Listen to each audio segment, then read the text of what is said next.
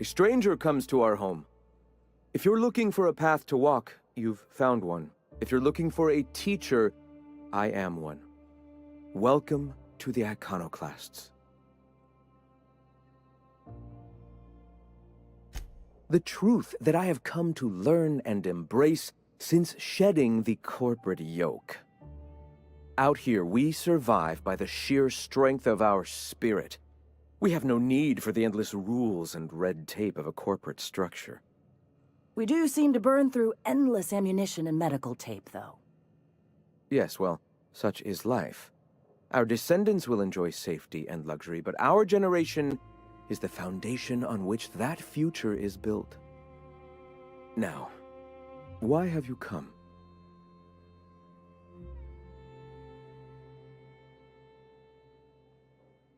The Iconoclasts are free folk.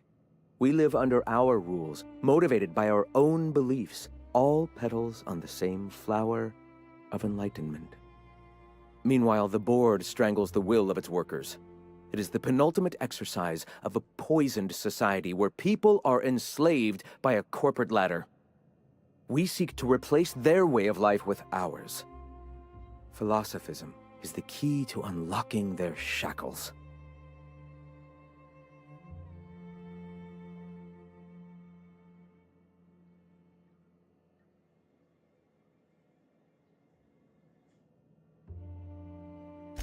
This is not anarchy.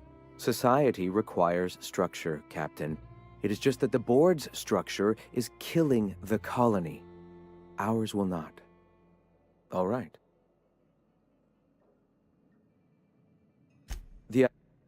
We...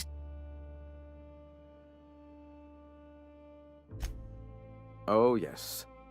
Gunships hover in our skies, ready for the day they decide to come to our doors waving banners of war.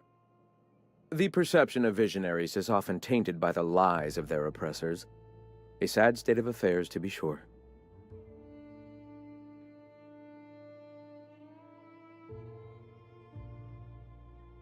Awakening is available to all whose minds are ready to accept it. What would you like to know? I would like to know what you think Bakonu meant when he wrote, "Your work is to discover the truth, and then with all your heart give yourself to it." Ah, how refreshing to have a scholar among us. Bakonu's text simply refers to our entire purpose, assisting the universe in realizing its own truth. Let it guide us as it will. It refers to giving oneself over to the plan. It is not some paean to an invisible creator in the sky.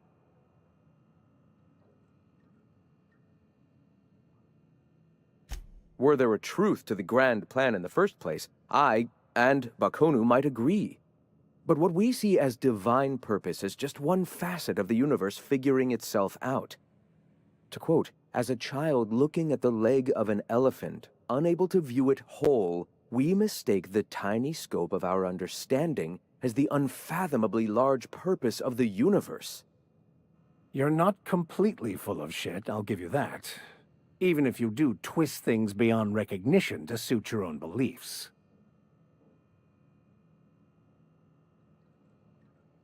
Were my teachings beyond recognition, I dare say I wouldn't have a small army of followers who understand and believe. I owe you an apology. I expected you to be a complete idiot. I'd say you're actually more in the 25% idiocy range. Likewise. Now, I'm sorry. What was it you were asking?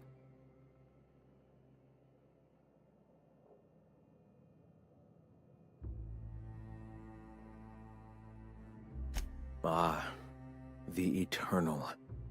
We are all part of the consciousness of the cosmos.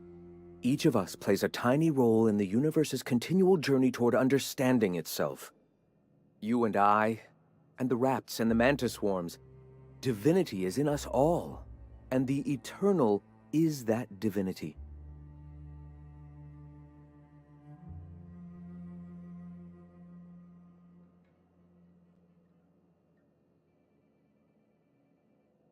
Everyone, regardless of ability to believe, is another facet of the universe contemplating its own existence. Ability to believe?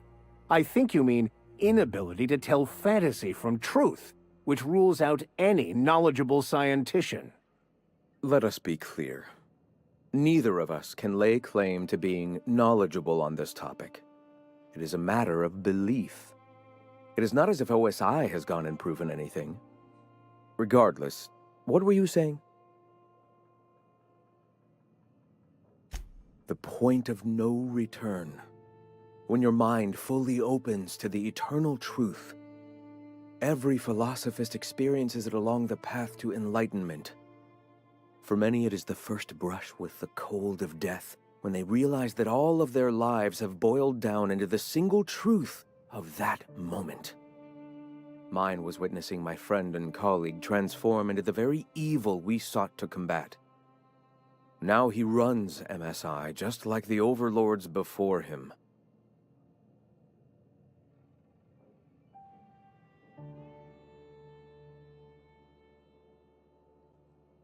Their leashes may be longer, but their collars are just as tight. Not in the sense of a single entity, fashioning the universe as a whittler fashions a flute. The universe came into being over time, organically, naturally, and without purpose. In that sense, I suppose you could say that, in the interest of finding its purpose, the universe itself created all living things. The universe doesn't need to find its purpose. It is a mathematically perfect equation that gives mankind purpose. That we'd consider ourselves in any way capable of understanding the universe, much less an equation that drives it, is nothing but hubris.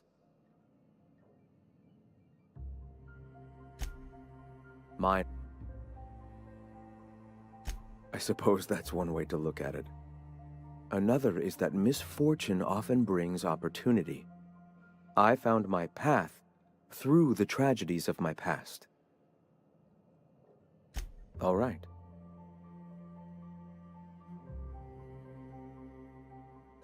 I'm sorry. As long as it's been, I'd still rather not speak of it. That was a painful day for us all.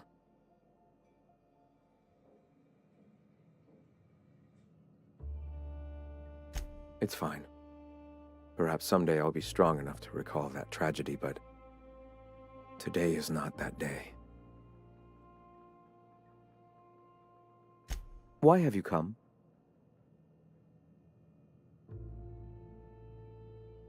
All right.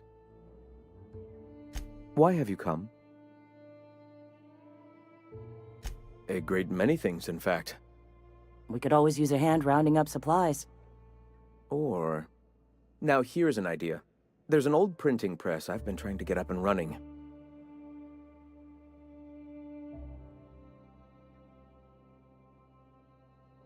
Yes. We will make do, as we always have. Spreading the word of our movement is of paramount importance. Will you aid us in our cause? Wonderful. I requisitioned replacement rollers for it some time ago. Huxley should have delivered them yesterday. Speaking of which, where is Huxley? You bought rollers? You haven't even cleared the wraps out yet. What are you doing wasting bits on... Forget it. Huxley's still recovering. She won't be up for a run for a while yet. It seems we're out a runner. If you intend to help our cause, I'll ask you to meet our MSI supplier in her stead.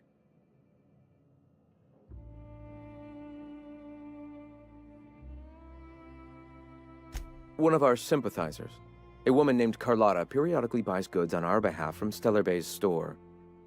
Stellar Bay has caught on, but they remain friendly, though the goods now come at a considerable markup. So you're her mysterious savior. She sings your praises. That girl and her songs, so eager to learn, so bright-eyed, so tone-deaf. She meets us in the ruins of Bayside Terrace. From our compound, follow the road north. Wonderful. While you're at it, I wonder if Carlotta still has those high-capacity cartridges? Grab a few, will you? There should be some funds left over from the last shipment. We can use them to copy and modify radio serials, Yes, not just magazines, but their precious dramas. Unbelievable. I hope I don't have to tell you this, but if there is extra money, would you mind buying, I don't know, food and medicine? Graham, if you need me, I'll be in triage.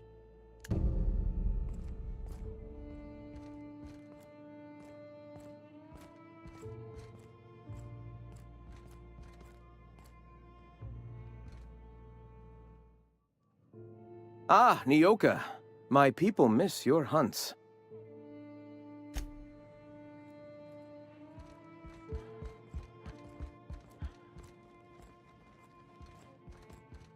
Gonna need to buy myself an entire Rizzo plant after all this.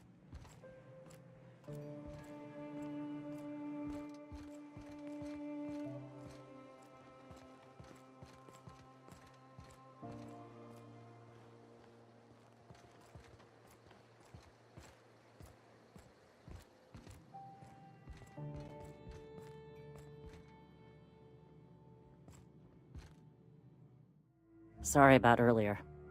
Graham and I don't always see eye to eye. Besides, we just got our asses kicked in the ruins.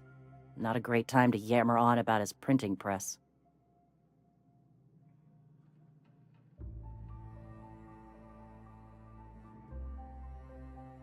Yeah, name's Zora. I've been patching up the iconoclast since day one. Whenever Graham's lack of foresight gets someone hurt, I get them back on their feet. If I can.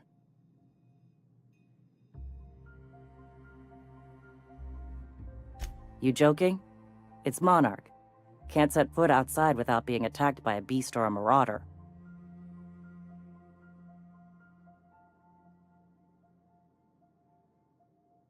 Hey, you got some decency in you. Careful. That's rare around these parts, and folks are liable to try and take advantage of it.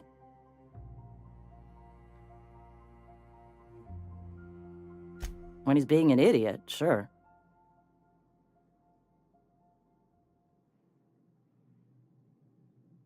The Mantiqueen showed up out of nowhere, and I guess the gunfire attracted Raptidons. It was a damn bloodbath. You found a queen that far north? Wish I'd been there. You and me both, Nyoka. We could have used the help. Listen, unless this is urgent, I need to oversee the wounded. You want to do us a favor or two? Go talk to Bronson. He's always looking to pass his work off on someone else. For now, I gotta get to the wounded. Welcome to Amber Heights.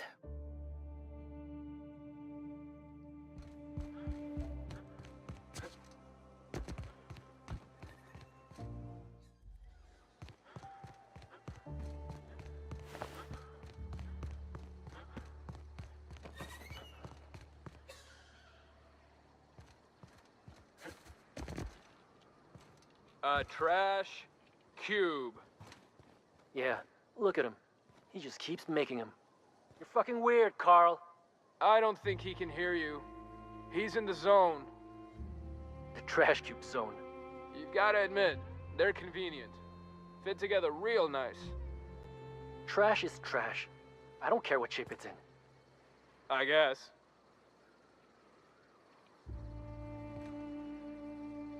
You meditate today? If not, you should.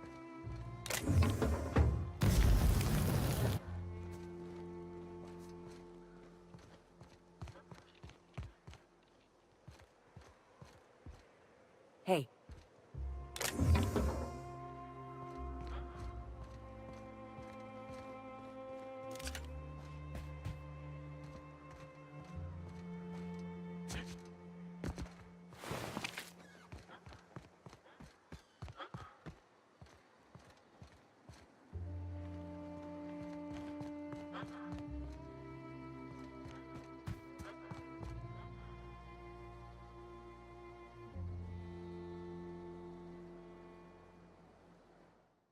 Oh, hello. Good to see you again.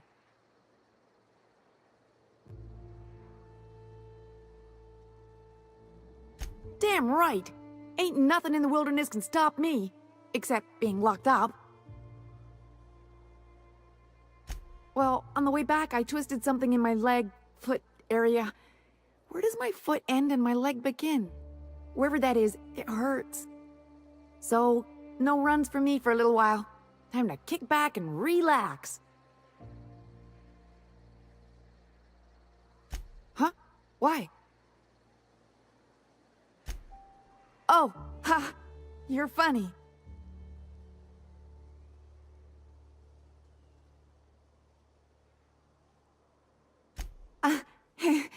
I did a dumb thing.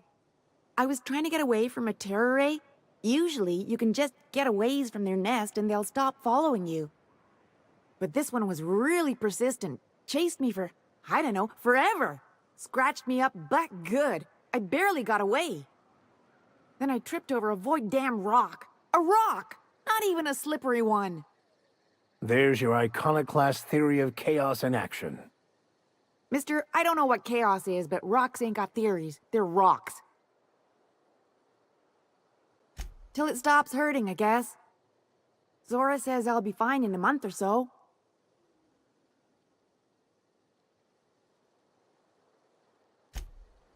Ah, hello. Good to see you again. What? Oh, in Milton's place? Oh my gosh. Thank you so much. Me and my diary have got some catching up to do.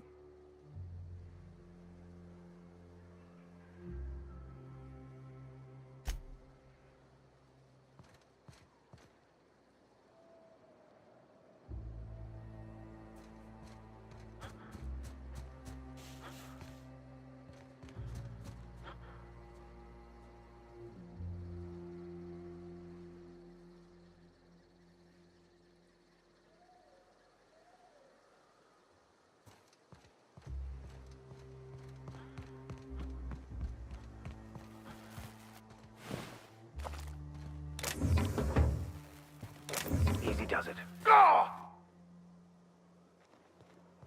Go!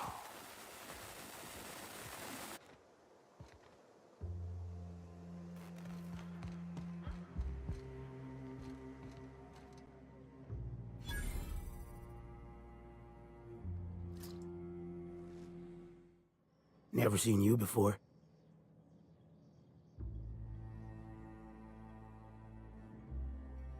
I may not remember today tomorrow, but I damn well remember yesterday now. Wait, nah, that's what I meant. Nothing on this moon for nobody. Just a lot of heartbreak. A great many things. I'll tell you what. You want to listen to an old man ramble? There might be a job in it for you. I used to run with a squad of mercenaries here. Good folk. Fella named Lamont introduced me. Thing is, I ain't seen them in an age. Stands to reason they got themselves ate.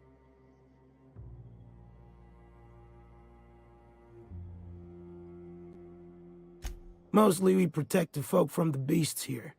If it spat, scratched, or stung, we'd kill it for you, so long as you had the bits. We split ways around the time this twice-fucked moon got abandoned. Thing is, I got myself some fond memories. We had some keepsakes of ours we kept in a lockbox, and I've been thinking about seeing it found.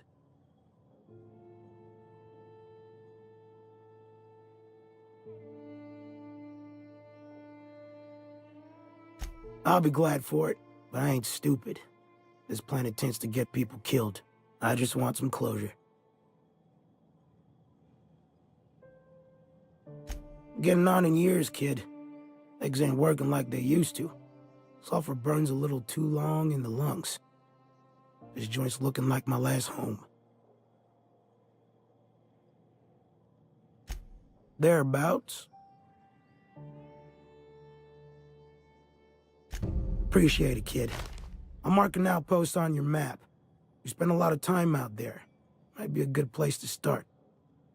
Here's a key for the door. Oh, Nyoka. How have you been? Nothing on this moon for nobody. Just a lot of heartbreak. It's pretty simple, kid. I sit at the bar, I drink, I mind my own business. That's it.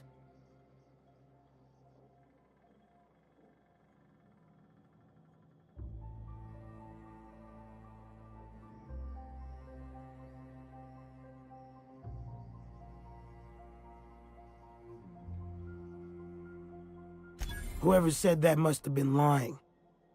Or maybe they was drunk. I don't know nothing a dozen better folk couldn't tell you. Look, you want to buy the drinks, I'll do my bit to keep you entertained. Just don't ask me to dance. I can't repay no kindnesses now. Alright, so, I reckon one of the most interesting places I've been is the hot pole. You know what that is?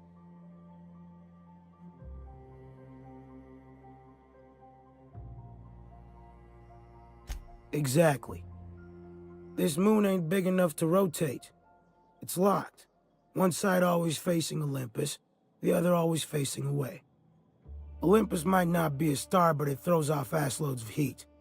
Monarch's hot pole is the part that's closest to the gas giant. It's in the middle of this big mountain plateau. Volcanoes so high the peaks are in space.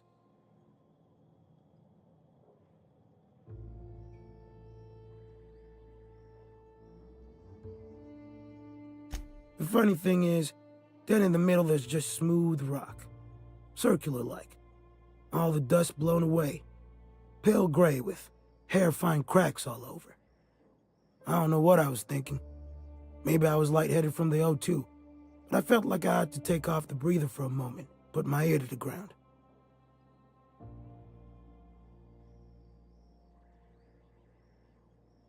I did get a burn on the lobe before I smartened up.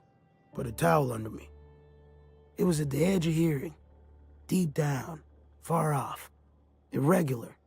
Tap, tap, tap. Tap, tap. Tap, tap, tap. The sound of a bird pecking out of a shell.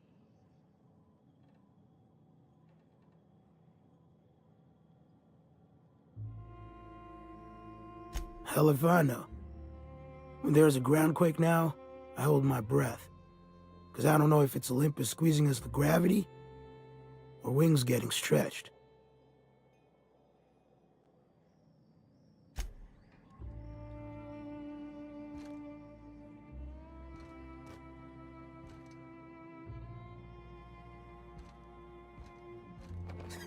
As you were.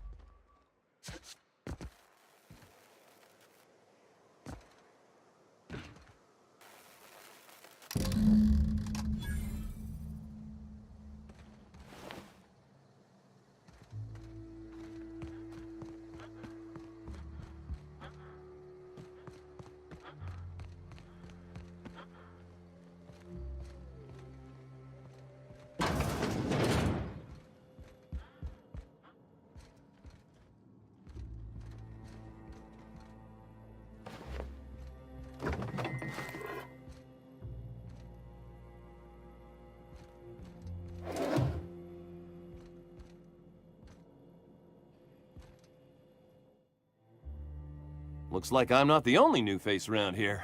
What do I call you, stranger? Oh, come on. We like to be friendly around here. At the least, let me call you Captain. Whether or not you command a ship, if you've found your way here, you must be a leader type. So then, Captain, welcome to Amber Heights. Oh, and call me Tucker. You here to join the Iconoclasts? Help us free this world?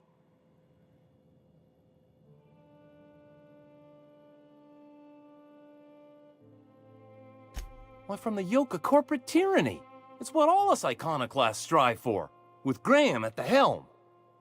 We want unfettered freedom, not the lies that MSI tries to sell in Stellar Bay. True escape from all rules and constraints. You want to know more? Listen to Graham's broadcasts. He's been talking up a storm, working to elevate the minds of all the corporate drones in this colony, getting them to rise up.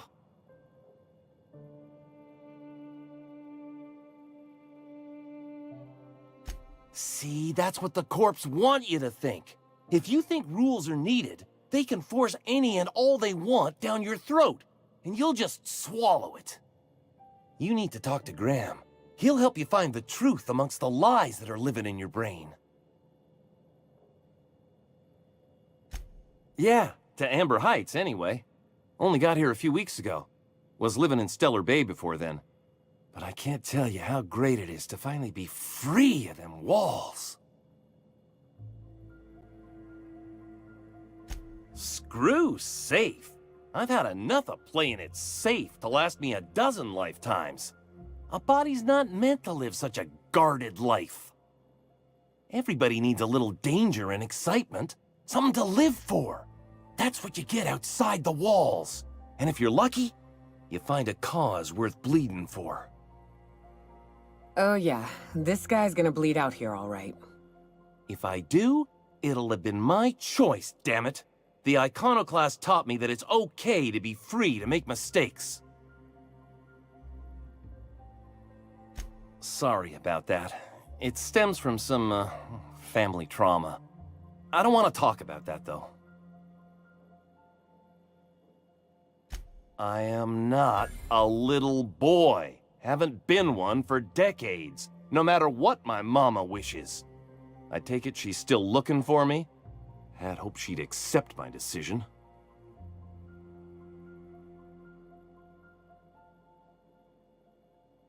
According to her, stepping foot outside of the house in broad daylight is too dangerous. My entire life, she crammed a fear of danger down my throat. Don't go play with friends. Mantisaurs will tear your arms off. Don't leave the city. Raptidons will spit acid on your face. Marauders can violate you. You'd fall in a sulfur pool. I stuck around way too long, ruled by her fears. I'm 42 years old, but she still sees me as a little boy in need of her protection. I won't stand for it, I tell you.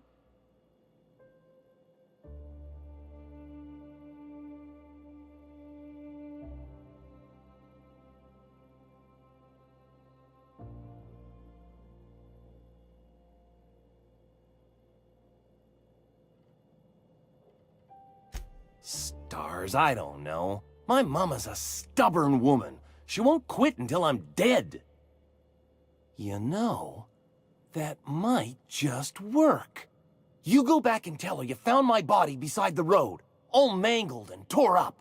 If she believes me dead, she won't look for me no more.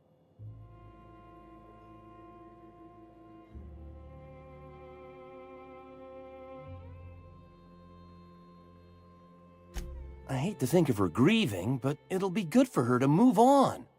In the long run, you know? I'm plain out of ideas then, Captain. I won't go back, and I can't think of a better way to get my mama to stop searching for me.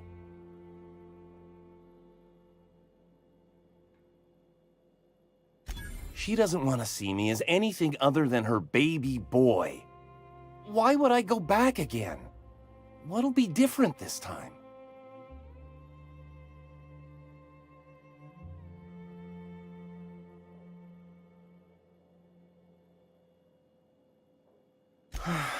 You're right. I can do this. I just need to stand my ground and make her see she can't control me anymore. No one can.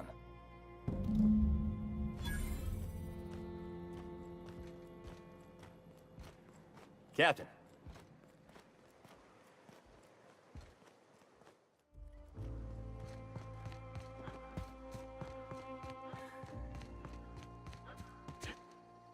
All I'm saying is it ain't worth it. It's gonna taste like sulfur all the same. Nuh-uh. Taro's got that sweet blood. So? You gotta boil it or you'll get sick.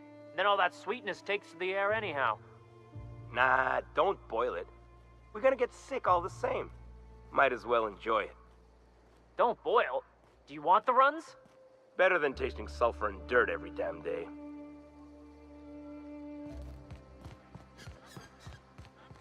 A vicar, huh? You a true believer, or do you just like the tithes? Why, that's borderline offensive, Ms. Ramnareem Wentworth. Of course I believe. The tithes are merely a well-earned bonus. I met another believer once. Pushy type. He thought he'd been left behind for a reason. Thought he'd find some kind of cosmic truth in the wilderness. Got himself infected by a mantis and drowned in a sulfur pool. Some truth. Can't get more brutally true than survival of the fittest. But don't mistake us all for blind fools. Intellect plays a large part in who stays among the living. Glad to hear it. What are you buying? I'll be damned. Thanks for doing that. Here. Zora sets aside a bit or two for people who help out. Before you ask, no, it ain't pay. Just being generous to folks who do a good turn.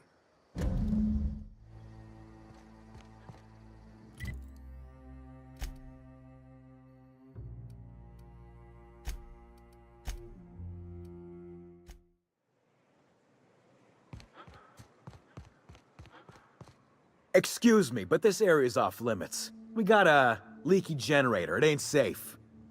That's my nice way of telling you to sod off.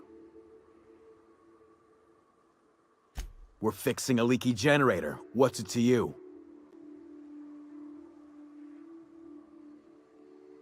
Why are you asking me questions instead of sucking sulfur? Get out of here. We're fixing a leaky generator. What's it to you? What are you, a safety inspector? It's busted, pumping out gas. It ain't safe.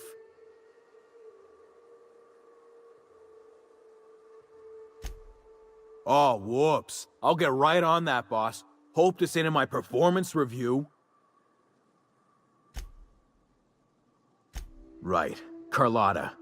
Yeah, she's inside. We got first rights, though. Soon as we fix that generator, she's ours. You'd have to ask the boss. I just know she wants Carlotta voided.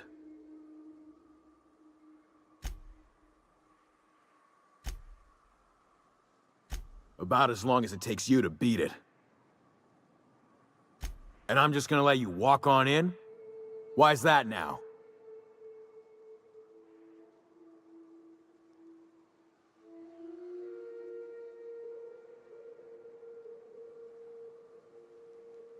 Hell, I ain't gonna pass up free bits. Make it painful.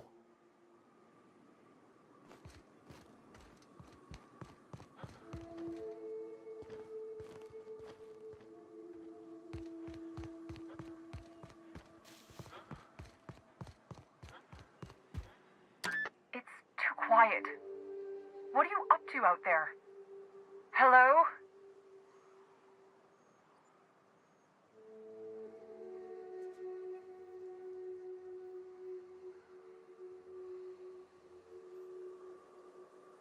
Relax. I've been cooped up in here for almost 2 days. Who are you, anyway?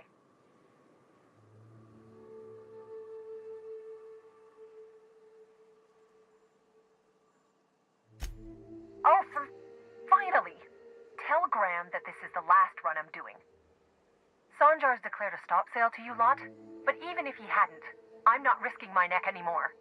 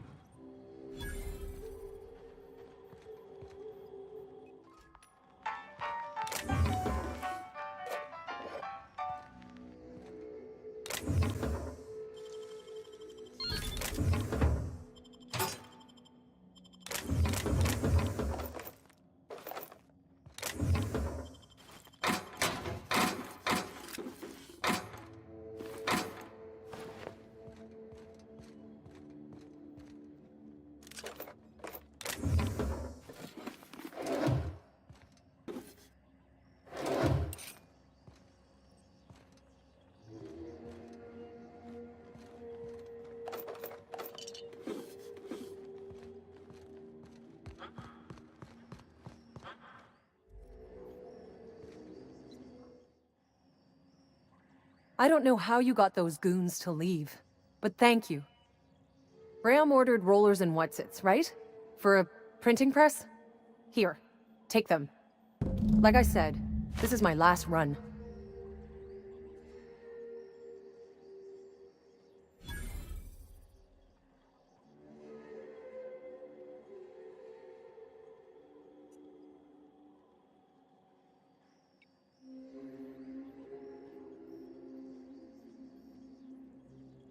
You'd have to ask him. All I know is that if I get caught, I'll get arrested. It's an enviable thing he's doing. Free people and all that. I can't live that way. I need my structure. But I respect the iconoclasts for doing it. Law helped them. I don't know. Maybe Sublight can lend a hand. I should go. Look, Graham's got a bit or two left in his account. I can send one last dropout before I wash my hands of this. What do you want delivered?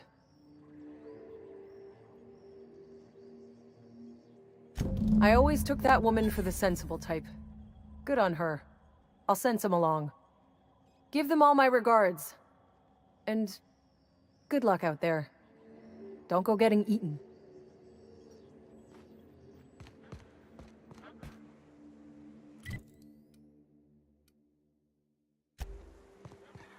This is the simple truth.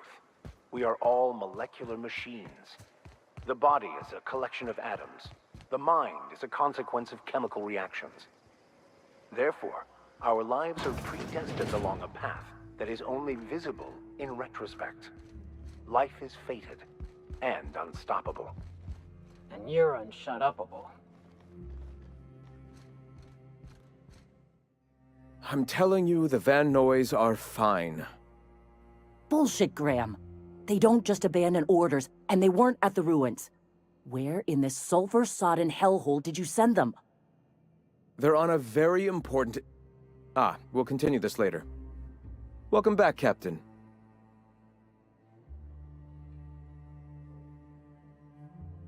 They're hunters. Badass ones at that. Hope they're all right. They're our best unit, and now they're missing in action. And we'll continue that discussion later. Thank the Eternal that someone's got some sense in their head. Carlotta usually schedules the next drop during the meeting. When's she coming?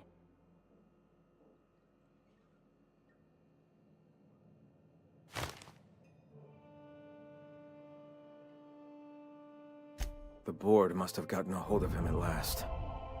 This cuts off one of our only 2 supply lines on Monarch. Sanjar, old friend, you're about to cross a dangerous line. About to? That idiot just declared war. We will deal with his subversion later. For now, we must redouble our efforts to spread the truth to the colony.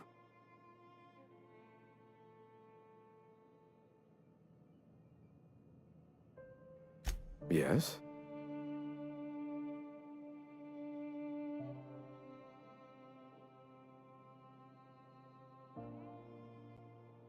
The corporations have been shackling workers' souls for centuries. Workers are glorified slaves to their companies, to their society, to their own minds. Free will has all but vanished. I believe that by freeing oneself from the corporate structure, indeed from the very rules of man, one can find their own truth. Their own truth? There is only one truth. Free will is nothing but an illusion that drives man to struggle against his preordained path. The cosmos will someday come to understand itself. We can only assist with our own truth-seeking and hope that by our myriad tiny contributions, we can help usher that day forth.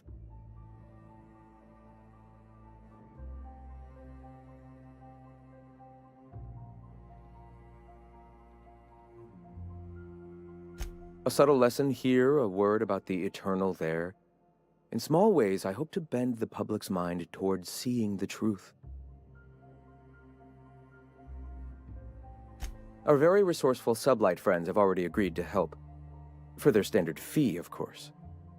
They'll replace periodicals around the colony with our subtly edited versions. The board's workers will learn of our truth without even realizing it.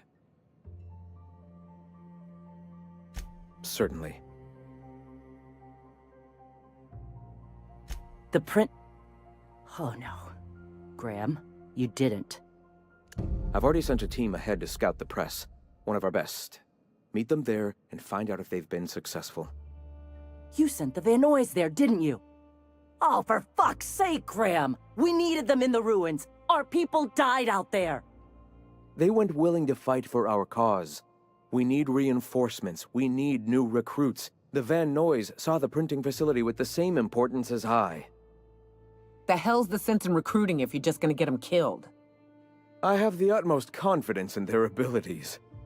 Friends, we must have faith that the men and women we recruit can handle the duties for which we recruit them.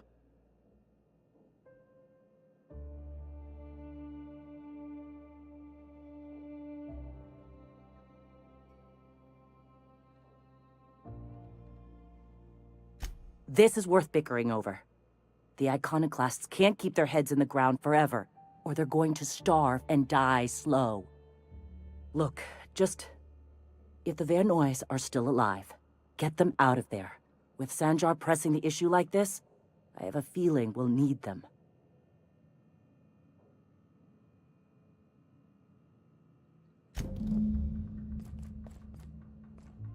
Ah, hello. You're... still alive. Oh. Before all this, I was a writer for MSI's product catalog. It was my purpose to spread awareness of Saltuna in its various forms. The certainty with which I spun among the other cogs in their machine stifled creativity and personal growth.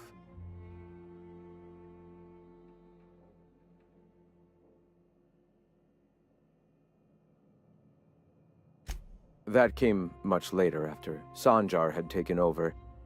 As he drifted closer to the corporate regime, I drifted further from it. I'd known a little about philosophism on the fringes of society, and as I learned more, I found that I was already on the path without even knowing. The freedom it teaches is the same freedom that I desire. Why have you come?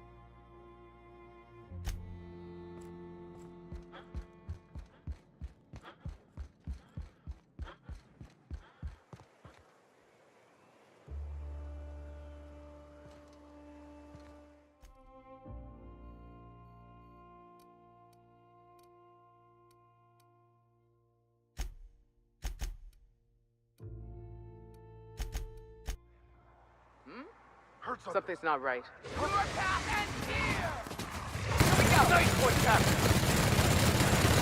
Good thing we came along and decided to help. If Zora could see me now.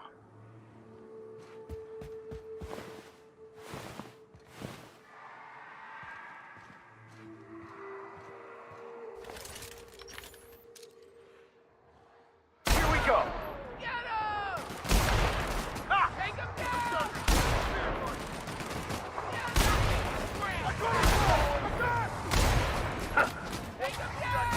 Our skills are unrivaled.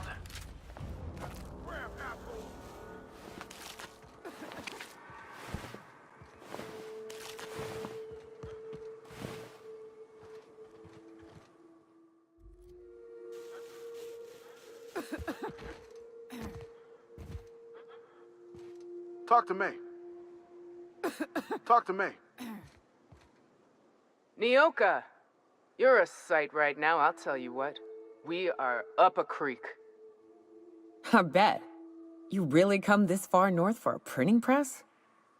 Yeah, I know, but that's the mission. Don't suppose y'all are busy right now.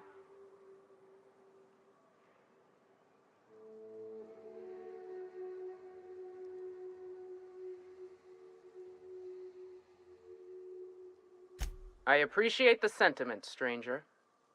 But we can't leave without patching these guys up. Acker here is bleeding out and Jensen can't see straight.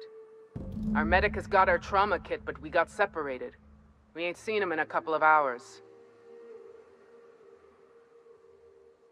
Yeah, on account of giving him the order. He's searching the old settlement to the north of the press.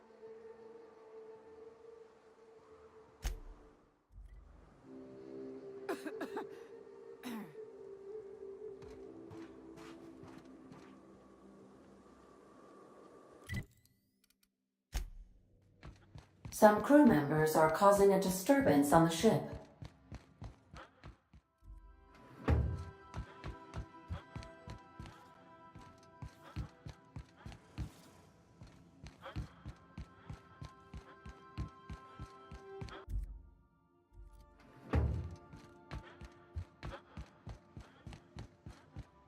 Now, hold on.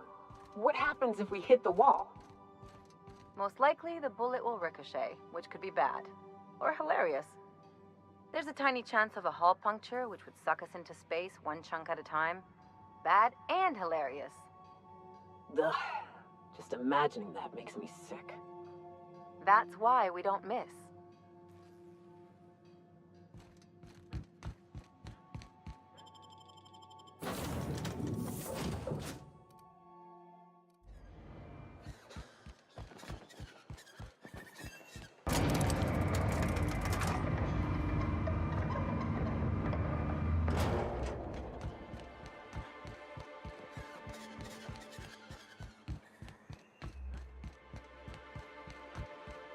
I don't mean to judge, but are you ever sober, Ms. Remnareem Wentworth? Only when I got a job to do. And even that ain't a guarantee.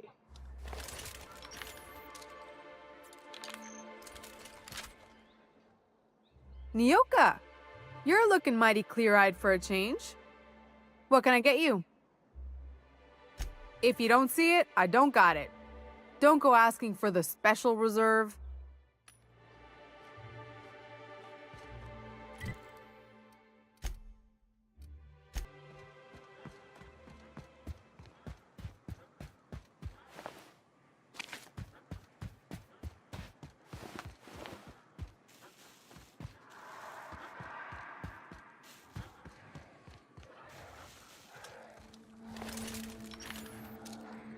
Here we go!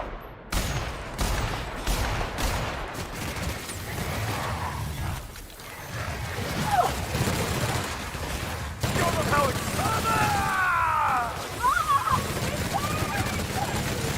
Down they go!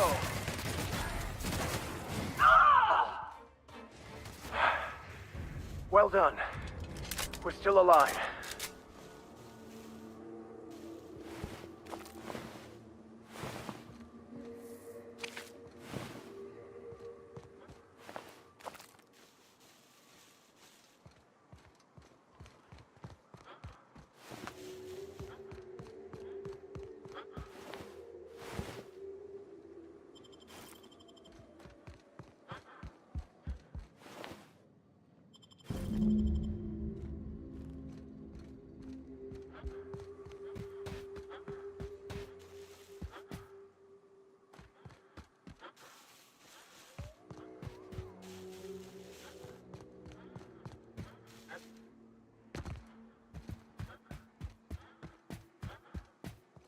Any luck out there?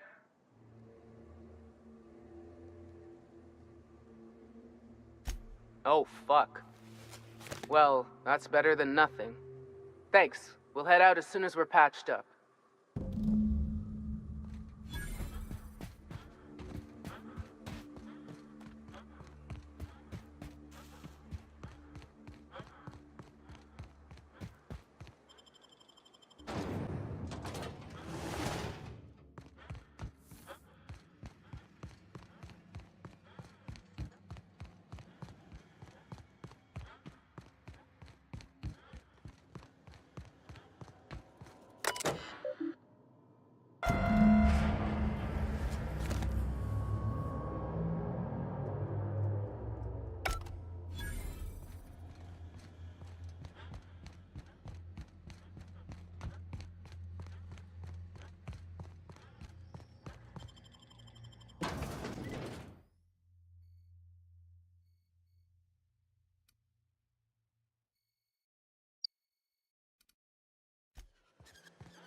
Hey, Max. What does your religion say happens to us after we die? The body returns to the universe from whence it came. I'm sure you've seen a corpse in the various stages of decay.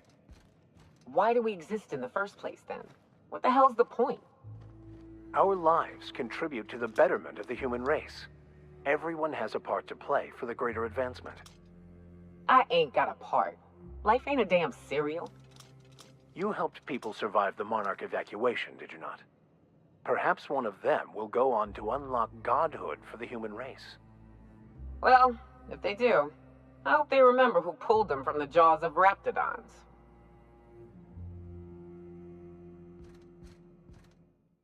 If you'll just listen... No! No more listening. No more preaching.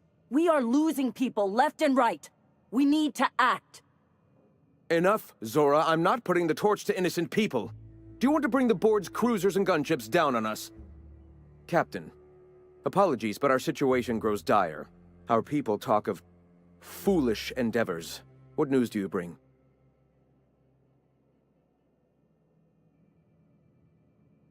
They are armed all the same.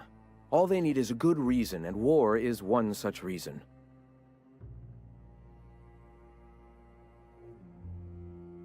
We're out of time. We need food and ammunition. We need to hit Stellar Bay while we still have the manpower to do it. Yes, I know it's drastic, but it's clear that Sanjar will never cooperate. And if it's him or us, I choose us. Doubtful, but we don't need much, and Sanjar isn't going to share. It is.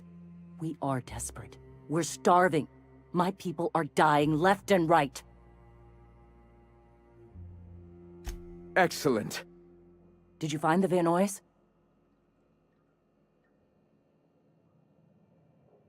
Thank the Eternal. We're one step closer to bringing the truth to every man, woman, and child in Halcyon. This plan's brilliance is in its subtlety. For the time being, let us cease our activities on the tower, lest we bring premature attention upon us. I have much to do, articles to write, sermons to ponder. We live in such an exciting time. Let's talk later. Hey, I need to see to the wounded, but drop by the clinic when you can. I want a word.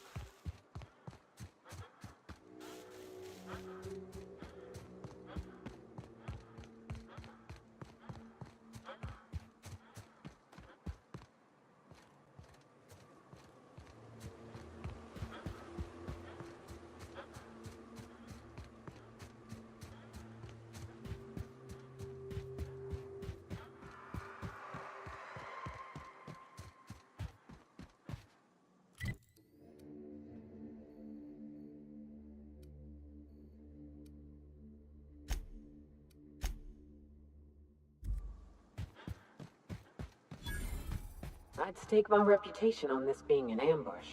Keep your guard up. Whoever got to them may still be nearby.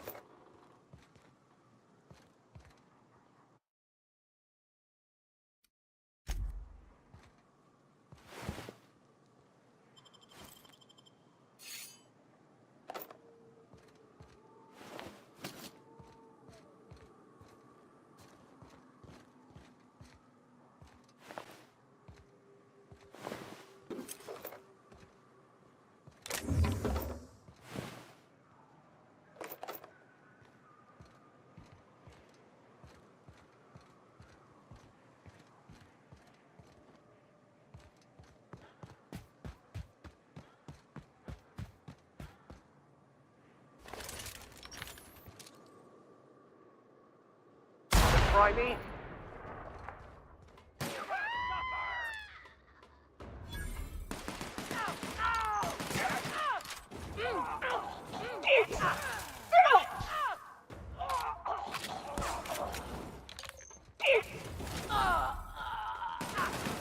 Nothing like a good tussle.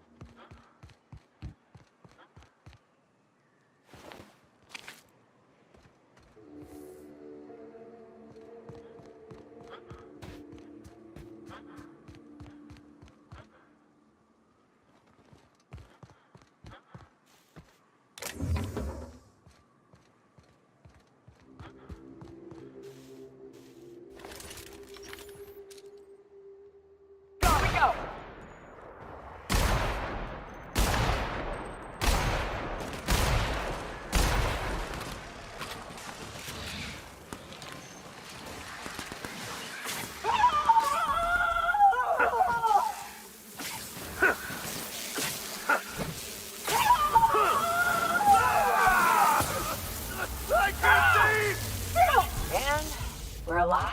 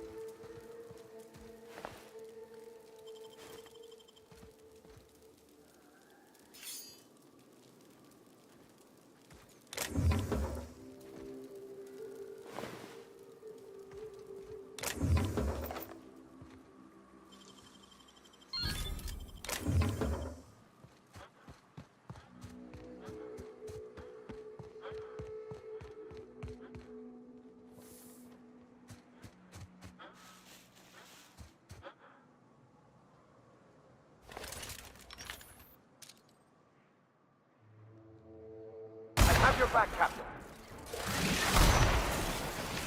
Got him! Down they go!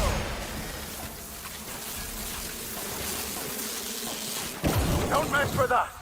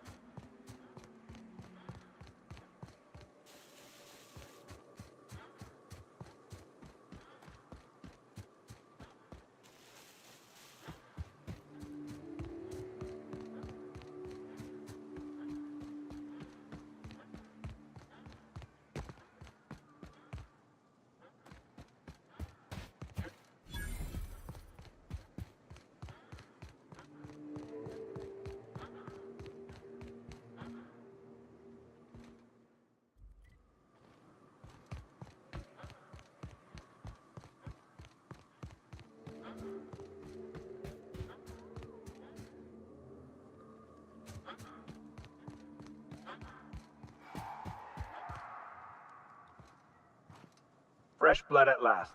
Stellar Bay could use some.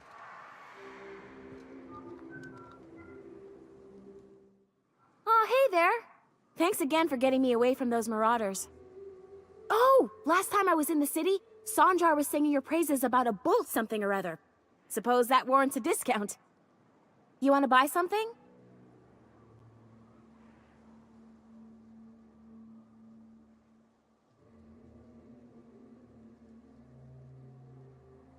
No, don't be absurd. I'm based out of Stellar Bay, but I cater to our more, trailblazing clientele.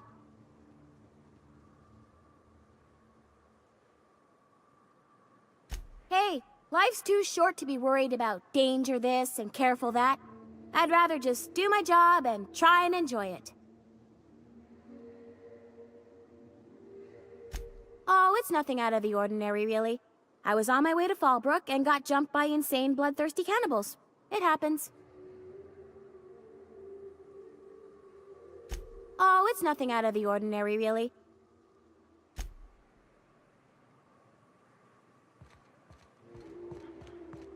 Fallbrook's on the other side of the bridge there if you need a drink. We're only halfway to the mountain, so might consider stopping in.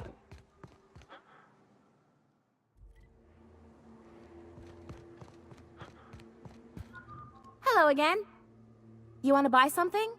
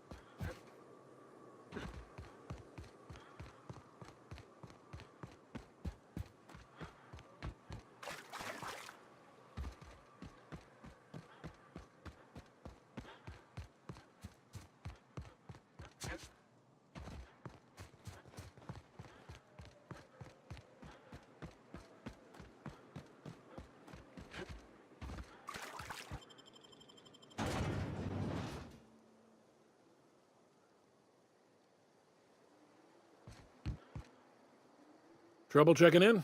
Or you might need directions to the amenities? If you're locked out of your cabin, a replacement key costs 50 bits.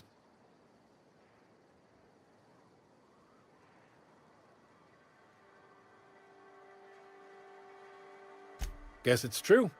Fallbrook really is the best-kept secret in all of Monarch, excepting the Borst Factory's secret ingredient. We're a leisurely stopover for the more adventurous spacefaring traveler. Understand?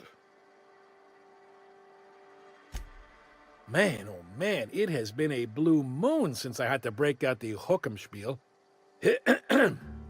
Allow me to paint a picture in your mind.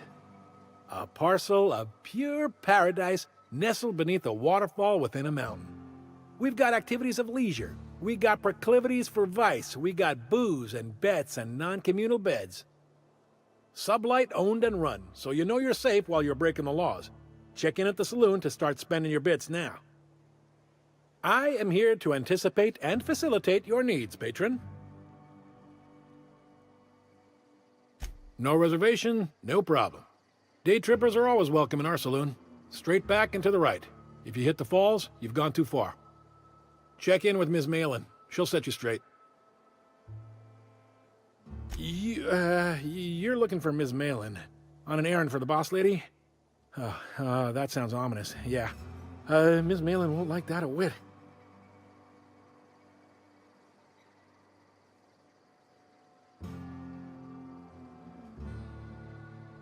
She's not but just down the way. A 10 to 1 says she's either pouring drinks or skinning a sprat in the saloon. Word to the wise, Ms. Malin don't take kindly to interlopers. When I said sprat, I didn't mean the sort with whiskers and a tail.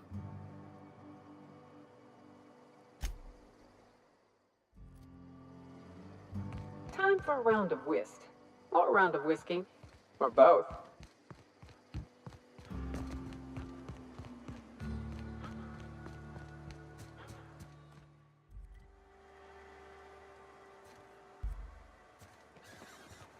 Ain't in the mood to chat.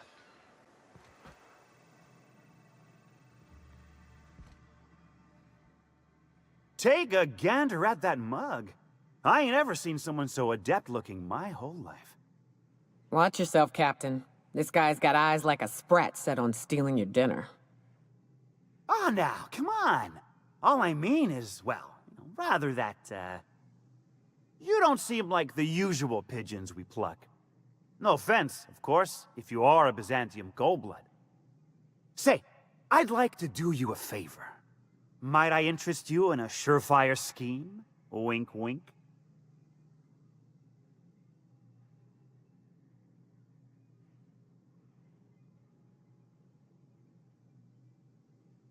Don't believe I did. No? Wink. Pure and simple, it's like this.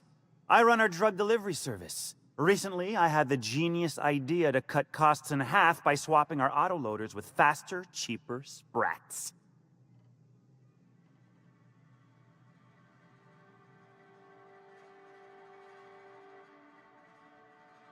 See? I know a fellow genius when I clap eyes on him. Too right you are. Only problem is my sprat carriers ain't arrived from their latest run. As I was saying, you look more capable than most of the hoople heads around these parts. What say you locate him and retrieve the goods for me? In return, I'll cut you 5% of the profit.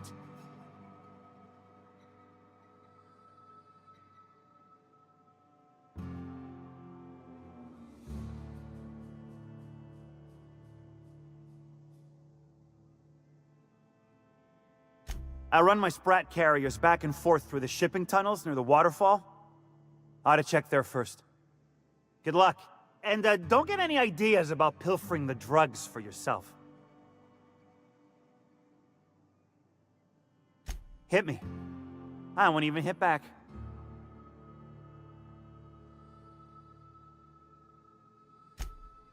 Ow! What was that for?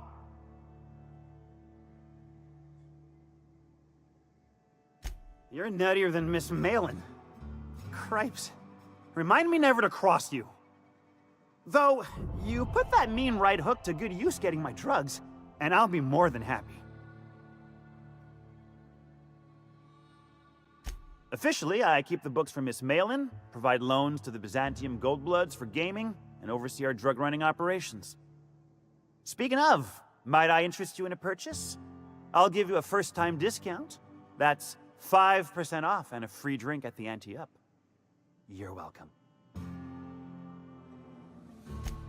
A shrewd decision. Here's your starter pack and your drink voucher.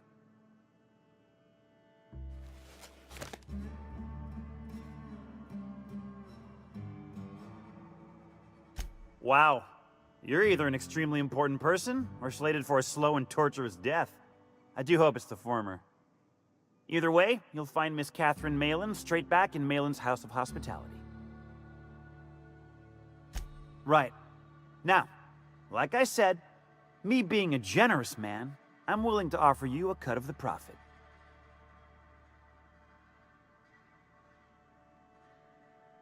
Hit me. I won't even hit back. Right. Now, like I said, me being a generous man, I'm willing to offer you a cut of the profit. Well, my ma always did say, you want any dealing done right, you gotta do it yourself. Back so soon? I knew you couldn't resist such a good deal. Wink.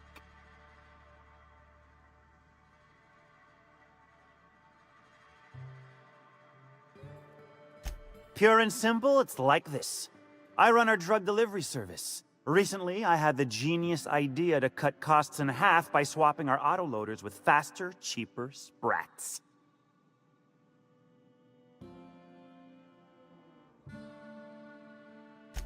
Too right you are. Only problem is my sprat carriers ain't arrived from their latest run. As I was saying, you look more capable than most of the hoople heads around these parts. What say you locate him and retrieve the goods for me? In return, I'll cut you 5% of the profit. Well, back so soon? Certainly. Me being a generous man, I'm willing to offer you a full 5% of the profit.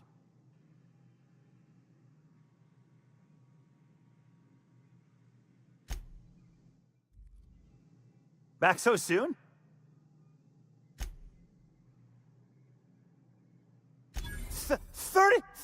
35%? Are you out of your gourd? If I wasn't recovering from a bout of Margellans, I wouldn't stand for this. But things are what they are, so I'll agree to it. But not 0.5% more. My sprat carriers scurry back and forth through the shipping tunnels. Any trail ought to start there. When you've got the goods, I'll be here.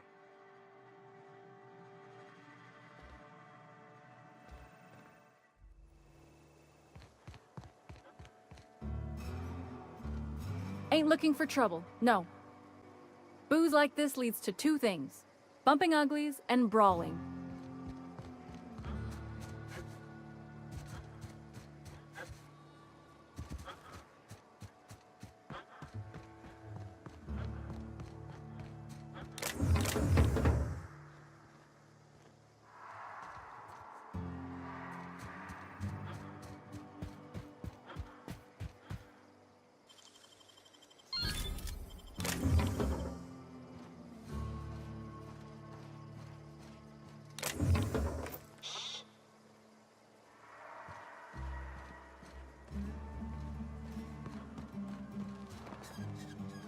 For the price, I expected a larger cot.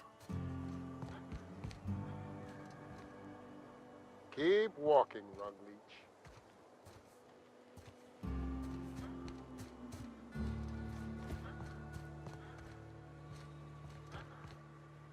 Ain't in the mood to chat.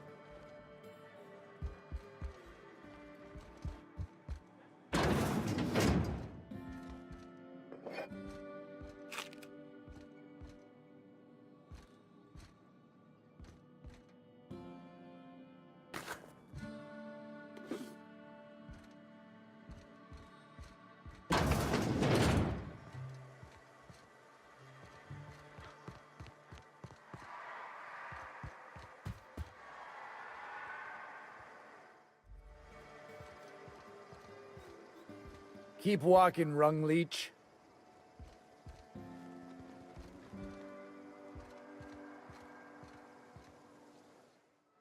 No, but thank you. I'm quite alright as I am. Oh, you're still here. I said I don't require anything at this time. Run along now. I've had more than enough to satisfy my thirst for one evening. Deal? A rather bad one indeed. The fella swore Fallbrook was unrivaled in its leisurely pursuits.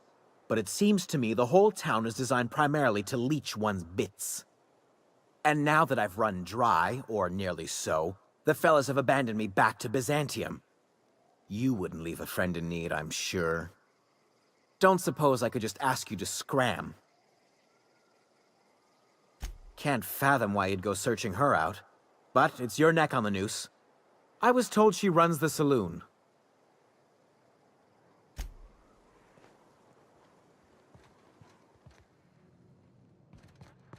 You seen Arthur today? Nah, last time I saw him was, stars, I can't remember. Days. You don't think he got crushed during the bridge collapse? It was his team running that drop? Sure puts things into perspective.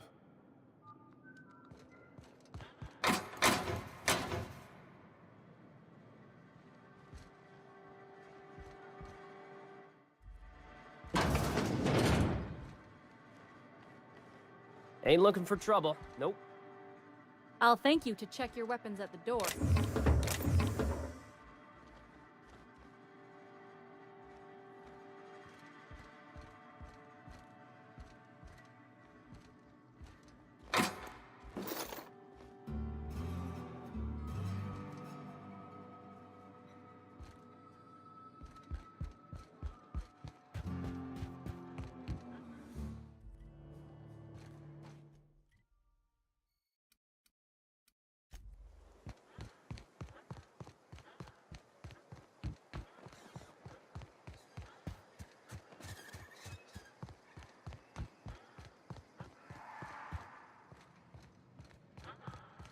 Hey, Cass. Knock, knock. Go away, White. That's not how the game works. I say, knock, knock, like I'm on the outside of a door. And you say... I swear to the architect, I will punch your lamps out. Oh, having a rough day? I lost a shipment out for delivery. Barely made it out. Marauders got Keely. Ooh, Catherine is gonna flay the skin from your fingers. I know.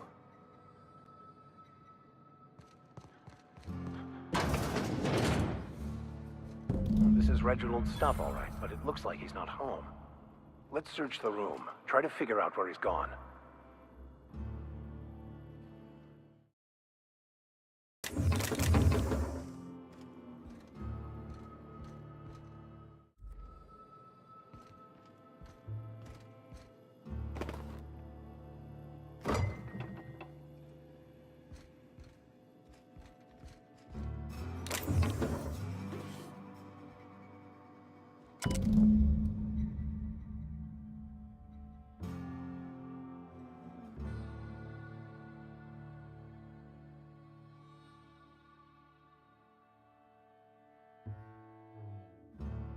Sounds like Cheney's gone gold panning down on the river.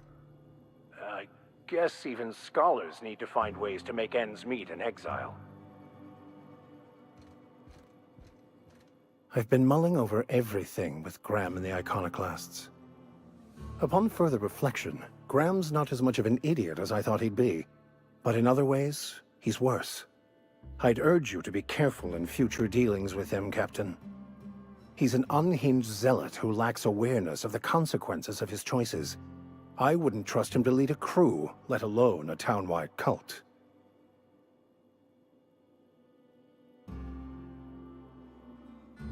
As much as I usually appreciate the board's ordered approach to governance, in Monarch's case, they aren't really running anything so much as leaving everyone to rot. Unless you agree with them that the inhabitants of Monarch should be forced to evacuate, or die from their stubborn rebelliousness. Zora is militant, unbending, and ruthless for sure. I'd be hesitant to oppose her. But she gets results, and she doesn't suppress intelligent discourse. Can't say I agree with the iconoclasts, but Zora has what it takes to save Monarch.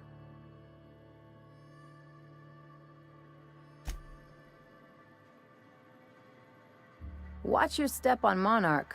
It's not just the monsters and sulfur pits you gotta look out for. I admire your grit, but some wounds don't heal. And I say that as someone who's plugged a few severed aortas.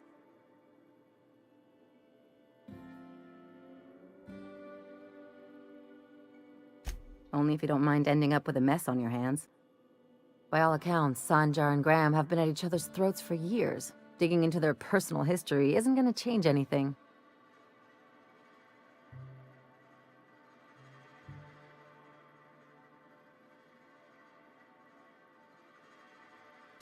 Honestly, stay out of it.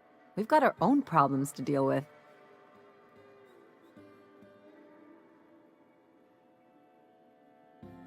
I try to save my captain a headache when I can. Usually ends up saving me one too.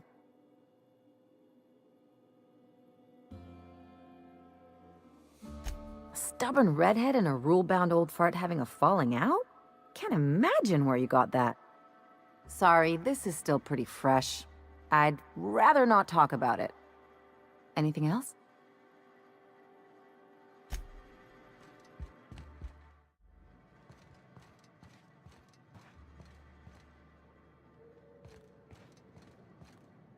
Keep walking, Rung Leech.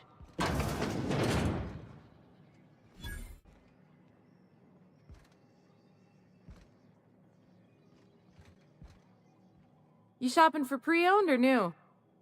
If you bloody it, you buy it. Store policy.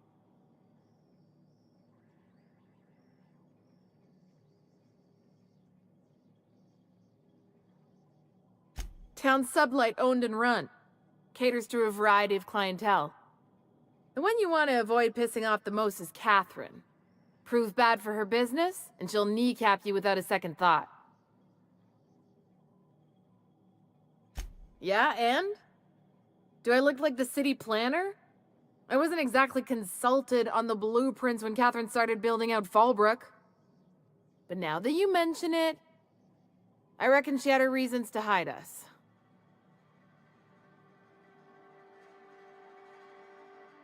We got smugglers, outlaws, mavericks, and Byzantium socialites flying in and out of Fallbrook all the time. Why openly spit in the board's eye?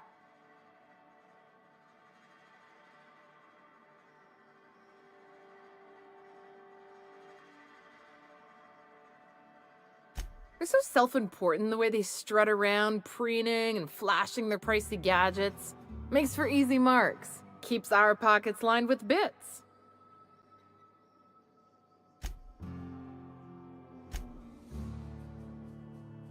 It might be that you're right. But I got no reason to trust you with the truth, now do I? Maybe if you were a better friend to Sublight. Ask me again if you're standing with Sublight and proves, and I'll feel more obliged to answer.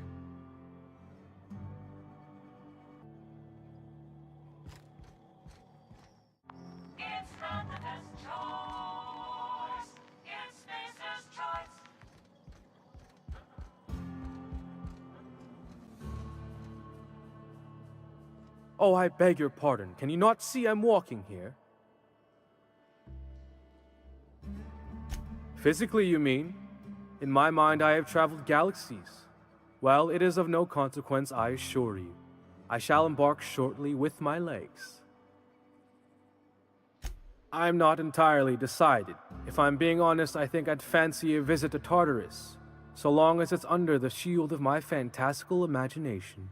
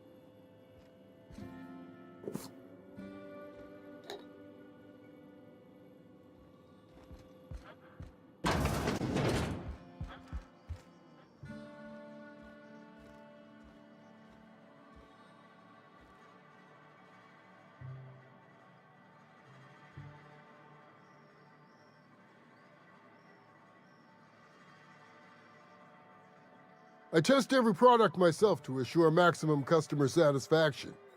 If you doubt it, I can show you my lower back rash. No rubbernecking. Make a buy or move on.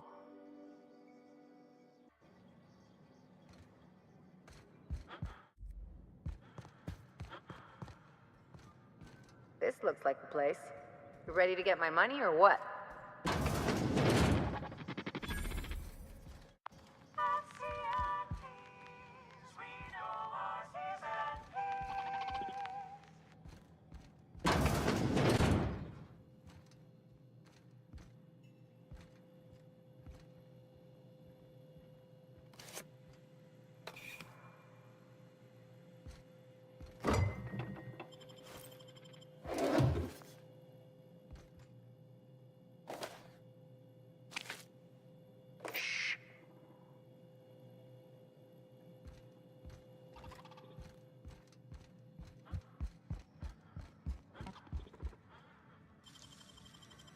Nicely done.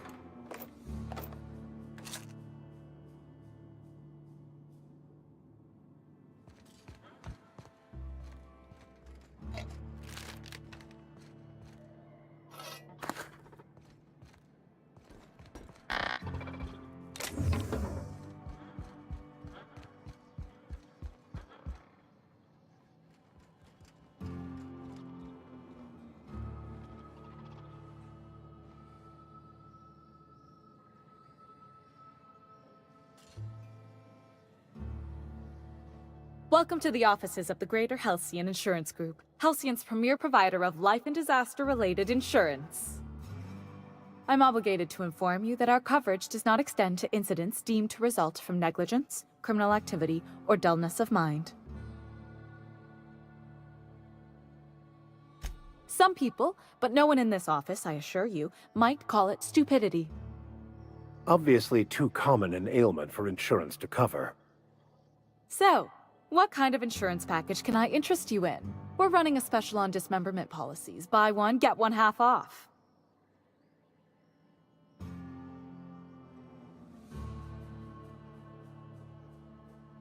We're not on Monarch. For all practical and tax-related purposes, this office is an official enclave of Byzantium. Legally speaking, corporations are not allowed to operate on Monarch. But financially speaking, there are certain costs to running a business from within Byzantium's walls. So while our official address is in the city, and while our office here is technically an extension of that address, we found it more expedient to conduct our key operations here. So we can... what's the phrase? Pass savings to the consumer, of course. We prefer to think of it as chasing the savings. Turns out that not having to pay kickbacks, fines, and rent in the most expensive city in Halcyon improves our liquidity. Plus, Sublight keeps this place running remarkably well, and they sure drive business our direction. Plenty. As my boss likes to say, there's a policy for every situation and an exclusion for every policy. We've insured unusually expressive eyebrows, outrageous statements, disastrous marriages.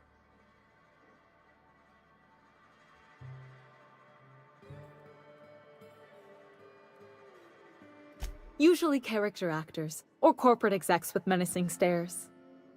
Speaking of actors, you're a dead ringer for the new Odeon Pictures star. You must get that all the time. That policy is almost exclusively for our corporate clientele.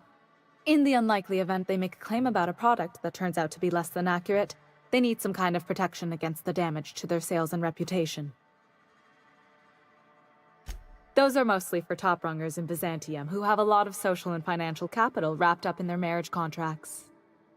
There's one for your beloved eloping with your sibling, your beloved eloping with their sibling, scandalous rumors forcing you apart, the revelation of a secret love child. We try to cover every possible hazard to domestic bliss. One thing's for sure, you won't find better policy protection against sudden lunar implosions anywhere in Halcyon. I remember that one. That's the young socialite who broke her neck, right? Of course, no one remembers me for the marauders I've killed or the bits I've stolen. Typical. That claim was airtight. Our best investigators couldn't find an exclusion for that one.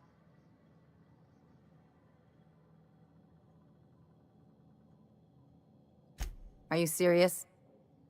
Well, we interviewed the parents extensively. They had plenty of awkward childhood stories that illustrated their daughter's clumsiness and capriciousness. Hey, those are entirely made up. Furthermore, the claim spurred a whole line of fashion-related policies. It's become a very lucrative market. You can't, of course. Only Miss Fenhill can assign her beneficiaries. And she's dead. If we let every friend, relative, and acquaintance change a policy like that, people would do it all the time. Imagine the paperwork.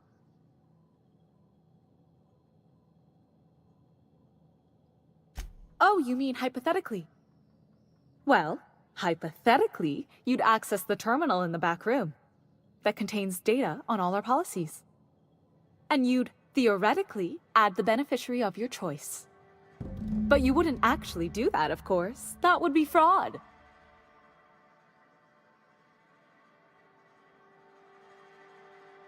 Of course she is. The paperwork says so.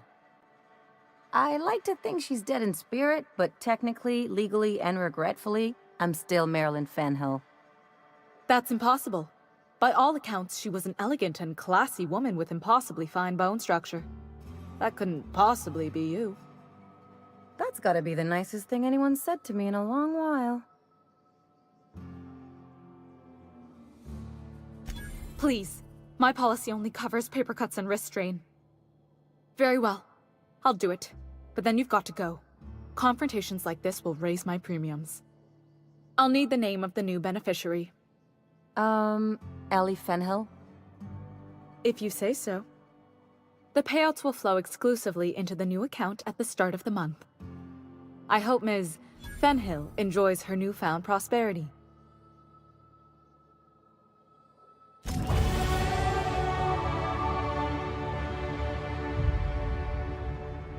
I see you're still in one piece. However, you never know when that could change. Consider our accidentally torn into tiny fragments coverage. Note that all of your fragments must be recovered and must be smaller than a standard bit cartridge for the payouts to kick in.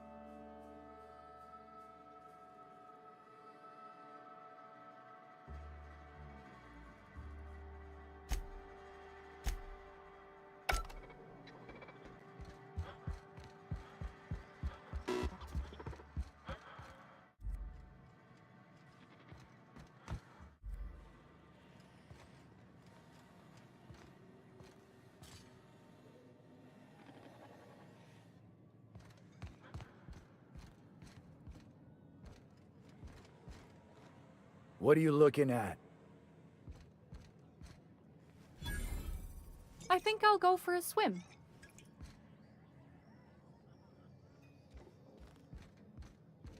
You really did it. Give these payouts a few years and I'll be rolling in it.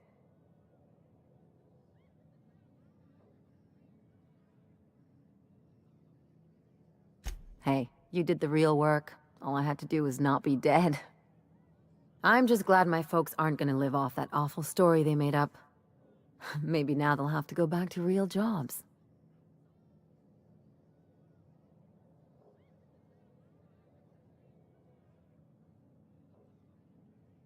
Maybe as line holders or warm bodies?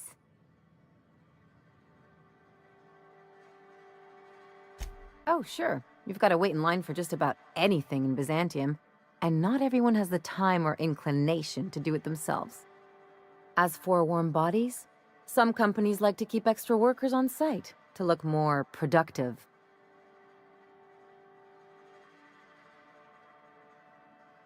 Oh no, there's lots of paper shuffling and pen clicking that goes on. The really good ones know how to leave sticky notes in just the right places. See, this is why I had to get out of Byzantium. Not sure what comes next for me, though.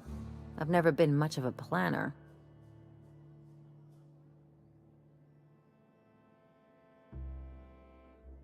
Maybe you haven't noticed, but you can't even count on a bribe making it into the right pocket. What's the point of planning for anything around here?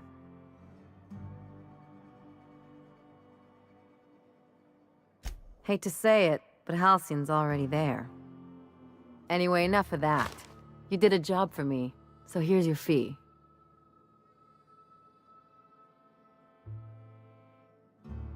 Don't make it weird. Even you've got to be in it for the money now and then. Why else would you go through all this trouble?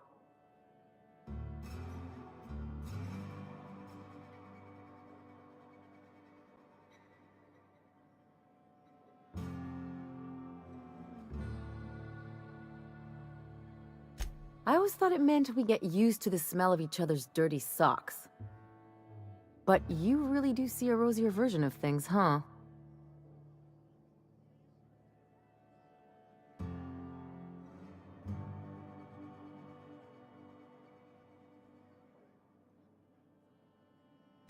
You don't have to get all mushy about it. Still, maybe you've got a point. Maybe it's good to watch someone's back now and then so that one day they watch yours. So, you just keep the money. One of us has to look out for your interests.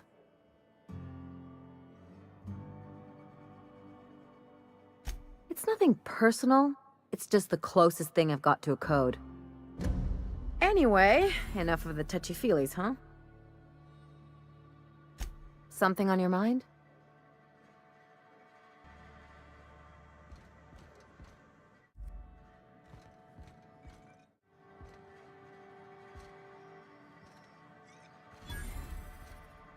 Hello? I need a refill. Oh, pardon. You don't work here.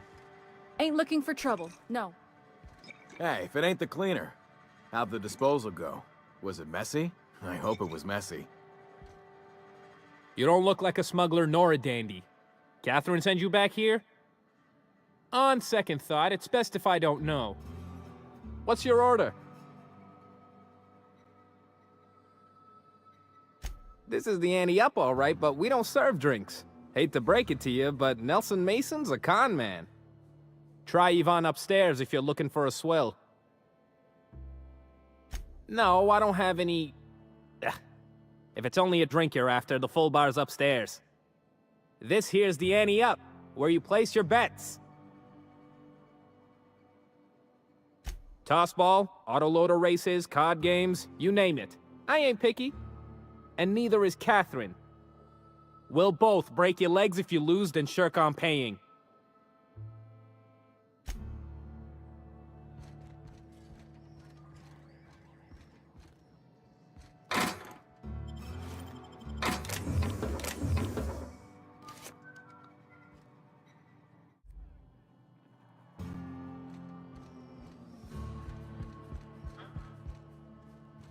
Booze like this leads to two things: bumping uglies and brawling.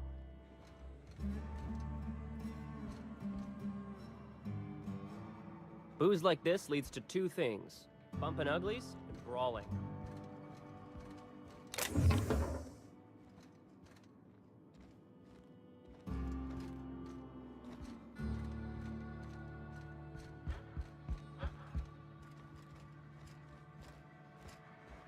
I'll keep quiet.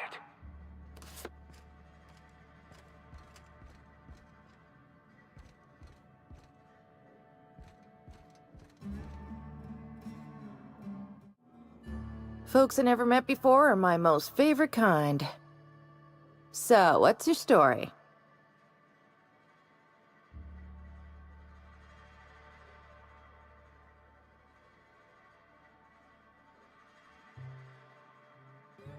Let me just stop you right there, stranger. My question, it's not one I really want an answer to. Not unless it accompanies some extra bits. Understand? More than you can afford at this time. Your eyes do not deceive you. This bar serves the sweetest firewater in all of Fallbrook. I got some snacks on offer too from time to time. If you're asking if it's Sublight owned, then yes. If you're asking if we give discounts to Sublight employees, then the answer is not only no, but doubly no. Ms. Malin built the bar, the saloon, and the town to boot. If you got business with Sublight, I suggest you follow up with her. Who ain't these days? Everything runs through Ms. Malin here, so you might start with her. Bagged another one, did he? The anti-up's downstairs, and they don't serve drinks. Here, have a pity swill, on me.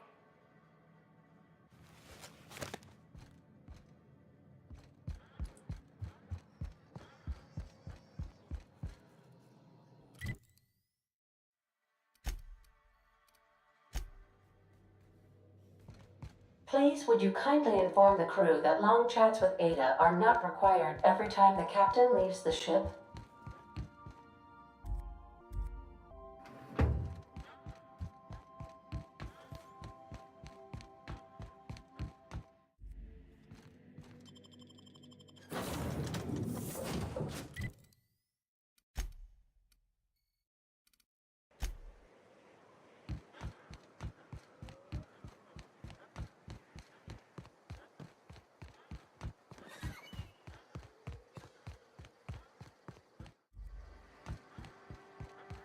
You seen Arthur today? Nah, last time I saw him was, stars, I can't remember. Days. You don't think he got crushed during the bridge collapse? It was his team running that drop? Sure puts things into perspective.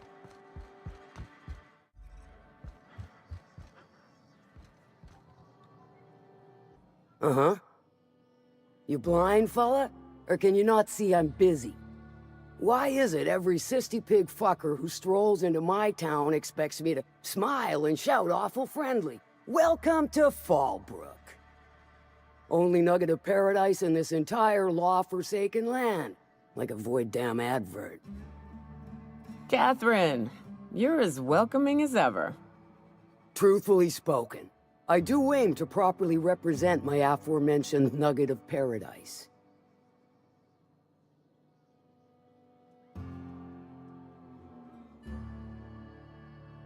You know, I ain't heard that one before. Suppose I'll have to work harder to show you just what makes our town shine.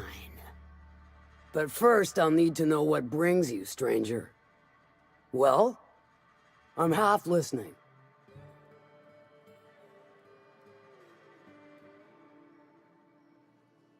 I take it you don't have a reservation.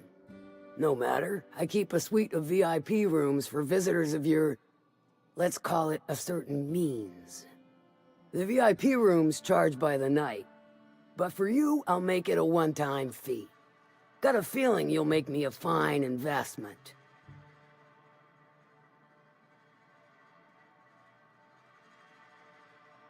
Marvelous. Do take care of the place. Maid service won't clean after a murder. If it's one that don't mind getting dirty, then I sure do. But how am I to know whether you're reliable, if not fully trustworthy?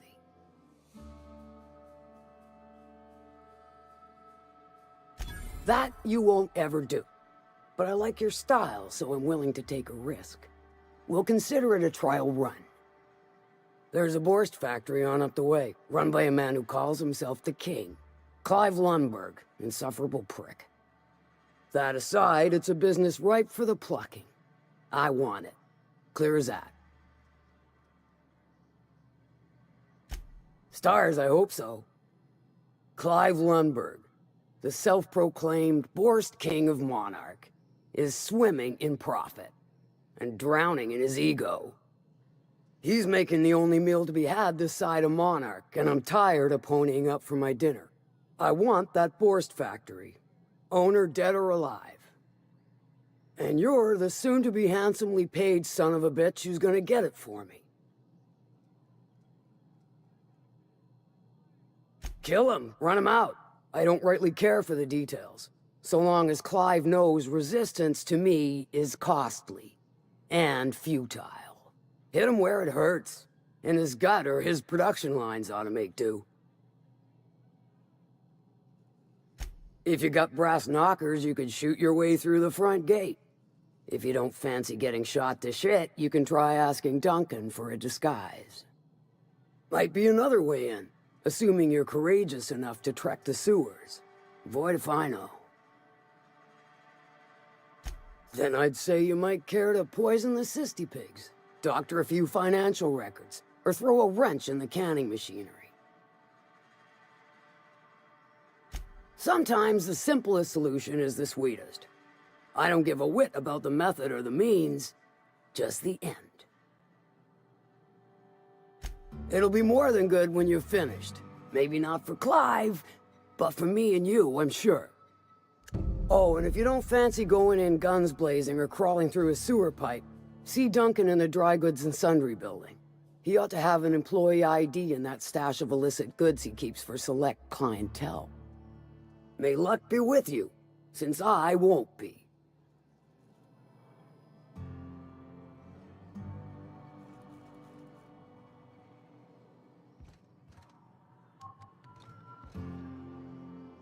How's Clive?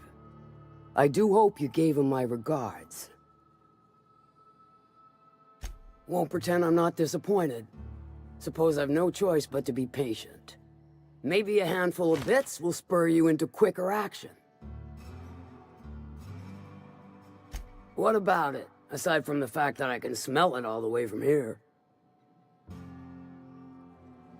You mean you can't just follow the stench trail or the squealing bloody murder sounds of little cysty piggies? Once you're clear of the bridge, follow the river southwest. Sure, weren't no skin off my nose. How's Clive? I do hope you gave him my regards. Sure. Might be I know something about it. Might be someone hired my crew to blind drop supplies on the northern bridge. Might be they sure as shit weren't pirates. Now that I consider it, I ain't heard from my delivery team in far too long. Find them for me, and I'll pay you handsomely.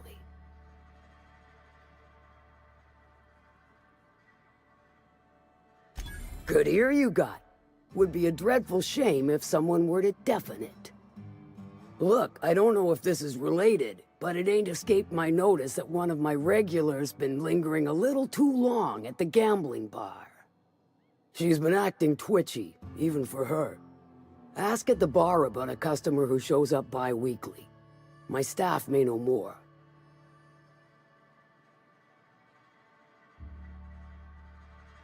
Good of you to finally haul your ass over here. I wired for backup weeks ago. Got something that's gonna require special extraction from Cascadia.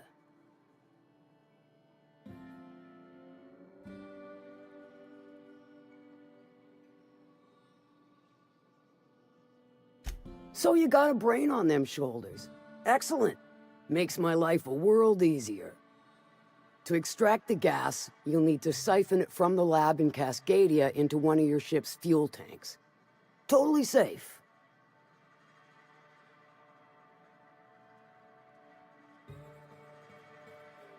Meaning safe for me and my crew, seeing as it ain't us undertaking the risk. Do I look like one of them egghead science types? All I know is that labs use it to create plants and livestock out of local species. But it's a controlled commodity, available only to the board, so it is of high value on the dark market. Hold your thrusters. I ain't even got to the tricky part. To get to the gas, you'll need to navigate through the town, which is overrun by marauders. The lab itself has become an infested nest, crawling with mantis. You gotta fight through or figure out some other way to exterminate them. Maybe the ventilation system?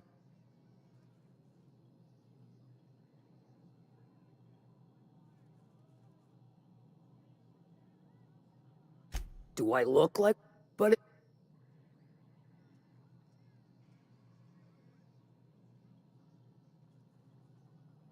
Clever! That's why Lilia's paying you, I take it. Now, after you clear the manti nest and reach the storage room, all that's left is to get the gas flowing into the fuel system. The task will require someone with technical skills, or you could force it through with a plasma overload. Don't recommend that option, though, unless you want to get dead.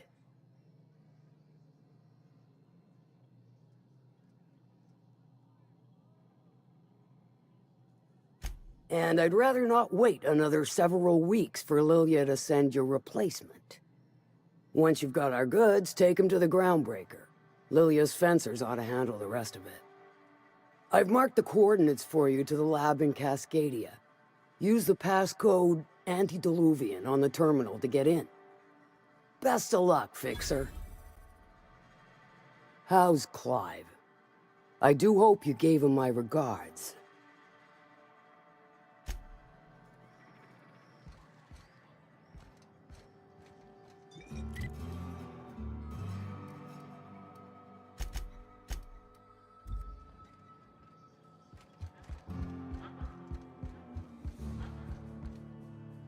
You look parched. Have a seat, stranger. So, what's your story?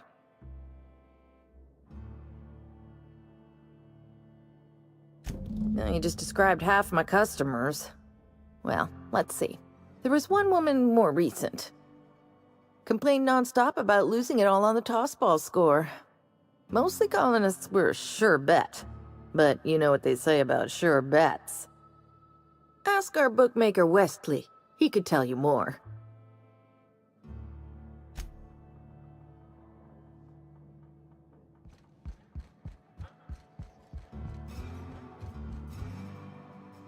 I don't serve your kind.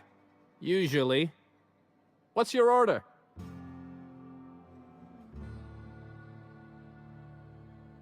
That does ring a bell. I remember one lady. She never penned a name in the book. Her friend Huxley placed a collateral for her. Huxley is one of them iconoclasts. Know of her? She's not quite all there.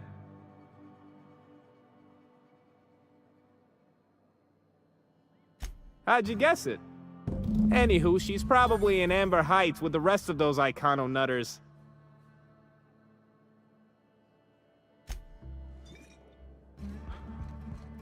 Now, there's a woman who knows what she wants. I like her. She's fine. Well, so long as you ain't on her bad side. Then she's liable to drown you in the waterfall.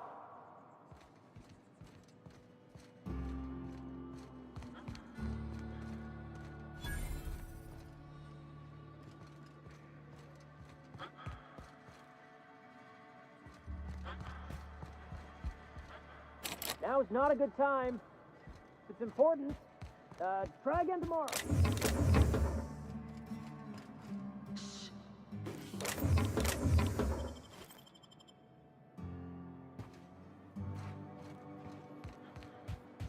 Always imagined Fallbrook would be... cleaner, fancier, stocked with better booze. cheaper. I've emptied 14-bit carts in the last 2 hours. That's because you've got a terrible tell. Whenever you're lying, your right eye twitches like mad. It most certainly does not. I wouldn't steer you wrong, friend. See? There it goes again.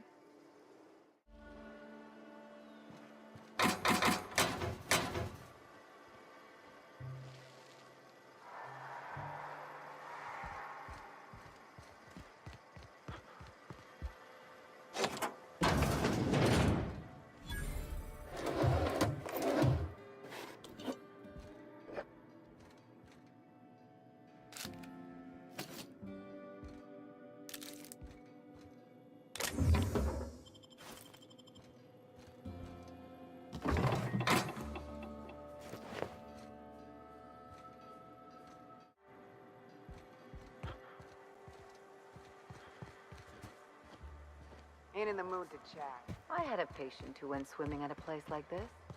Got eaten from the inside out by parasitic amoebas.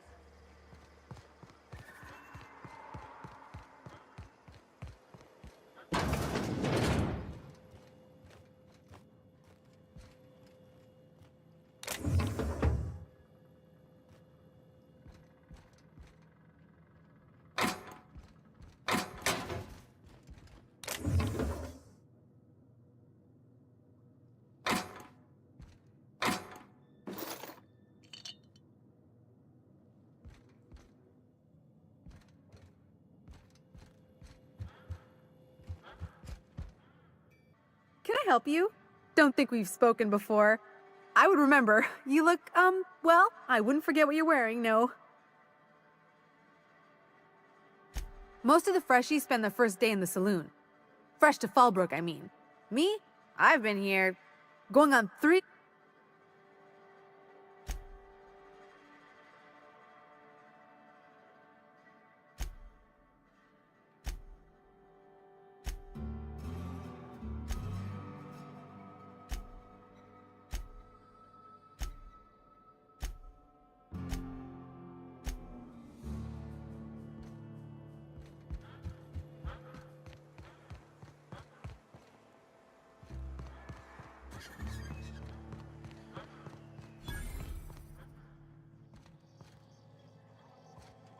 Keep walking, Rung Leech.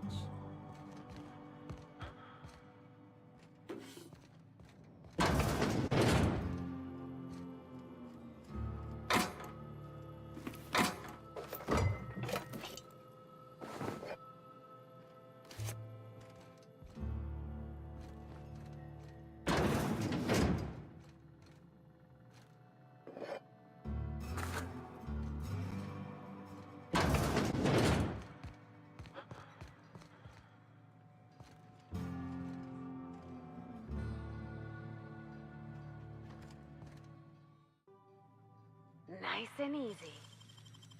Nicely done.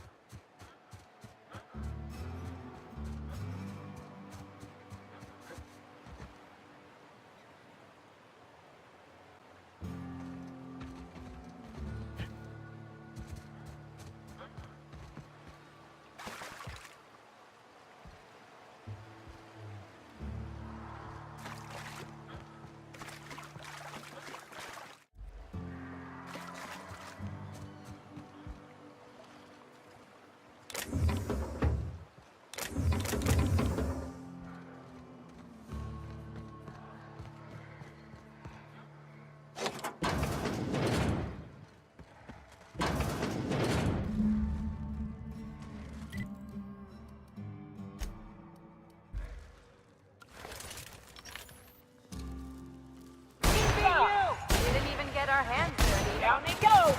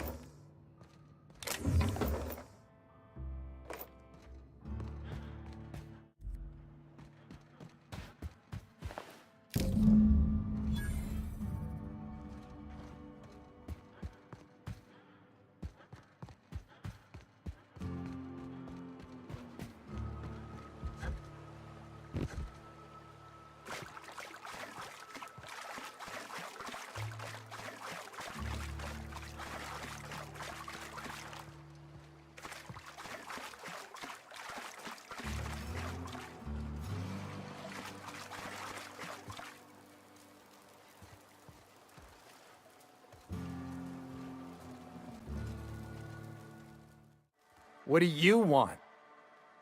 Oh, hey, Vicar Max. What are you doing on Monarch? I thought scienticians ain't welcome here. Haven't you heard? Everyone's welcome here. It's a fucking worker's paradise. But you wouldn't know anything about that, would you? Never worked a day in your miserable life. You're just a parasite, living off my goodwill. Well, guess what? My goodwill's exhausted, along with my temper.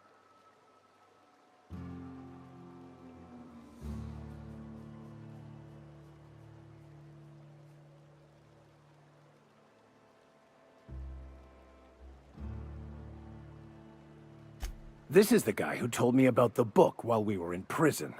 I lied about finding a scholar. But I don't care about any of that anymore. I just want to inflict massive amounts of pain on this guy.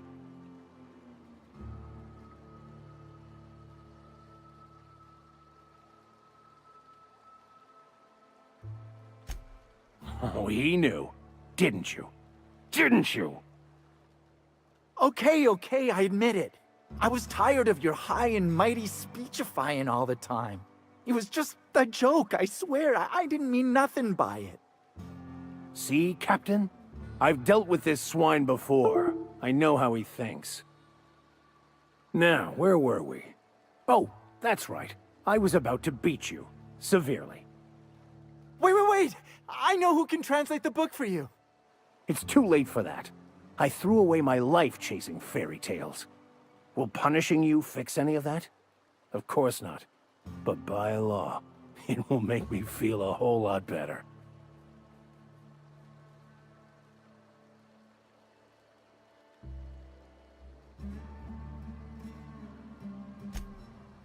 Okay. Talk, Reggie. It was stolen from some sort of expert on philosophism. Weird hermit lady on Scylla. My father used to deliver supplies to the mining outpost there.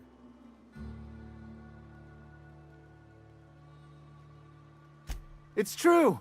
My father collected some extra bits on the side by diverting some of the supplies to the gal. The way he told it, he thought the book looked valuable, so he took it.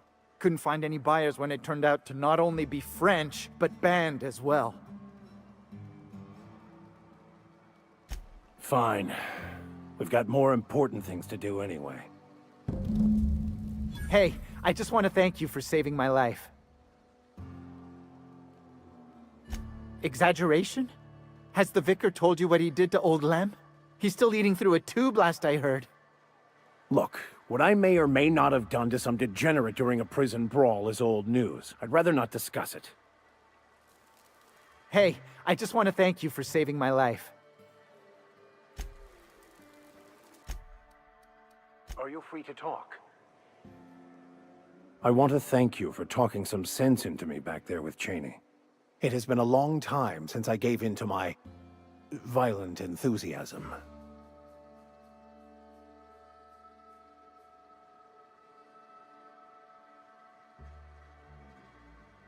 You're right. I owe you an apology. I've been so obsessed for so long, I couldn't see anything else. You offered me a place on your crew, friendship, and I used you to get to Cheney. And even then, you saved me from myself. I don't know if I could live with myself had I gone through with it. You owe me nothing, I know, but I'm begging your forgiveness.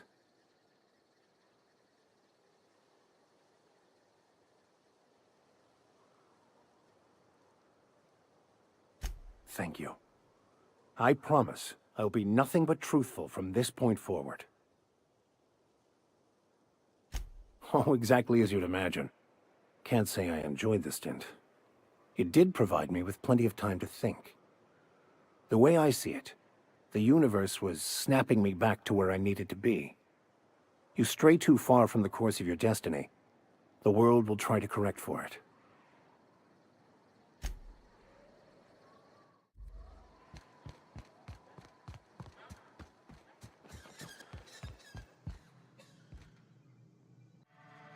Did you find them? Tell me you found my sprat carriers. Would hate should anything dire have befallen them.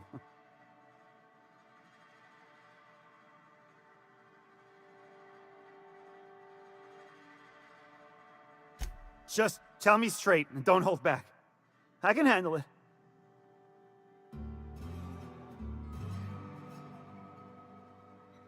Sprats can always be replaced. Excellent. Oh, this is This is only half! Are you think you can steal from me?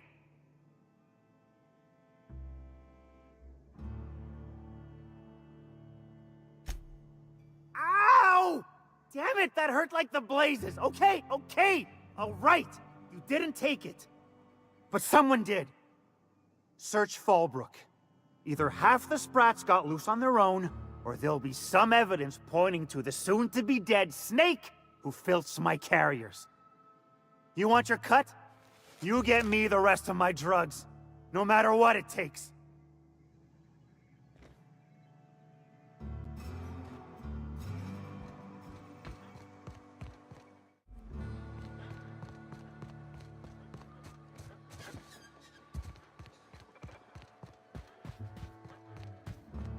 Hey, Cass.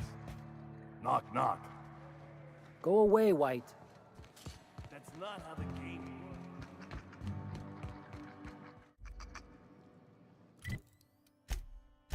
works. Miss Minnie Malin, get your twitchy whiskers back here! Don't you run out that door! It's a cruel world outside!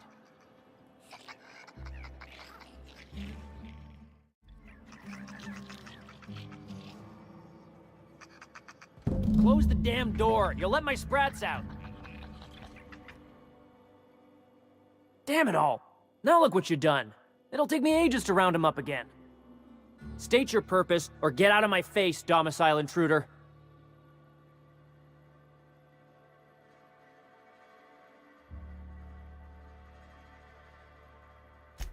Missing?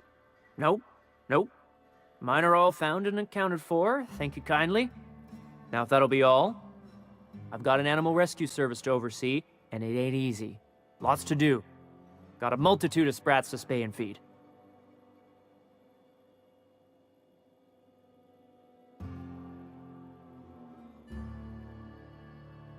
Day in, day out, they ran their little route, getting picked off along the way. What was I to do, turn a blind eye? Malin's an animal lover. She won't hold my actions against me. Look, I don't care if Nelson sent you or not. You won't be hurting a hair on any of these sprats' heads. I've killed vicious beasts for them. I ain't afraid to take on a human. Back out of this domicile, hands up, or become sprat food, intruder.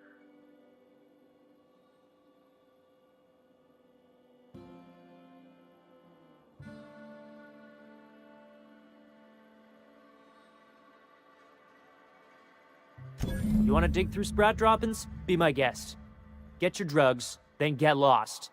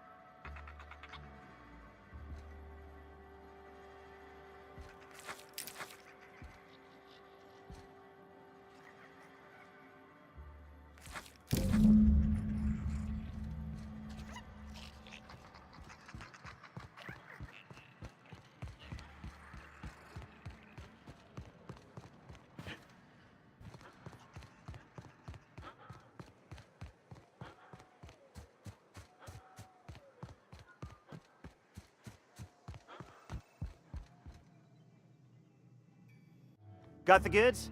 Because I know you wouldn't be wasting my time otherwise. Wink. Hit me. I won't even hit back. Pure and simple, it's like this. I run our drug delivery service. Recently, I had the genius idea to cut costs in half by swapping our autoloaders with faster, cheaper sprats. Only problem is my sprat carriers ain't arrived from their latest run. You're retrieving the lost goods for me. In return, I'm paying you a % of the profit. Miss Catherine Malin is one tough lady. Show her a bit of backbone, and I swear she'll like you more for it. Sure it is. Wink. Seeing as how that statement is wink-free, I am madder than a mantis swarm, and ready to bite somebody. What am I gonna do now? Great. And now I'm in the red. Some scheme this turned out to be. No offense, but next time, I think I'll go with someone else. Okay, maybe my scheme wasn't so surefire due to a flaw in the delivery system. Don't fret. The next one's sure to be better.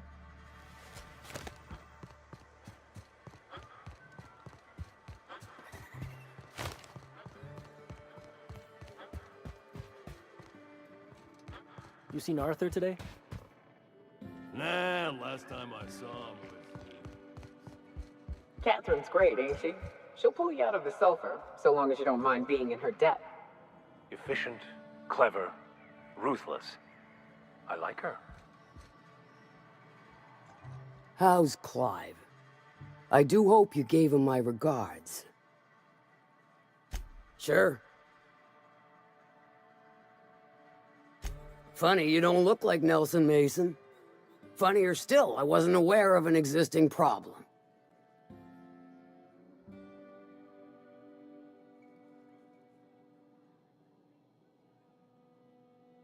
That Thunderhead. Can't hardly fathom how that panned out. Let me guess, it involved blood and guts and fur in places that don't merit mention. Well, you got my begrudging gratitude for cleaning the mess.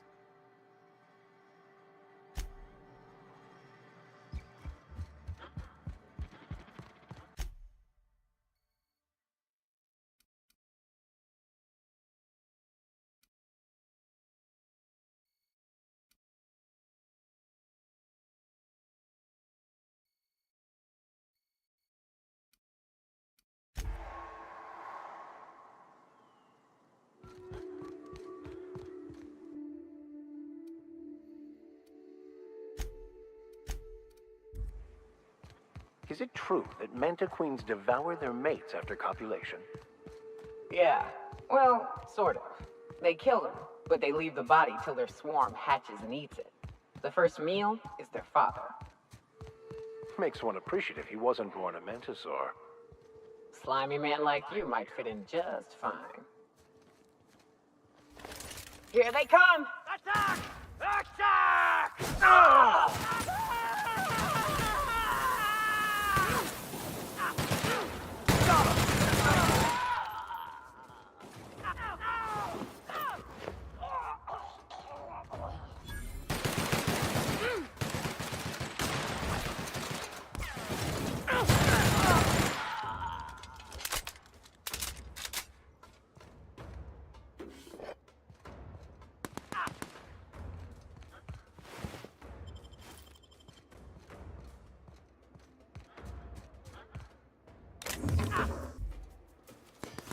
Everyone all right?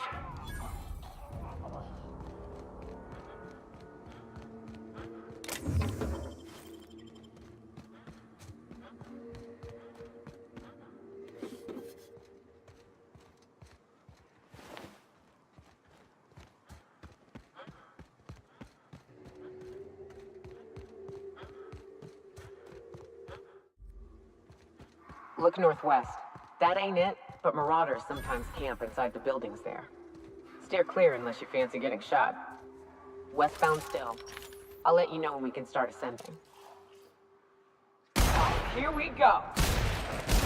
Nice one, Captain!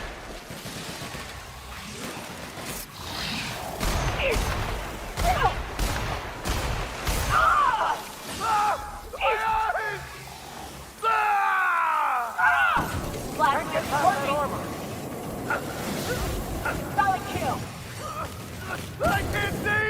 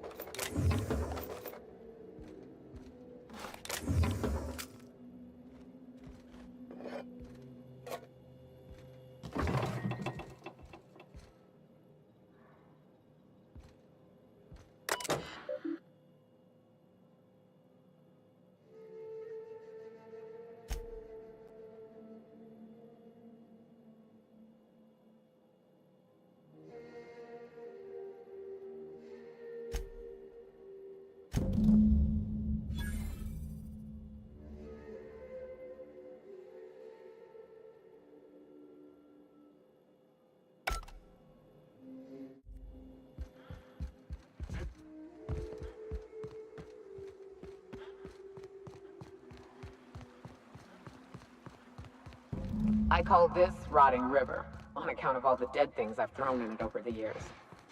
It'll take you into the Devil's Peak Caverns if you follow it under the bridge. That's one option. Other's the slope up. If you're up for some fun, let's chat.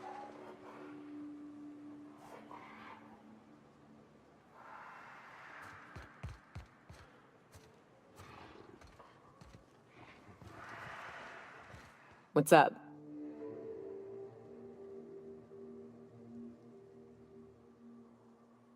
Right. We can take the caverns up, but if you ain't into spelunking, there's a path a little ways north.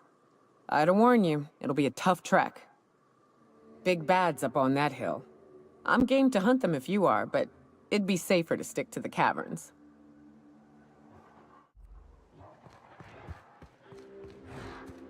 Here we go! Subtle work, Captain. Make signs on them today.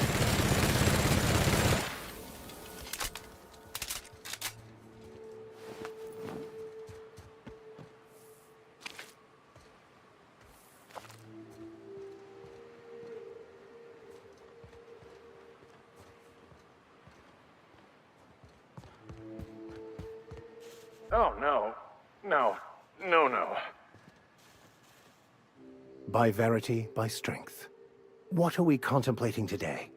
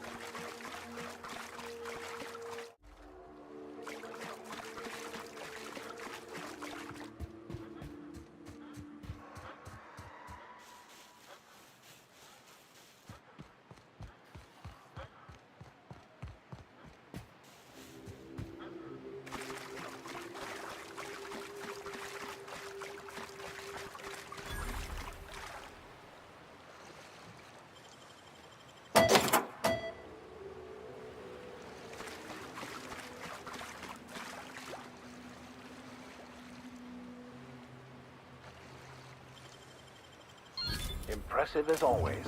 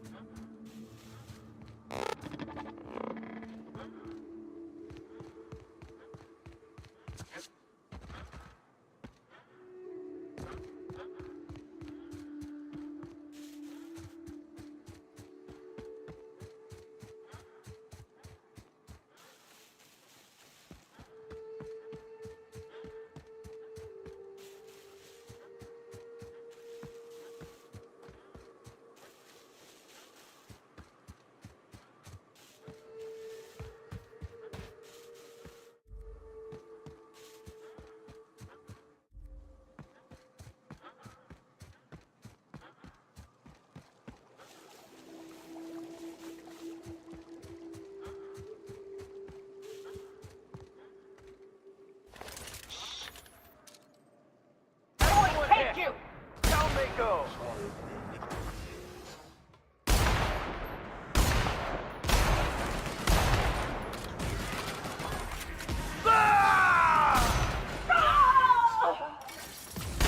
That's the left.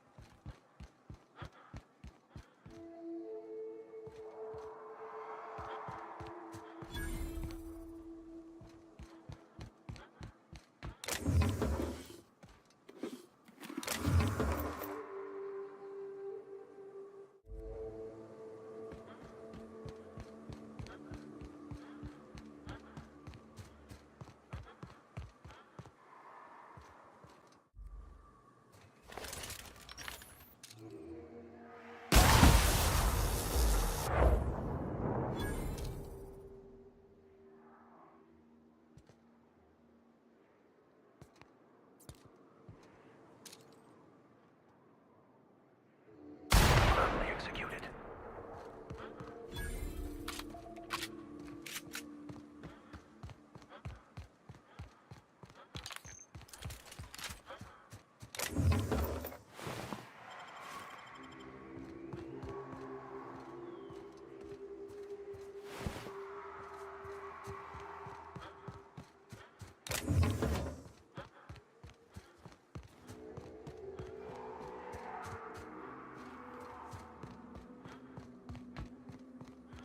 The caves back east are safest. We can head up this path if you want to shoot your way through a few nightmares on your way up.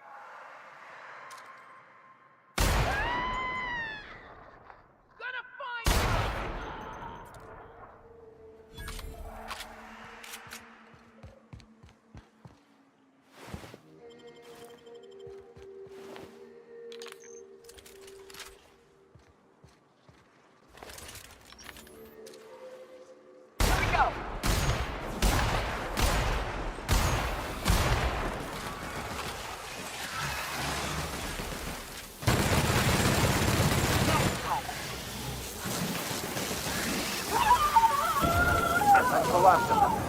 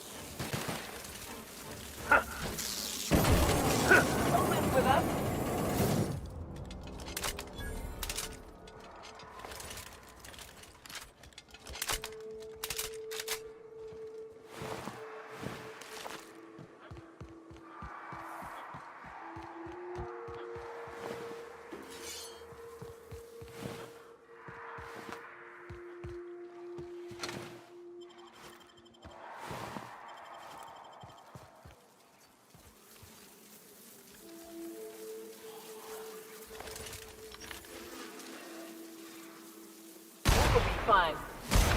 Got him!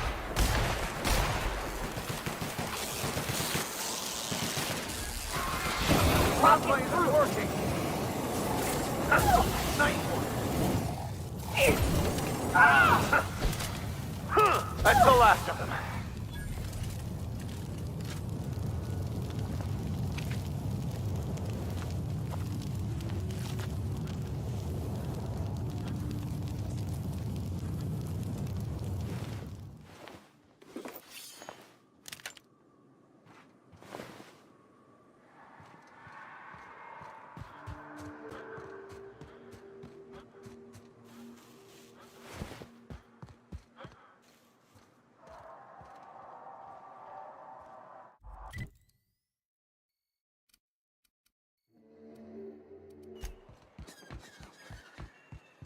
If I hear you say survival of the fittest one more time, I'm gonna lose it.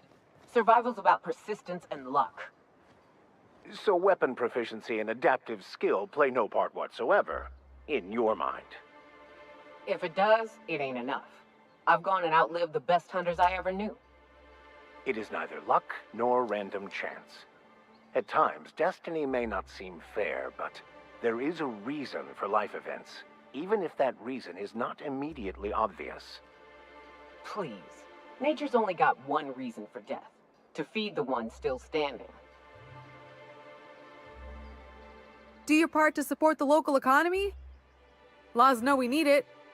What can I get you?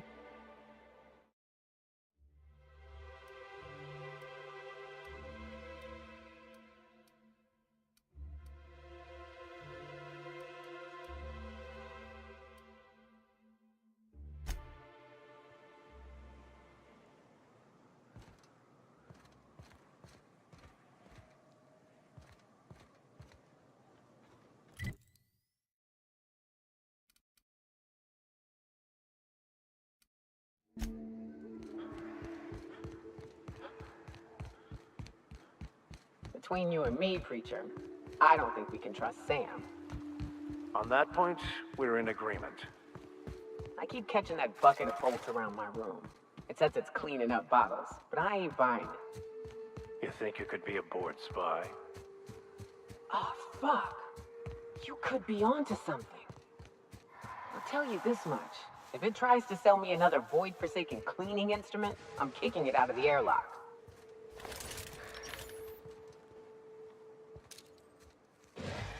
Show them how it's done!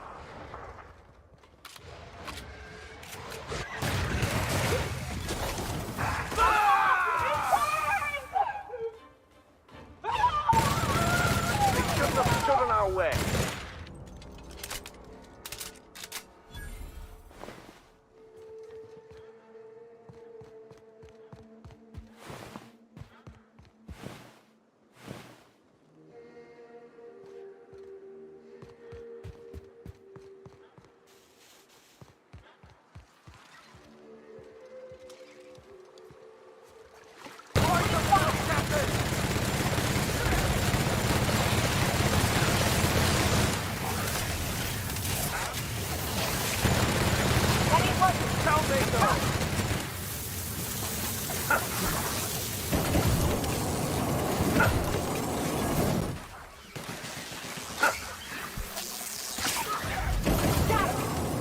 Everyone all right?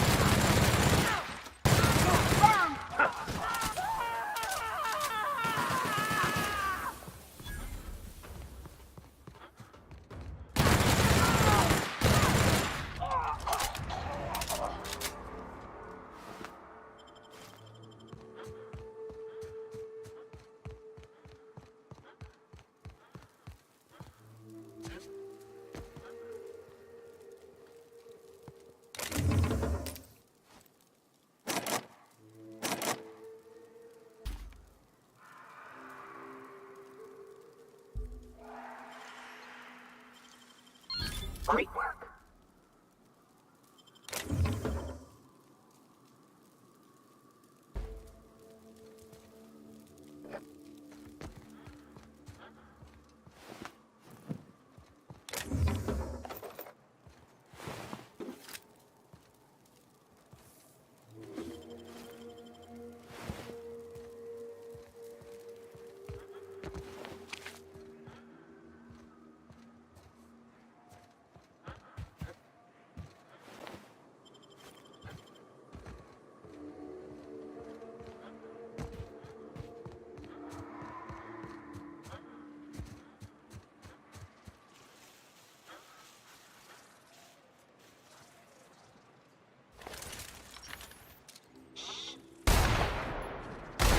any mercy from me.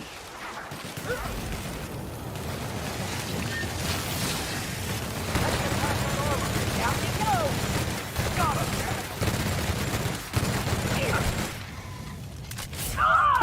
him!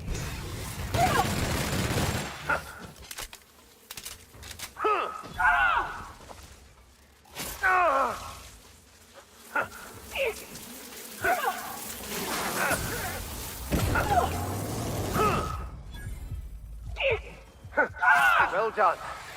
We are victorious.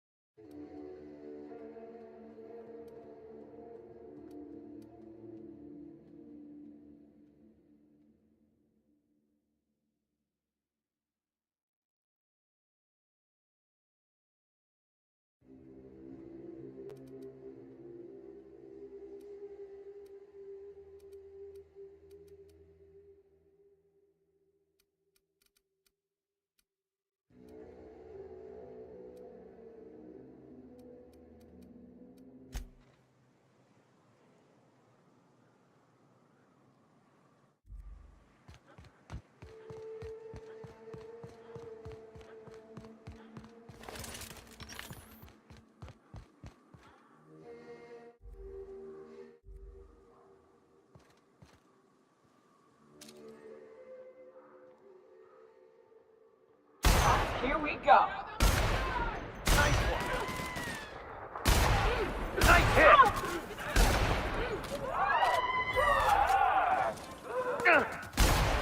That's the last of them.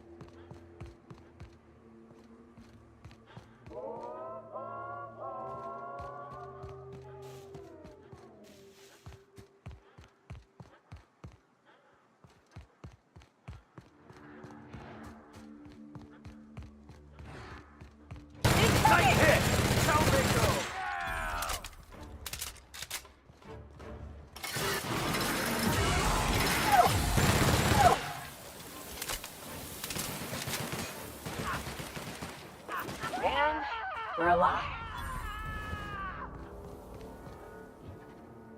I have your back now.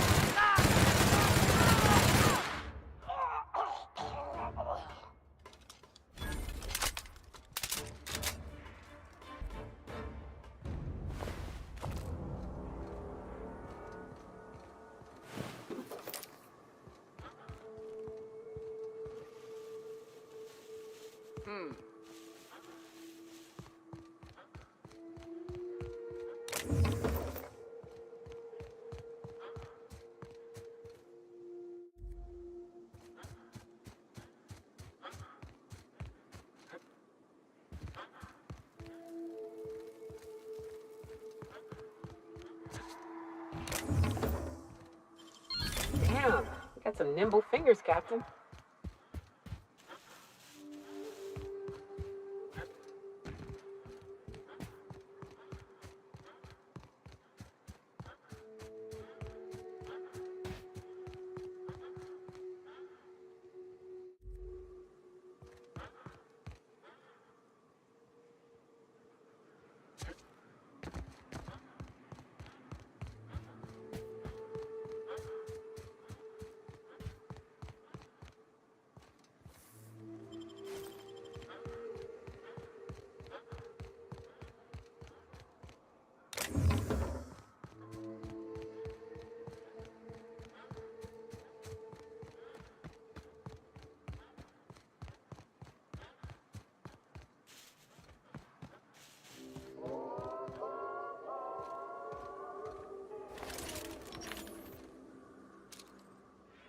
Got a fight on our hands.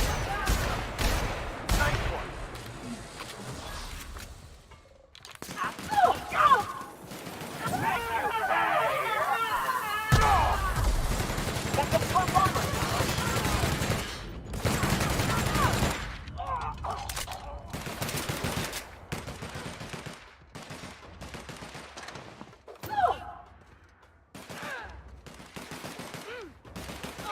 Libations on me, folks.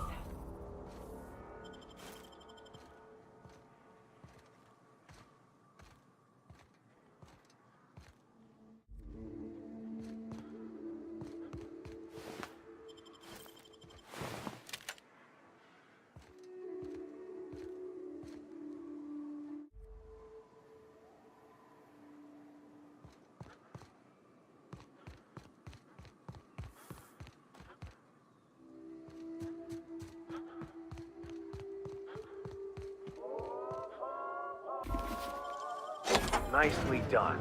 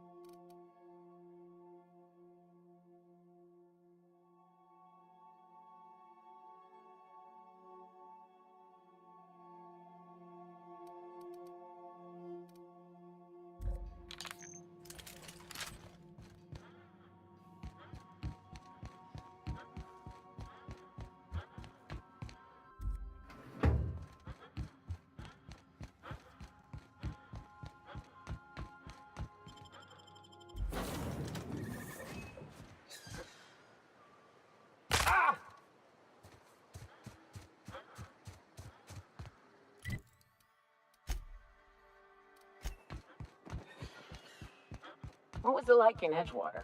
I hear you workers were on the clock every available moment. We always got 8 hours a day for sleeping. Just not always consecutive. My condolences.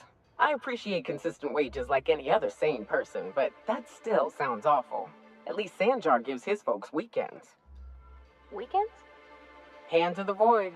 I used to drop by the bar in Stellar Bay to knock a few back with the folks who had Saturdays off. Don't know what I'd have done with that much time. I was always behind schedule anyhow. Knowing you, you'd sit and be alone with your thoughts. Do your part to support the local economy? Laws know we need it. What kind?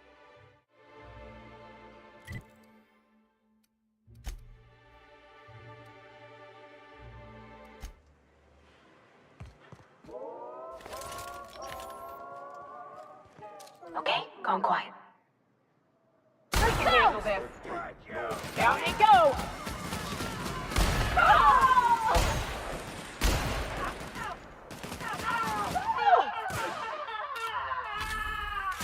That's the last of them.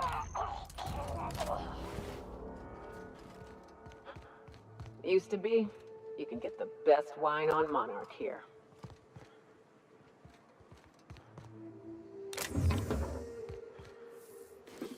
Here they come!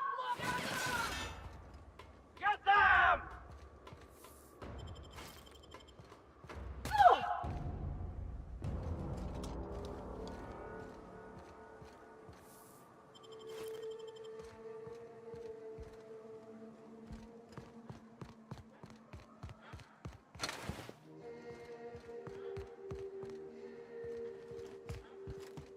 Here they come!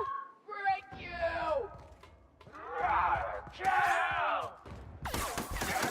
Take him past that little guy! Nice work!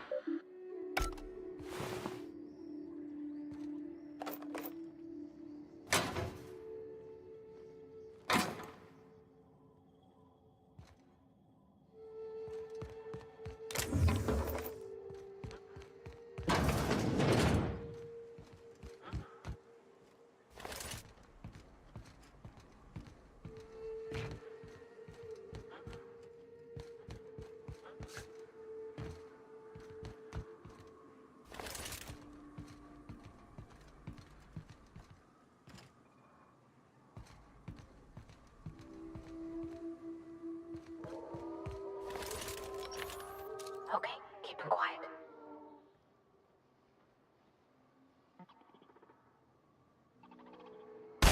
Here we go. Nice one.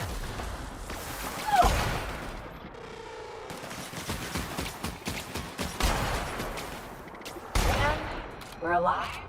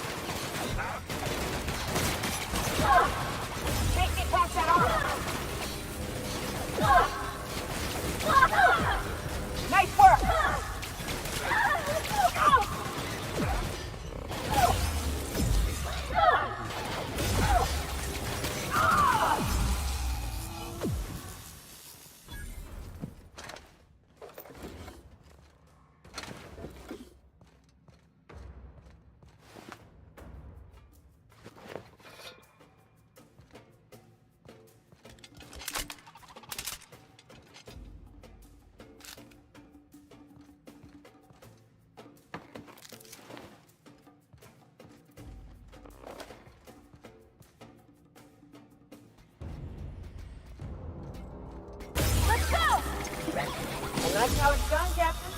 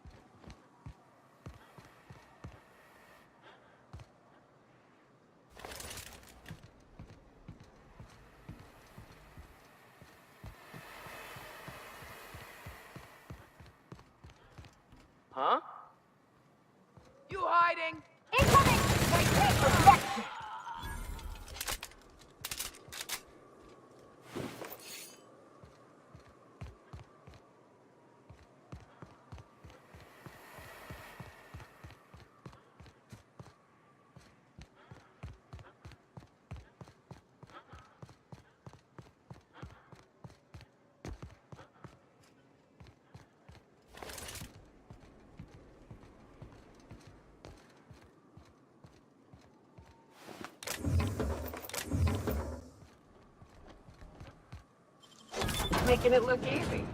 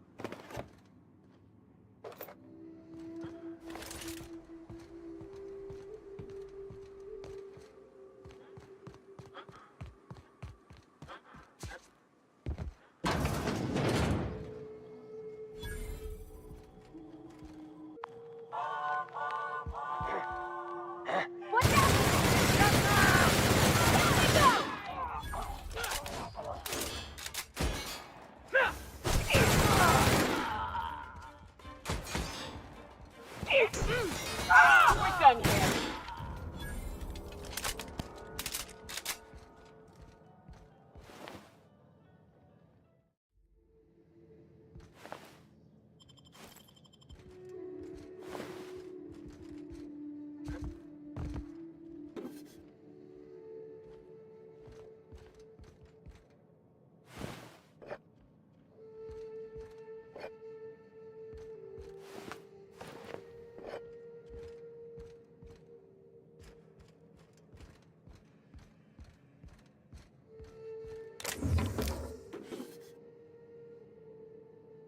Aren't those cakes just about the cutest little things you ever seen?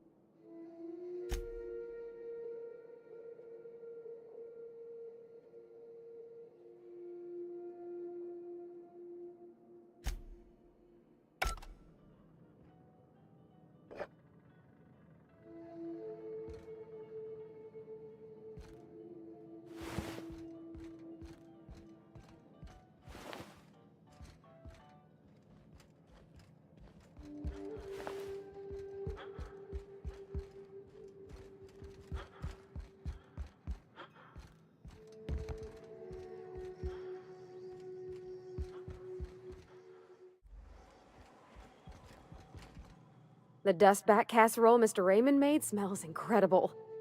Oh, I kind of want to take a little taste. But I'm gonna be strong. Now look how cute these cakes from Cascadia are. Someone even traced little hearts in them. I guess that settles dinner. Thanks for hauling me all over creation, Captain.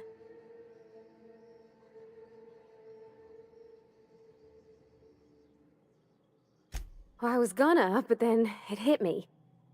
I got this nice meal all planned out with music, and I got that soap to scrub up with, but I don't got nothing nice to wear, Captain.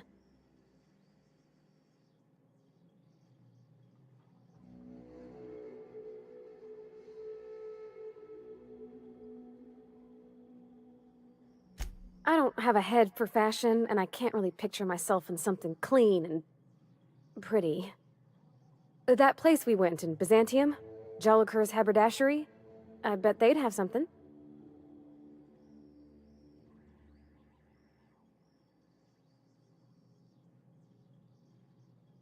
I wouldn't have even known that there were so many pretty clothes in all the universe. Can you imagine being somebody who gets to wear such every day? Must feel like being an heiress in a cereal. Thanks, Captain. I know I've been asking a lot, but you help me out every time. You're the best.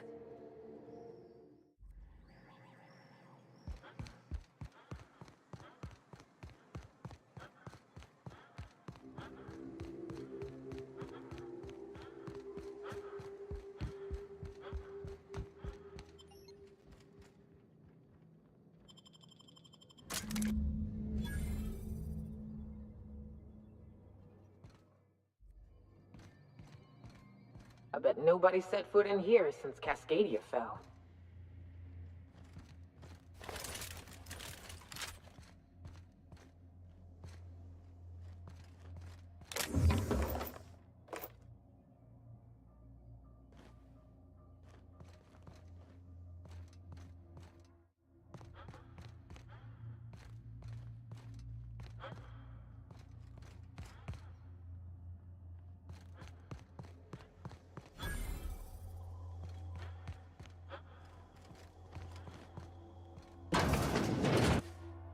Proximity alert.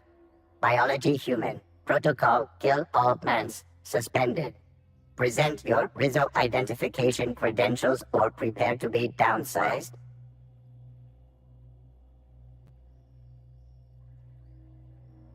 Attempting to disengage security protocols without proper authorization is a fireable offense. Priming weapons.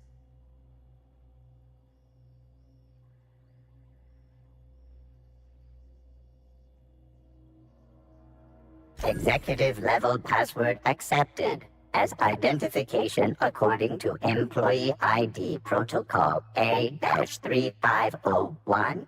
Welcome back, Doctor. Be advised, Mantisaur threat level is petrifying purple berry.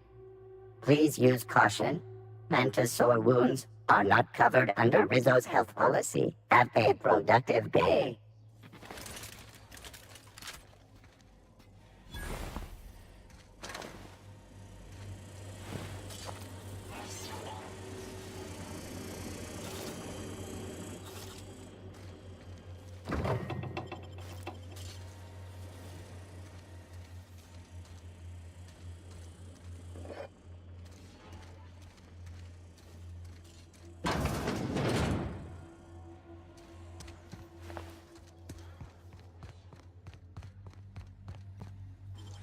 Great work.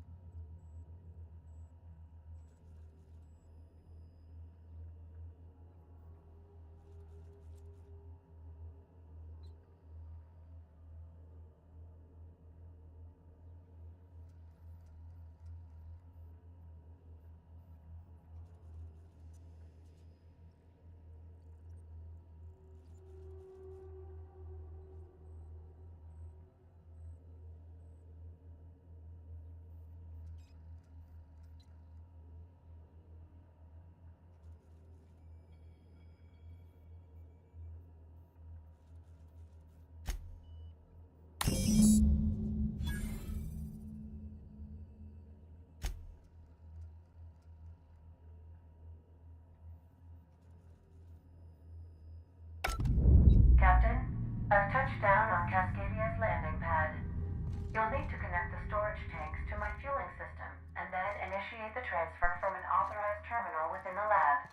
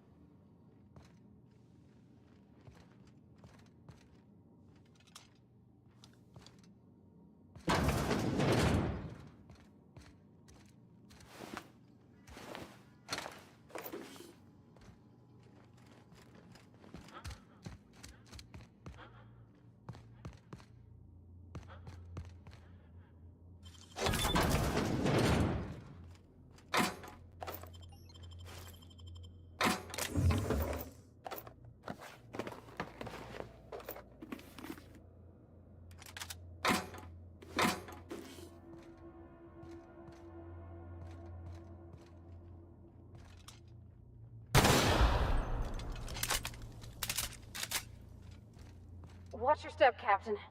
Someone's left traps all over.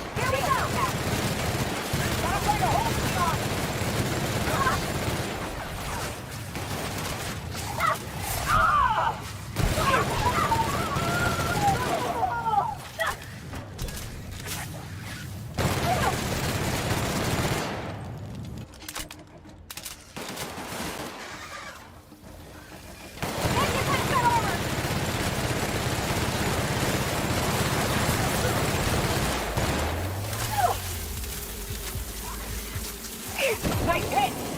Crap isn't working!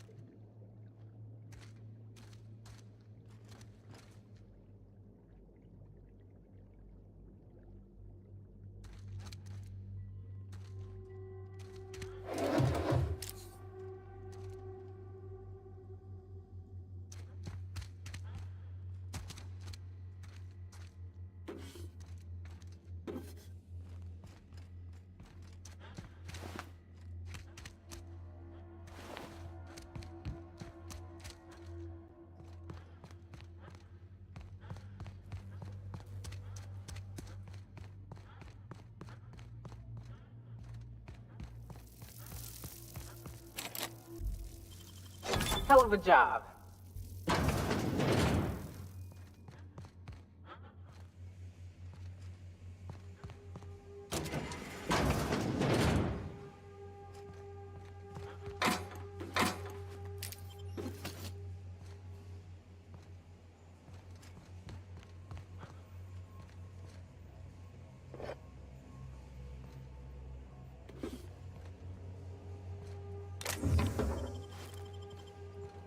Cap, we can use this ventilation system to solve our bug problem.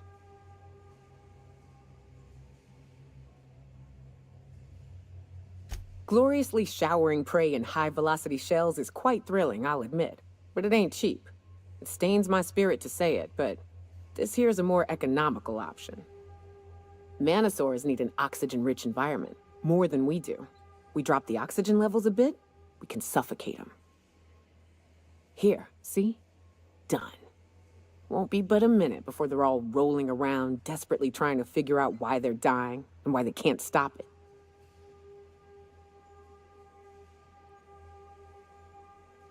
Careful now.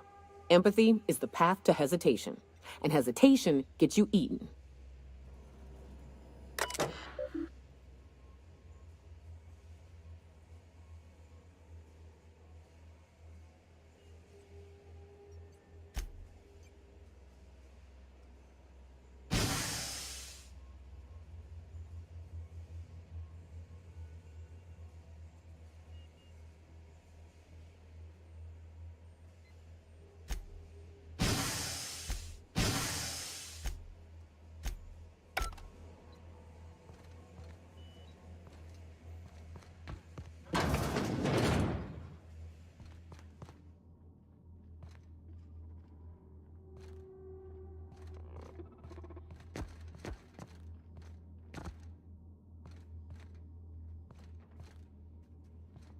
Got it. Heads down.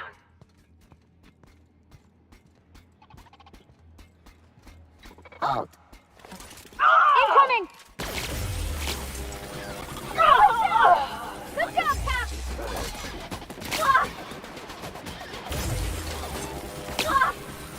Everyone all right?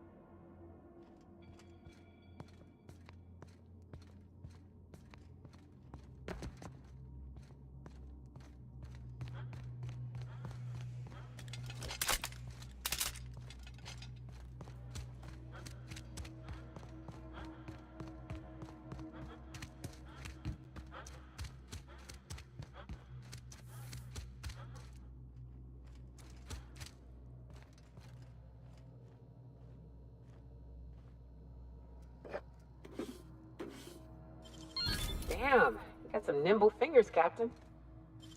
Nice work.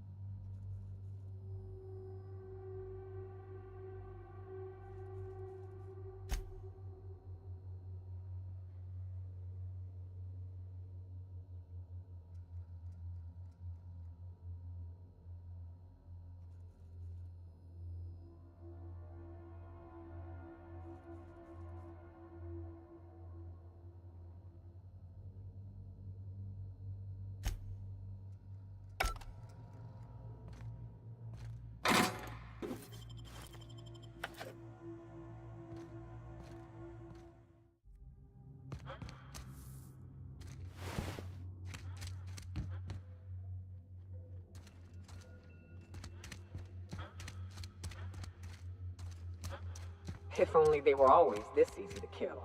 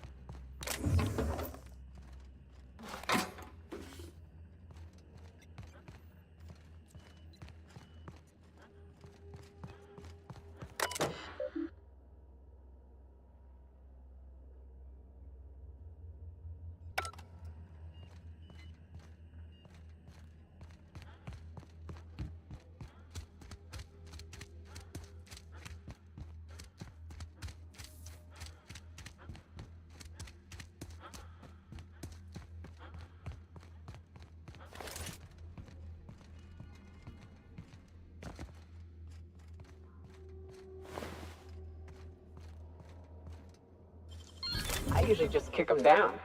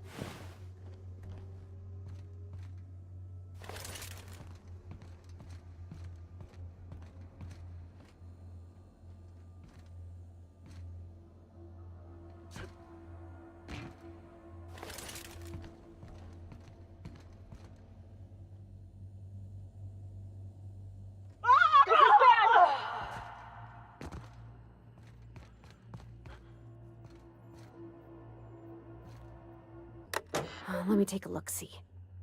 Okay, I'm thinking, if I patch this into our fuel cell network, we can use the empty tanks to hold this ulta-wada-biddle stuff. Just gotta compensate for the pressure difference. We burn liquid reaction mass, not gas, and the cells are distributed all through the hull, so I gotta isolate the empties.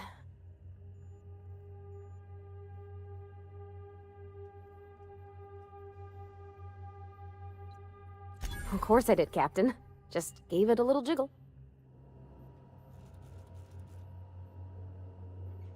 There we are. Good as pretty and twice as new.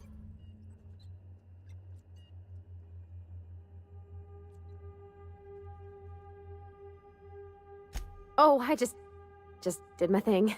You know. I'm impressed. I would have just tried to blow the thing up.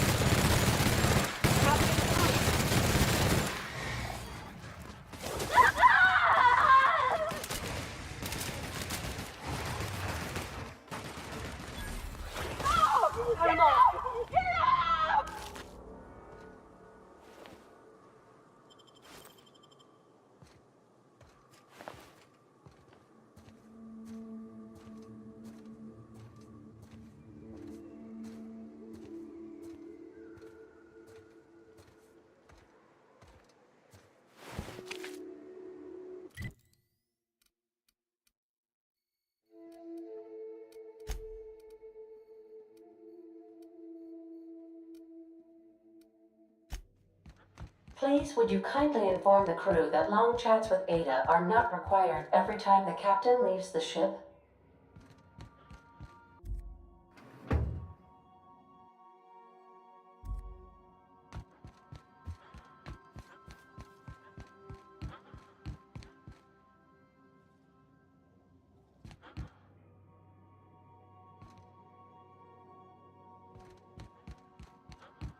Our fuel cells are now primed with Alta Vitae gas.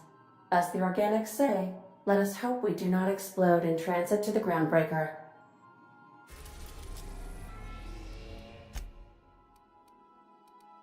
We're now in orbit above Stellar Bay, Captain.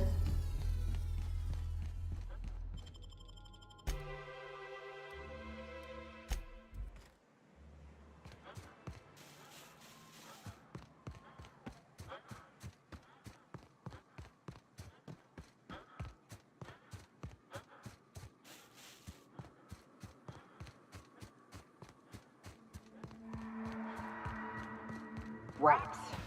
Let's clear this sulfur sun fucks out so Hayes can rest in peace. Opening fire! Nice one! Nice one!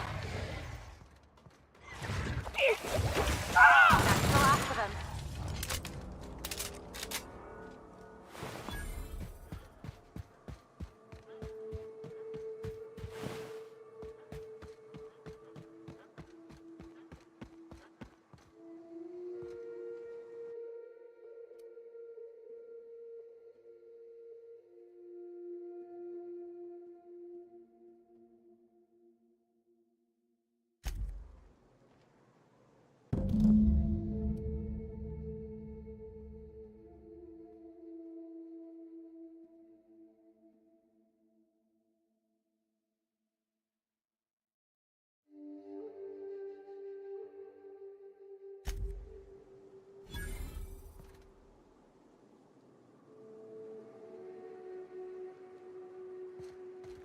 Hayes was the best self-sacrificing son of a saint I ever met.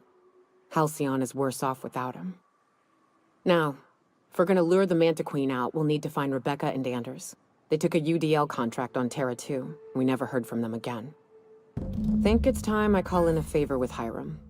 If anyone can track them down, it's him.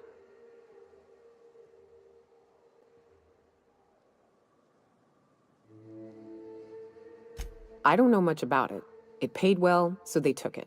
They said they'd be back in a couple of weeks, and that maybe we could all use the money to get off Monarch. That was a long time ago.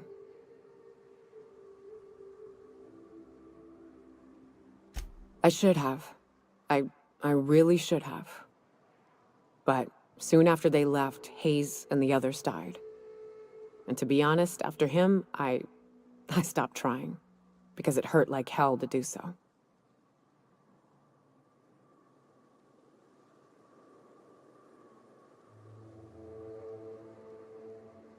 Thanks. I'm still not convinced I won't come to regret it, but we've started down this path. Might as well see it through. Maybe it'll stop me screaming at night. Now come on, let's make tracks before Hiram dies of old age.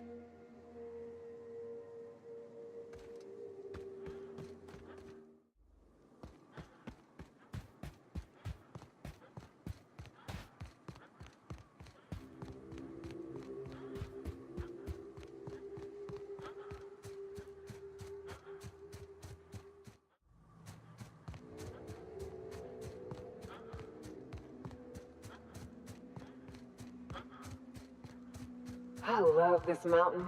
You can see so much from here. So many beasts would need killing. So many drinks would need drinking. I've got to do more cardio.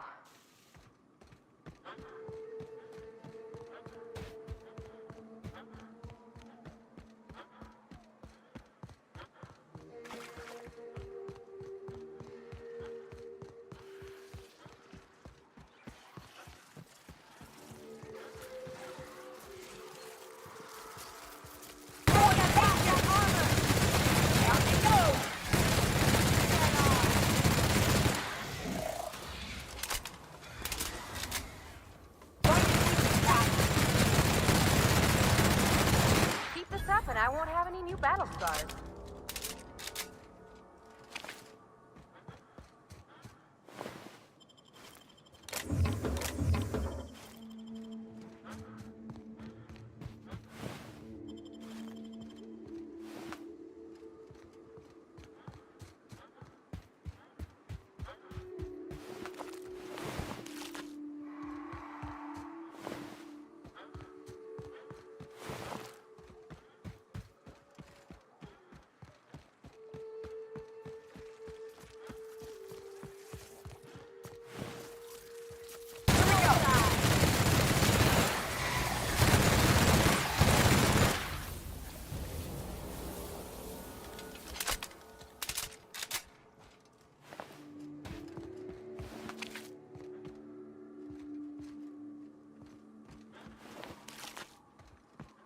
And here we are.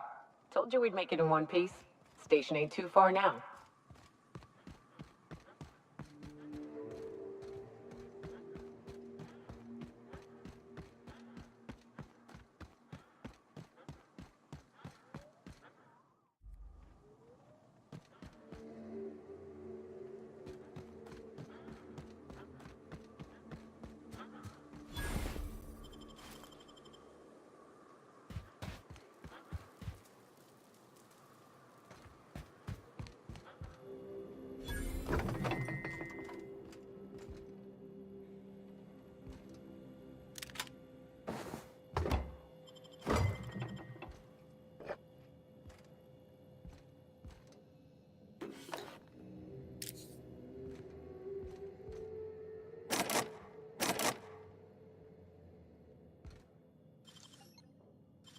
You gotta teach me that.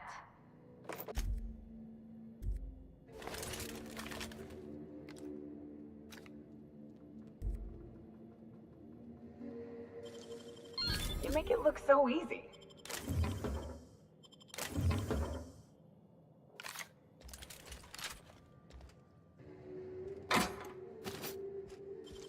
If they didn't want to tempt us, why'd they lock it up?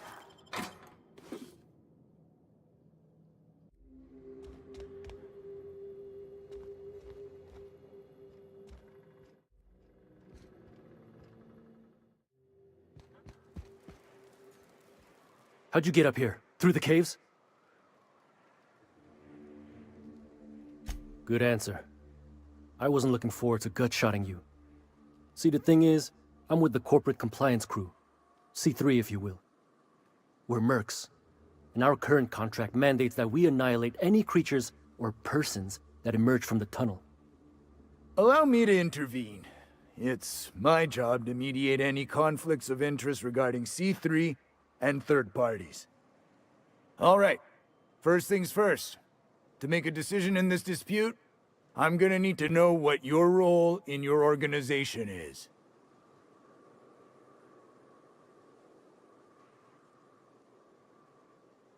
A lean but efficient corporate structure. I'm impressed. Still, I gotta wonder, what are your intentions regarding Devil's Peak Station?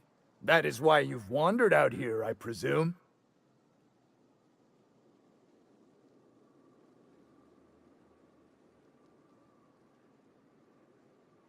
Ah, so you're a fan. Our guidelines allow us some leeway in identifying threats to our client.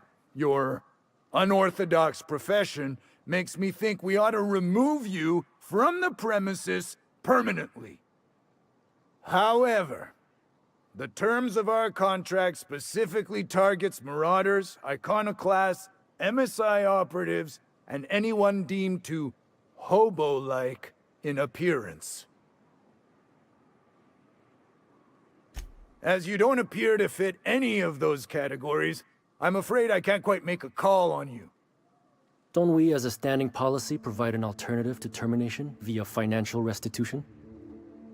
Addy, our chief financial officer, could confirm, but I'm betting if you're willing to compensate us for our lost time and productivity due to this arbitration, you could pass.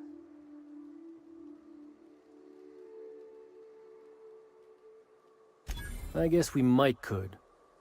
There's something I like about you. Can't put my finger on it, but I feel like I'd rather have you with us than against us. All right, Lance, unless you have a final point of contention to make, I'd say he's clear to go. Nah, I'll sign the clearance form. Just, I must advise you to steer clear of Devil's Peak Station.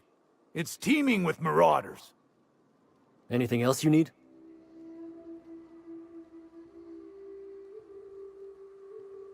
Trying to say we didn't do our job? I'll have you know, our contract was to stop any marauders coming from the caves. Didn't say nothing about the ones taking the mountain path. We'll simply clear them out later, once we've got the go-ahead from Berthold.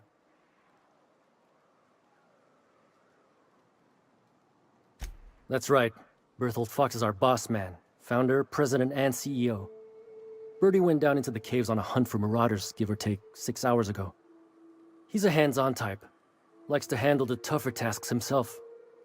Although, he should have been back. Going on 6 hours now. I'd ask you to check the caves for him, but then we'd have to kill you when you crawl back out.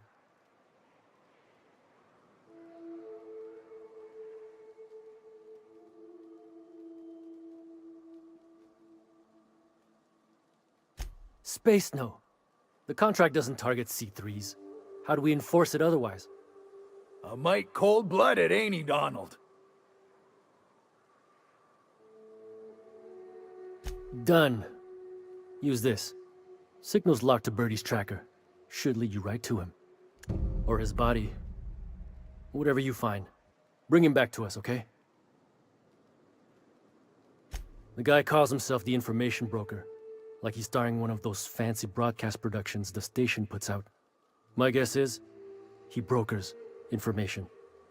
Don, I don't care if the guy's name is the architect himself so long as we get paid well and paid on time. No dispute here.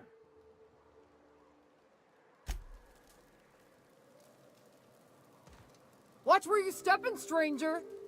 You lose a leg, I gotta file the incident report.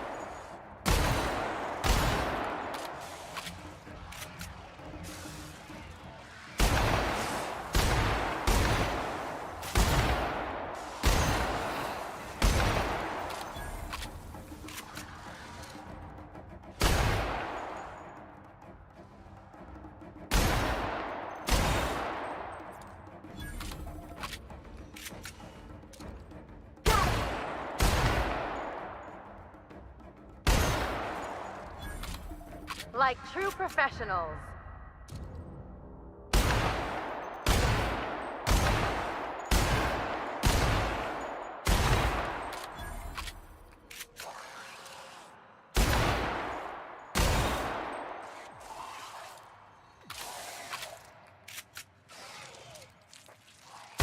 Here we go.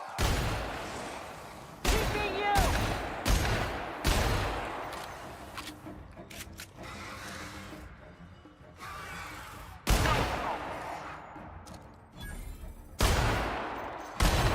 Here we go.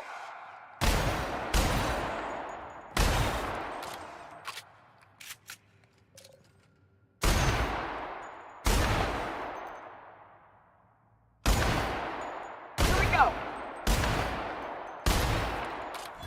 Nice shot, Captain.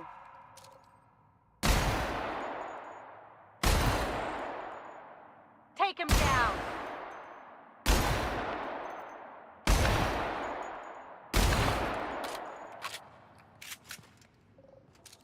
Here we go.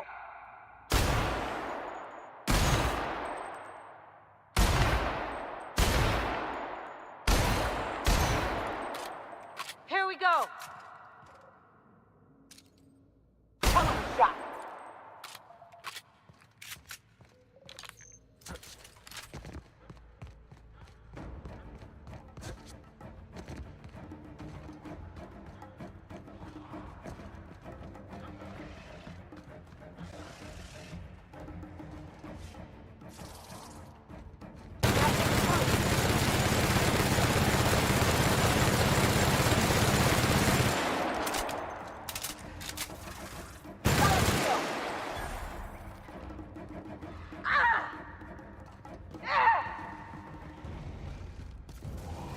They're on us through.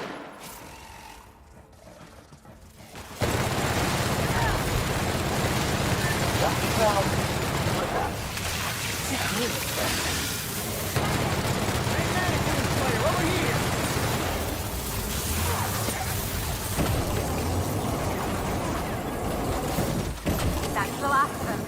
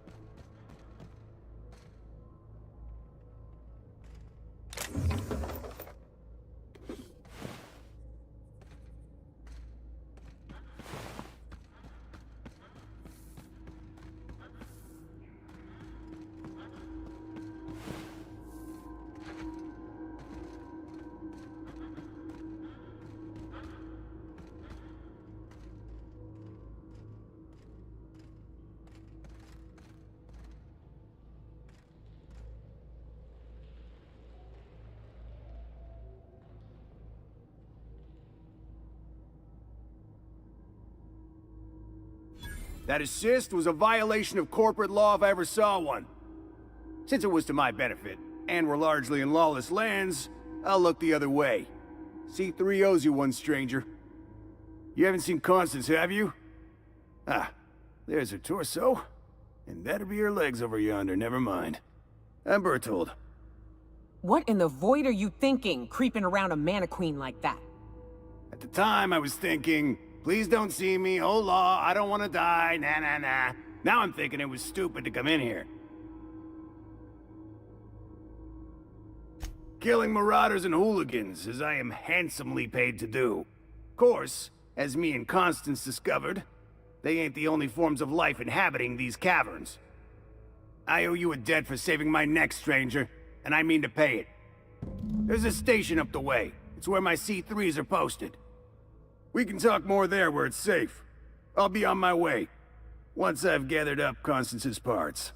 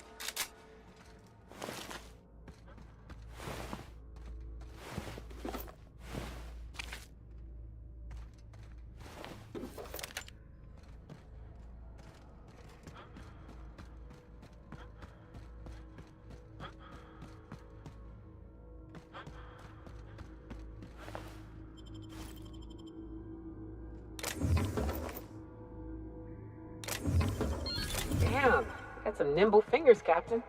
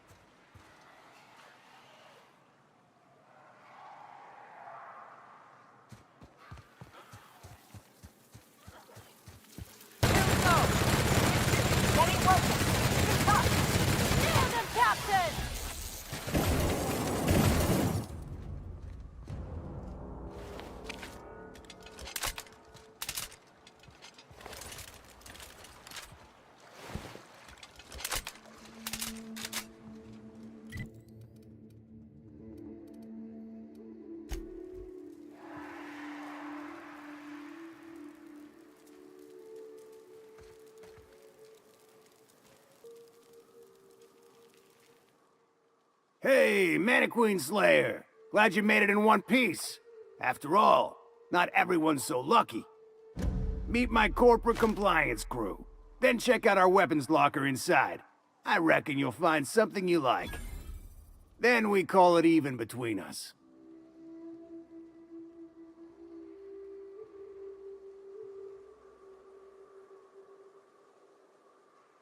We were hired to do so, why else? You did get the memo that we're mercenaries? Our client's a bit unorthodox, sure. He calls himself the broker, and prefers the glow of a terminal to flesh and blood interaction. But I can't fault his work ethic.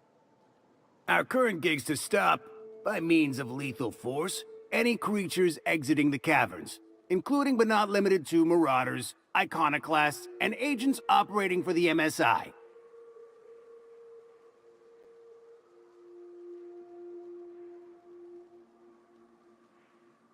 The corporate model is the oldest and most efficient, not to mention stable structure history has ever shown us. Plus, corporations got certain rights not entailed to individuals. I lead the C3s. Addie covers our payroll and expenditures, Lance handles the human capital, and Donald is our charming public face. Our system works. We've racked up more confirmed kills than any other crew you can hire. Can't imagine the competition. The best is the best, lady. That's all there is to it.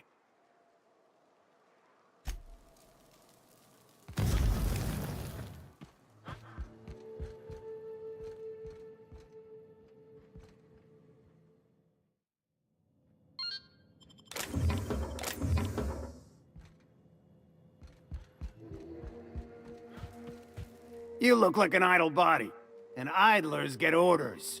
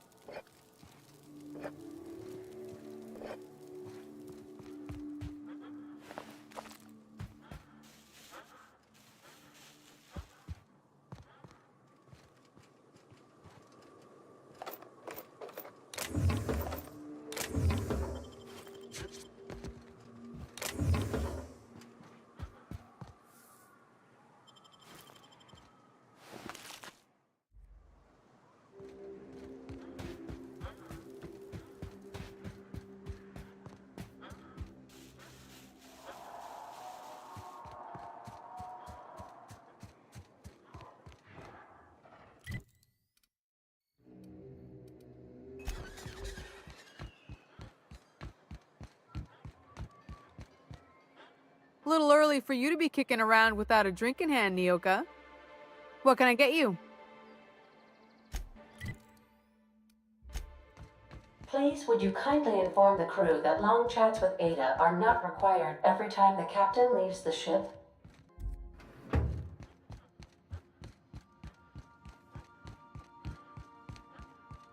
Please avoid damage.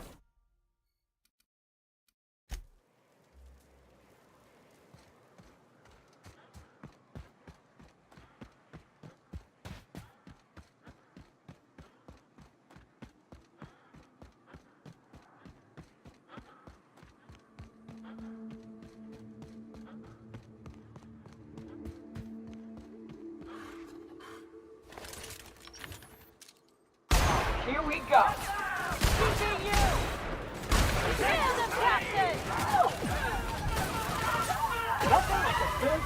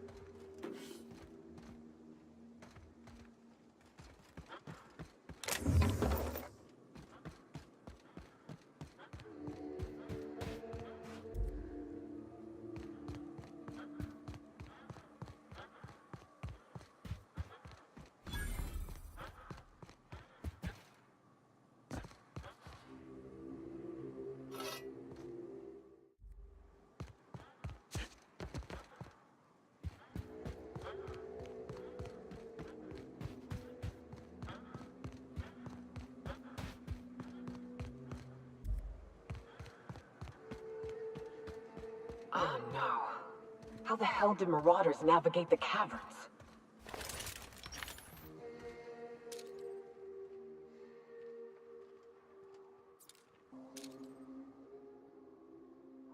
Let's show him. Dead on. Nice work!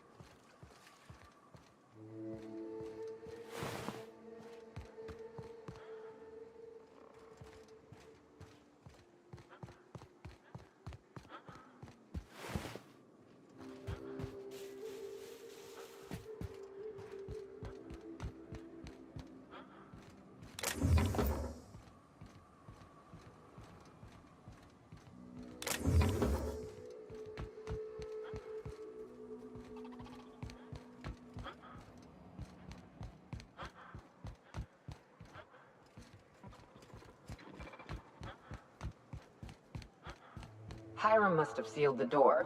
He spooks easy.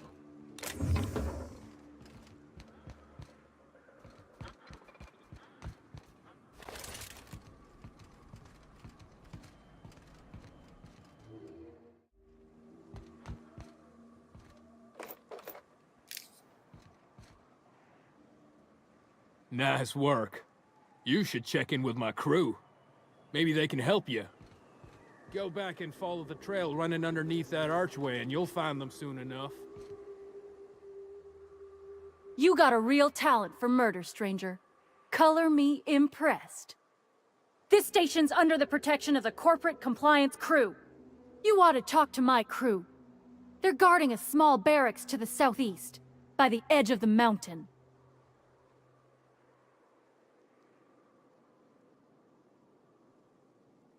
See that path that runs underneath that giant archway?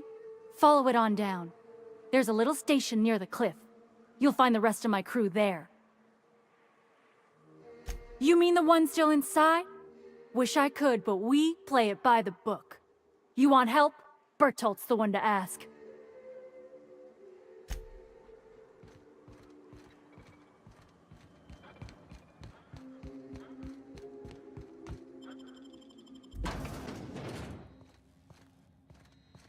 You may not realize this, being as you're an outsider, but the blaring alarms indicate the station's on lockdown. Which means you can't ever get to me. So leave already. Can't? We'll see about that. Take him down!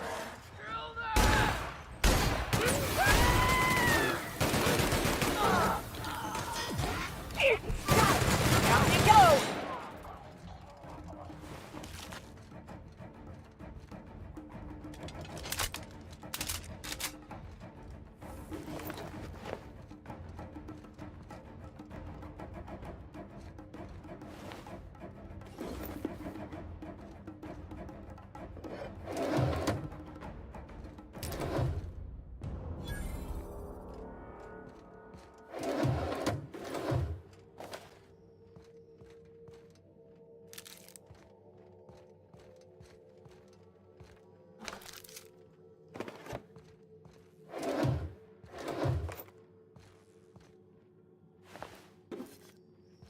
Here's the elevator, but it ain't gonna budge while this place is on lockdown.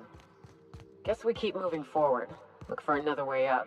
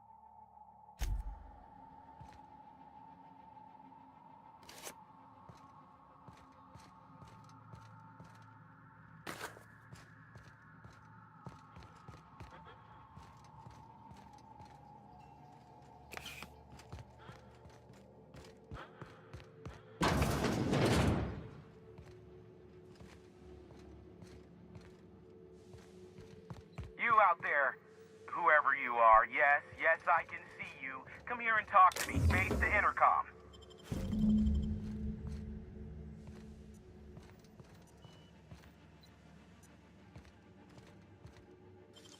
You make it look so easy.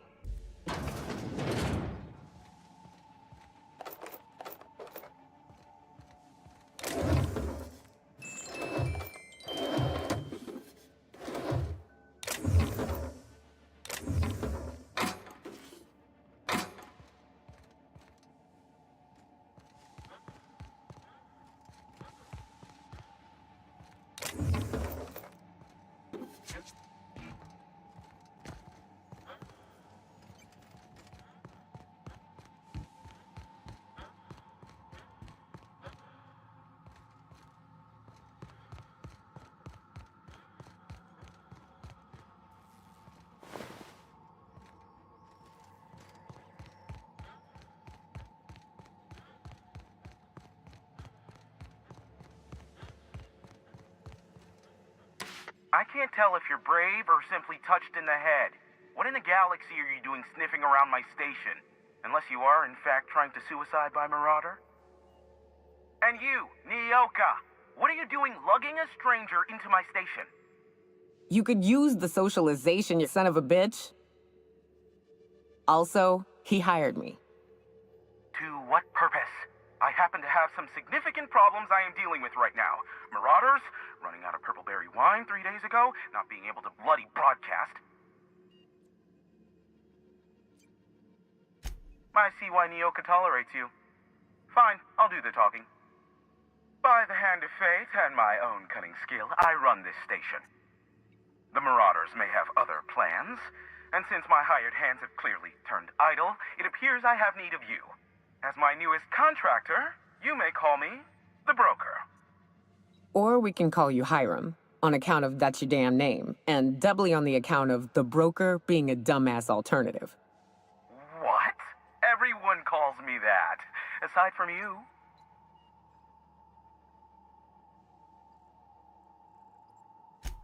You're here, and you're armed, aren't you?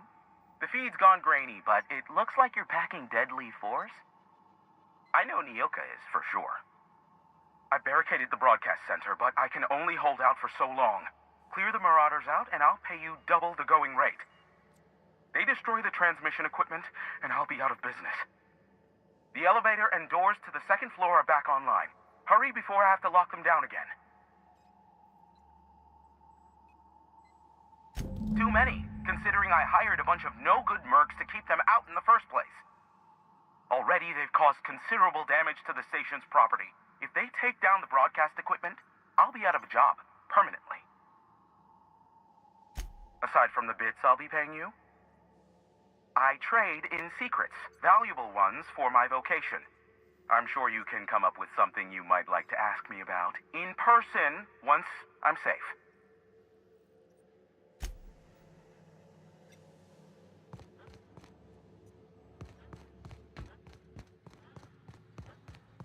Hey, elevators to your right. Get ready.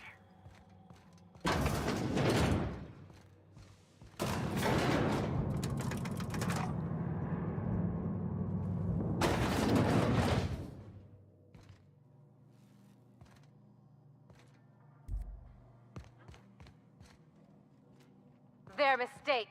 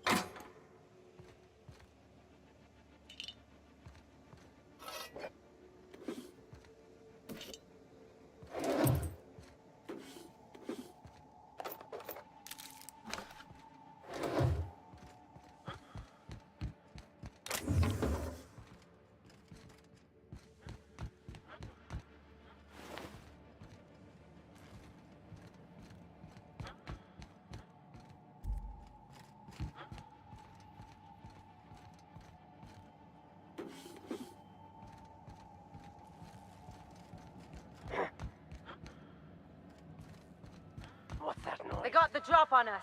You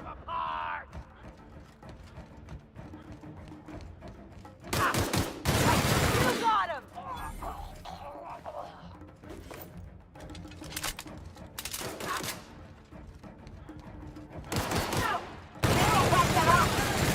That's the last of them, I think.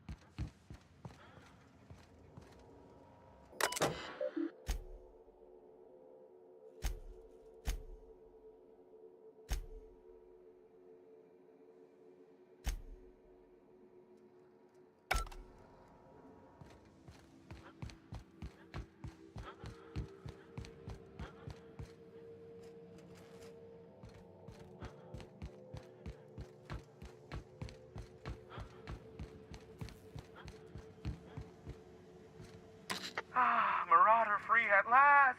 I'll get the door. You hurry on in.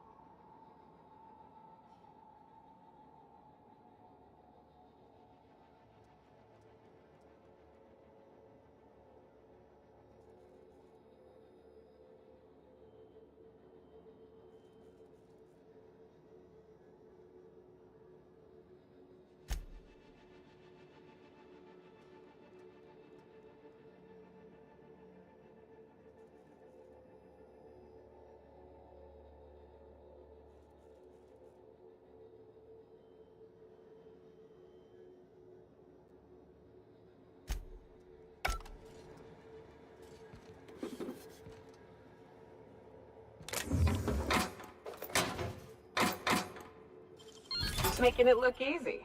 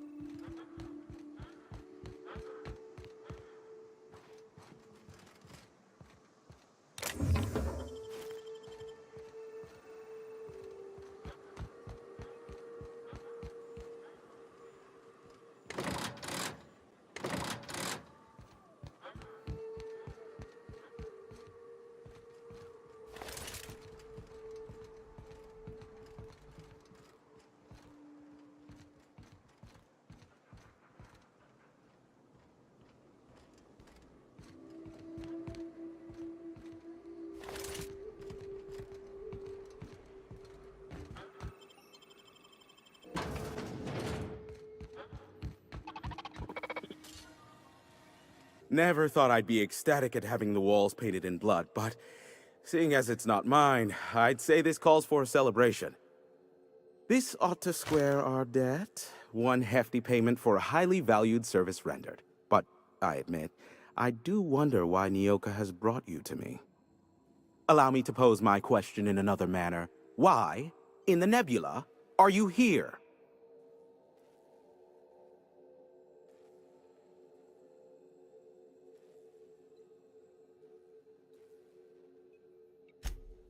Oh, great.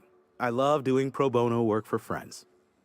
Aw, you called us friends. I'd normally entertain your self-aggrandizing delusions, but this time it's important. Important to you is not the same as important to me. Although I do recognize that you may have earned some goodwill during your months laboring for me.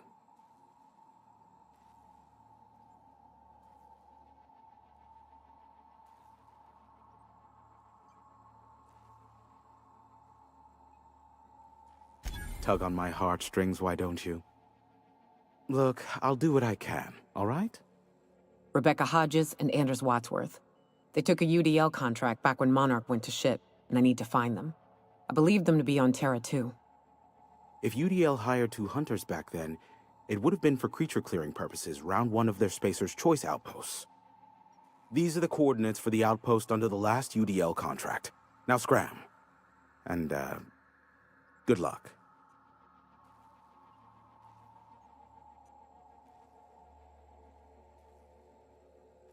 Is that a trick question? Because to answer it, you'd need to pay me.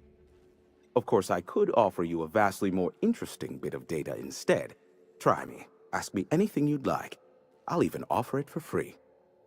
We'll call it an exchange, since you killed the Marauders for me. Ask me what you will.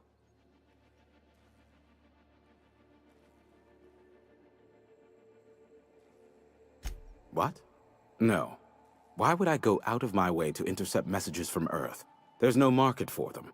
No buyer means it's not worth my time. Now, if you wanted me to intercept a certain one, that might be worth it for the right price. Not much, admittedly. Phineas has been in hiding for the past 35 years.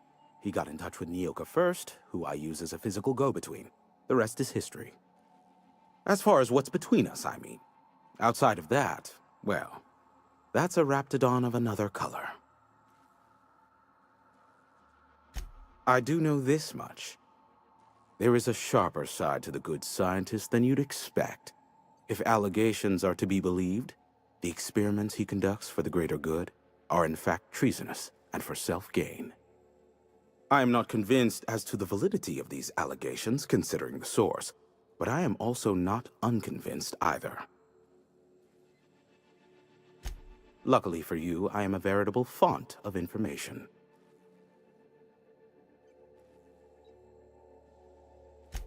They are a curious lot. Insufferable. And short-sighted, too. What else do you wish to know?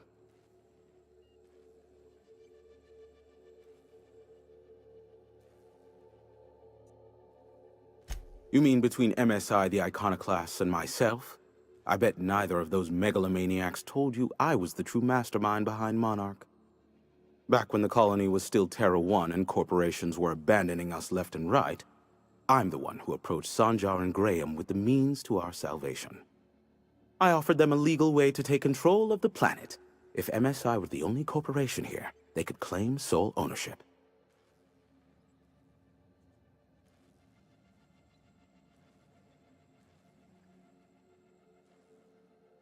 Precisely. The other corporations were fleeing because of the hazard clause declaring Terra 1 uninhabitable. But MSI had lagged behind, giving Sanjar and Graham an opportunity. Take over MSI, stay here while the other corps left, take over the planet. Precisely. Without me, they never would have done more than play Revolution in hushed whispers over scuzzy kale ales in the tavern. Thus, the bargain was struck. They could run MSI while I would operate Devil's Peak Station. Unfortunately, relations have soured over time. Competing ideologies. Graham believes Sanjar has become corrupted by the corporate lifestyle, that he is now similar to the original corporate executives they sought to reform. And Sanjar has learned the hard way that Graham is quite morally gray.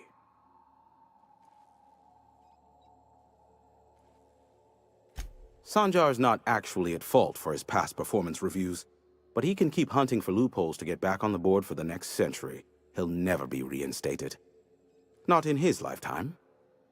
For Nebula's sake, even with the loophole I gave him, he's only in charge of MSI because every other exec died during the massacre at Amber Heights. I gave Sanjar and Graham legal information that would allow MSI to own Terra 1, once the other corporations had abandoned the planet. The execs had their concerns, but before the matter could be resolved, pirates raided their homes in the night. Some say Graham suffers from nightmares that leave him sweat-drenched and screaming. I would assume it stems from the friends and family he lost in Amber Heights all those years ago. Luckily for you, I am a veritable font of information. There are so many members. Do specify.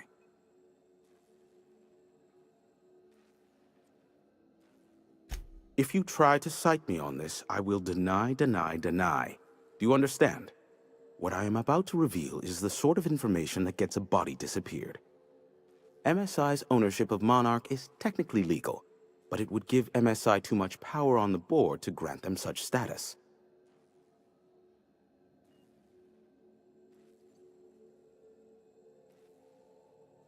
Exactly. But you didn't hear so much as a whisper of such from me.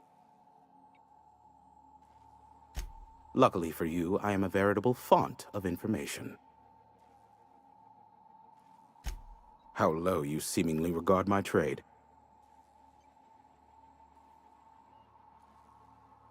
I may have a secret for you, for the right exchange. How low you seemingly regard my trade. I knew it was only a matter of time before he came a-knocking. Look, I might be late, but I fulfill my contracts, always. Oh, you do you? I have lost track of the number of beers you owe me for chasing raptidons off your stoop. Careful, I know that line. I use it all the time. I take offense to that. Look, okay. Just, it might take me a while this time.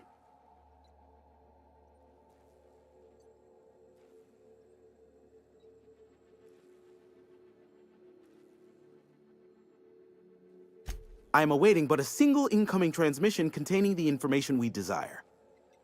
But MSI and the Iconoclasts are clogging the airwaves from Stellar Bay and Amber Heights. In their war against each other, they're scrambling each other's outgoing transmissions. Luckily, however, the Iconoclasts have now gone silent. You wouldn't know anything about that, would you?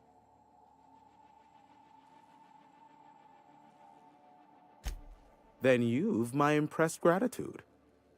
Still, we need to get MSI off the airwaves. I will leave the means to that particular end under your discretion.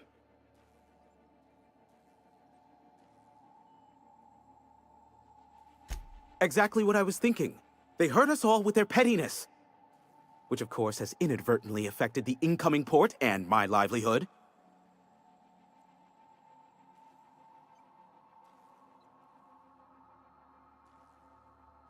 No, they're jamming the limited frequencies we have at our disposal. Nothing extraplanetary can get in or out until the frequency pollution thins out. The safest bet is to convince Sanjar and MSI to stop transmitting on their end. My former partner, Sanjar, transmits from his office in MSI's headquarters in the center of town. Don't let him try to fool you. While his messages might seem like gibberish, they are in reality coded business orders to off-world companies.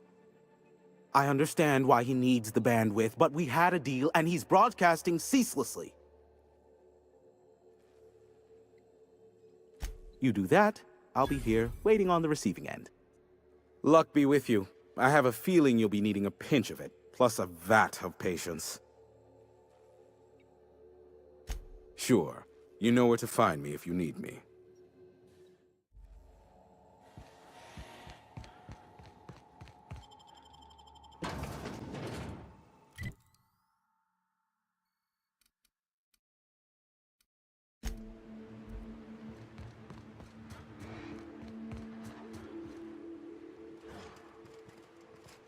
Food poisoning is one of the leading causes of death in Halcyon. Not surprising when you see these places from the inside.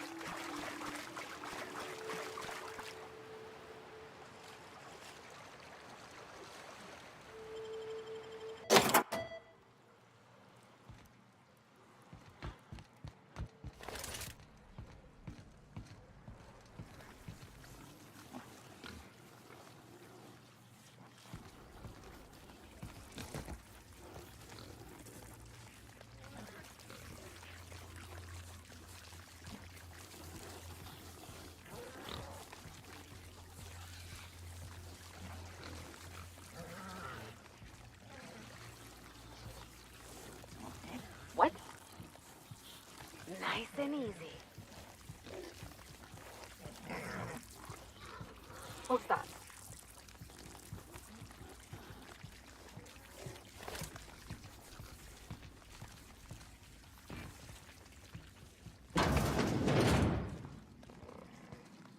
Mind playing tricks on me.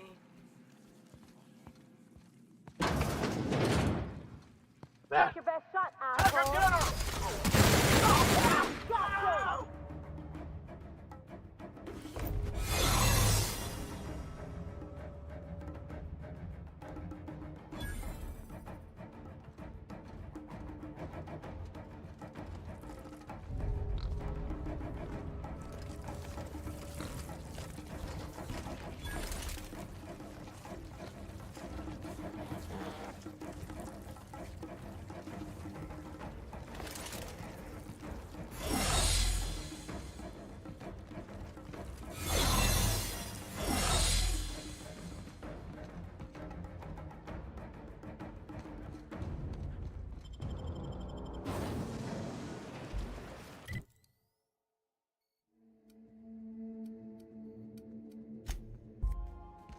Crew members Ellie and Max are engaged in a heated discussion in the kitchen.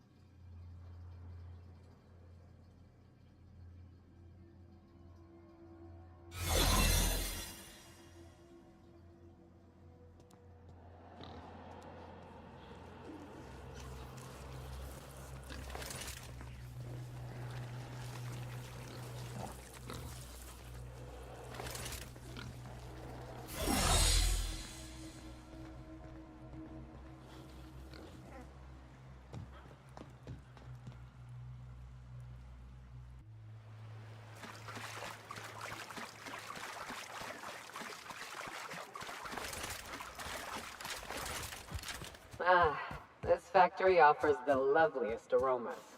Like if you cooked forest over a sulfur pit. Ah, you must be a part of the new line shift. Don't tell me you lost your key card already. A lost card's worth 2 infractions, you know.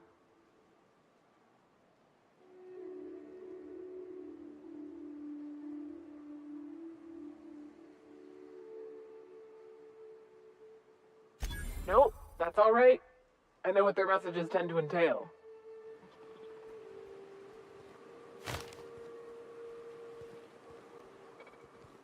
Head on in.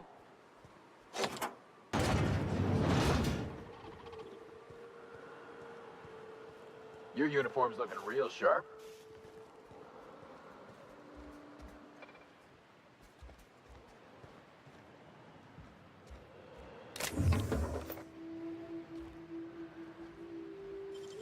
If they didn't want to tempt us, why'd they lock it up?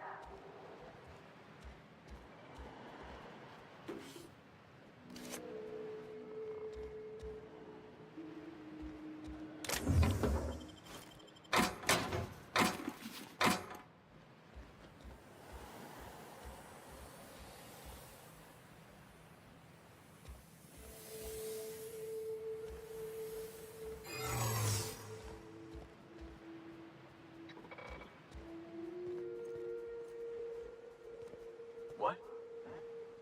Just where do you think you're sneaking to? Production line is that away, you worthless gadabout?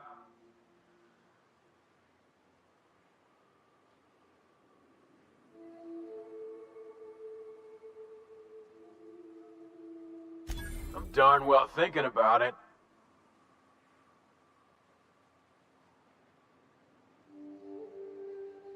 You do make a convincing argument. Fine. I'll let it slide. But just this once, mind you.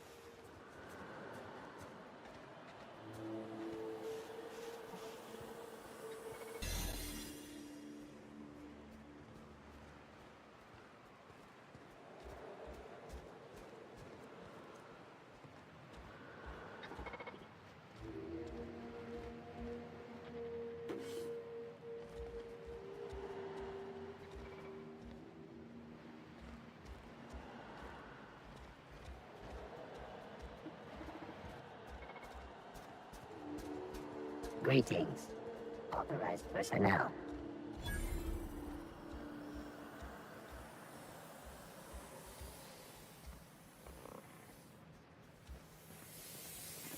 If we sneeze, what do you think you're doing? Sorry for the misunderstanding.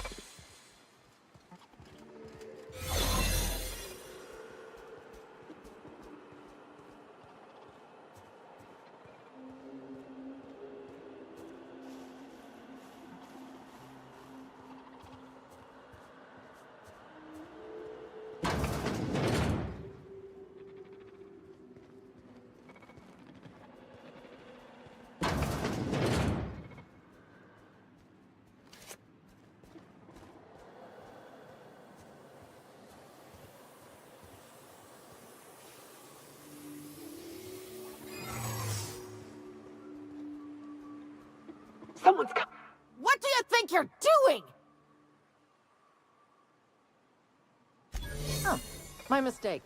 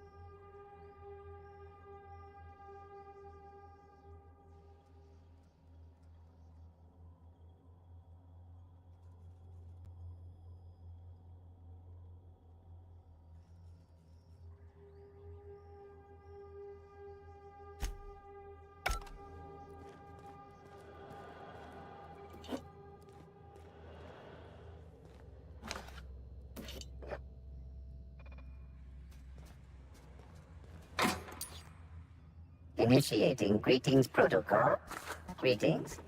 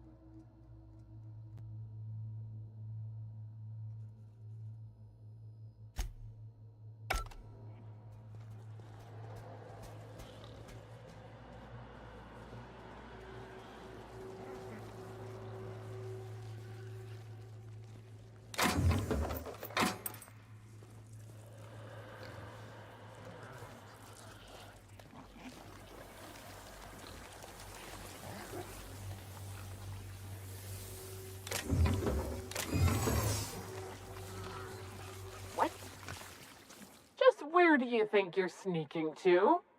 Production line is that away, you worthless gadabout.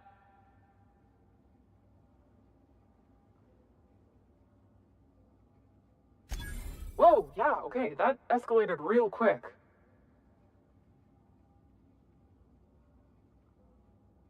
And I'm just doing my duty, you know? But, maybe I look the other way this time.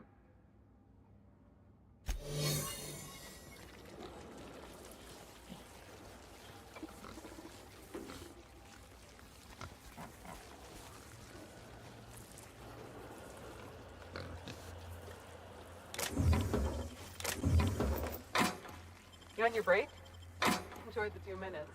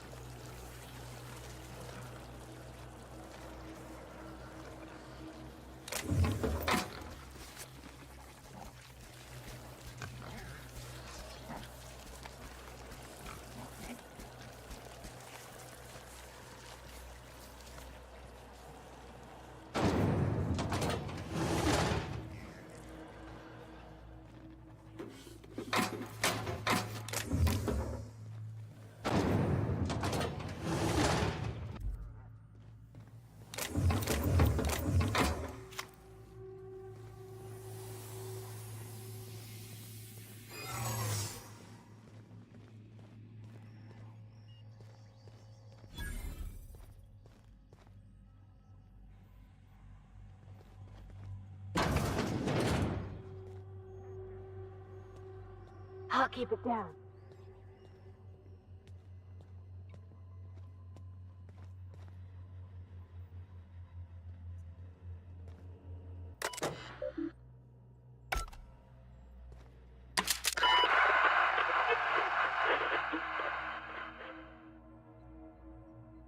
Huh?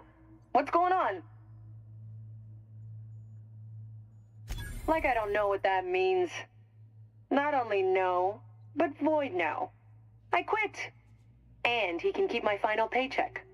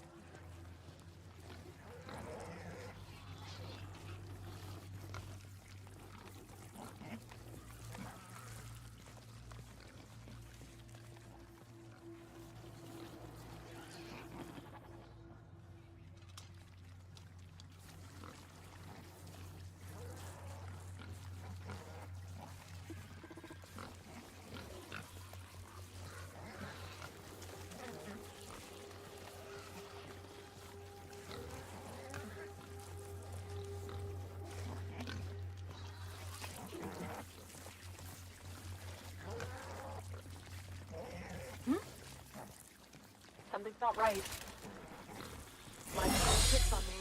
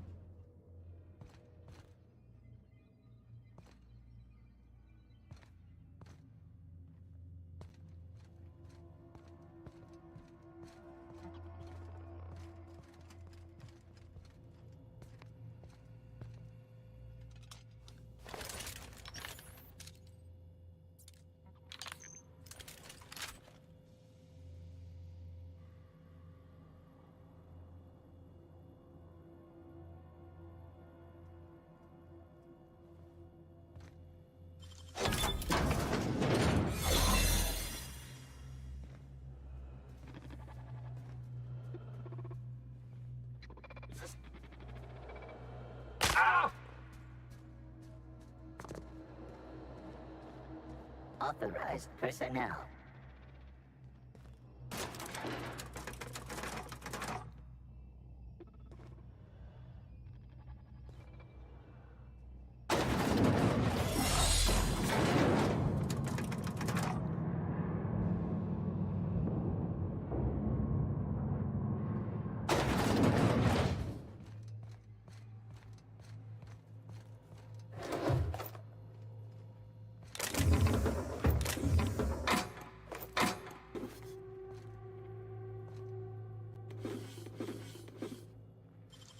Damn, got some nimble fingers, Captain.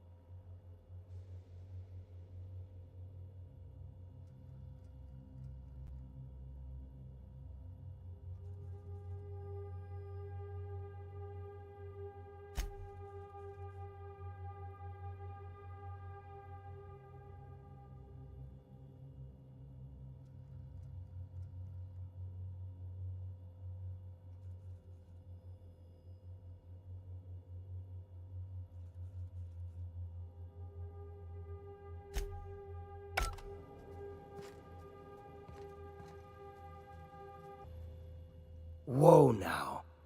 And just what do you figure you're doing up here? These are my private quarters, friend. I don't allow tours up here. I don't allow tours ever on deeper consideration.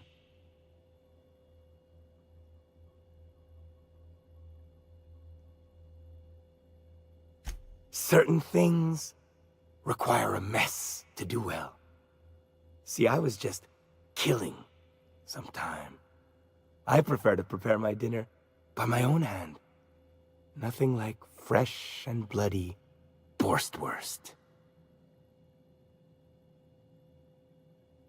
I do own a factory known for specializing in the canning of Borstwurst. On occasion, I like to imbibe other parts of the cysty pig. Did you fancy me a cannibal? Perish the thought.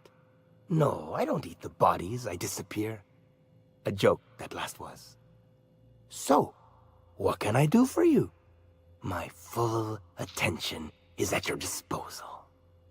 I kinda liked it when his attention was elsewhere. While I approve of your associate's cautious nature, I still teeter on the verge of losing my patience. Let us move forward with the present proceedings. Indeed it is. Did you partake of the experiment? I would like to hear your assessment of the quality of each sample, if so. Don't wait so long the meat rots. Then I won't be able to trust your answers.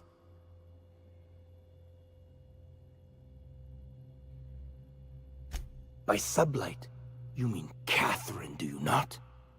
That greedy, star-crossed sow. Listen, friend. The Borst King of Monarch does not negotiate with coveters. How about you bring me Catherine's severed head, and I will gift you a lifetime supply of Borst.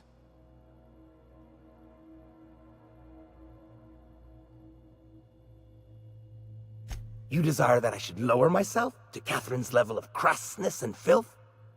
I cannot fathom how that would cotton myself. The king built this golden monopoly brick by brick from the rubble when the corpse abandoned Monarch.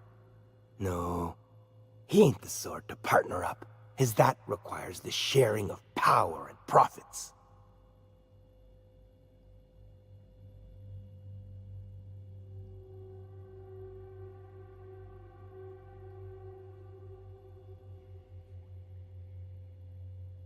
You think to blackmail me?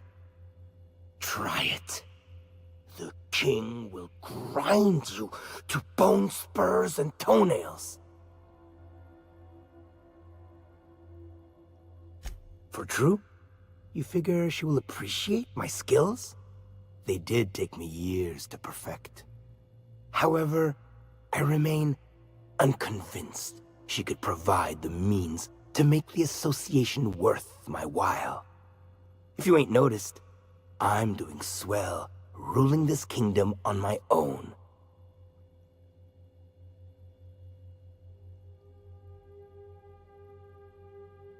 I do admire a properly ruthless individual. If it will keep that sublight sow off my back, then it's an undoubtedly worthwhile pursuit. The king is interested. John Hancock me on the dotted line, friend. I will even give her a cut of the profits, requiring she keeps clear of my short hairs.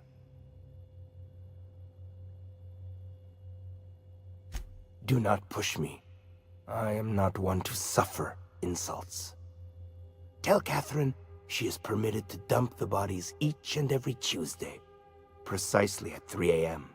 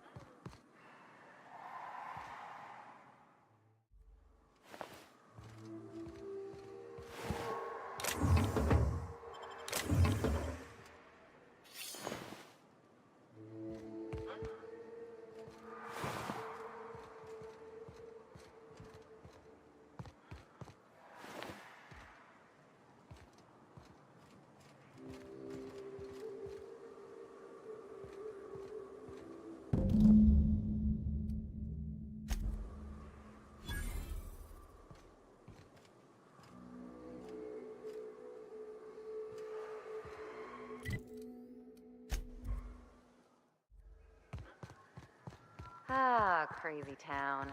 Never change.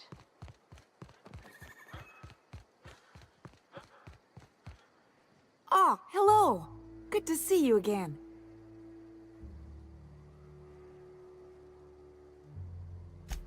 Oh, she's such a gem. She gambles with me whenever I've got time to stop through Fallbrook. Ooh, I bet she's hiding. Does that when she owes people money. Ought to leave her be, though, if she doesn't want to be found.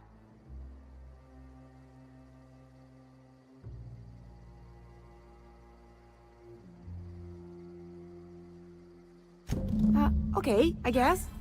She's got a secret base in the middle of nowhere. I'll mark it on your map.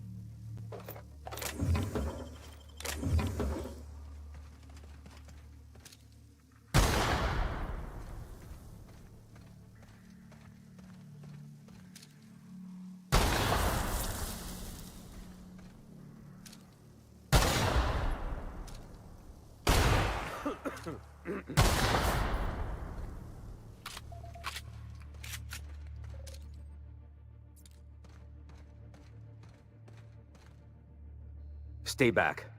I may be wounded, but I'm still armed. How'd you get past my traps anyway?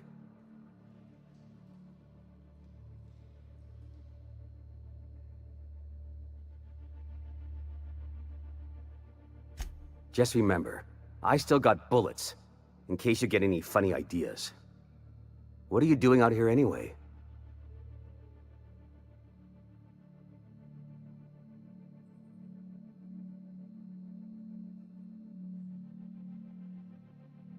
That feels a mite better. Wish I had something to give you, but I gnawed through my last Spratwurst an hour ago. Cave like this makes a handy place to store goods or hide out for a spell. And the traps usually keep gawkers out. Catherine had us making drops for some big-shot client out here. And before you ask, I don't know who they are. Or were. The whole point of making drops in the middle of nowhere was to keep their identity and whereabouts a secret.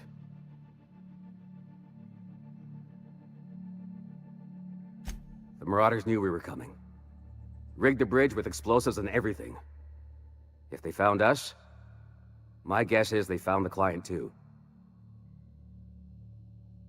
Last I saw, they were heading back up the hill.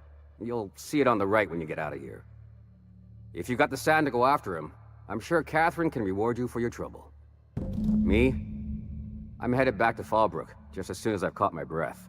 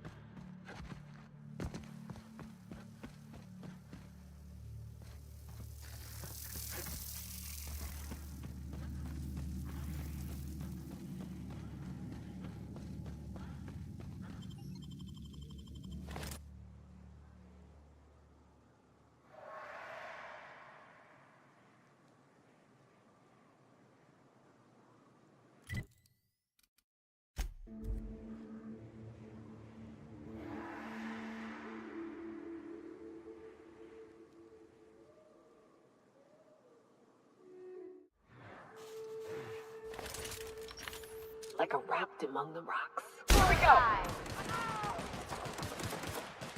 Hey! Get up! Down they go! Libations on me, folks! Please, you don't have to do this. Just let us down from here. The humidity is really uncomfortable.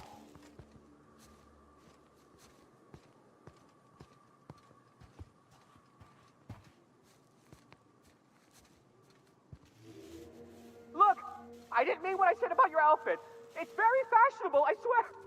Whoa, I'd pay to see that again.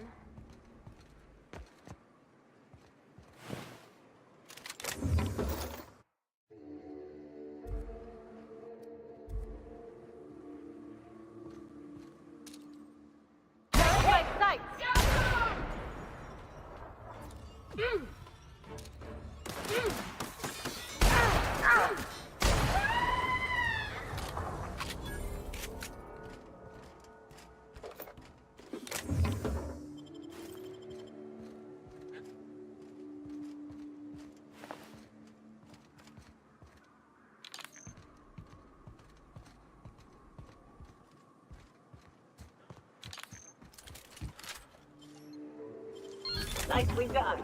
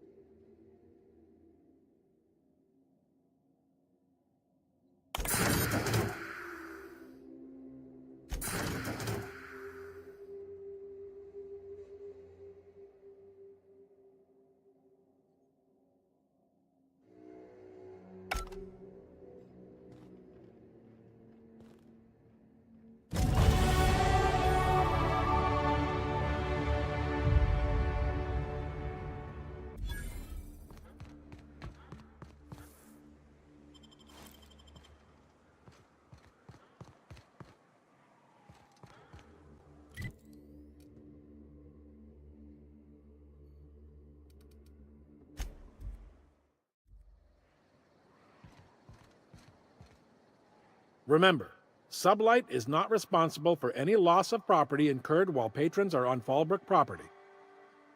I am here to anticipate and facilitate your needs, patron.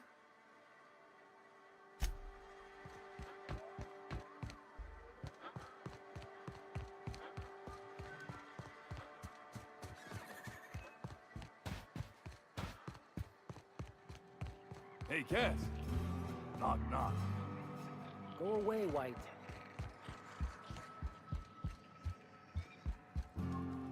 How's Clive? I do hope you gave him my regards. Oh, this ought to be good. What does he mean to offer in exchange for his no-account life?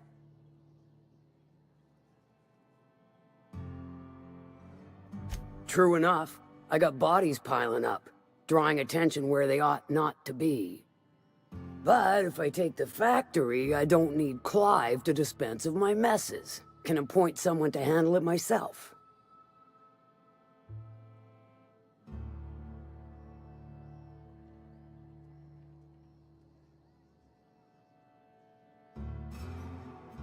Well, how was I to know? Shit, who'd he work for before he took the factory? Nah, forget it. I'll ask him when we shake on the terms of our arrangement. Reckon I owe you a finder's fee. Don't spend it all in one place. Unless it's here. I'll presume you mean Arthur. The one you sent scurrying back like a sprat with his tail cut off? Reckon I'm happy he's alive. I'd be happier if the marauders who botched my drop were dead.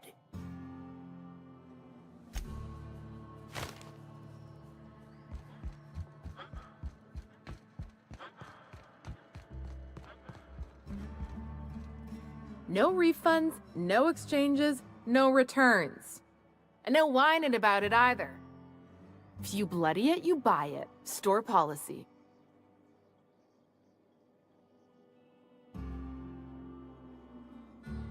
Yeah, and? Do I look like the city planner? I wasn't exactly consulted on the blueprints when Catherine started building out Fallbrook. But now... we got smugglers, outlaws... Take it you're one of them yourself. Well, if you don't learn nothing else about Fallbrook, rest assured on this much.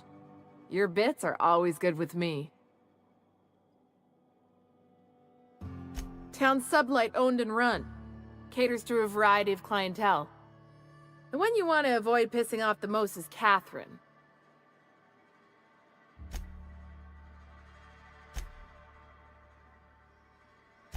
Being too shrewd can be dangerous around Fallbrook.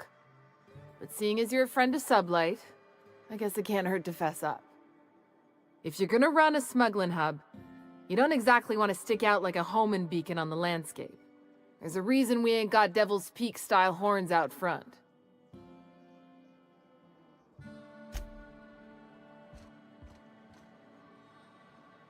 Hungry? I'm famished myself. No rubbernecking. Make a buy or move on.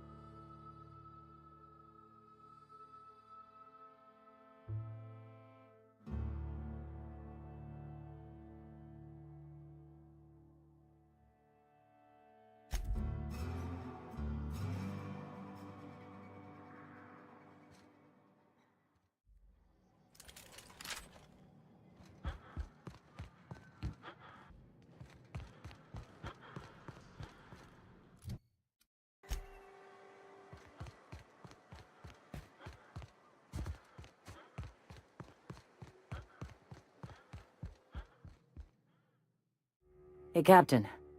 I need your help, and we ought to keep it hush-hush. You know about what happened here, right? The history of Amber Heights? You're talking about the massacre. Back when the corps were pulling out, pirates raided the place and killed the MSI bigwigs living here. Right. Common belief is that the pirates fled to an old relay station that had already been abandoned, but nobody could find them. The station's locked up, but one of my people found an old data cartridge in a nearby rat nest. It's mostly corrupted, but I pulled a couple codes off of it. One is the code to the Amber Heights gate. I don't recognize the other, but it's similar. I bet it opens a door.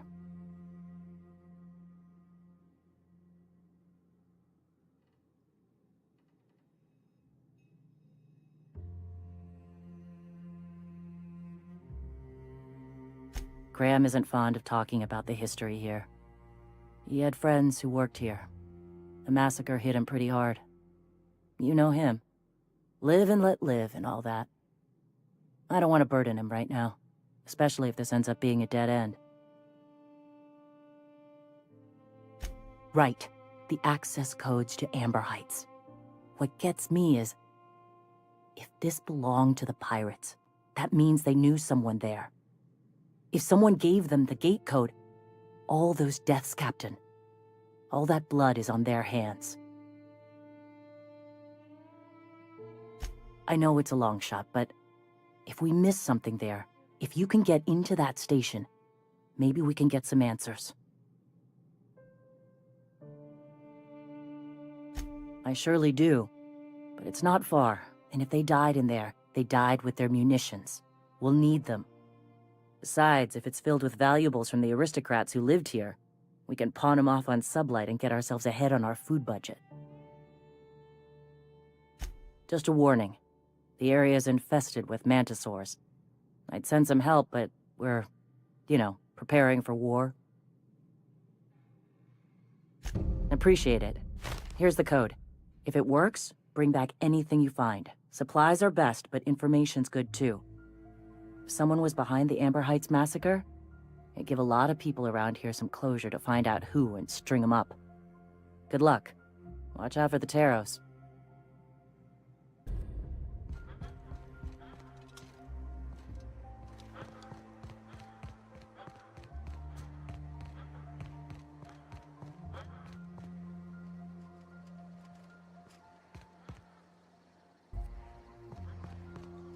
Hey, thanks again for helping out. What can I do you for?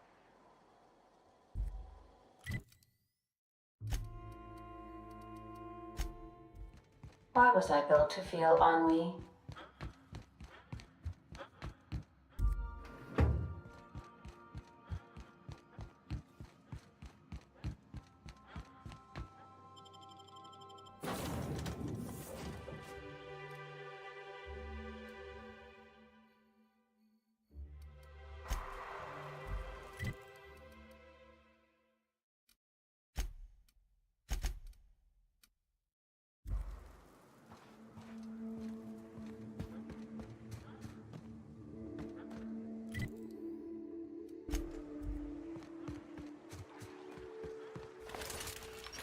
They'll never see us. Here we go!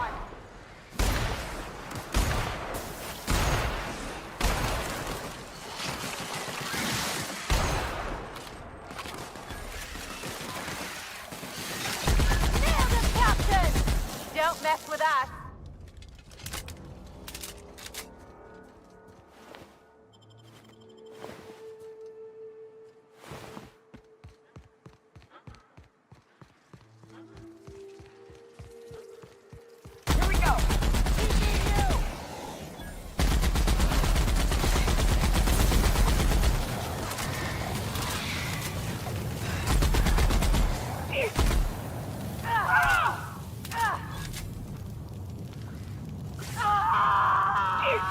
That's the last of them.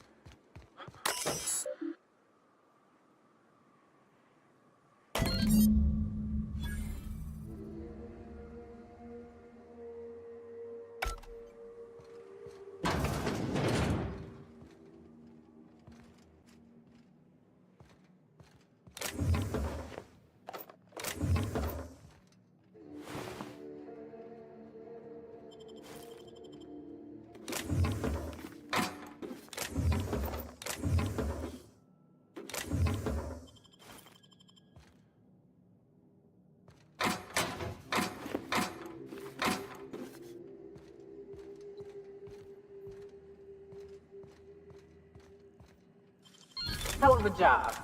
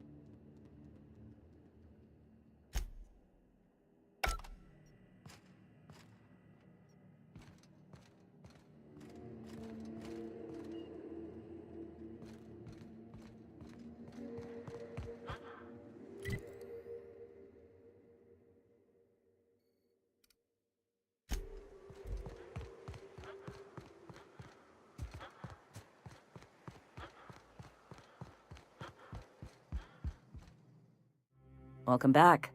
You find anything out there? Let's see. These are old. Looks like correspondences between the pirates. Some bits here, some there, some... Wait. This one's got the Amber Heights gate code on it. Just like the one I found earlier. And here's... a letter. Wait, this is from Graham. Oh, of all the... Captain. He gave them the gate codes.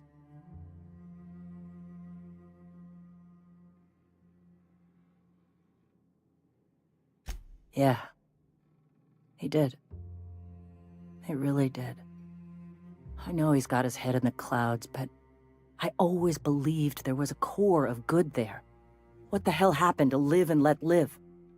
Thank you for bringing this back, but I need some time. I gotta think. I'll let you know if I figure something out. Go take a walk, Captain. I'll find you once my head's on straight.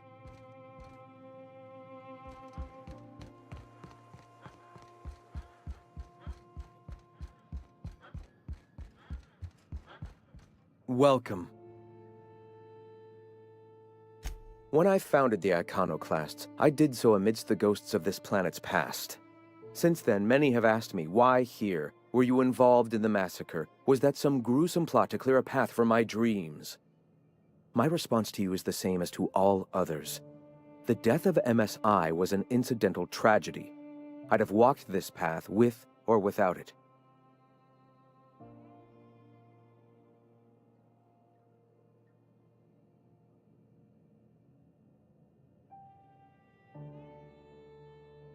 I did no such thing.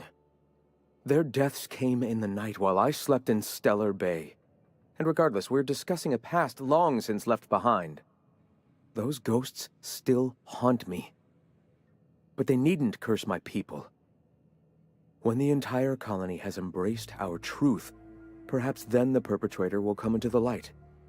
Until then, it does us no good to dwell on past mistakes.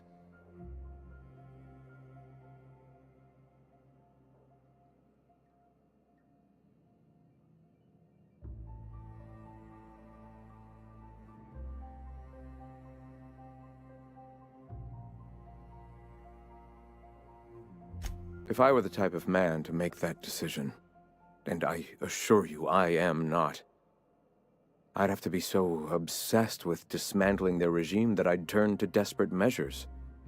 I have since learned that their mistakes will end them in time, and that we will persevere where they do not. But back then, suffocating under that oppressive culture, I can understand a lesser man than myself making a terrible, ghastly mistake.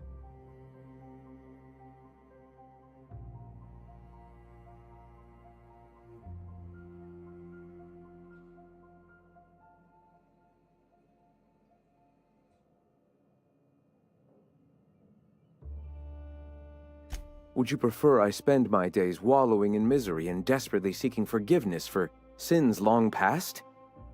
I have people to lead, a home to keep.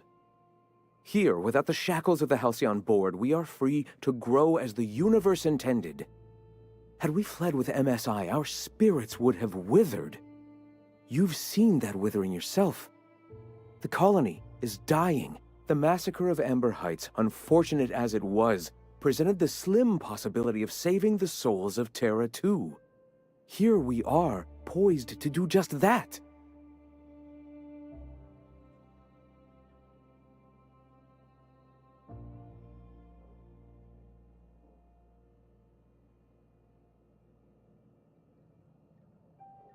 Exactly. Though his methods were abhorrent, the man behind that grisly day was at least trying to do some good for once. But let this not distract us from our goal. Halcyon dies even as we discuss its salvation. For now, our sights must remain on spreading our message. Let us speak no more of this. Welcome.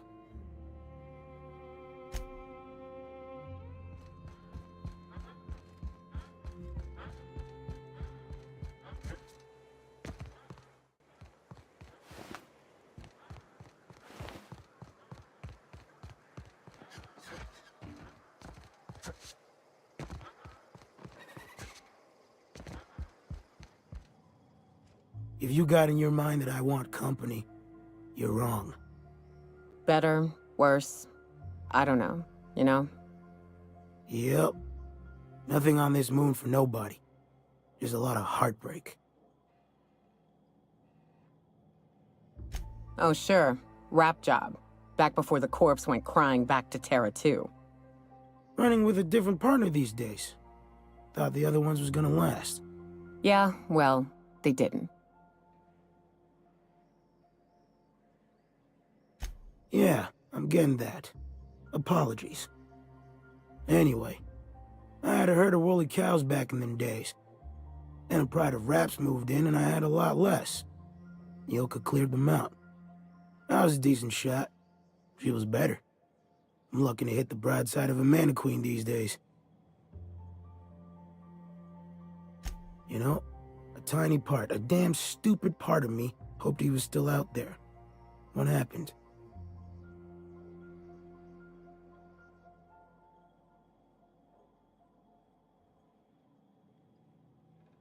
Damn.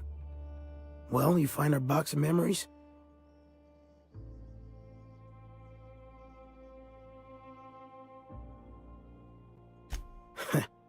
Well, ain't you clever? Fine. I was supposed to pick him up that night. Thing is, another offer came along. Bit more lucrative.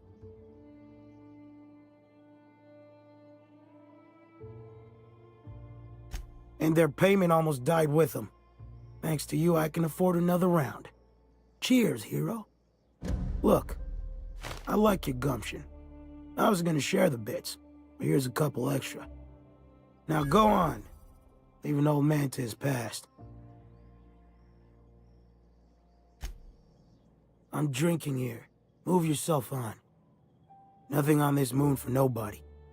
Just a lot of heartbreak.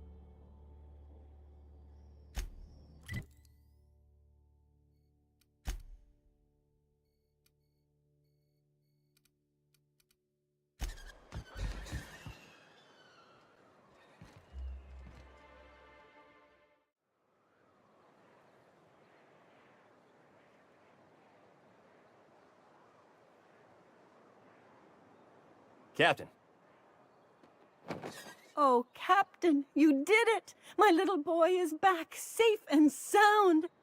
Tell the Captain how grateful we are, Tuk-Tuk. Mama, I told you that I'm not staying.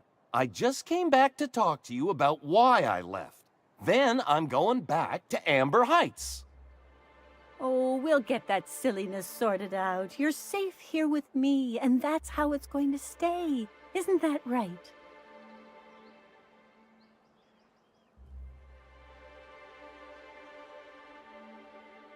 There's nothing to work out. My baby's back home, and that's all there is to say on the matter. No, Mama, I have plenty to say about this, but that's between us. Now you promised the captain a reward, so settle up. Then you and me can have a long talk. Here, kind stranger. This is every bit I've scrimped and scraped for years to save. But it's more than worth it to have my Tuk-Tuk home safe again. My boy says he'll only stay a few days before returning to Amber Heights. Can't you speak to him for me? Don't drag other people into this, Mama. I'm a grown man and an iconoclast. It's time for me to make my own path in life.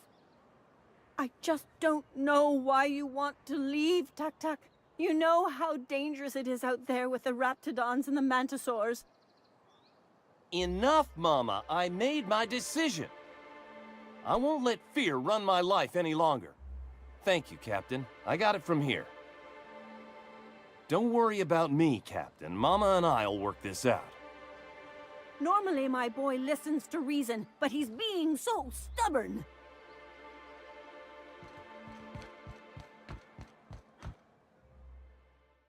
You look like a man who's looking for some mostly fresh animal parts? He'll probably be wanting it back. You see any sign of him? Funny place to leave a journal. But what about Mr. Pickett?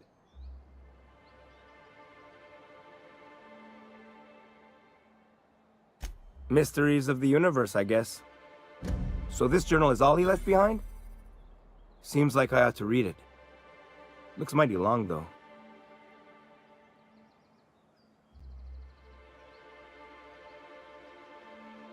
I bet she'll like that. She's real enthusiastic about all sorts of monsters. In any case, I appreciate you tracking down Mr. Pickett for me. Here's some bits for your trouble. Like what?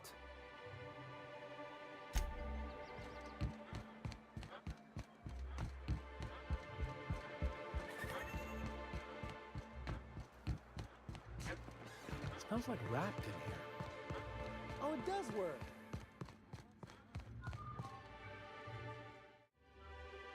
I'd give you a friendlier welcome, but I'm up to my elbows in salt tuna guts. That he's got his load on and I'm stuck covering his shift? That's... wow. I sure feel like an ass now.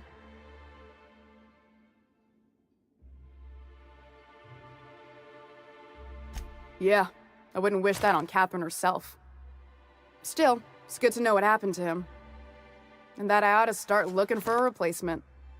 Something else on your mind?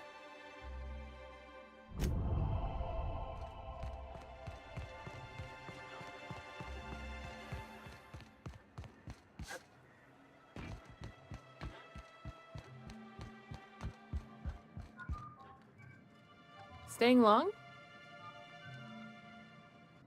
Well, see you've had a sobering effect on our friend Nyoka. Sir, please stop. Forgive me, Celia. I couldn't help myself. Anyway, what can I do for you?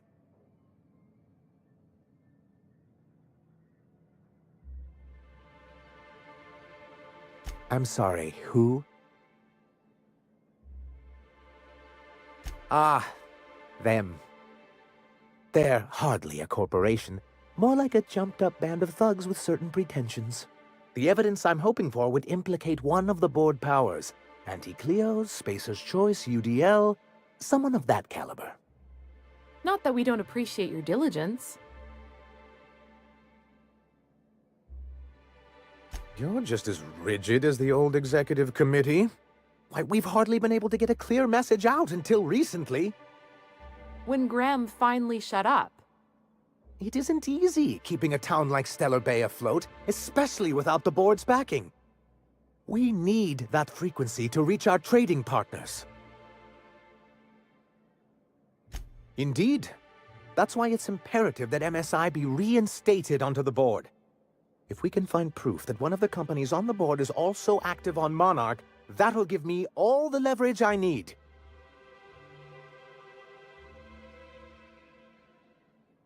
I knew you'd understand. Excellent timing on your part. I worked my fingers to nubs, but I've finally completed the Bolt 52 form. I dare say it will be my second greatest achievement after the reformations.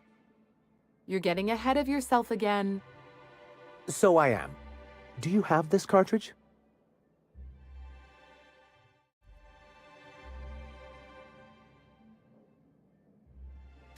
I'm working on a plan to reorganize the board. Slowly, peacefully, and with meticulous documentation. I don't know what you think you're gonna accomplish. I'd just as soon reorganize it into itty-bitty pieces with a really big gun, but you just keep being you. You can't build anything that way. What's the point?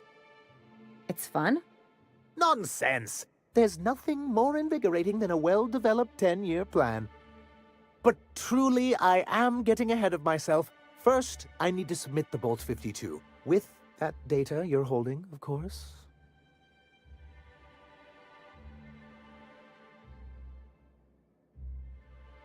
That seems unnecessarily complicated. It's actually very funny, sir. Now I'm confused. Do you have evidence against UDL or not? I knew there was something going on. This is exactly the proof we need. The board will have to welcome us back now. I'll transmit this data along with the completed Bolt 52 right away. After that, we'll sit back and quietly wait for the board to respond. That means no more broadcasts from us.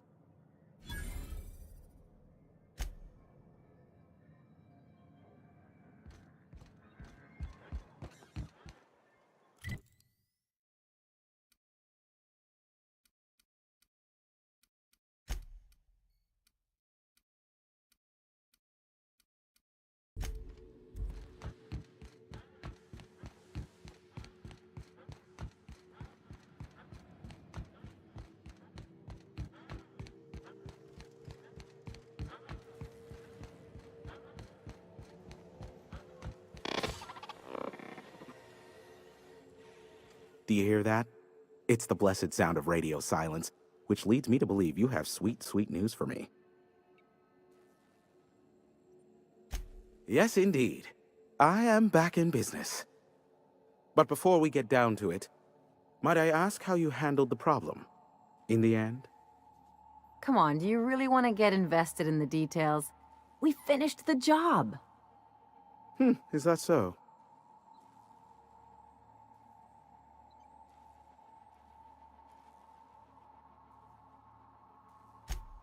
Oh, I believe it will, but the price I pay won't be to you. No, we've a bigger deal to settle.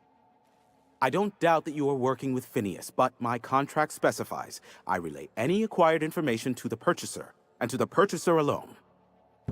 However, to send the data, I will need your assistance in cycling the antenna's receiver, so I can input the needed adjustments.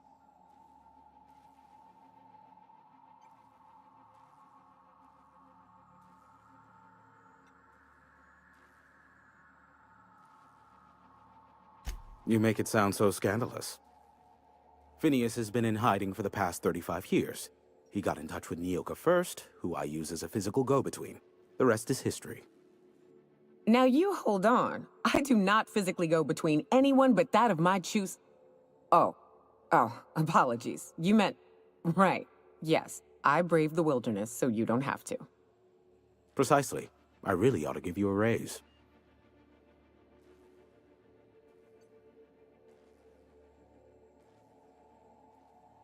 Ugh, don't be ridiculous. We're resetting a broadcast tower, not filing taxes.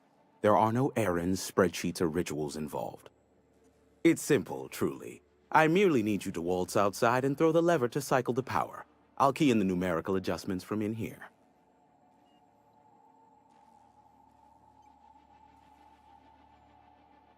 Eternal, no. What is wrong with you? Who would ever design something like that? However, you're welcome to brew me a Rizzo Insta-Coffee from the staff kitchen on your way back. Just step outside, flip the switch, depart forever. Understood? Good. Marvelous. We're in agreement. This is why I stopped helping out around here, you know. It's always throw this lever, shoot that marauder, save my life. Just one thing after another with you. I'm starting to see why you don't get much company out here.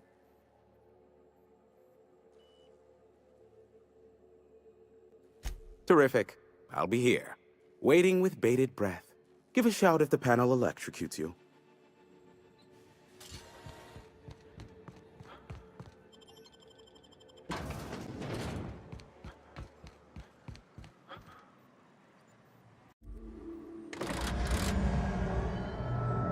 Testing 1, 2, check, check. Sweet stars. But that is a beautiful sound. Can you hear me? We are a go for broadcast. Oh, and I also dispatched Phineas his data. Impatient prick. Worse, I'm now indebted to him for it. Now I'll kindly thank you to get out of my tower.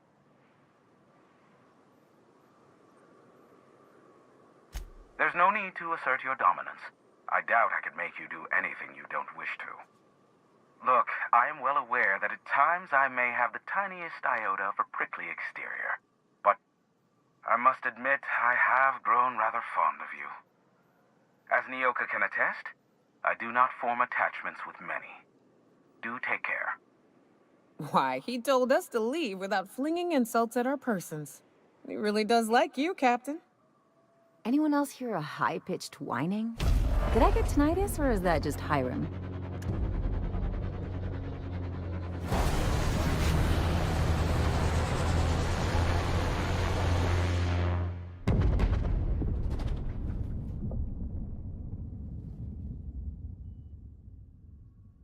Black holes! Did you see that?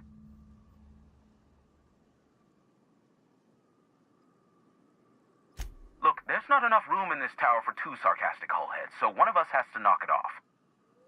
Right. I reckon we both know who that'll fall to. Oh well, a pity for the crew, but I can't see how it affects me. Hiram? Can you hear me? Did you see that? Architect, save me from swindlers and fools. Sanjar, what are you bloody doing on my channel? Did MSI or did MSI not cease broadcasting? Yes, but... Hiram, are you there?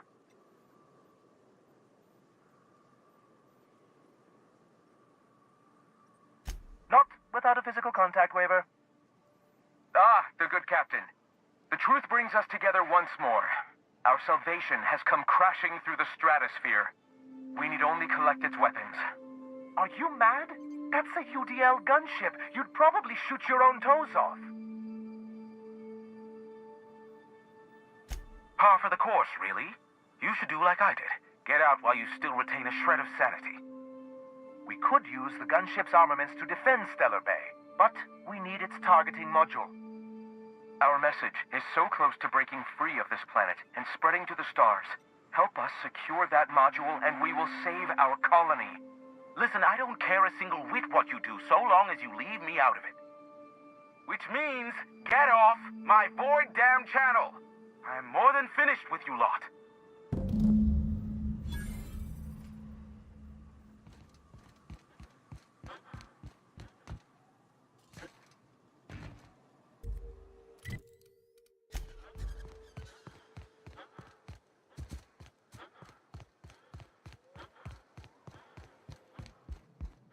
Go take a walk, Captain.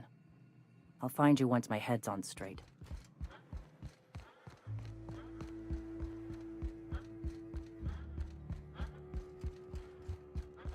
The gunship. Have you secured its targeting module?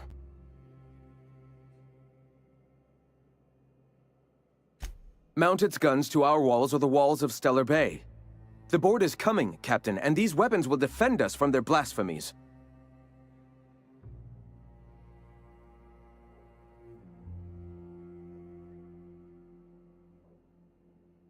Why wouldn't they? As we speak, our message assaults their populace through their favorite entertainment mediums. Surely their retaliation will come soon.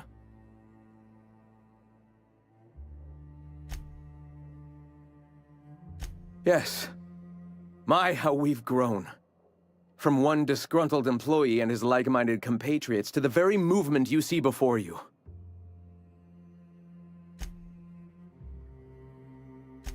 I have faith in my people, Captain.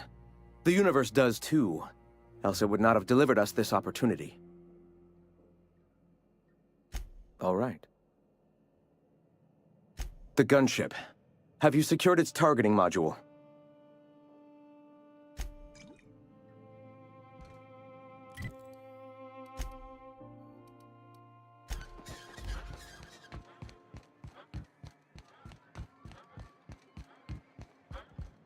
If the iconoclasts reach that ship first, there won't be any chance for a peaceful monarch. I don't suppose you've found the targeting module yet. I've sent patrols, but they're running into trouble with the iconoclasts.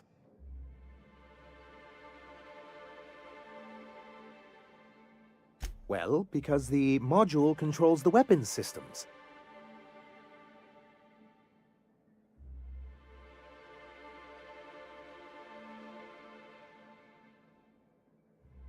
Because once we mount them on Stellar Bay's walls, no Marauder or Raptidon will ever be a threat to us again.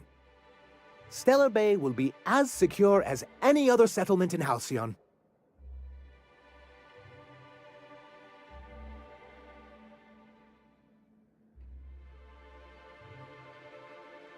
The board's own Salvage and Recovery Clause 32B would say differently. And they won't dare challenge us over this. Not after the data you found on their experiments here.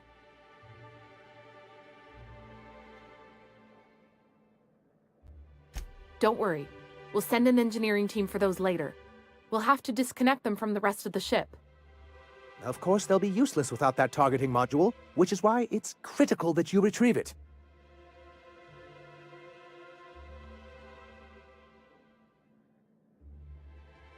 Well, surely you don't mean that. I thought we were in this together, like a team. I'm the dashing mastermind with a head for numbers, and you're my roguish sidekick who always gets the job done. And you're just a little bit smitten with me, but won't admit it.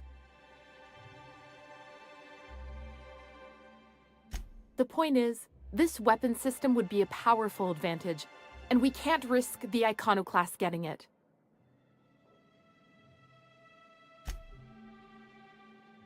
Which is also why we can't let the iconoclasts get them.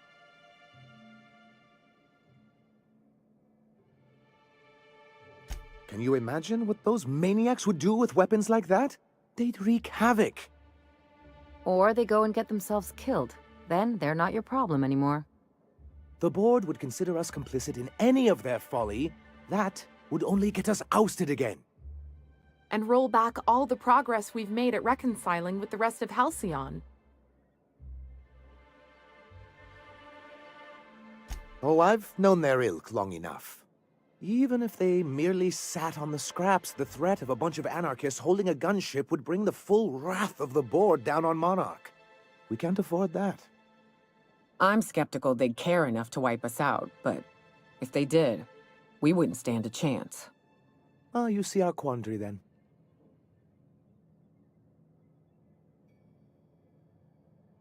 Look, Celia, he's being funny again. I don't think so, sir. Really? Well, I could have sworn... Well, that's not important. What is important is that there's a considerable distance between us and that ship, and most of it is inhabited by Marauders and Raptidons.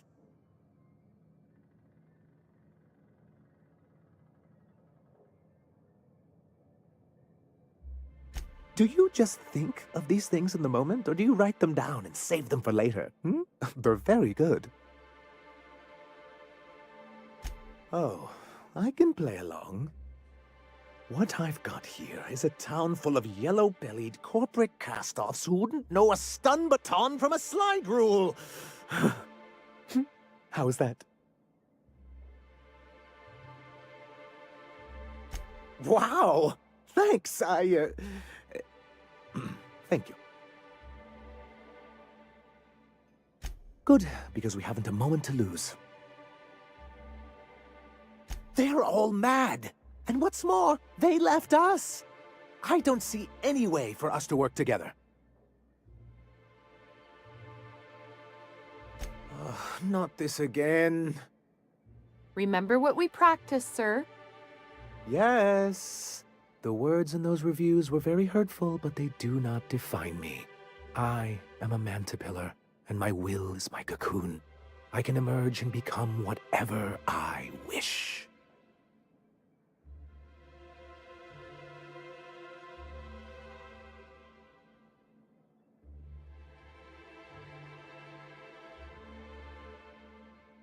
I hadn't thought of it that way. Perhaps you have a point. Supposing you're right, who exactly would you have me work with? The iconoclasts are not the most compromising sorts.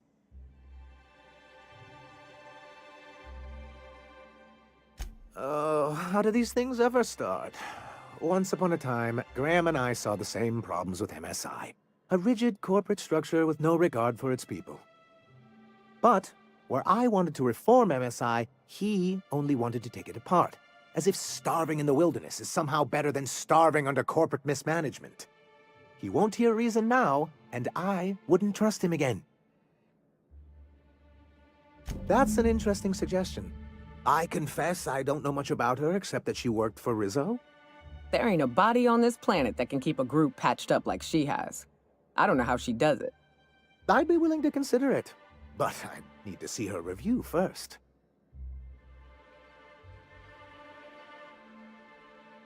One can't be haphazard about these things. Besides, if you think her skills will complement mine, then we should see what those skills are. Very well. I can't promise anything, but let's see what we have here. Well, it seems like she's actually very qualified. If it weren't for her, I'd wager the iconoclast would have died off a while ago. I wasn't expecting to say this, but if you can put her in charge and convince her to agree to a meeting, I'd be willing to discuss terms.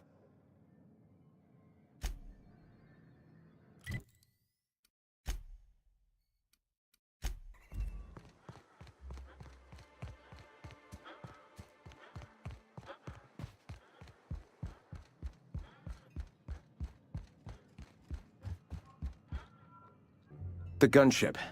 Have you secured its targeting module?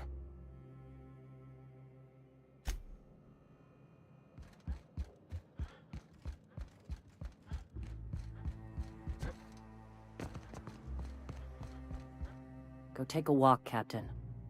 I'll find you once my head's on straight. Go take a walk, Captain. I'll find you.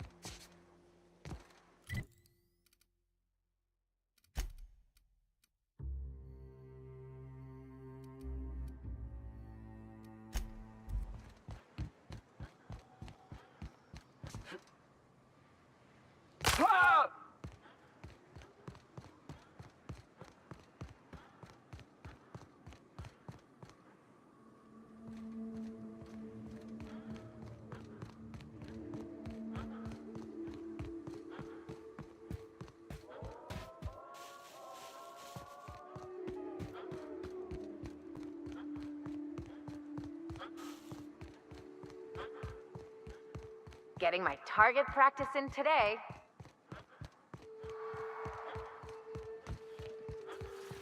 Stay in my sight.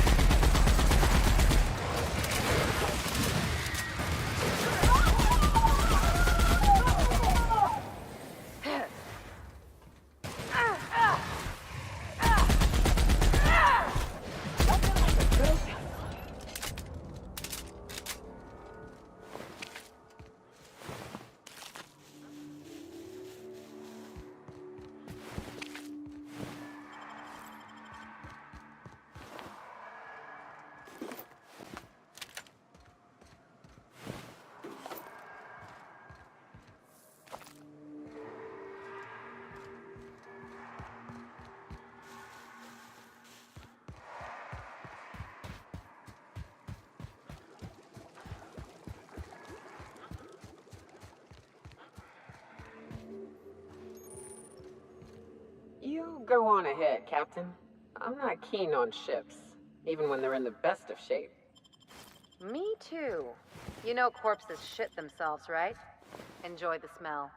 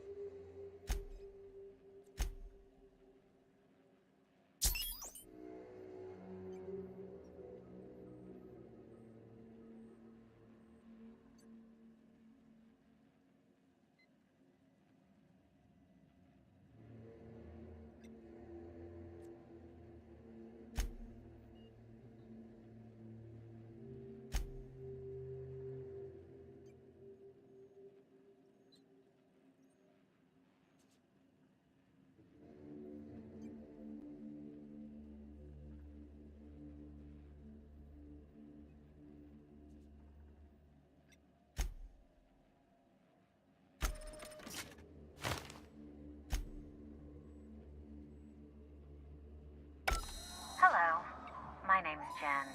I'm the chief engineer on this gunship, and I'd like to let the record show that our captain is a total fucking hullhead.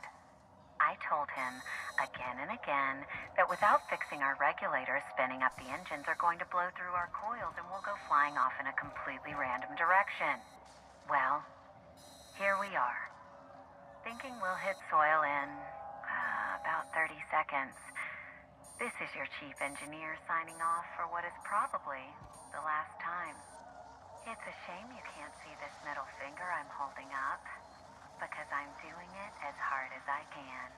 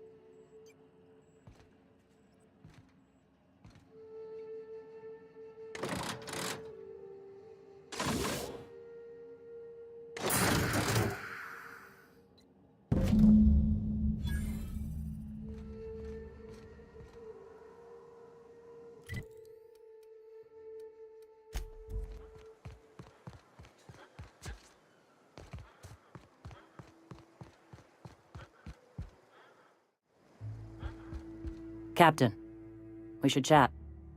Graham's got the right idea, but he isn't the right guy to execute it. I don't even think he's motivated by philosophism anymore. I think he's just guilt-ridden. I can't believe I'm even saying this, but I keep going over and over it in my head, and the only way I see the Iconoclast surviving is we depose him. Yeah. Hell, most of our people listen to me already.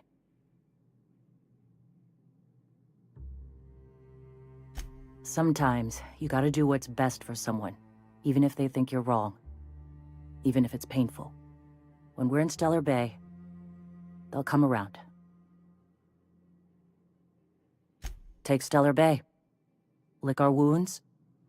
Eventually, figure out how the hell we're going to spread the word to the rest of the colony. I'm going to confront him. Can I count on your support? Okay. Deep breaths. This is what's best, Zora. Time to save Monarch.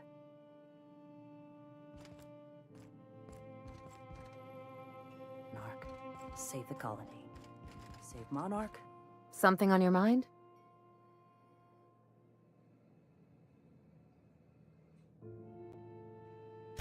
Okay, see you around. I bet you'll like Rebecca.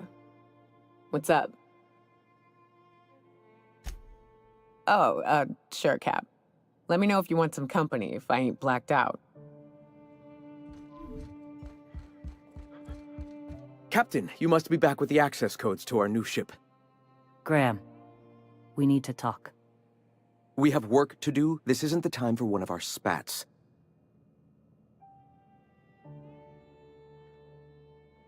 What? Zora? You're running the Iconoclast into the ground, and I don't believe it'll get better after we take Stellar Bay. The troops take orders from me already, and you've brought me as far as you can down the Eternal Path. It's time to step down. The troops? Listen to you. This isn't an army. They aren't soldiers. They're believers. Followers. They pick up a gun because you tell them to, not because they want to. And you, Captain, after all you've done for me, for us, you throw behind this mutinous blasphemer?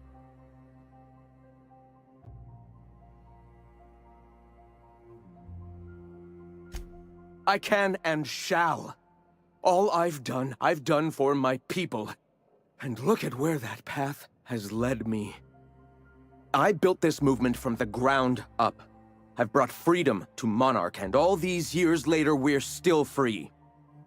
I joined because I believed that you were in it for the Iconoclasts. That you wanted nothing more than to bring freedom to Halcyon. That you were selfless. But I know the truth now, Graham. I know what happened in Amber Heights. You didn't start this movement because you wanted to save us. You wanted to save yourself. No.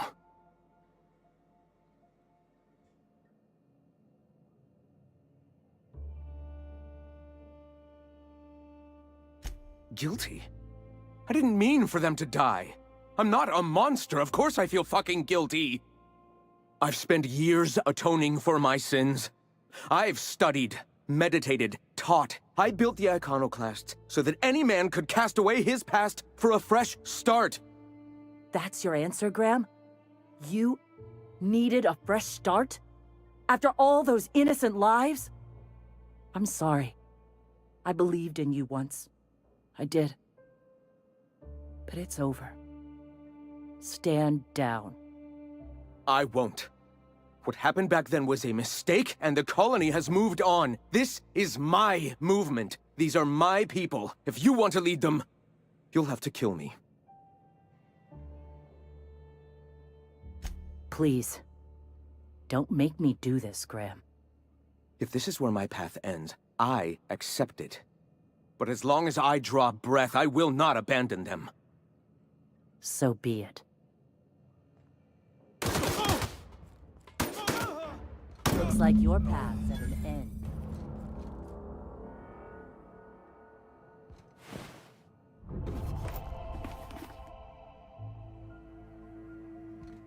Well, Captain, here we are. Killed a lot of people in the name of the Iconoclasts, and it never feels right. But this time, it's especially wrong. You've got the... Void held me. I'll never remember what that thing is called. The device from the ship. Do you have it?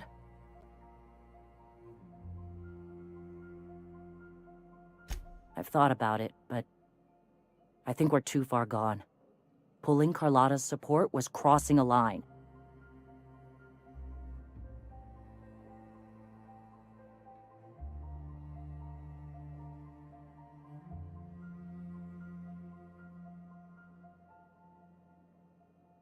You know, Captain, I never thought about that. Maybe he could be taught the eternal truth. Spread the message from within the corporations. All right. If he's willing to talk, I'll give him a chance. Well then. I've got to prepare a few just-in-case measures. But when you're ready, let's meet at the old OSI church outside Stellar Bay. Here we go. Pride aside, this is for our people.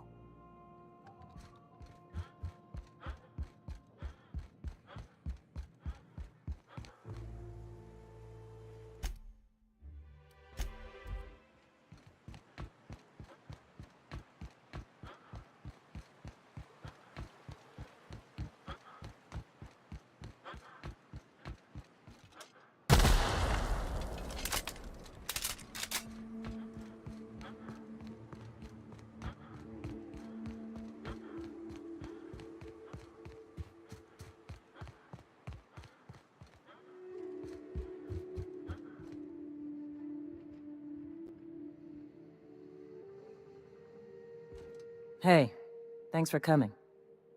I wish I'd had more time to prepare a proper analysis on the costs and benefits of your proposed union, but I suppose we'll have to improvise.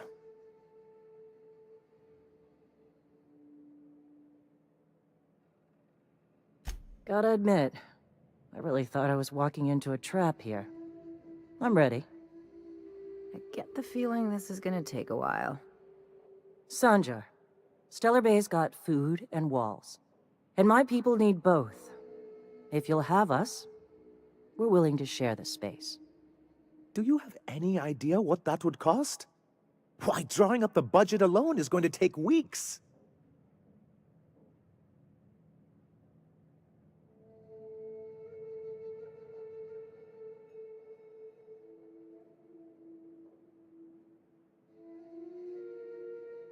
Not good enough. I need to move a fair amount of my people into the city. We need shelter, Captain.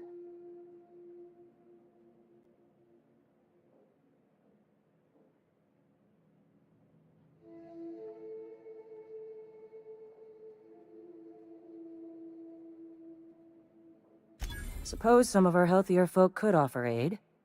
Some of us need to stay in the city proper, though. Well, I'll be damned. If you two can work together, maybe there's some hope for this place after all. Truly, a compromise? I'm not sure I'd ever have heard as much from Graham. Graham was a murderous fiend, and I'd be shocked if you didn't already know that.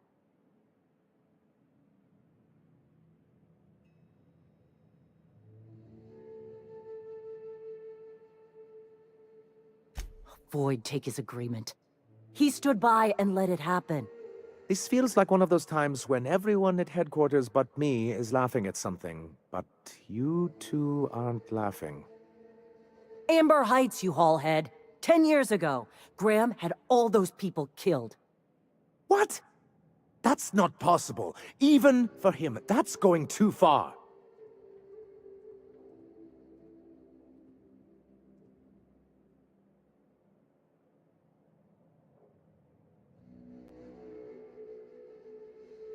But that means... I had no idea, I swear. Look, we were both fed up with corporate leadership, but I never guessed he'd do something like that. I buy it. Sanjar ain't capable of hurting a sprat, even from a distance. You can't take bureaucrats at their word. You back someone into a corner like this, and they'll say anything to get out of it.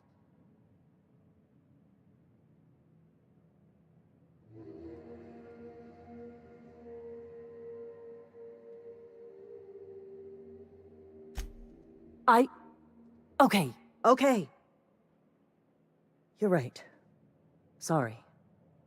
It'll take me a while to get over losing Graham.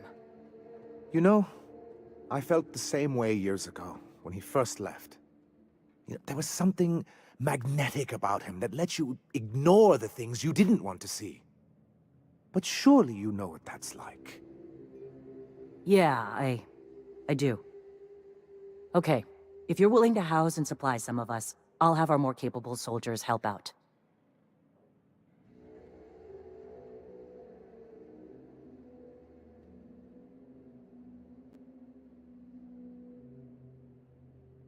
Oh, I'm sorry, but I'll need to sign a physical contact waiver first. Thanks for coming out, Sanjar. Guess I'll see you at Stellar Bay. 50-bit says they kill each other before the week's out. Can we talk? Things on Monarch have really cooled off. I didn't think MSI and the Iconoclast would ever talk. Outside of shouting four-letter words, I mean.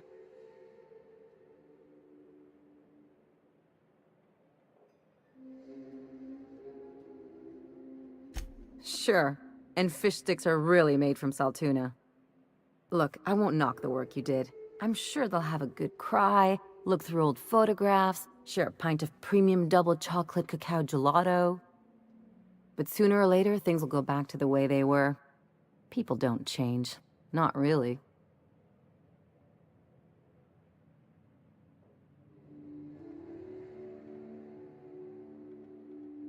Drawn from life, I guess.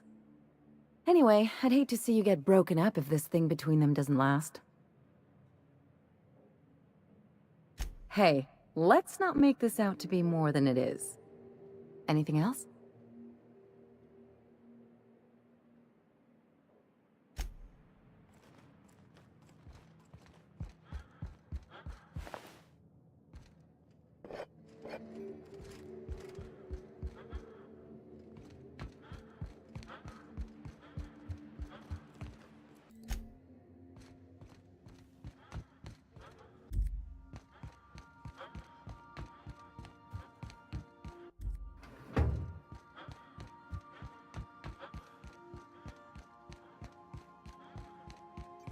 I am a dirty, autonomous digital astrogator, Sam. I haven't cleaned my internals in ages. Can you hardly process the sheer quantity of dust built up in there? Tell me you've seen worse. We'll continue this later. Welcome back, Captain. How can I be of assistance?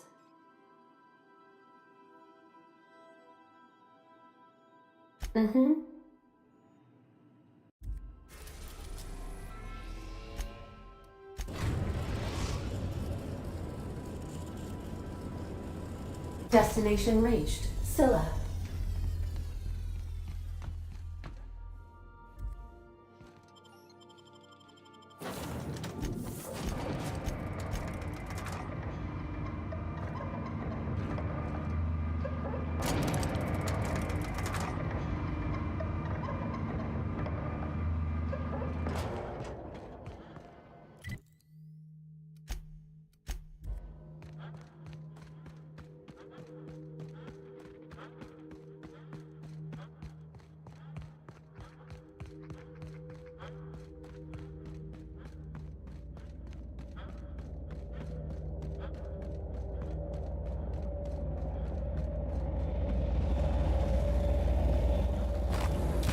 Scylla is our colony's busiest mining settlement. But don't take our word for it. Ask one of the hundreds of proud Hephaestus miners going about their work right now. You're in for a real treat, because our last stop takes us to a charming little village outside Stellar Bay, located on Terra 1.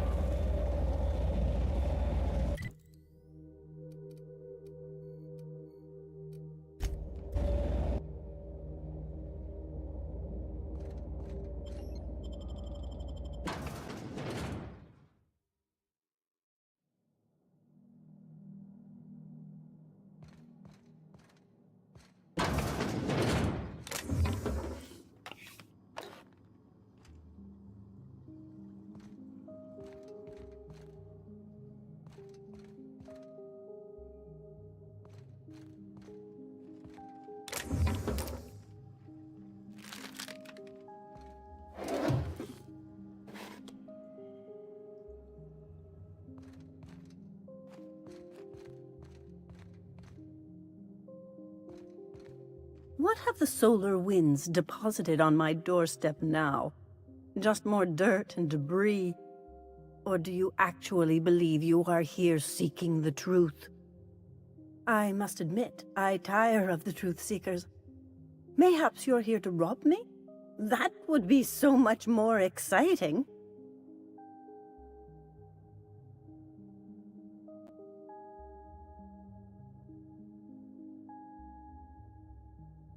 Not much, but you are free to take whatever you wish. Please leave me a few morsels of food, though. I may not eat a lot, but I still do need to eat. We are not here to rob you. I've brought this book for you to translate for me. We've been told this was once yours. I believe the knowledge within here contains the answers I seek. Answers that will free men's minds from toil. I can translate it, but it won't do you any good. I can see you are a man in a hurry, and the insights in that book would take you years of study to fully comprehend. I have spent my life in contemplation. I believe my mind is prepared to receive the truth.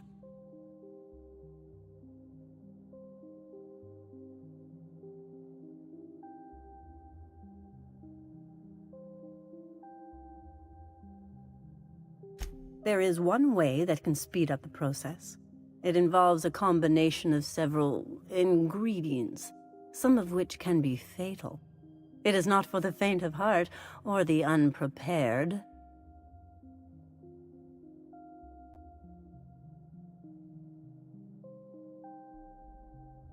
And I believe he may be right. There is both violence and peace warring inside you, Max. This process would be extremely tenuous for one such as yourself. I'm committed, no matter the cost. I don't know, Captain. Is this safe? I don't think this is safe.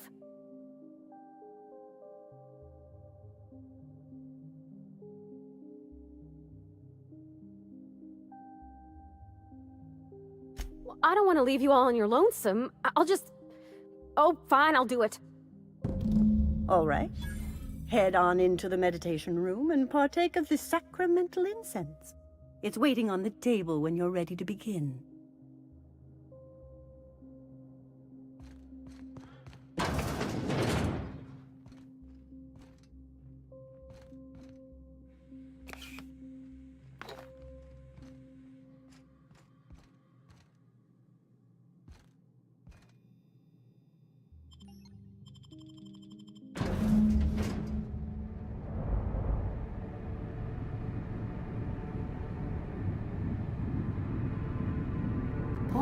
Poor Maximilian.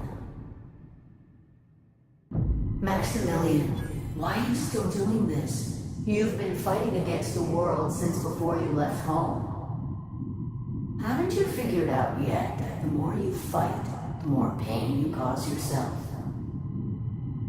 Mother, you're dead. You can't be here. I knew this was too good to be true. These are just cheap hallucinogens that have...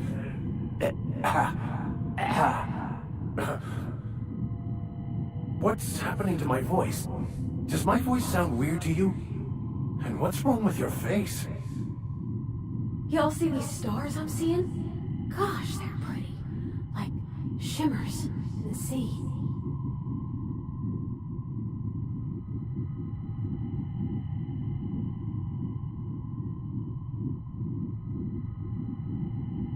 We are obviously the victims of a tasteless joke being perpetuated. Perpetrated? I mean, we're being made fools of, aren't we? When I get out of here, I'm going to show that hermit what you get for messing with me. Maximilian, always ready to give up, to lash out, always searching for answers, but always in the wrong place, never looking inside himself. I hope you'll pardon my interruption, but I think it's because he's unhappy with himself.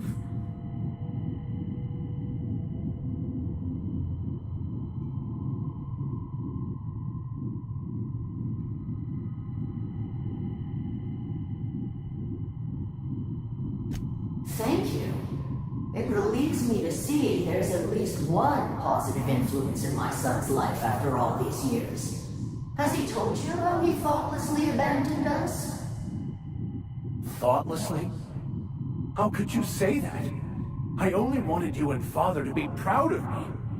I was going to be the perfect vessel. I was going to be a better... more full of the plan. This year, it's all coming out wrong. The plan. It filled you with a joy I could never feel. I wanted it. and being a laborer made me miserable. I was better than that. You certainly convinced yourself you were. But don't feel bad.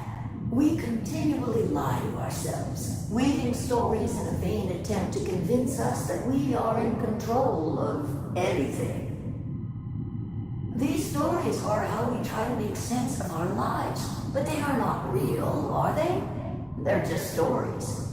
You need to drop your story and see the truth. Stories are real. If they mean something, if they inspire you to kindness or action, but maybe Max's story about himself is all wrong, and that's why he's so unhappy.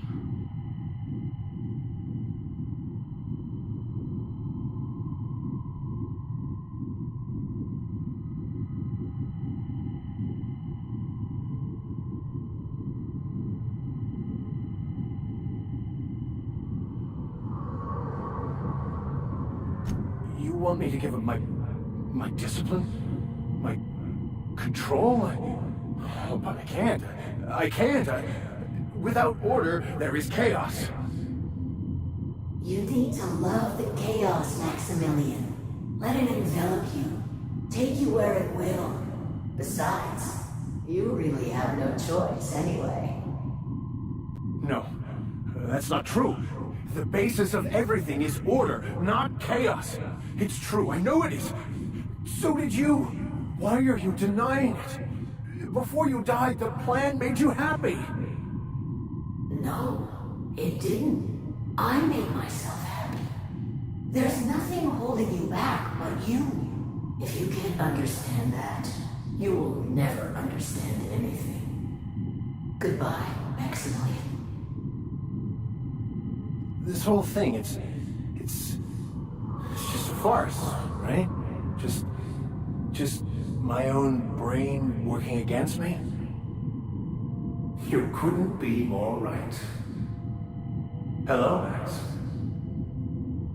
What? Who? Why do you look like me? Are you me?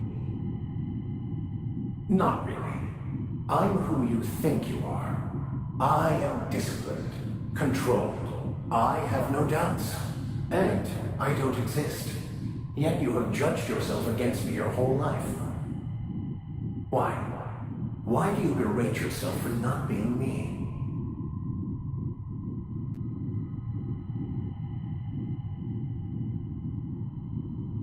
I don't feel right about this anymore. I need to get out of here. You asked for this. Why are you fighting it? The same reason you always do. Fear of the unknown. Not having control. Is this the answer? Because it sure sounded like an answer that I don't understand. Who are you again? And why do you look like me? You think he's all right? Should we help him?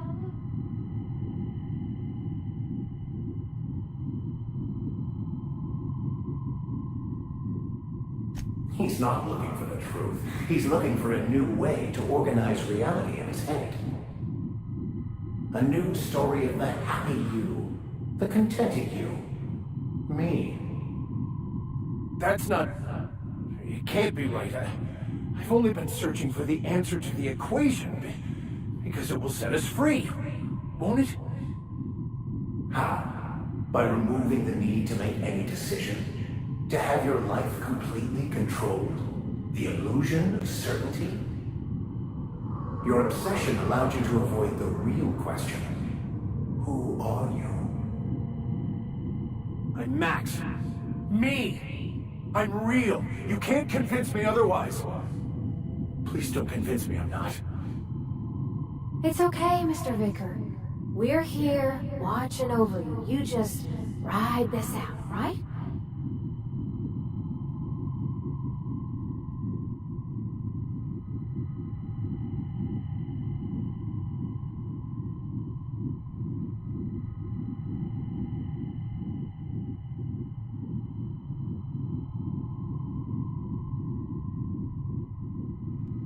The concept of Max is what's not real.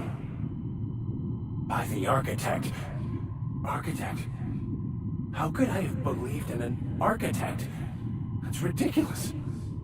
I must be losing my mind completely. What you're saying almost makes sense. We exist inside our thoughts, thinking we're in control. That's it, isn't it? We have no control over anything.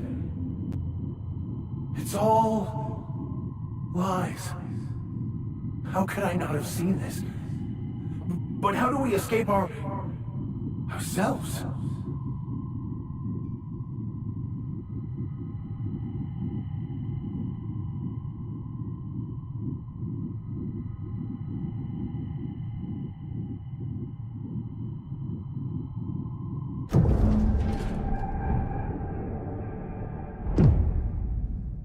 I see you're back with us. Feared we lost you there. Never seen anyone pass out yet stay upright before.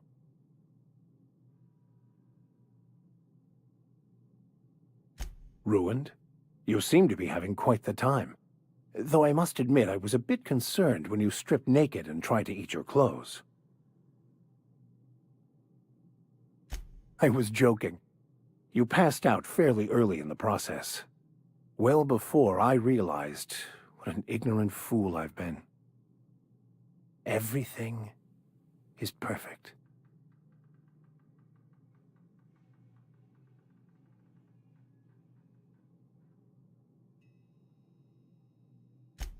No, not perfect in that sense. But it is still perfect. It's all there to be experienced, to be lived. Of course there is pain and loss, but the suffering is caused by trying to control reality.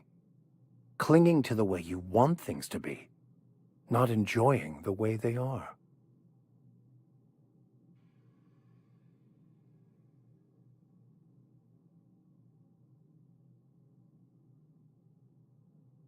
I am content. I've finally found what I was looking for, even though I was looking for the wrong thing.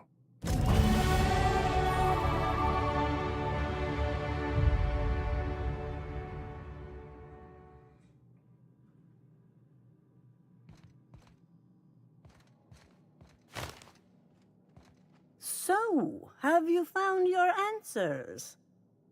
Not so much found as finally listened. Yes, it is quite the convoluted maze we build for ourselves.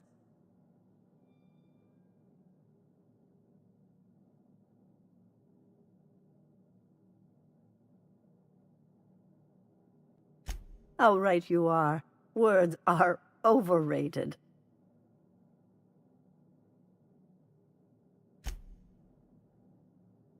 As always, I am at your disposal.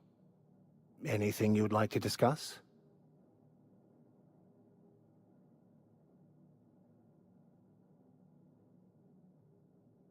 I wouldn't say my parents disowned me, strictly speaking. But before they died, they accused me of thoughtlessly abandoning them. I couldn't understand it. I was only trying to make them proud by becoming a better vessel for the plan, to feel the joy they felt. I was so certain my potential was wasted as a laborer, and was willing to risk everything just to prove to them that they were wrong. I was lost, misguided. Will do, Captain. I'll keep an eye on her. In the meantime, take care of yourself out here.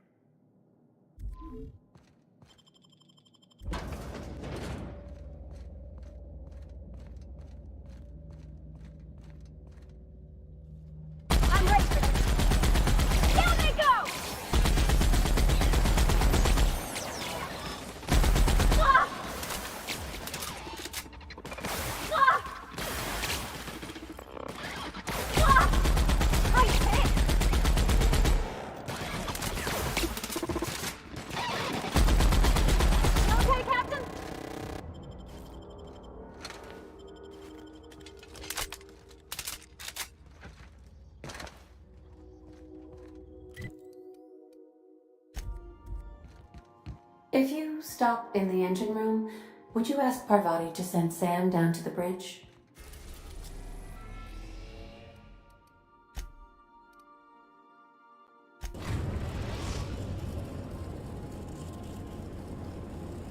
We're now in orbit above Stellar Bay, Captain. We'll be here, Captain.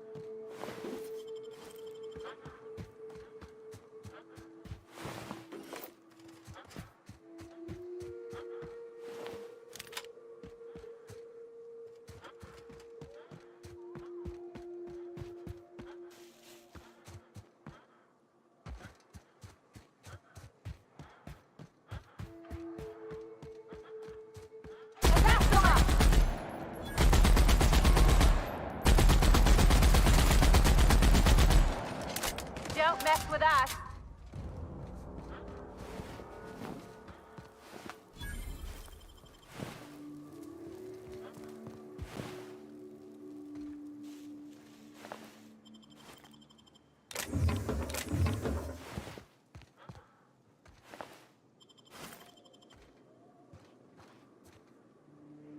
Welcome to Terra 1, the most Earth-like world in Halcyon.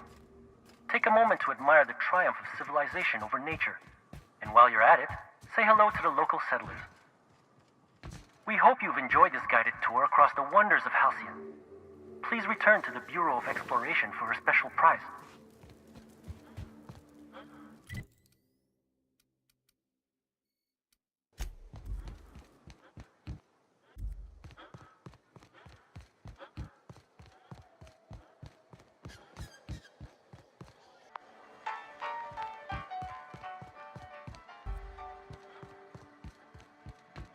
You seen Arthur today?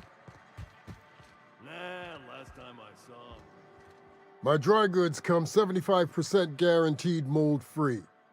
Or was that 75% mold-free? No rubbernecking. Make a buy or move on. I offer high quality and low prices. Pick one for your purchase. If you bloody it, you buy it. Store policy.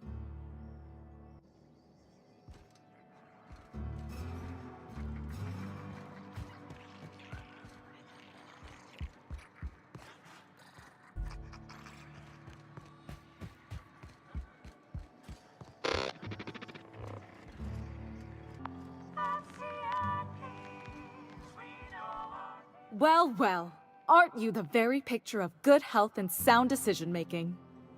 However, we can't make good decisions all the time. Consider whoopsie-daisy coverage.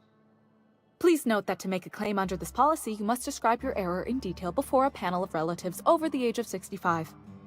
And also note that doing so nullifies the privacy and dignity clause.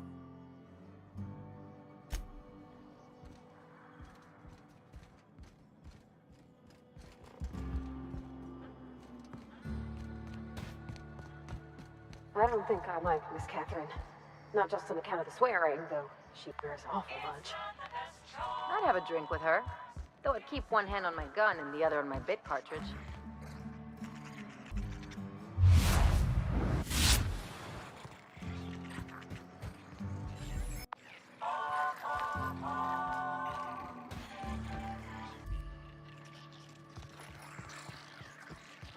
You'd think folks were pissing in the alleyway as bad as it stinks. Oh, they are.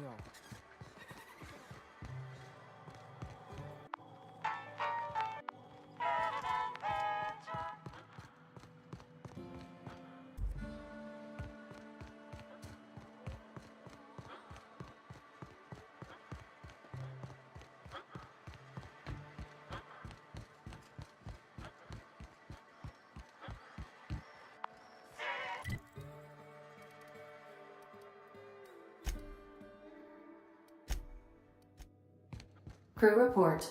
Nyoka is drunk. Surprise.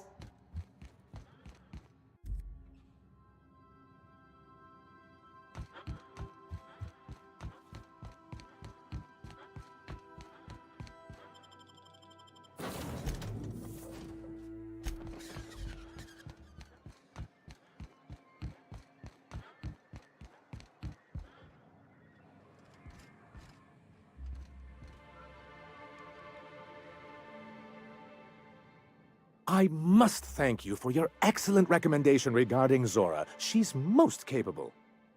Anyway, what can I do for you? Quite well. As a matter of fact, Zora is proving most capable. You should see the way she pounds the table and gets straight to the point. It makes for some rather exhilarating meetings.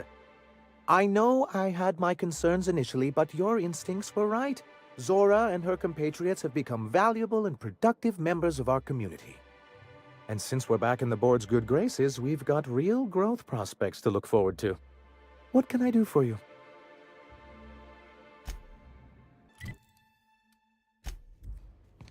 Welcome aboard, Captain.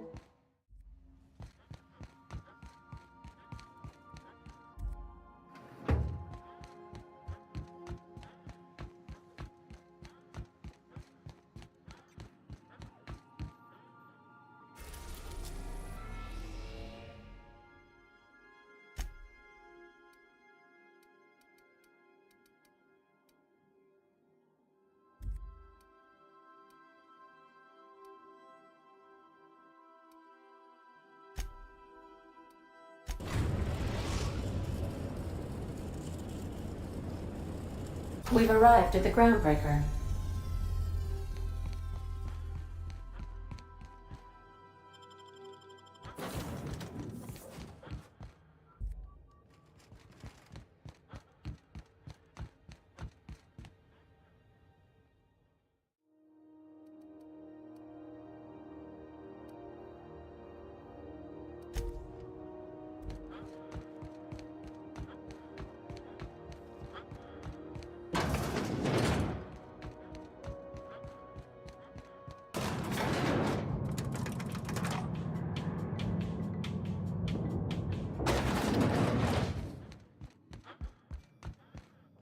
That gas is going to make us a fucking mint.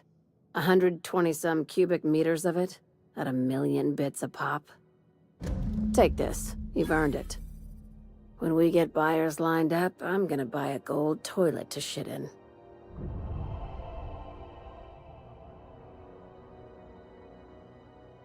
You know what? Fuck it. Enjoy yourself. I invest in the happiness of my workers, and you deserve a bigger cut. Monarch isn't exactly a walk down the lanes of Byzantium. But here you are with all your limbs attached. Call me impressed, contractor.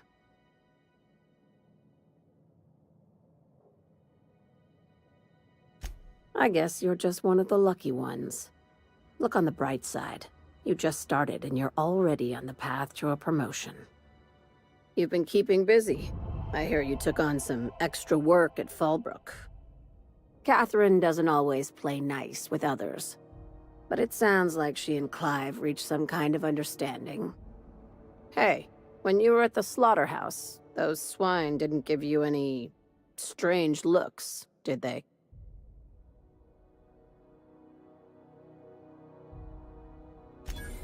I knew it. I'm probably getting worked up over nothing. Just try not to think about pigs. You never know, you know? I've got a lot on my mind, but it's nothing that concerns you.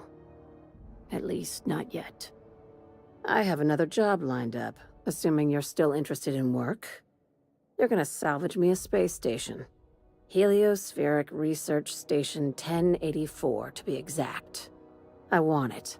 Cobwebs and all. Interested? Sounds like a major business expansion. It pays to get in on those early, you know. This opportunity won't come around again, Captain.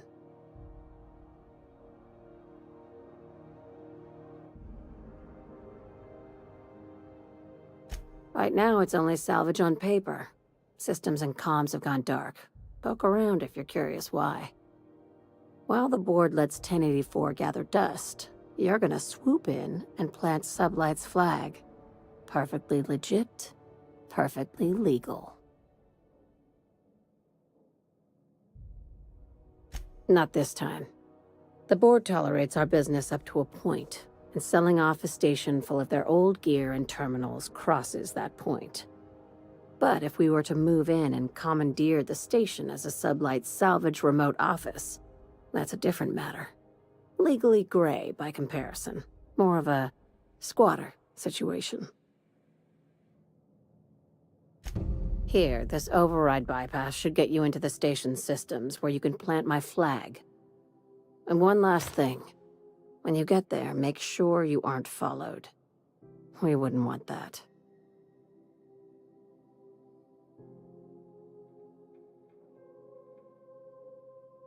Both. Neither. Right now, it's safer if I keep you in the dark. I'm on the heels of something big. Play your cards right and I'll clue you in, but right now, I'm not sure who I can trust. Just be careful. Someone might try and use you to get to me. Don't forget about the research station. A score this big comes once a career, and only if you're lucky. No, of course not.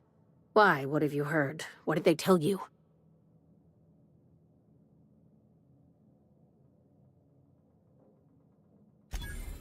Bullshit. If I kept a spreadsheet of my concerns, which I do, company loyalty wouldn't be on it, which it isn't. This is all very complicated, but you should watch out, in general. Don't trust anyone, including me. I'll say this. When you're on a job, if you find yourself confronted with something your mind can't quite process, don't try and fight it. You just run. Understand? That's good. With any luck, we won't need to bring this up again. I'd like you to commandeer it on behalf of Sublight Salvage. Plant my company's flag, so to speak. We'll do the rest. My time's yours. Try not to waste it. No kidding. The board sure wanted that place kept secret, and not just because of the pricey salvage.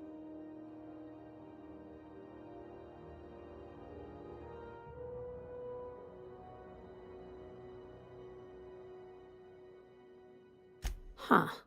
That's new. When the board wants to experiment on colonists, they usually just release an exclusive line of products. It takes deep pockets to move a research staff off-world. I'd bet you my desk they were mixing more than just soft drink flavors. Wow, that sounds spooky as fuck. And frankly, I'm a little jealous. Damn, now I've got to see that for myself. Morbid curiosity gets the better of me every time. Be careful out there, contractor. Don't step on any toes unless you're ready for a fight. I don't charge for curiosity. At least, not yet I don't.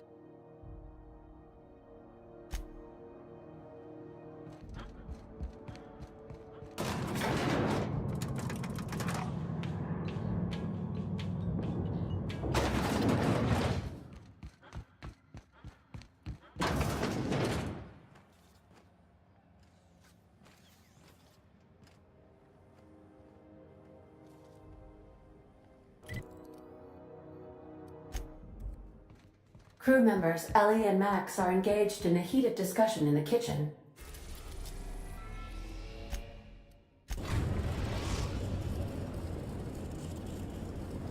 We are now in orbit above Edgewater, Captain.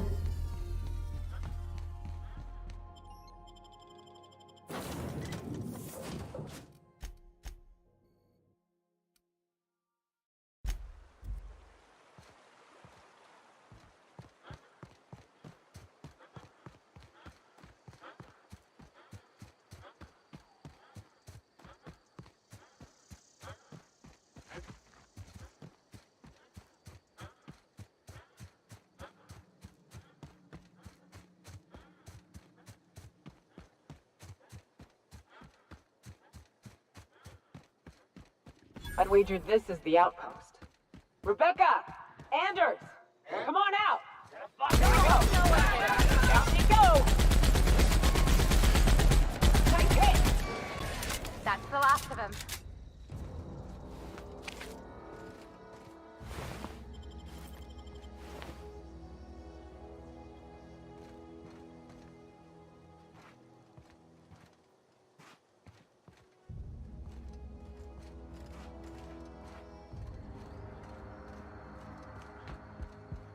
Hey, take a gander.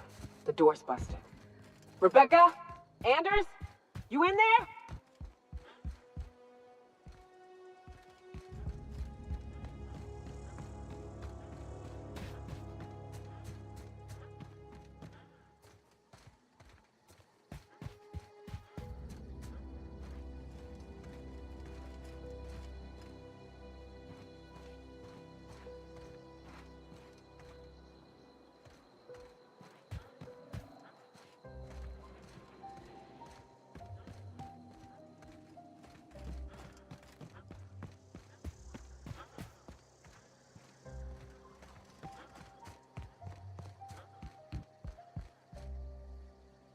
Huh. Rebecca taught me this once. You can jerry-rig these old locks so as they don't open anymore. But we've only ever done that if we're in a real bind. Here, I'll fix it.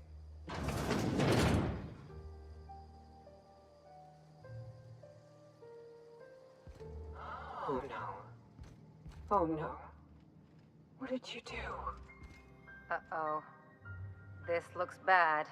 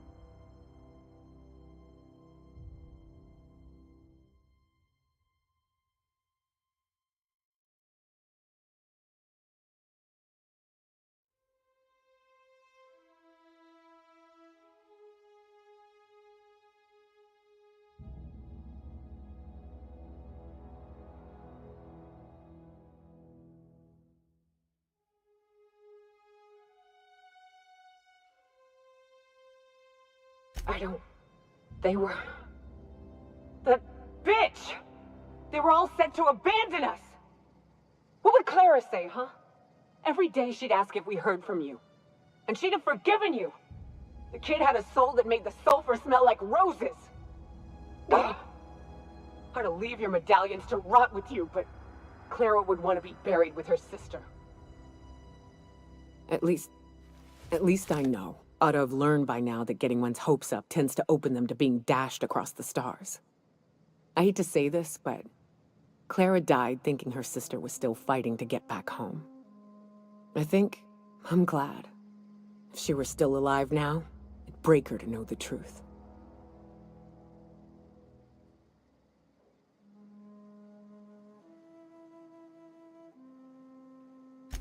Yeah, maybe.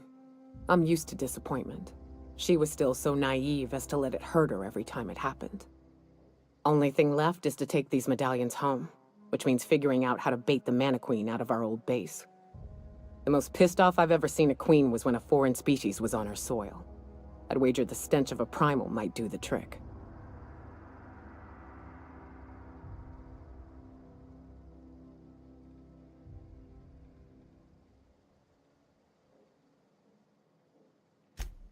That'd be boring. Half the fun in exploring is the fact that you're on an unknown trail. I've never had the pleasure of hunting primals, but I hear they're all over Scylla. Let's tear a few apart, shall we? I'm sure they've got pheromones. Everything does.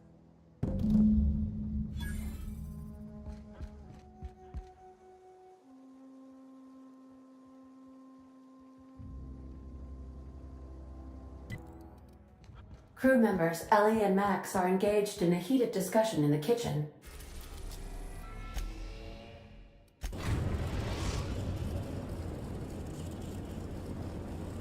Destination reached. Scylla.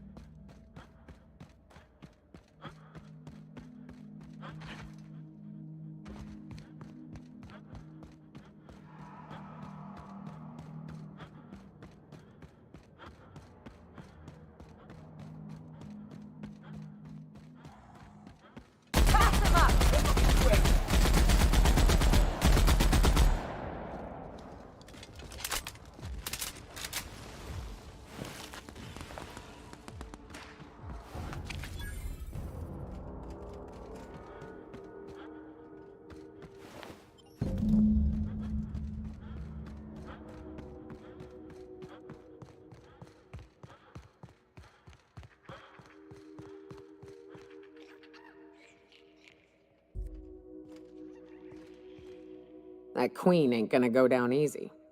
I can't wait. What's up? Outstanding.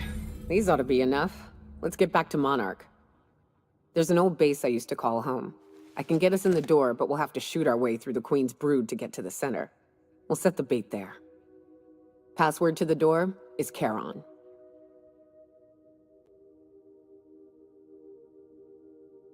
Hayes' idea. Clara, Hayes, Anders, Rebecca, Opal, Nyoka. Charon. He said it was some old myth. Something about death and all the things we killed. Rest of us just thought it sounded cool, so here we are.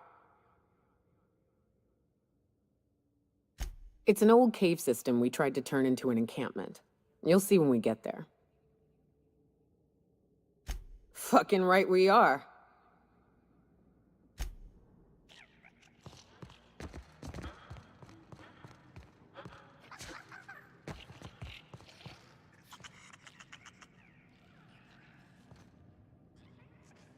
Salutations. This unit's primary function is excavator. Owner, Hephaestus Mining Corporation. Other functions include dialogue, limited, current, active commands, excavation. That is all. This unit is removing rock matter in search of minerals, metals, and other forms of matter designated valuable. Brevity identified. Affirmative. This unit could discuss excavation at greater length, but does not wish to strain its daily charge. Thank you for your consumer loyalty, Junior Excavator. This unit will store this exchange in its memory banks. Always. Greetings, Junior Excavator.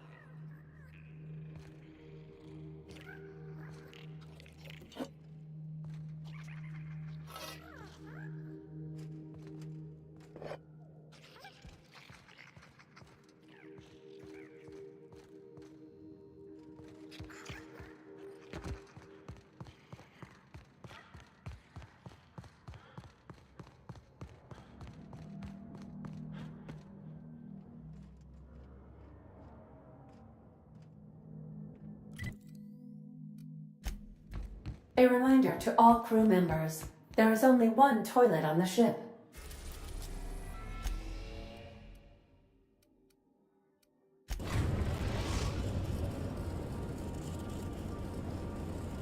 We're in orbit over Cascadia, Captain.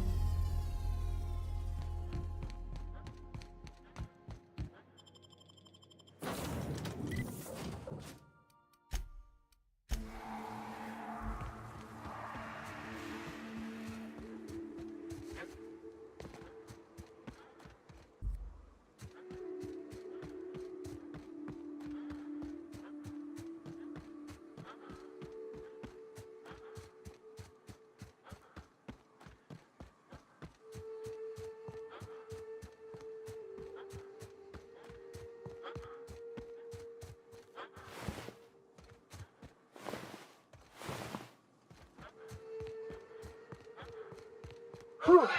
Here we go. I haven't set foot in here since... Well, I'm ready. Yeah. Right? Yeah. Here we go.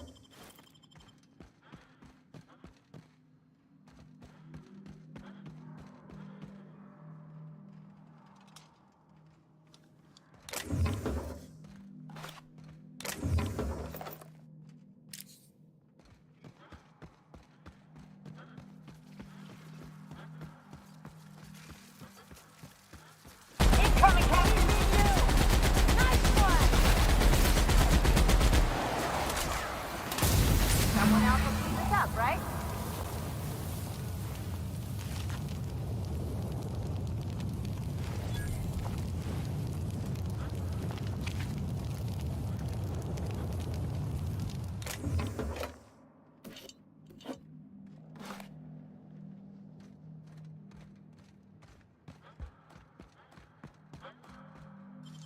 You make it look so easy.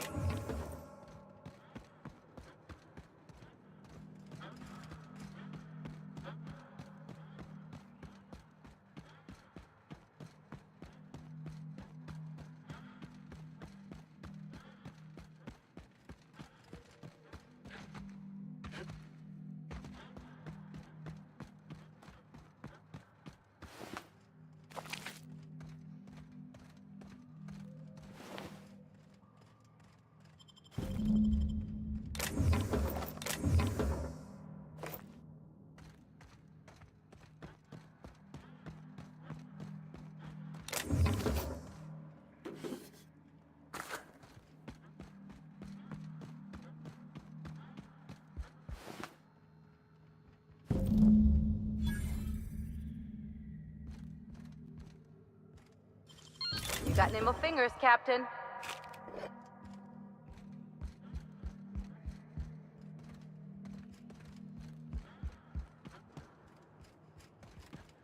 What's up?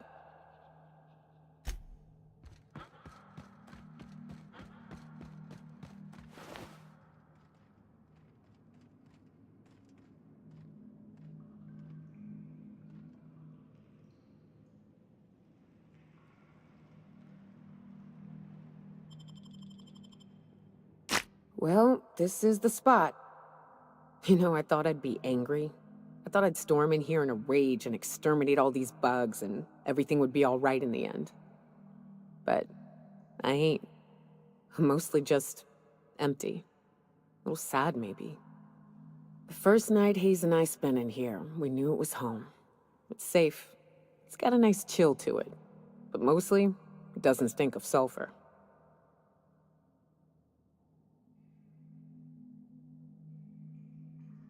Monarch folks often joke about it.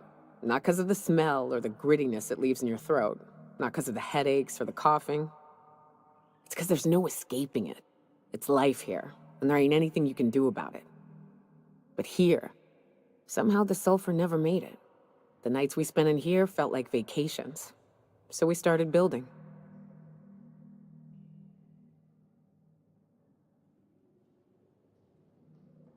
We hauled in steel.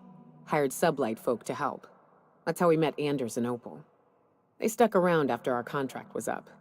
Opal liked camping. Anders liked chasing her tail. 4 of us for a while, scraping together what bits we could to build our home. Then came Rebecca, a sawbones out of the Cascadia survivors, who took a kindness to Hayes. And Clara, her little sister. I'll admit I wasn't keen on taking her on at first. But for a teenager, she was surprisingly capable.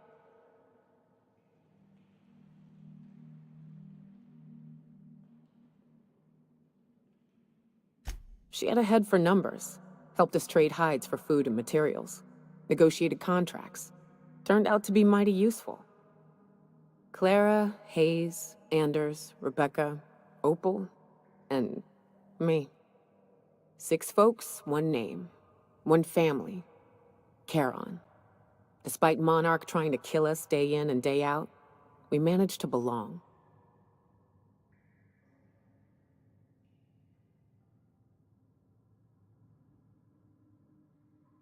Me too, Captain.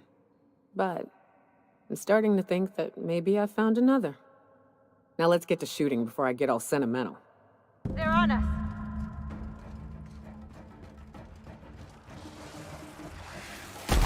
Down we go!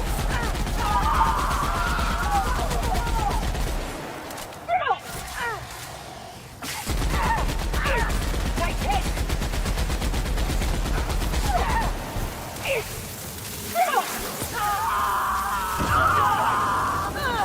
Plasma ain't working, Cap!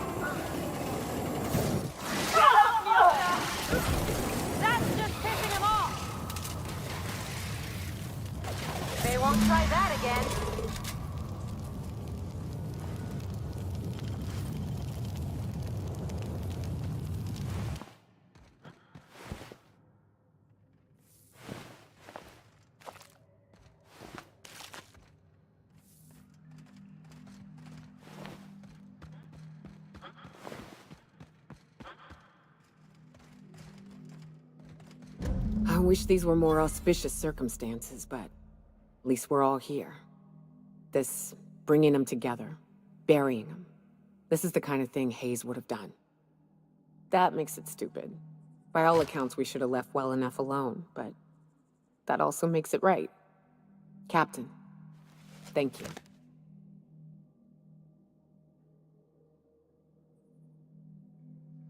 You mind if we rest a spell before we head out? I'd like to bury Opal and Clara proper before I lay everyone's medallions to rest.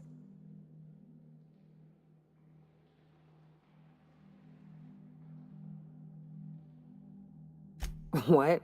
Why? Them's painful memories, Captain.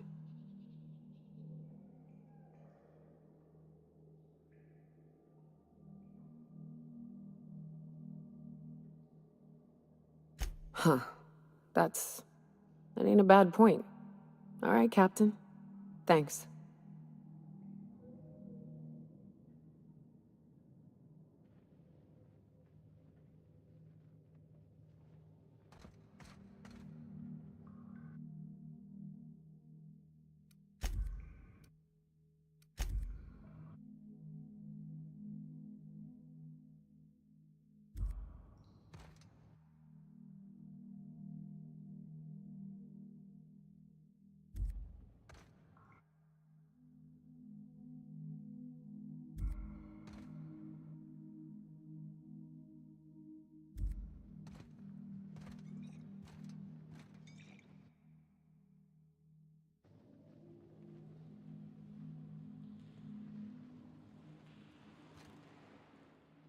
You know, I'd been assuming this entire stay on your ship thing isn't a permanent arrangement.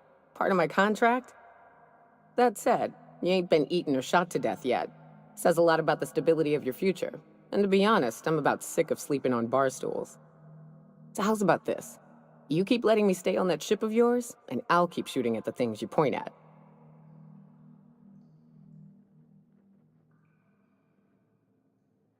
Outstanding.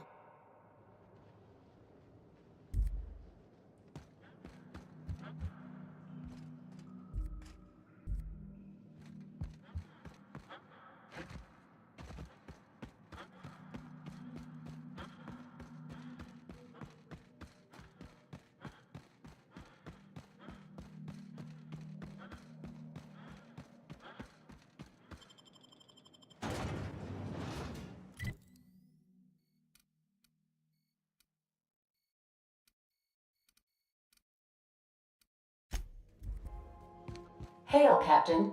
Your return time is within 14% of the expected value.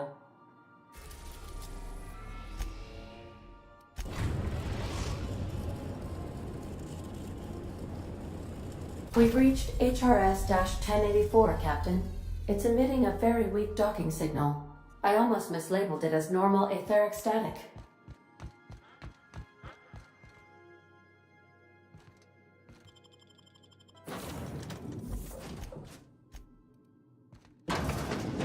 Quiet as the grave in here. We should get the power generator going again. Might cheer up the place.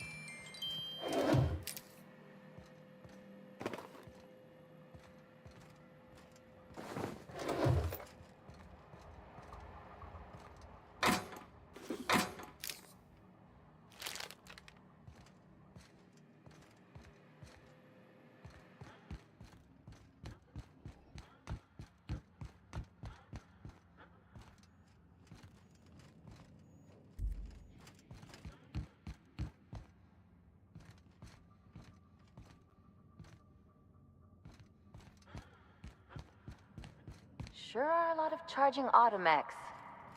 What are the chances they're friendly?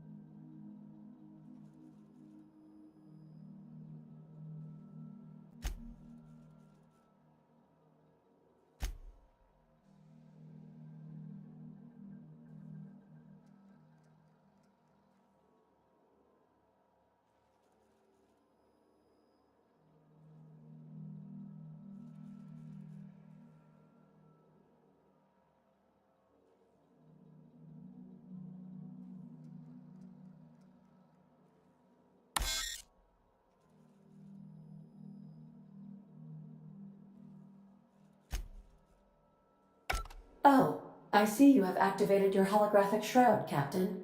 Excellent. Becoming indistinguishable from an authentic UDL trooper will prove advantageous to your current situation. A UDL vessel has been tracking our position and just recently docked with the station. They are patching into the station's transmission lines now. I cannot stop. I've been waiting for this day since we tagged your ship in Cascadia, Captain. Wait, who are you? No one told me we had security forces deployed on the station already.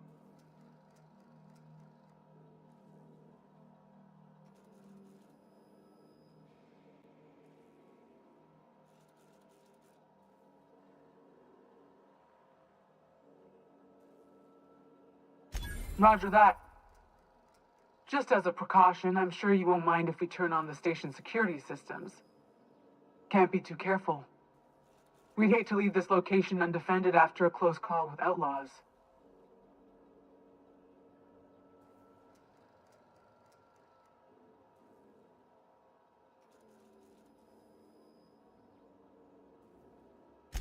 Whoa, okay, calm down. I didn't mean anything by it. Jeez.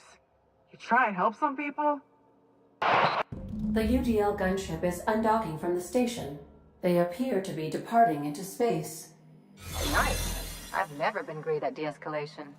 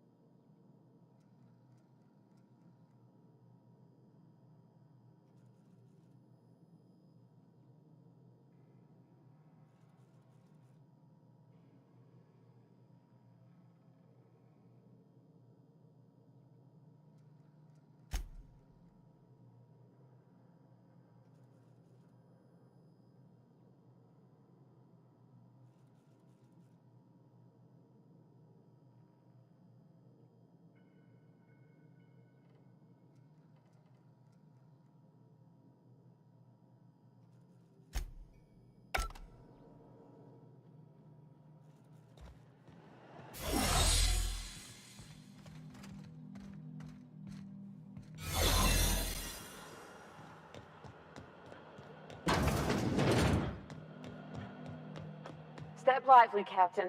The floor's got teeth.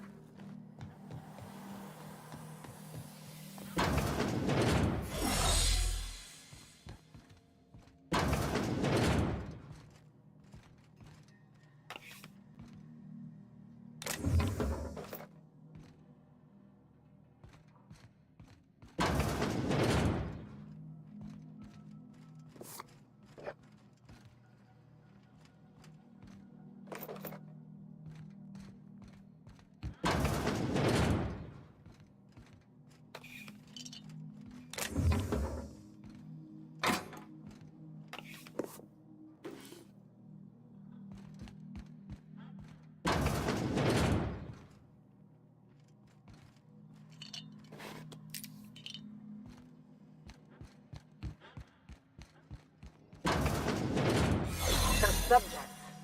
They're still alive.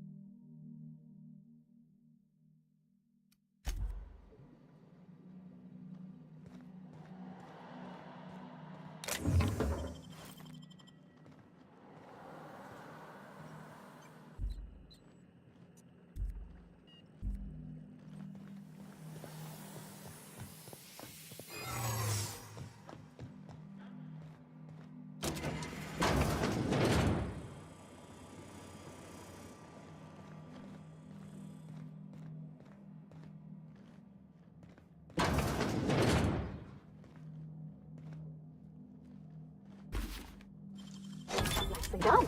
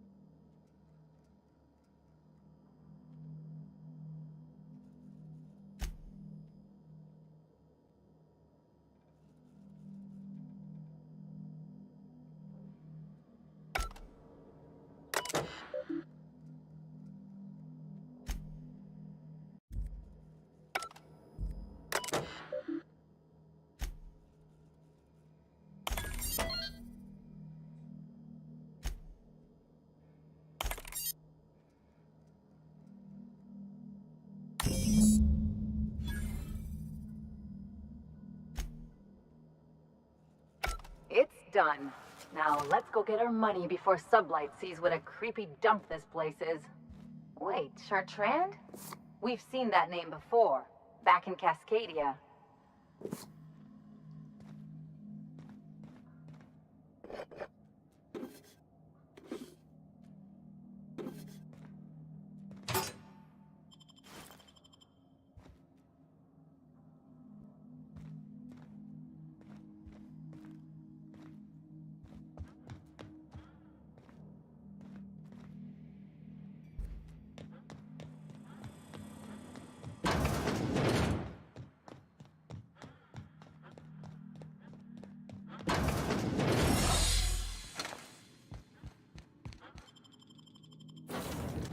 A reminder to all crew members, there is only one toilet on the ship.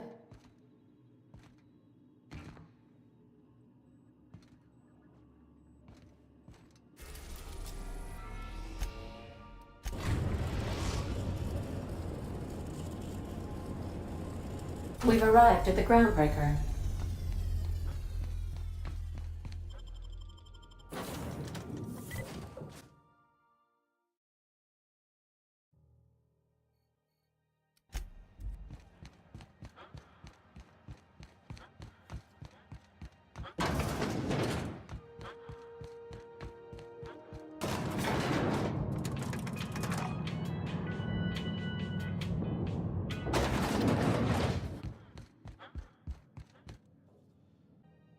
Finally, a base of our own.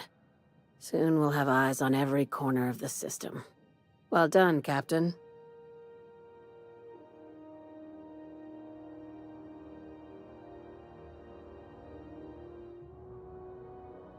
I heard about that. While my lawyers scratch their heads wondering how we deal with human salvage, I'm leaving the researchers in hibernation. Aside from the automated security, did you meet any resistance at the station?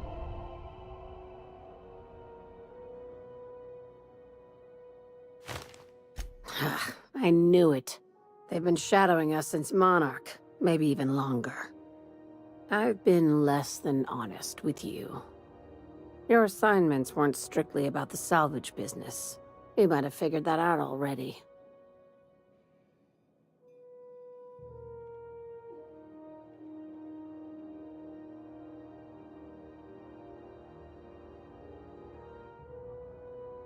That's right. Up until now, I've kept you in the dark for your protection, and more importantly, mine.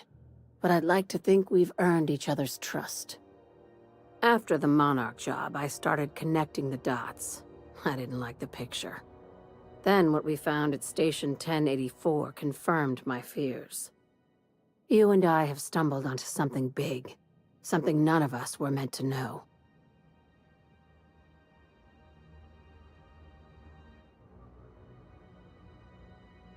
I'm thinking more along the lines of the sapient species paradox.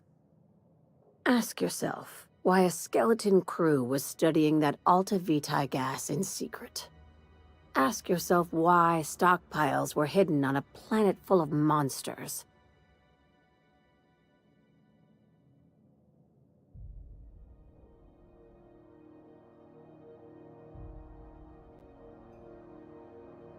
No. They were hiding something the colony isn't ready to know. Before we go any further, I want you to keep an open mind. Can you do that for me, Captain?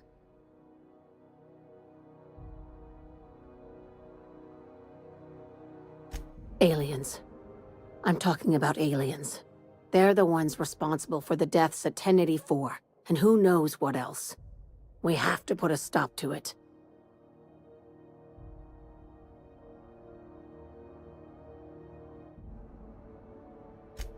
I'm saying it's aliens. I'm not asking you to like it. I'm not even asking you to believe it. But I need to act on this threat to the colony, and I can't do it alone. Well, at least she doesn't expect us to believe it. This doesn't feel at all right, Captain. The crew is skeptical. That's good. I don't want you walking into the unknown with blindfolds on. I assume you have questions?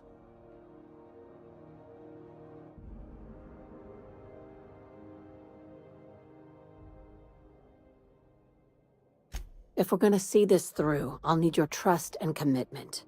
Now's the time for setting doubts aside.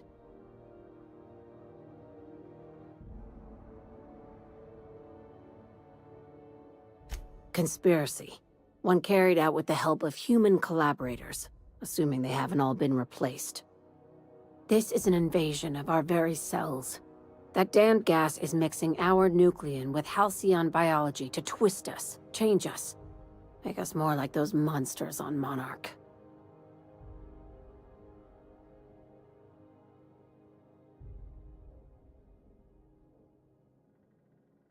No kidding. That's how they want it. When I lined up the evidence in my spreadsheet, there was only one possible conclusion looking back at me. This is my data talking, not my anxiety or lack of sleep.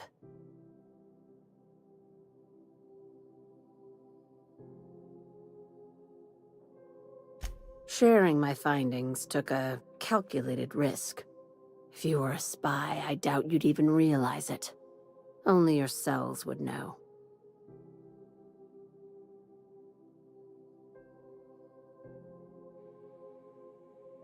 Tobias, get my knife. The big one. That was a joke. Ha ha. We each get one. Now, back to business.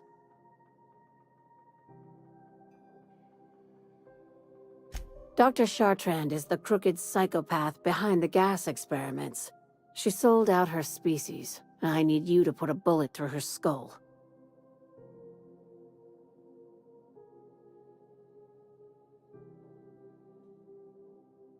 She's a research scientist and a damn good one. Before UDL poached her, she engineered a 0.2% increase in cystipig juiciness. Now she's doing the same thing with humanity. Her fingerprints were all over Station 1084. You saw what she did to her team.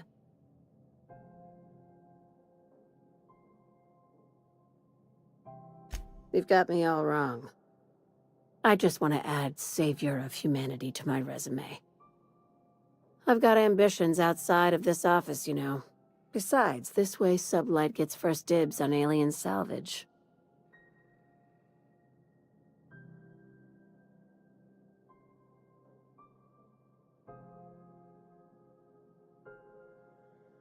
Do you usually come across innocent people trapped in suspension tanks? Because some of us would call that excessive. Remember, the tanks were just the shit she left behind. Just imagine the experiments she carted off to her next lab.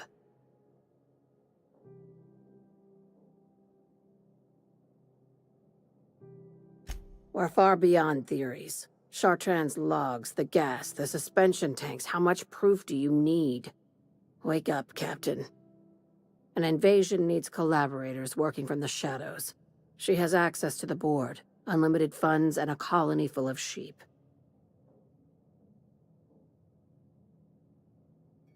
Just think of it as salvaging hope from the smoking wreckage of humanity. This is your initiation into a future with Sublight. Want a steady position in our ranks? Buy one with a bullet. Well, there's your usual fee. What else do you want, a promotion? It's yours. Even better. I'll owe you one.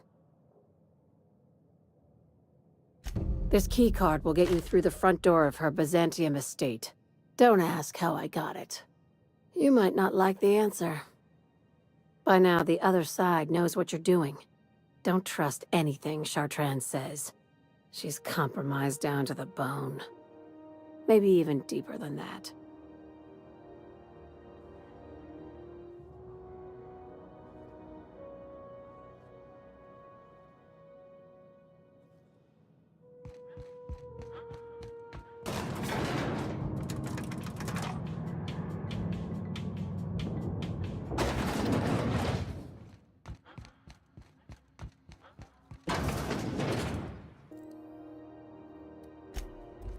Some crew. You adjusting before you pull. You're anticipating it. You. Of course I'm anticipating it. What if I shoot a friend on accident?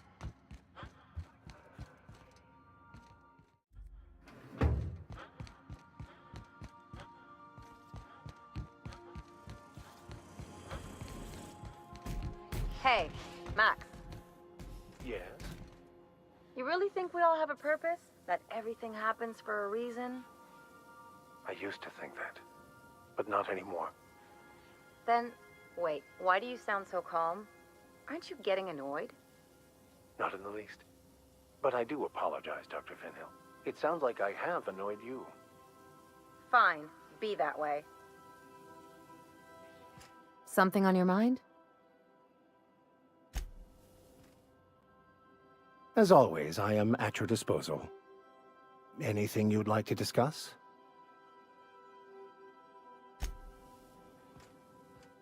Hey, Cap.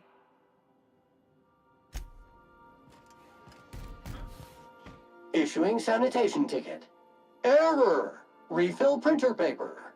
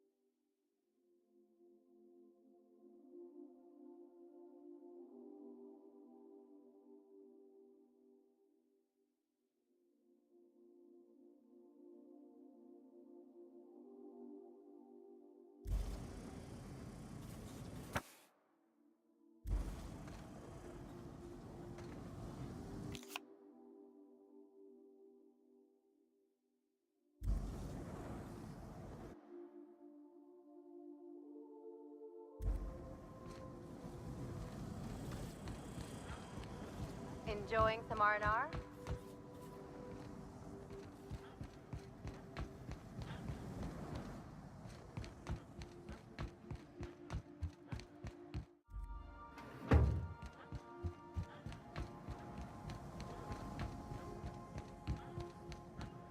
Captain, I wish to offer my commendations for convincing the UDL's gunship to leave HRS-1084. I did not favor the idea of being stripped and sold for parts. Welcome back, Captain. How can I be of assistance? I request you do not wake me if I am sleeping upon your return.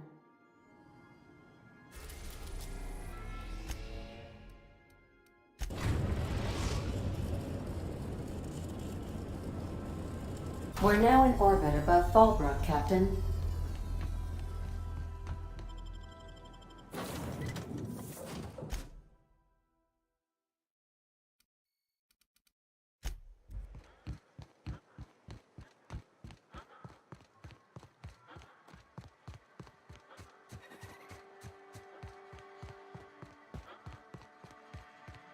You seen Arthur today? Nah, Lester. God, I can't remember. Days. I test every product myself to assure maximum customer satisfaction. If you doubt it, I can show you my lower back rash. No rubbernecking. Make a buy or move on.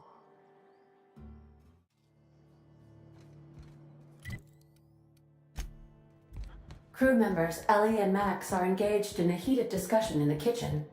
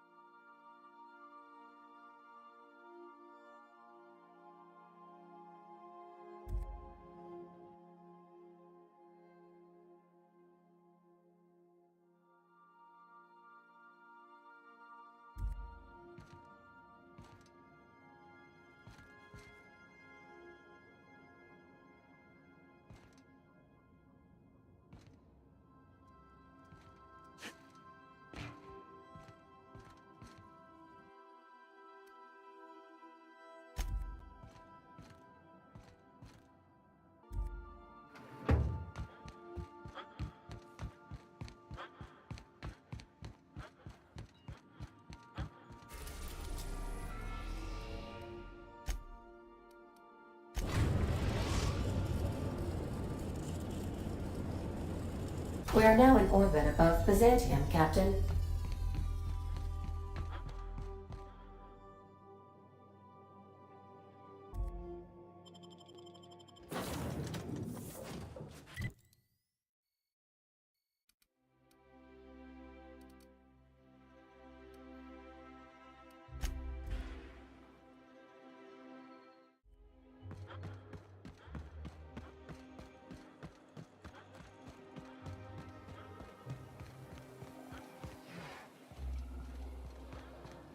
Remember that stranger I saw in the square? Shh. The one with the Spacer's Choice aficionado. Looked like she'd styled her hair with engine grease. Doesn't she know the Spacer's chic look was last season? Enough! They're standing right here.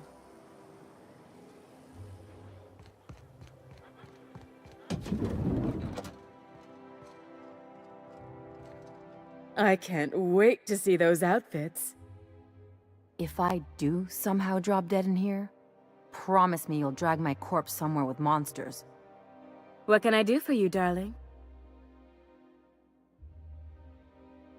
You don't gotta be so forward about my reasons, Captain. Let me get a good look at you. Turn around, please, darling. My word, such muscular shoulders. You're a vision, dear. I am no such thing, ma'am. Nonsense, you're absolutely lovely. Chin up now. I have just the thing for you. Let me do a back-of-the-envelope calculation. Materials, labor, licensing and copyright. There.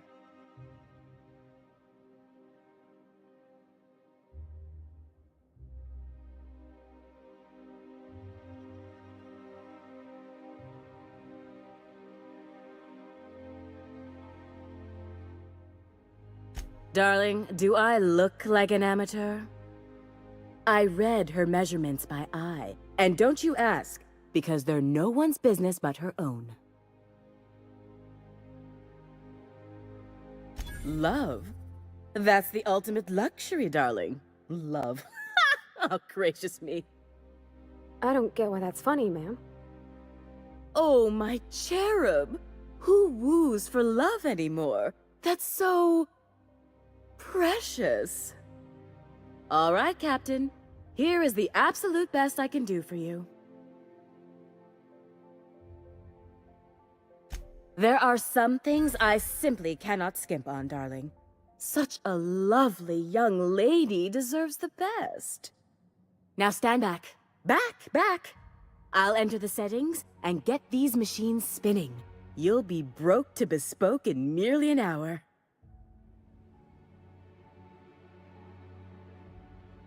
And there we are, my darling girl. I wish you a splendiferous evening. And if you don't mind my asking, have you any interest in modeling? What? Oh, no, ma'am. All them eyes staring at me? I couldn't. No way, no how. I get scared just thinking on it. I wish you weren't so shy, my Violet. You truly are beautiful. I hope your date sees that as clearly as I.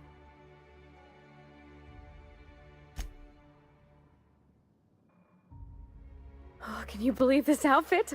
It's so handsome, I'm almost afraid to touch it. Well, I guess that's everything then. After all this time, I just have to actually do it now. You know, there's a part Junlei's been looking for to fix up the air cyclers. They only carried them on big colony ships, like the Hope.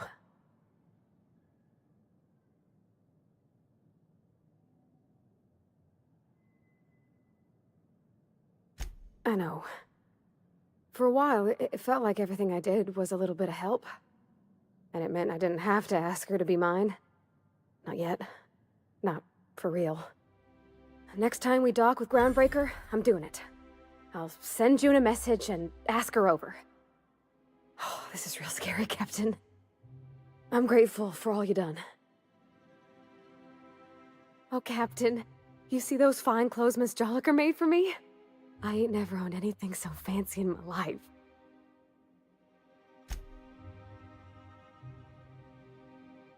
I can't wait to see those outfits.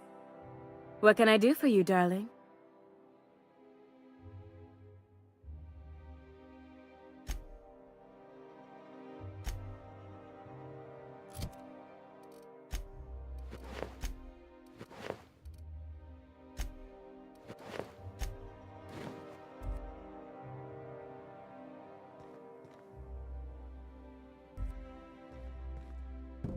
Oh, how grotesque!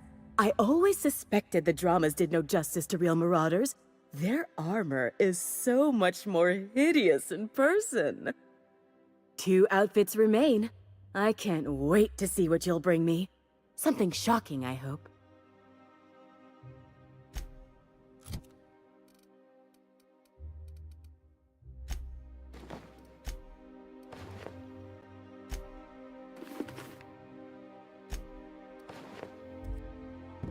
Goodness, look at those atrocious contours. The sheer brutality of its design offends the senses and shocks the mind into a state of palpable excitement. I adore it! 1 outfit left. Do hurry, my dear. The bird of inspiration is about to take flight.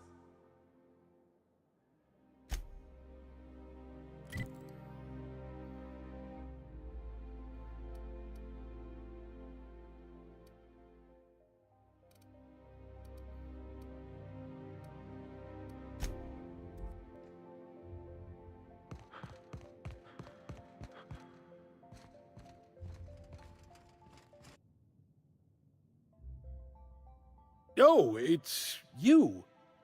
I suppose you're here to collect your prize. I really do have the worst luck.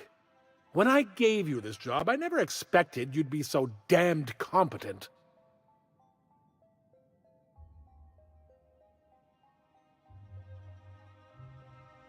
Yes, go on and gloat.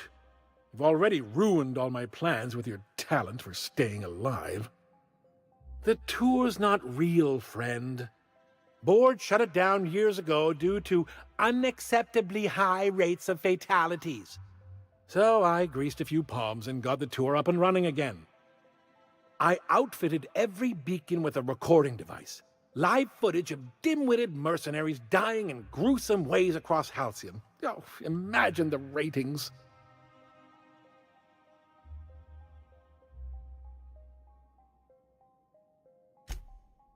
Oh, come on. I would have made your death worth millions. Look, never mind. Just take your reward and get out of my hair. One certified explorer's hat, courtesy of the Bureau of Exploration, with my compliments.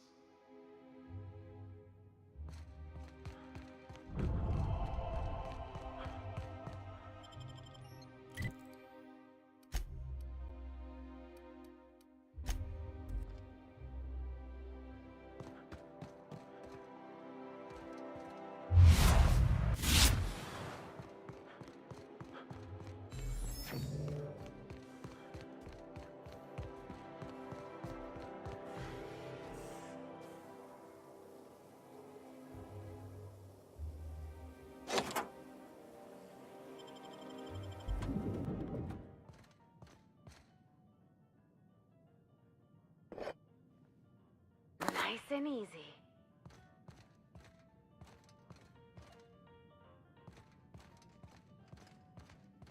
You think the privy's gold-plated too?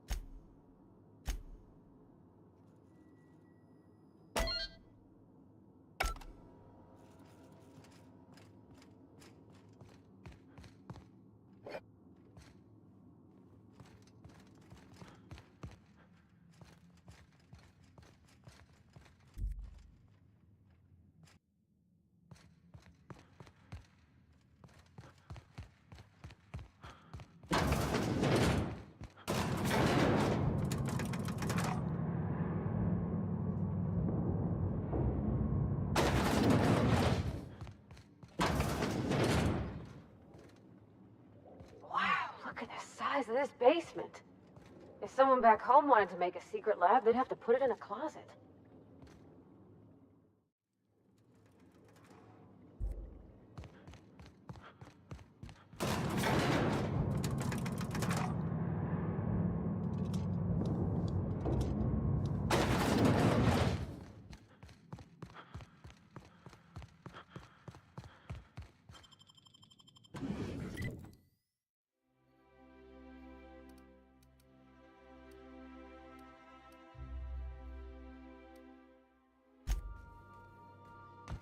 Some crew members are causing a disturbance on the ship.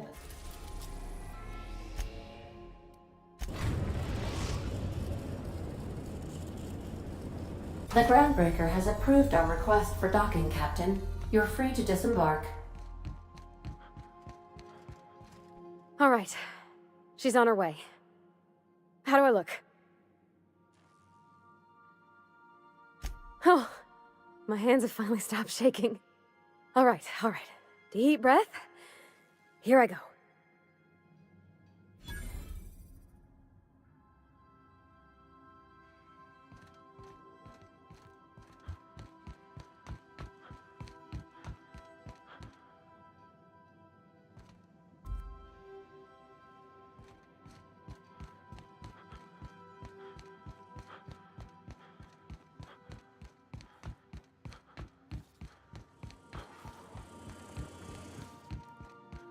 Anyhow, so I told him, Dad, I'm a big girl now. I ain't need your help. I can do it on my lonesome. What did he say to that? Have at it then. And he handed me his favorite wrench, the one he used for the canner. He was probably half as tall as I was. He didn't scold you for talking back to him? Nah, he was never like that. I always thought it was funny when I get indignant about something. Then he'd watch me do whatever it was, make sure I didn't get hurt, but he'd never interfere. I learned a lot that way. I wish I could have met him. Anyone who helped shape you must have been a special person.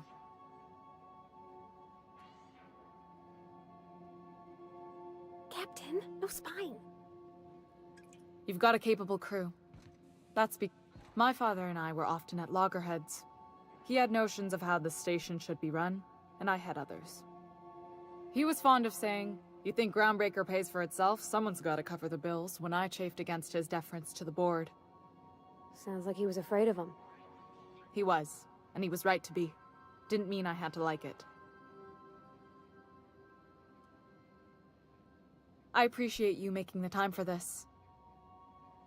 June call me pretty. Well, what about your mama? I don't mean to pry, you just hardly mention her, and I've been wondering. She passed when I was small. Taught me how to change a fuse on her deathbed. Even sick, she was patient with me.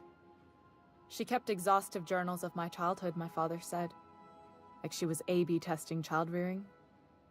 Must be you got that exacting nature from her. Exacting is a kind way to put it. Inflexible, my father would have said. Bull-headed. Cold.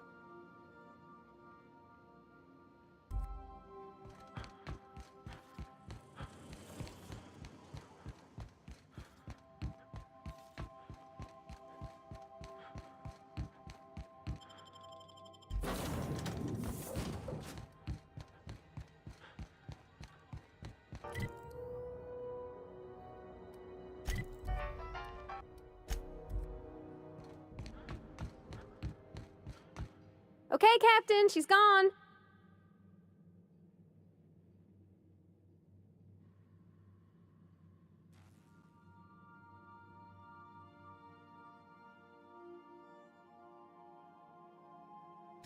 I feel like running laps around the cargo bay. So she got here, and the first thing she said was, "Oh, you smell nice, like mock apples." And I was like, "Yeah, new soap." And then she just sort of touched my arm real gentle-like and called the cut of my outfit elegant. I couldn't hear the rest on account of my heart was beating so hard. Then I led her into the kitchen. I think she about cried when she saw the spread.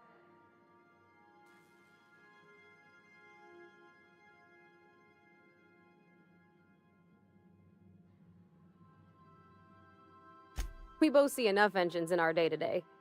There's nothing special about sitting next to another one, even if ours is real sweet.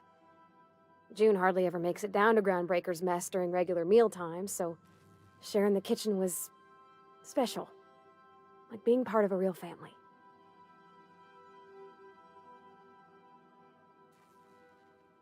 She stood stock still and just said, "Oh, real soft." Oh, and let me tell you, I was sweating. And then she blinked and said, "Is that dustback casserole?"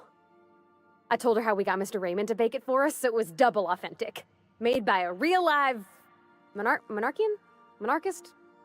person.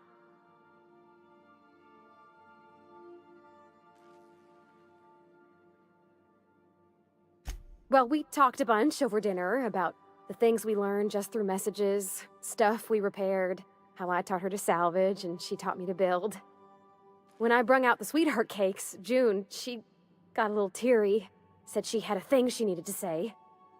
But I stopped her because I wanted to say it first. I never felt so bold, Captain.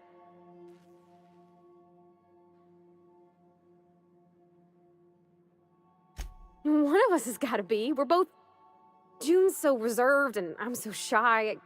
I worried if I never said anything, nothing would ever get said, you know? I told her about how she made me feel. Bold like I acted. Strong. Smarter and kinder than I am on my lonesome. I listed all the things I liked about her. And then she pulled out a paper and read a speech. She talked about the things she admired about me, like my cleverness and my humor, and how it made her want to be more open.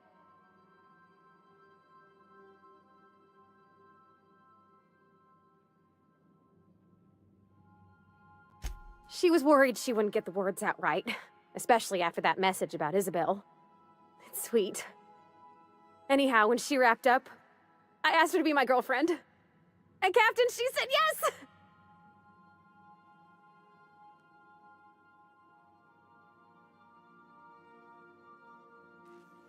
We talked about it some. I told her I wasn't sure how it would work, how I've had a bad time of it in the past. She said we'll take it as it comes. Fix things together. Share meals, talk. Maybe she could rub my shoulders when they're sore. I said I might like that.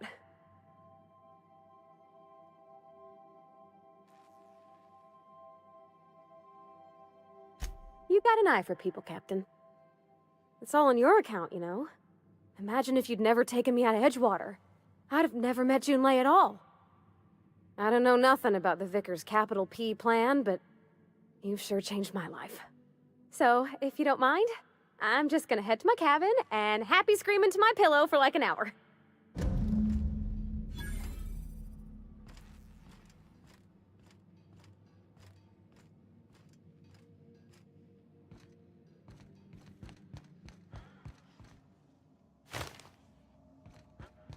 So then I told him, oh, ha ha ha, that tickles. How odd. No, don't desist. I think I might like it. Further data collection is required for accurate assessment.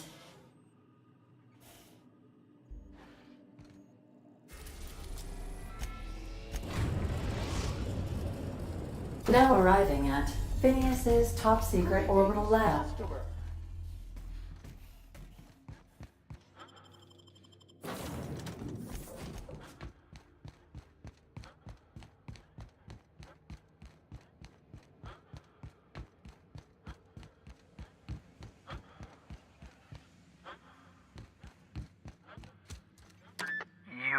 I'd clap you on the shoulder if I weren't behind a wall of bulletproof glass. I don't know how you did it, but Hiram Blythe just sent me everything I needed. According to Hiram's message, Minister Clark has ordered a suspicious amount of dimethyl sulfoxide. It's almost as if he's hoarding the colony's remaining supply. Typical elitist, hoarding supplies during a time of scarcity. Once I have those chemicals, we can revive the Hope's colonists and put some decent people in charge. So, good news. You're going to Byzantium and stealing those chemicals. Exciting.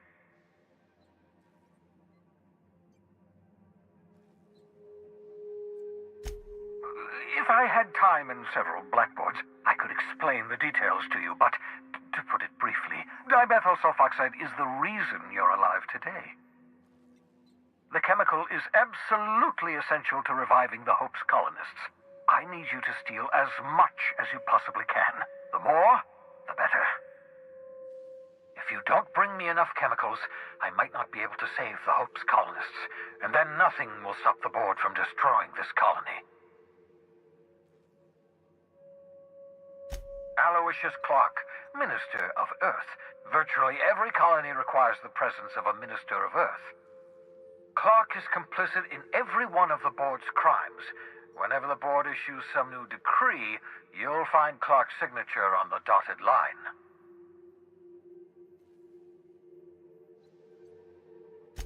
Oh, I understand it must seem impossible to you. Infiltrate Byzantium, the crown jewel of the colony, steal a batch of rare chemicals from a heavily guarded estate. In order to do the impossible, you must first divide it into a series of smaller, less impossible tasks. Ah, yes, the details. I'm not about to ask you to rampage through Byzantium trading bullets with the board's agents. We'll have to resort to subterfuge. Carmen Imagawa. She's my contact in Byzantium. Meet her at the docks. She'll have all the necessary intelligence you require. I'm giving you my old nav key to Byzantium. You'll need it to land in the Golden City. Remember, you're looking for dimethyl sulfoxide. Big green bubbling vessel with a warning label. I'll take as much as you can find.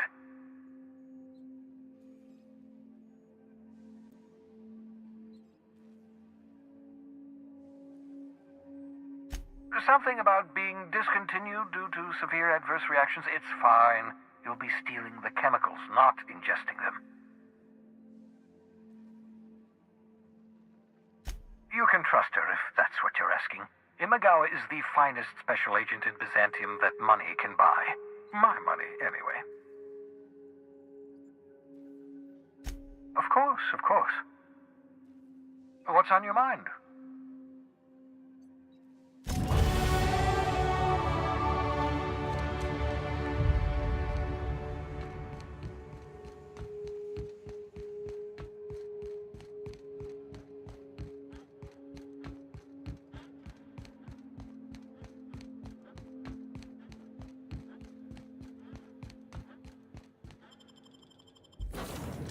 Some crew members are causing a disturbance on the ship. Welcome back, Captain. How can I be of assistance? I request you do not wake me if I am sleeping upon your return.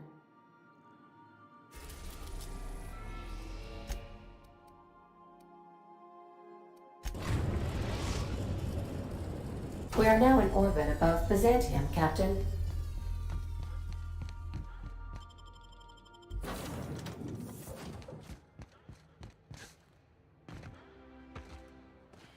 Do you mind? I'm meeting someone.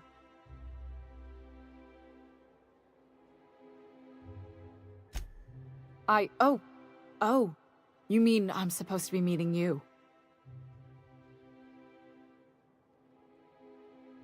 Nothing, it's just... I thought you'd be taller. Anyway, let's not get hung up on that. The Phoenix is a wanted man, and the board has eyes everywhere in Byzantium. Yeah, that's my codename for... you know, our mutual friend. Oh. I'm Golden Eagle. Yeah. I named you Cuckoo.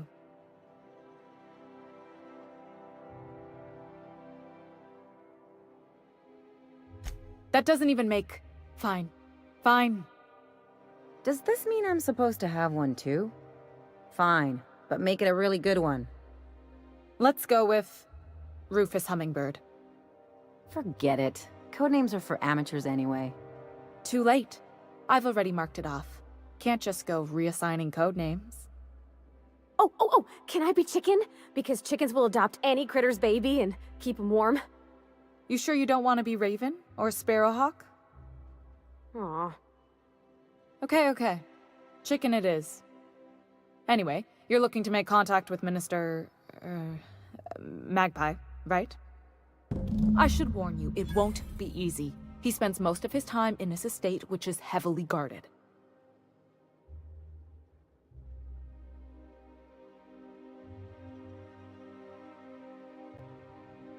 I've always been fascinated by birds. If you ever research Earth species, there are thousands of them, so colorful and distinct. Here we got 11 flavors of terror rays and not much else. That kind of variety? I mean, gosh, seems almost impossible. The other thing about birds, though, is their environmental indicators.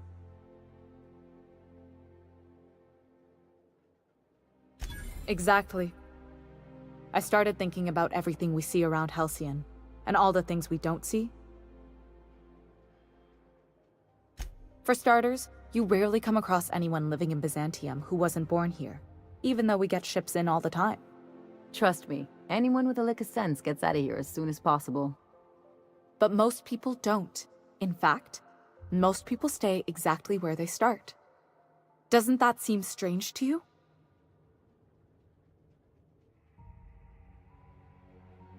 And then there's the way nothing gets fixed. There used to be a suggestion box around here. People would drop ideas in. Nothing ever came of them, of course. Sure, that part is. That's why they install shredders in those boxes, after all. But one day the shredder broke. No one came to fix it, and since it wasn't working, we didn't have anywhere to file our complaints. So you can imagine how messy things got.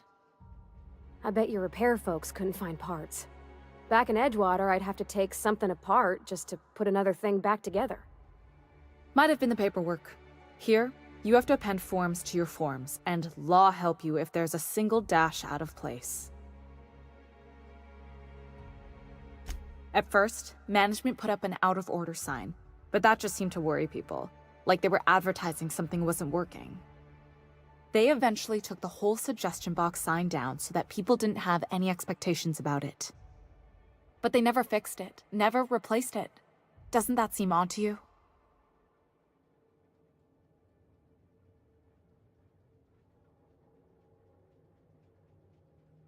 I don't know how else people are supposed to complain about things they can't change, but that's not the point. The whole episode made me wonder, if they can't fix something as simple as a suggestion box, what else aren't they fixing? After a while, I got connected with our mutual friend and started using my position here to feed him information when I could. That's it, really.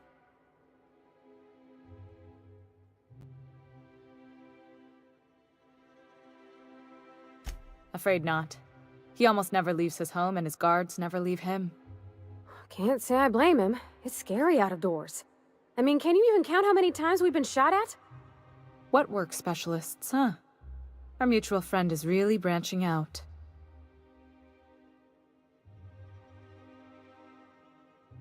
Whoa, I'm not one of your B&E specialists. I just provide intelligence.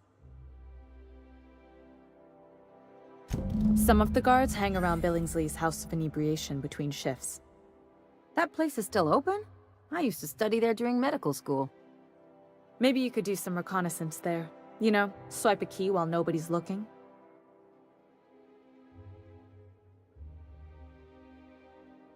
Whatever.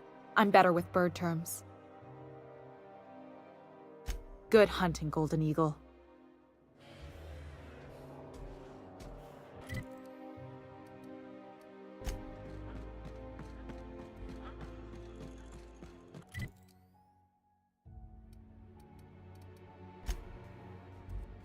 Some crew members are causing a disturbance on the ship.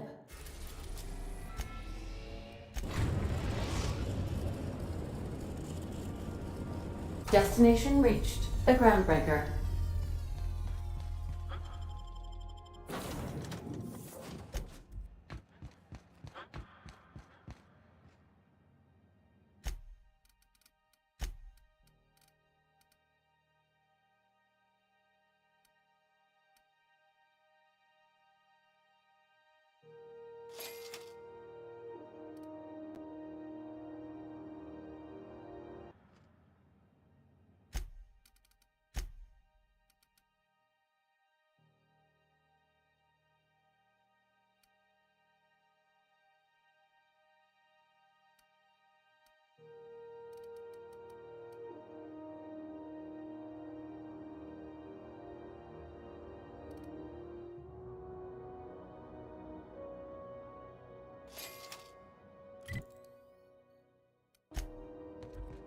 If you stop in the engine room, would you ask Parvati to send Sam down to the bridge?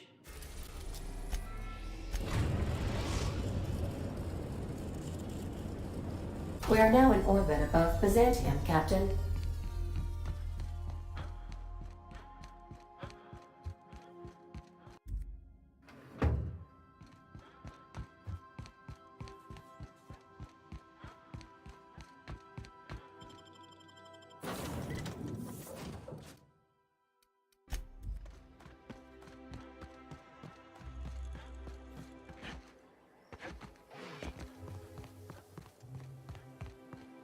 I love Byzantium.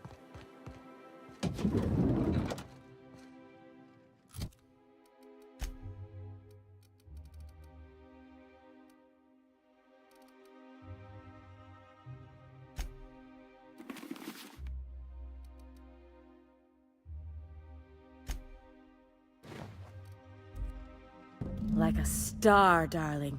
Square your shoulders. Hand on your hip. Eyebrow cocked. Yes. Perfect. My heart is all aflutter.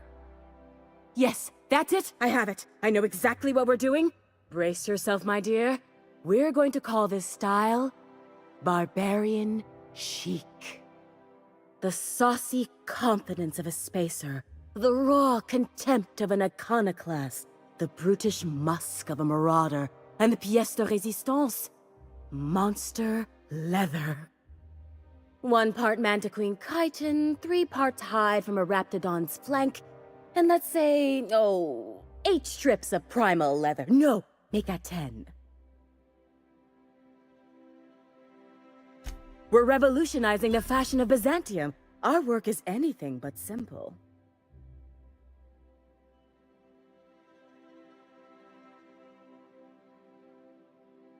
I love the way you just smolder with contempt. It makes me want to spoil you. Here, treat yourself to a nice new gun or something. Get this done for me, and I'll have you strutting about in a Jolicoeur original. You will be the envy of Byzantium.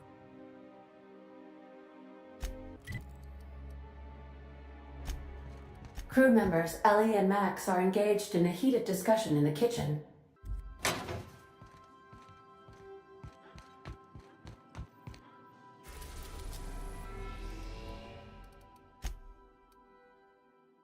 We are now in orbit above Edgewater, Captain.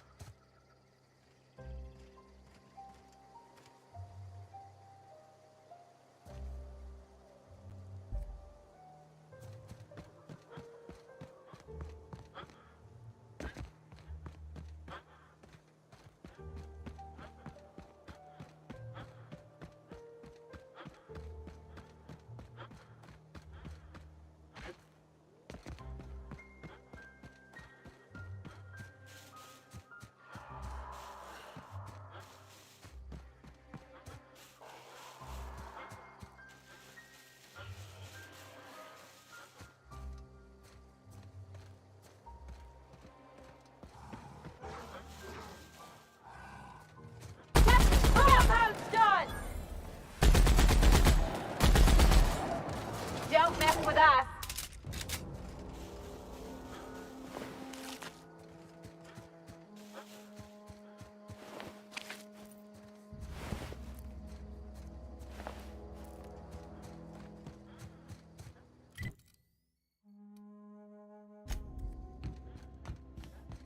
Not today, Sam.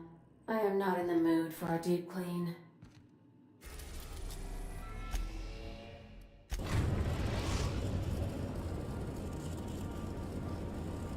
Destination reached. Scylla. What a mess! What a mess!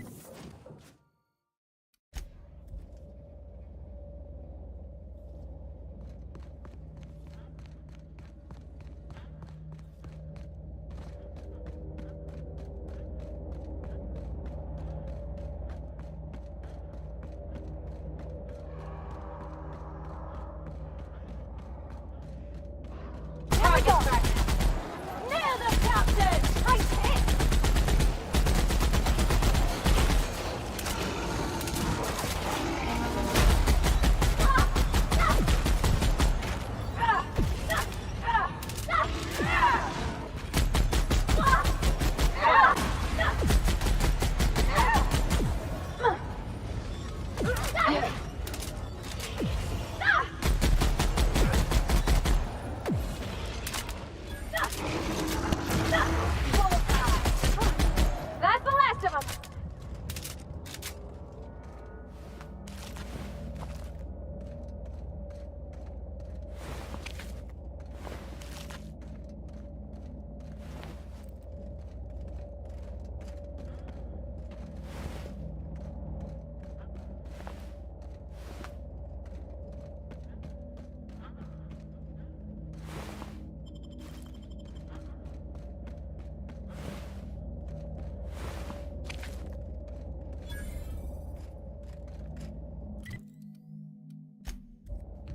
Some crew members are causing a disturbance on the ship.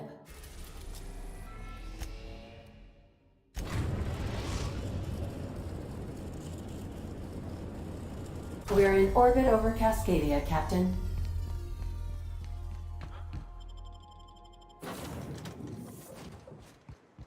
I think I've figured out what you need. Besides a smoke and some privacy, our crew's like a machine. All the parts got to work together or we'll shake ourselves to pieces.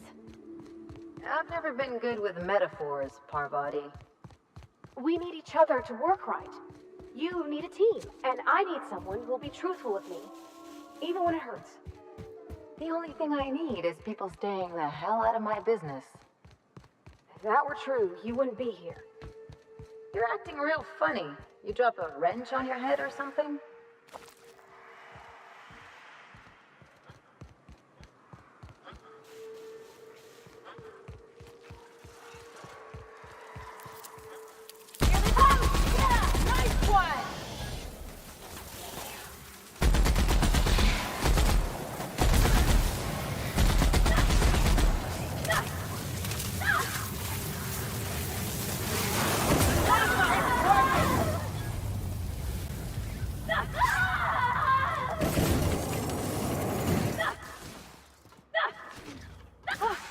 That's the last of them!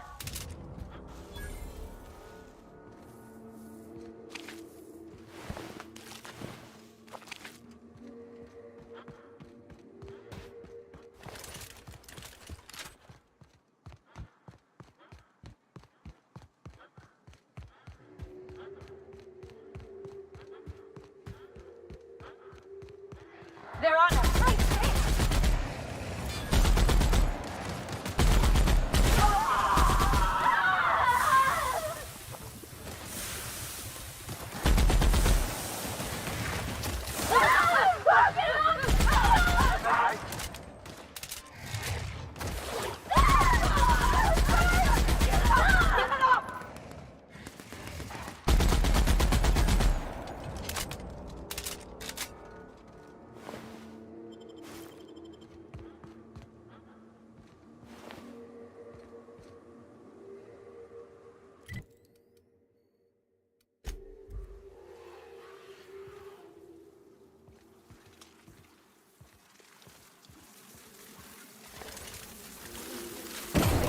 up on us. Class ain't working at you past that armor.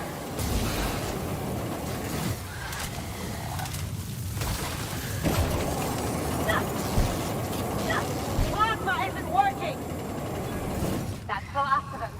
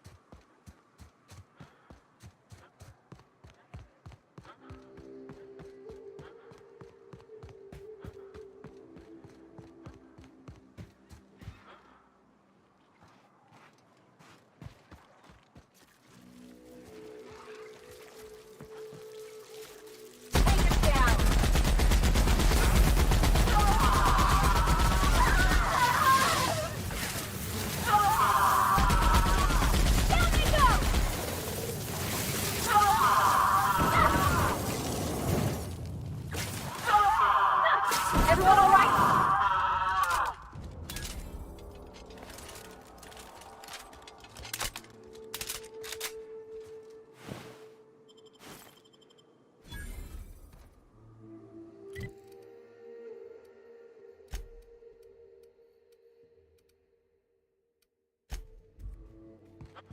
Warning, intruders will be... Oh, it's you.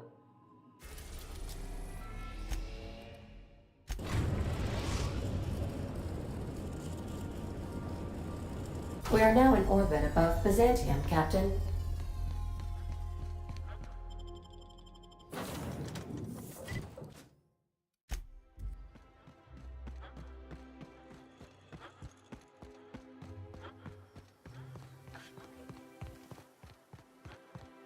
Remember that stranger I... What can I do for you, darling? I've been thinking of a name for this new outfit. Chimera. Crafted from the hides of 3 species of monster. While you were gone, I put in an order for one of my bespoke lapels. Solid gold, diamond encrusted. If it doesn't have one of my lapels, it's not a Jolicoeur original. Those slackwits at HPS are holding my parcel while they wait for a signature. Bureaucracy is so utterly insufferable. Be a dear and retrieve it for me. Understatement of the year, darling. Believe me, I'm every bit as frustrated as you are.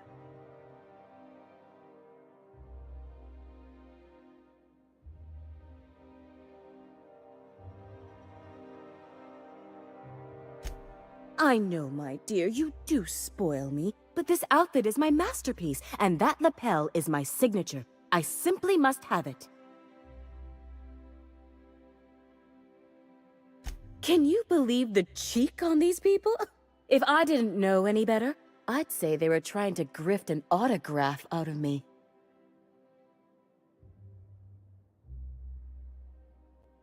My dear, I've only ever enjoyed the service of 2 reliable assistants in my life.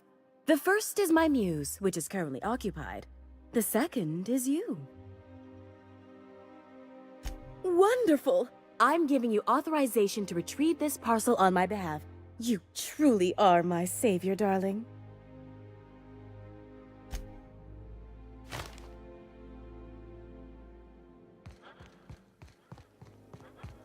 I've always loved that sculpture.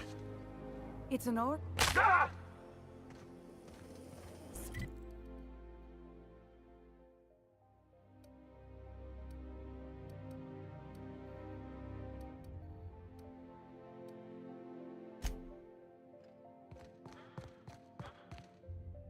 Well, you're getting an early start on the day's parcels, aren't you? How may I be of assistance? If you would like to sign for a parcel, please go to window B.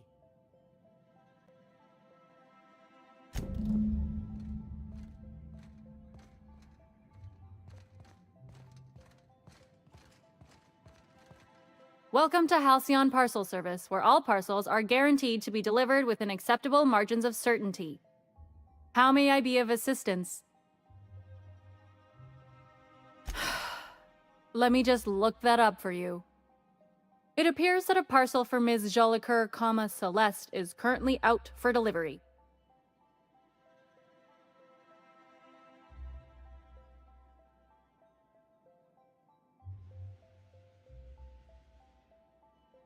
It was, and now it's being delivered. Let me see here. A parcel for Jolicoeur, Celeste is being delivered to 316 Rockwell in the Byzantium Estates. Thank you for allowing HPS to be your only option today.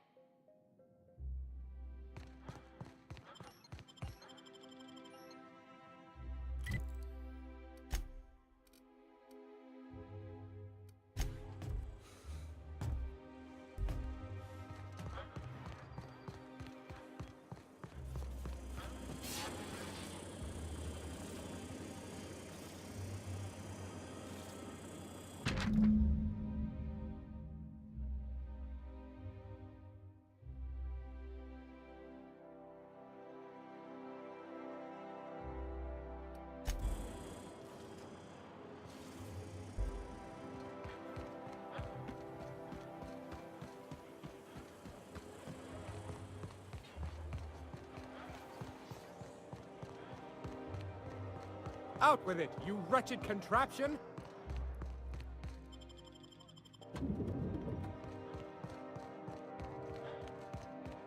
Halcyon Parcel Service is proud to be the colony's only parcel delivery service.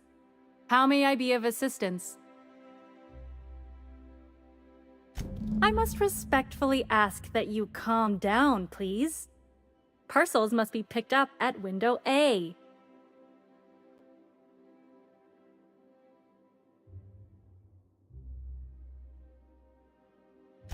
Maintaining proper window structure is imperative to the smooth operation of HPS. If you would like to lodge a complaint about the quality of your service, please request a complaint form at window C. If you would like to request a complaint form at window C, please make an appointment. I see you're familiar with our company policy.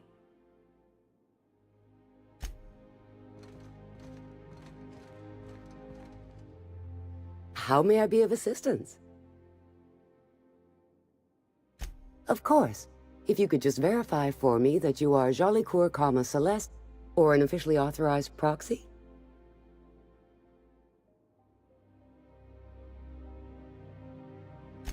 Yes, I can see by your eccentric mode of dress that you must be one of Ms. Jolicoeur's associates. Everything seems to be in order. Here you are, one parcel. I hope this has been a pleasant and satisfying transaction. Halcyon Parcel Service thanks you for your patronage.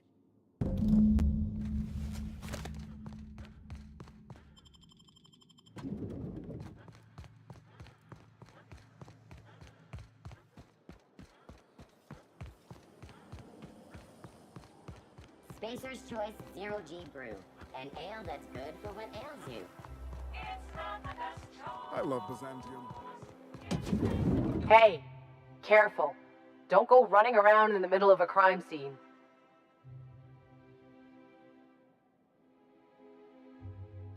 Strange times we live in.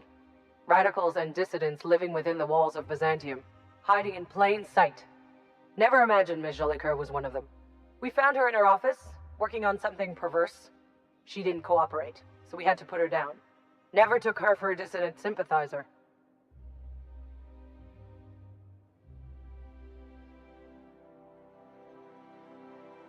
No argument there. Feels like the whole colony's going insane.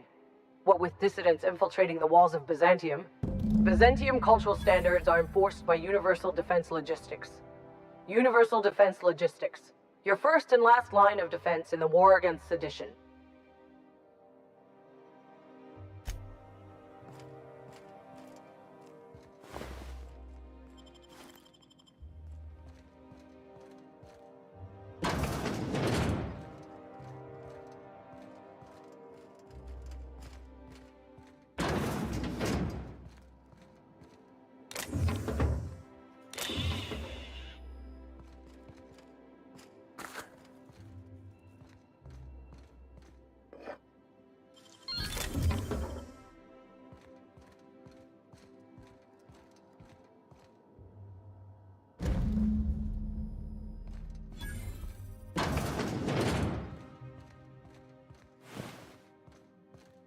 Rumor has it someone's pulling doubles until the retirement district is repaired.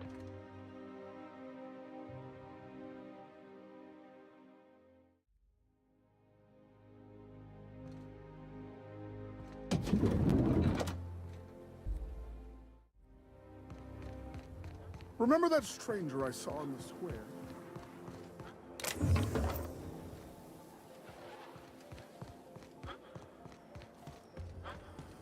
Spacer's choice free sliced bread. It tastes fresh because it's... Why place your faith in automechanical sentries when you can place a high-quality weapon in your own two hands? What can I help you find?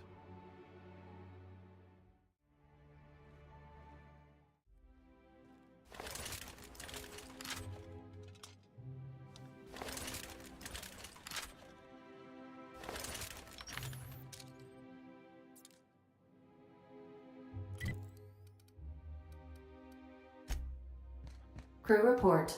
Mioka is drunk. Surprise.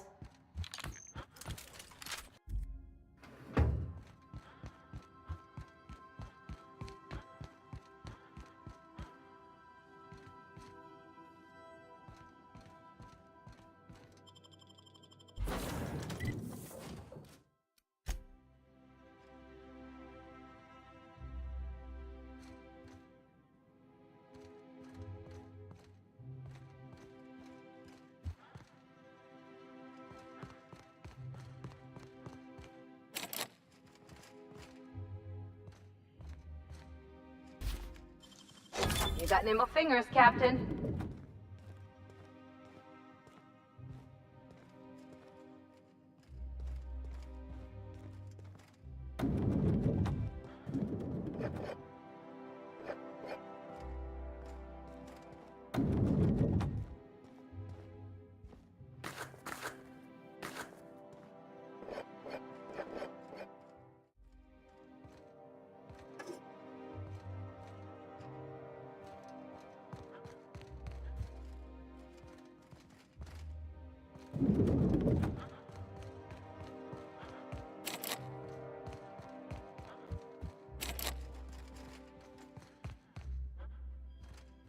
How may I be of assistance?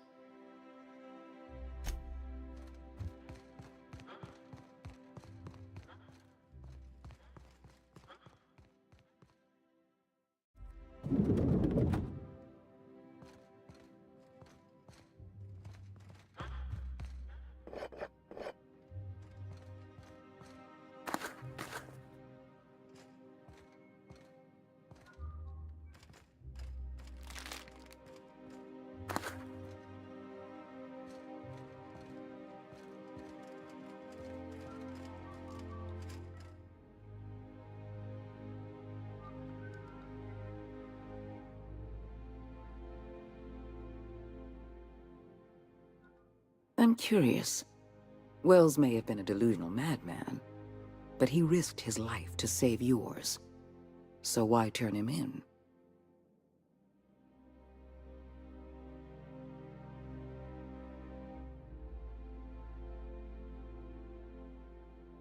Revenge is a powerful motivator.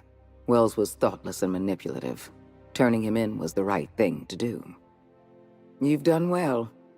You're efficient, talented, loyal. And if you're ready to get to work, we can finally start doing some good in this colony.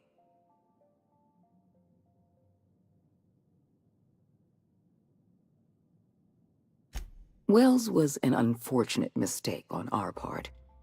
We let him out of our sights, and he operated from the shadows for decades. Wells has information we need. We're going to monitor his lab and show our hand when we're ready. Until then, you and I have work to do. Work with us, and we'll make you the richest freelancer in Halcyon. My sources tell me you've been busy on Monarch. I'm sure you've seen the miserable state of affairs there, but lawless cesspool that it may be, Monarch has one important asset. All of Monarch's extraplanetary broadcasts are routed through Devil's Peak Station. I want you to claim Devil's Peak Station for the board, by force if need be. I have an agent working in Stellar Bay, Everett Gill. Have a word with him as soon as you arrive. The passphrase is, "The kind of pine grows at night."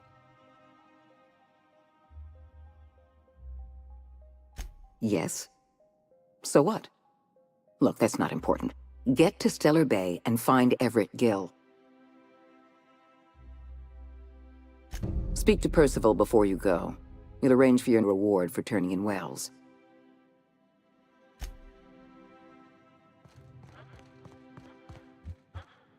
Adjutant Akande has instructed me to reward you for information leading to the arrest of Phineas Wells. Please allow me to extend my felicitations on a job well done. Quite so, sir. As an acting agent of the board, you are entitled to purchase a selection of official board-certified equipment at a discount. Do let me know if you wish to take advantage of this special offer.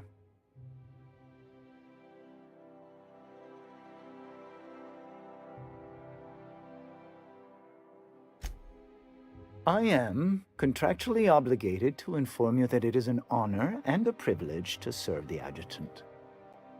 Also, I have a weakness for personalized stationery.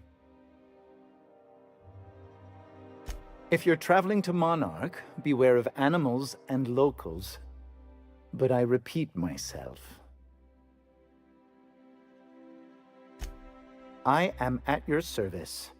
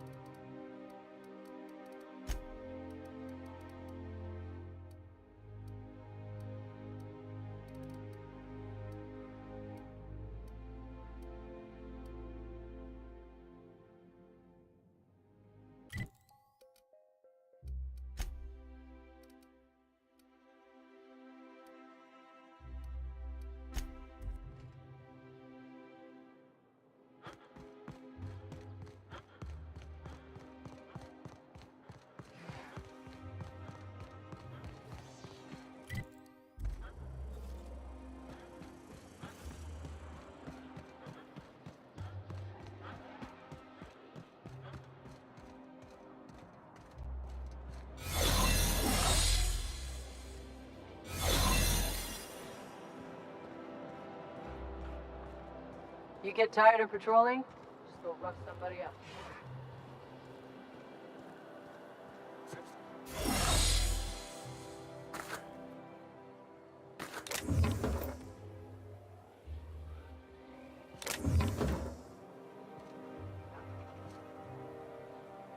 What?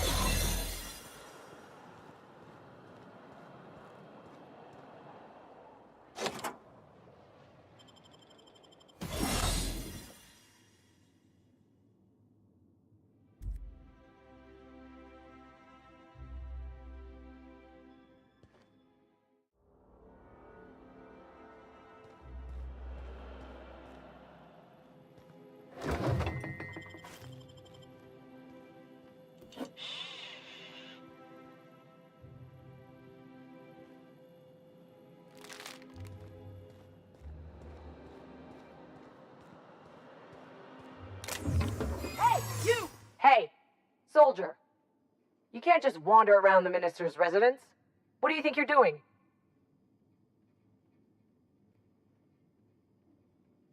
Me? I'm watching for suspicious activity.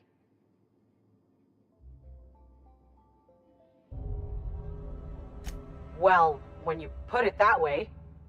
Look, I don't have any visitors on file today, UDL related or otherwise. I won't report this, but you need to leave.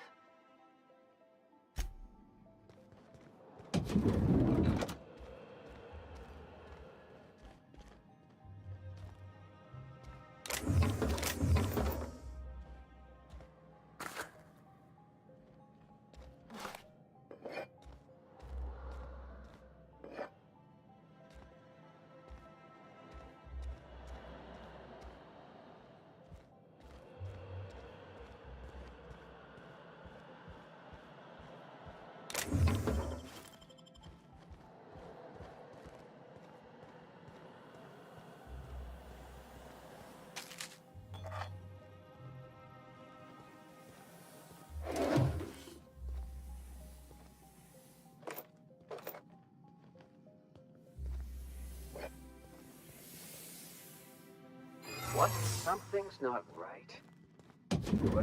I don't know what you're up to, soldier, but you better have a good reason for being here.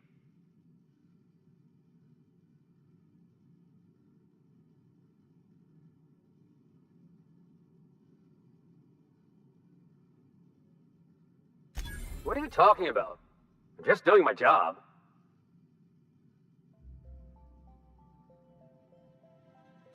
What are you talking about? It usually works for everything. It sounds like you're above my pay grade, so I'll make an exception. But if I catch you again, it'll be a different story.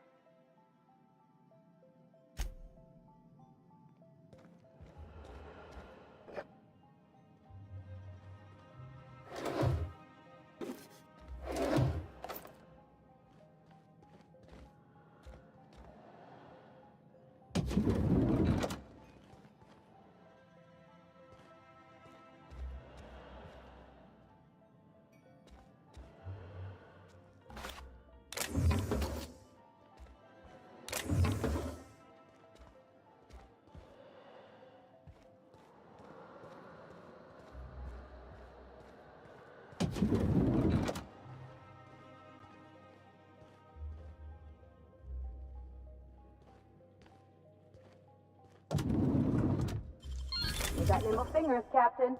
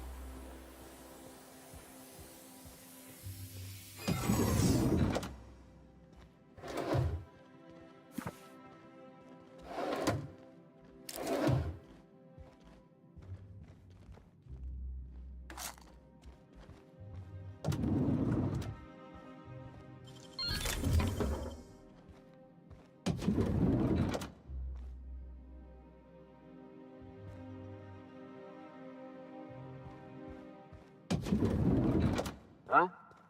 Hey, soldier! You can't just wander around the minister's residence. What do you think you're doing? What did you say? Sheesh, calm down. I'm not looking for trouble, but you can't be here. Get going and don't cause a scene.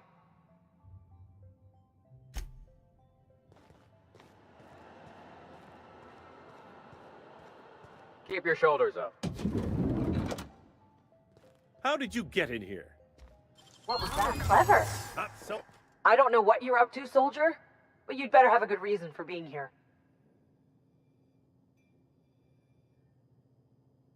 What?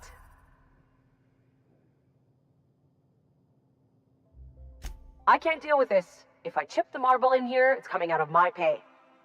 Do us both a favor and take a level head or two. And don't let me catch you here again, or my pay's gonna have to take the hit.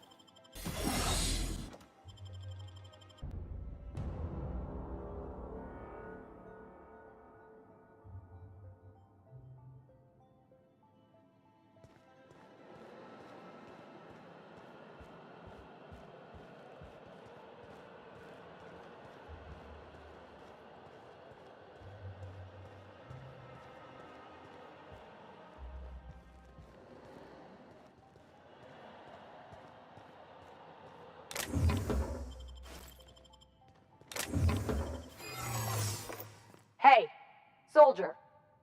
You can't just wander around the minister's residence. What do you think you're doing? What did you say? Sheesh. Calm down. I'm not looking for trouble, but you can't be here. Get going, and don't cause a scene.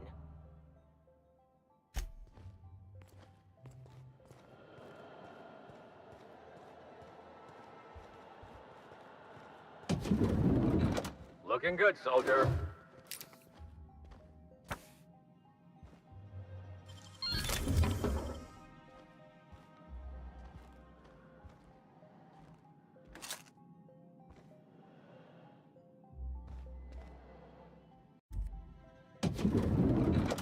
How did you get in here?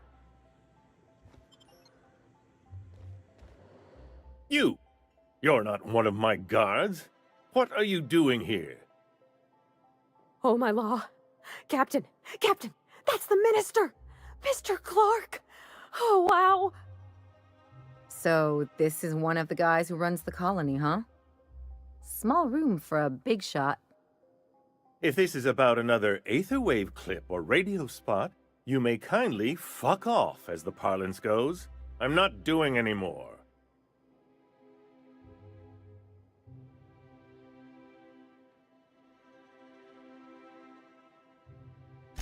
Have I not made myself clear?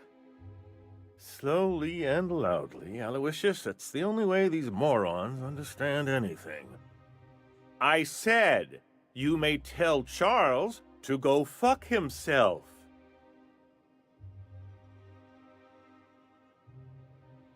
Oh, terribly sorry. I thought you were part of Rockwell's PR team. But if you're not, that means you're a dissident? A real live dissident? But what are you doing here? And how did you get in?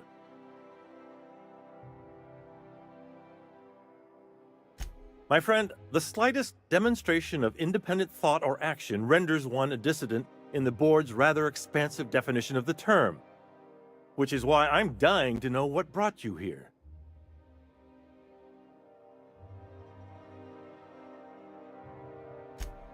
Drugs, of course. What else? Why did I get my hopes up? Back to idiot speak. I don't have any drugs. You should try a vending machine or a purveyor of curative goods. I don't know if our chemicals are here, but this guy is definitely not. Will that be all, then?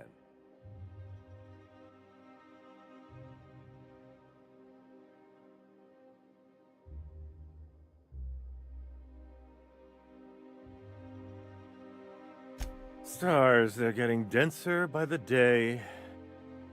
I shall endeavor to speak more slowly. Is this better?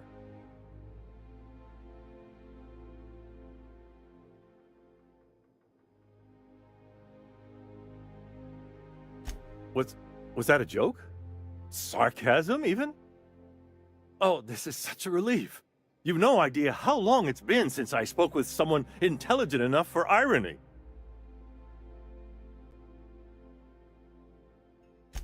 Chairman Rockwell. He's kept me under house arrest for years. I've long suspected him of transacting business in my name, but this proves it. Yeah, sure. It's always someone else who ordered the hookers and energizing ointment.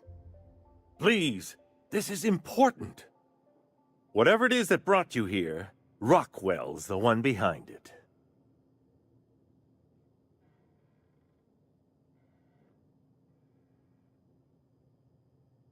How should I know? I've been under house arrest for years. But there is a way to find out, and perhaps to set things right.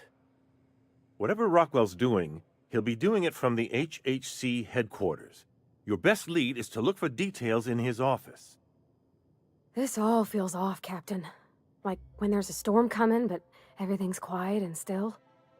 Believe me, things have been off around here for a very, very long time. A reckoning is most certainly due. We really gonna do this? Getting involved is a messy business, and it rarely pays. This is about more than bits. This is about the survival of the colony. If you don't help, who will? Why, this is starting to sound like an issue of Dissident Hunter.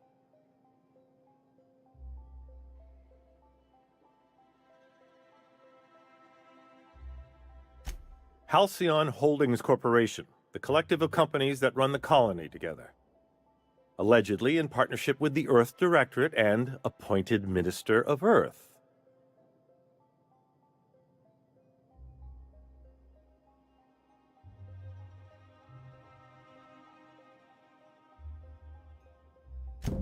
Via the Acropolis District, of course. That's where the most important corporate and government facilities are. But only board employees are allowed into the district. There's a heavily guarded checkpoint just down the street. There might be a route through the maintenance tunnels, but I'm afraid I don't know specifics. Most people avoid the area for obvious reasons.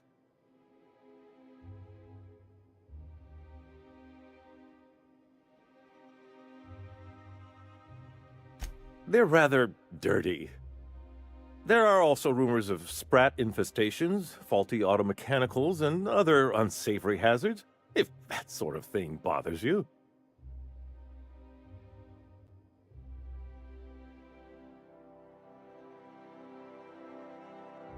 When you reach the HHC building, this access card should get you up to the executive suites, where the chairman's office and what used to be my office are.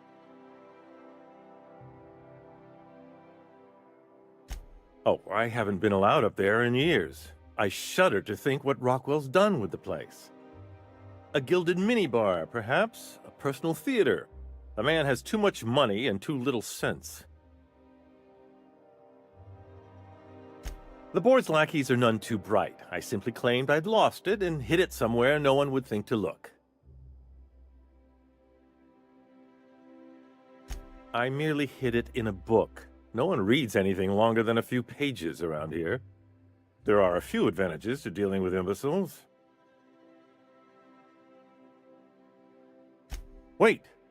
Rockwell has one of the only terminals capable of transmitting to the Earthbound message drone. This is our chance. Please, take this and transmit it from his office. Rockwell hasn't given me any messages from Earth for years. He's desperate to keep me out of contact with the Earth Directorate. But they need to know what's happening here.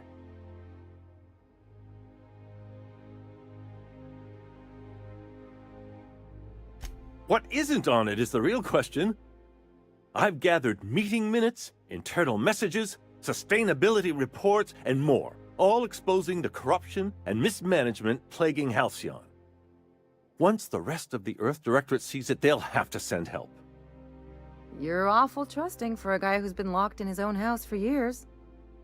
The Earth Directorate is our best hope. Even Rockwell's resources are no match.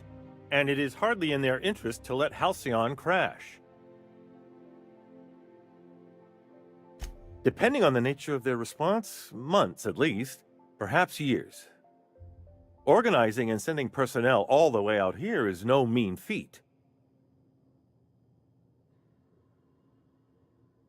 And now I entrust it to you. Good luck, and trust no one in the Acropolis district.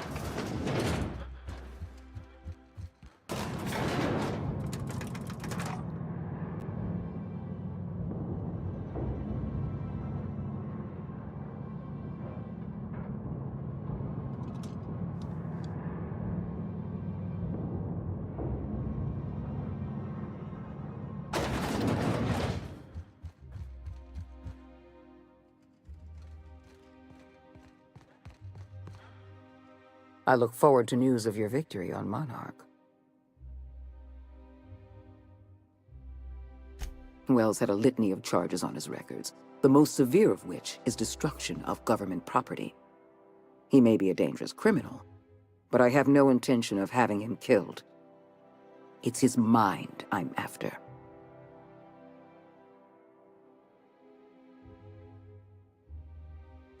Exactly so.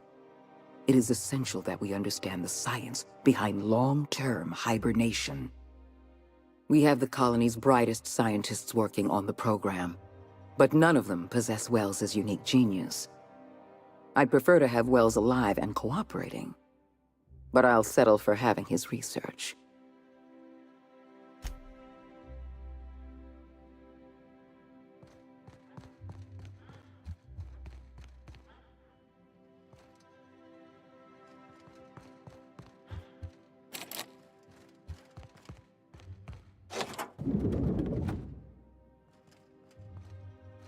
Excuse me, just a moment.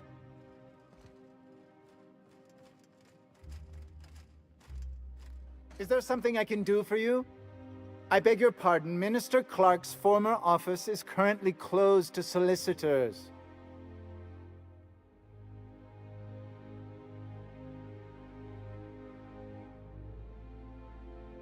What? Oh dear. Thank you for reminding me. I can't stand the thought of someone else's hands touching my custom letterheads.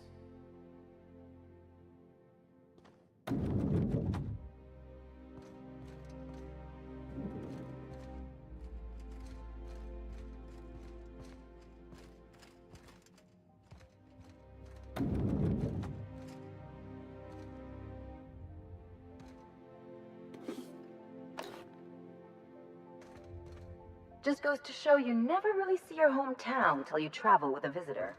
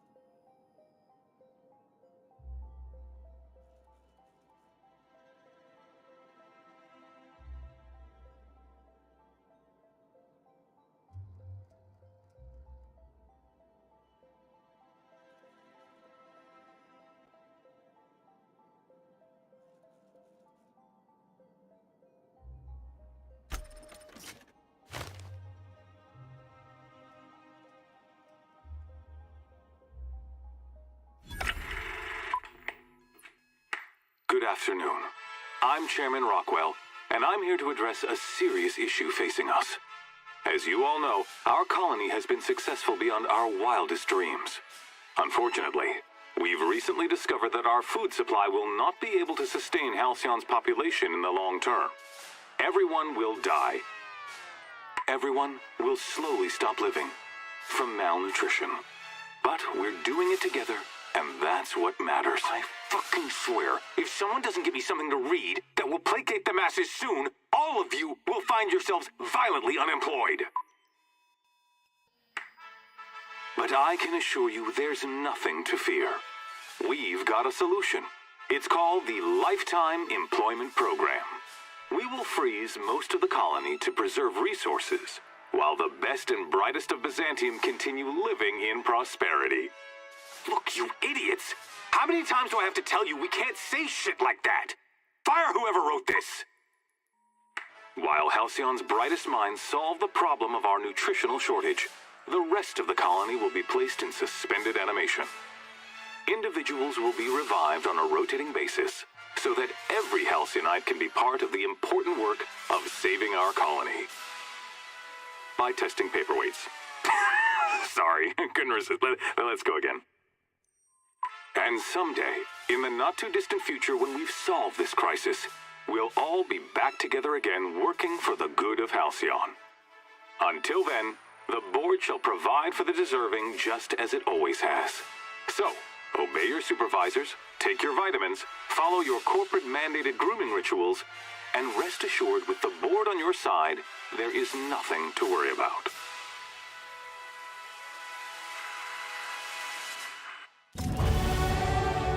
That was all a story, wasn't it? It's not real. I don't know about you, but I'm all for living fast and dying young.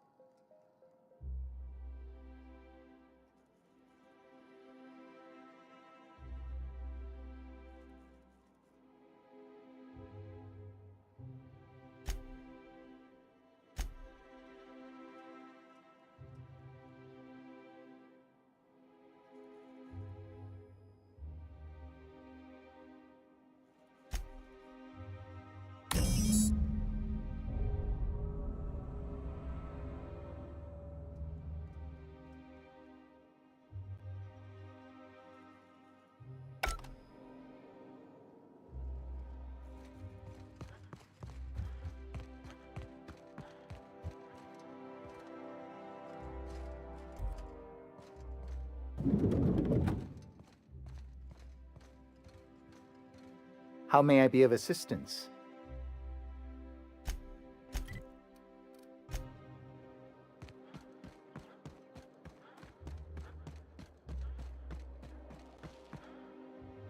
Sorry, I shouldn't talk.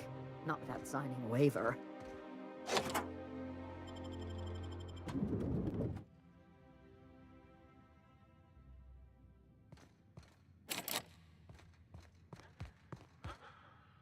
Sorry, I shouldn't talk. Not without signing a waiver.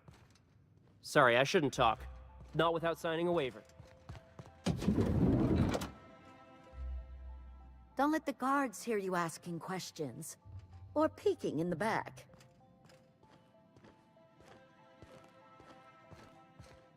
If you see any sprats loose up here, definitely don't touch them.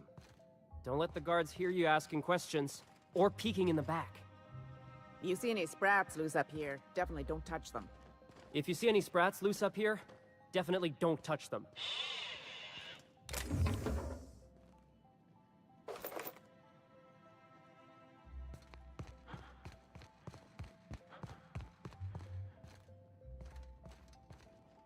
Not so fast. The Ministry of Accuracy and Morale is off limits to everyone without X-36 level clearance. It's okay. I'm a doctor. I don't care if you're a brain surgeon. If you don't work here, or for Chairman Rockwell himself, you're not getting in. Worth a try. You'd be surprised how often that works. Like I said, X-36 clearance only beyond this point.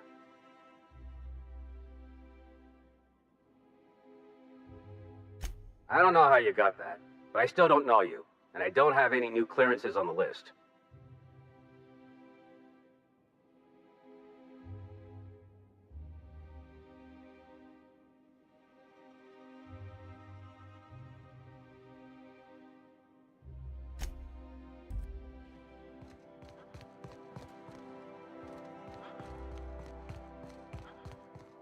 If you see any sprats loose up here, definitely don't touch them. Move along. Sorry, I shouldn't talk, not without signing a waiver.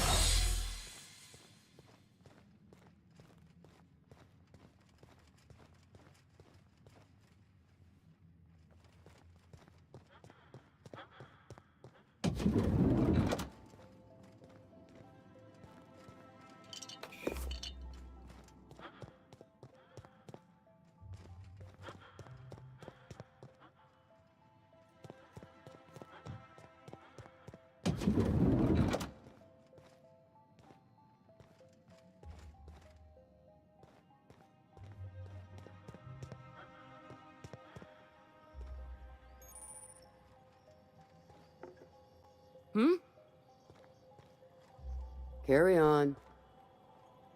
Don't let the guards hear you asking questions or peeking in the back. Sorry, I shouldn't talk.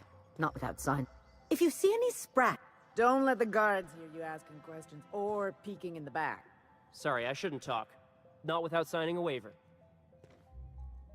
Don't let the guards... You see any sprats loose up... Don't let the guards hear you asking questions. Carry on. Sorry, I'm kinda in the middle of something.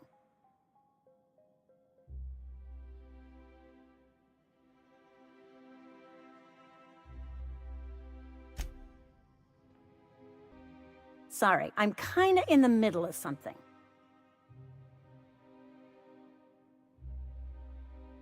Oh. Oh. You know, I always have time for sprat mitochondria. as well as charming men who can appreciate the finer points of cell biology.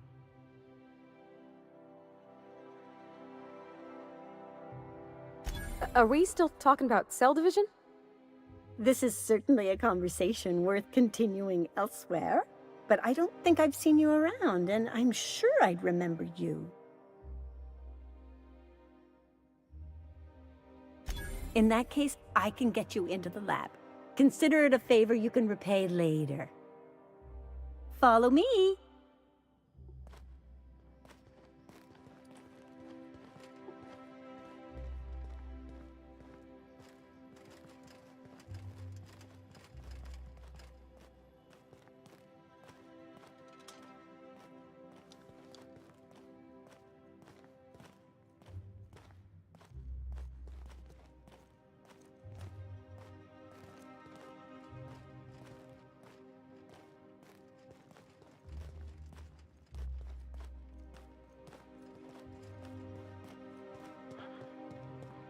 Like I said, X-36 clearance only beyond this point.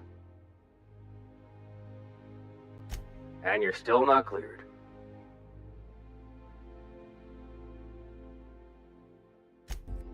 Like I said, X-36 clearance only beyond this point. What?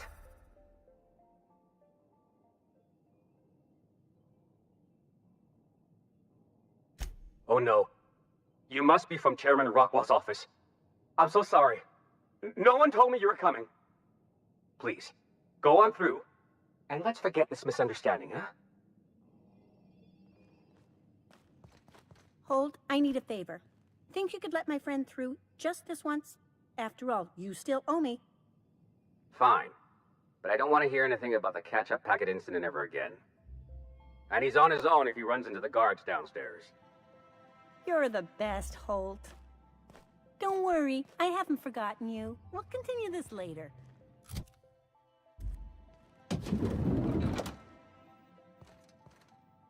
Nothing exciting ever happens around here. So what if all those MSI suits made it on Monarch this whole time? I could do it. Easy.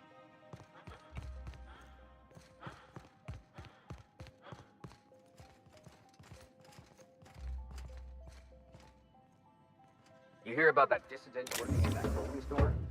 This is why we've got to be vigilant.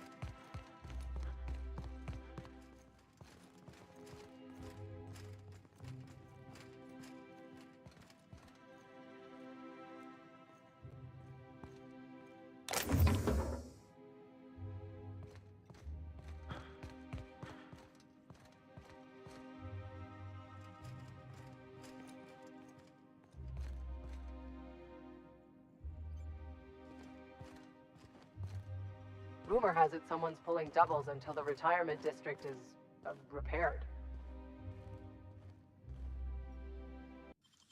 Wow.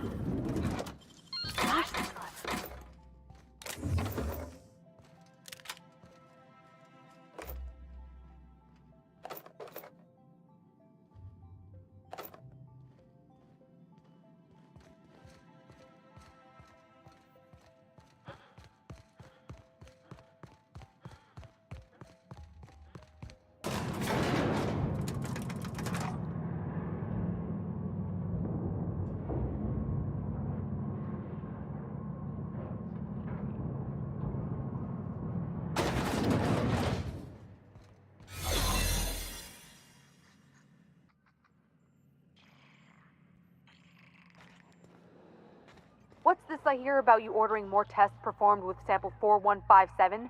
That batch failed spectacularly. I saw a variance in the results that we never accounted for, so I had the techs run the trial again.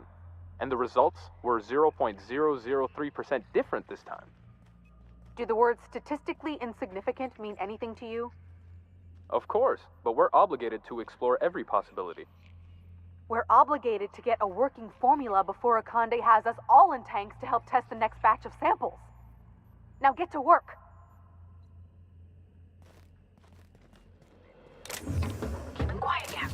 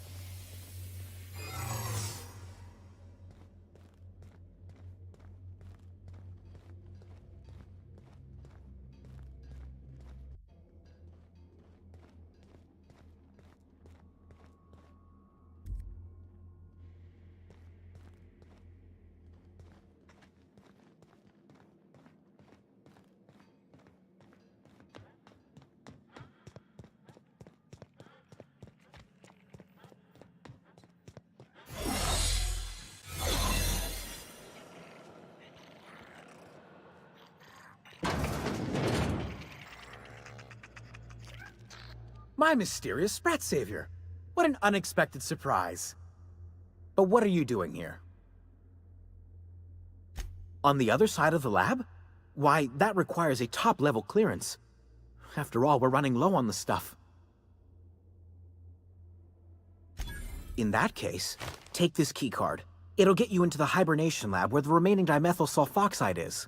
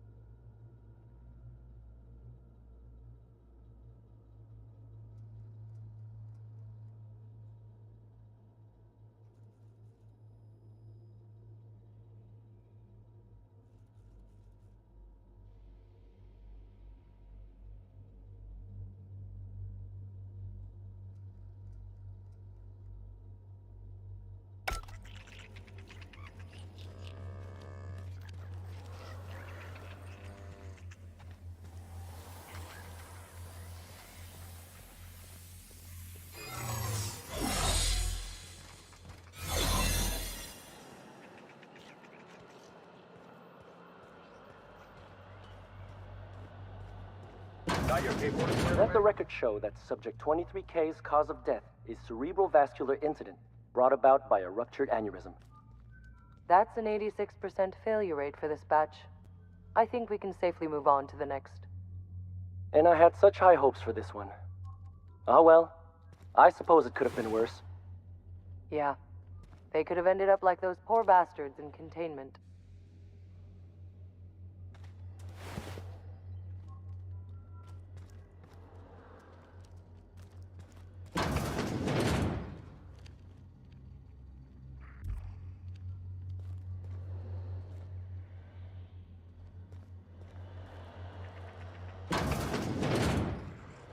Ellie, we gotta talk. My second least favorite set of 4 words. Here we go. You gotta stop treating me with kid gloves. I'm not gonna fall to pieces if you look at me sideways, and I'm not going away. It's fine if you don't like me, but we gotta find a way to work together. For the crew. Never heard you sound this forceful. It's kind of refreshing.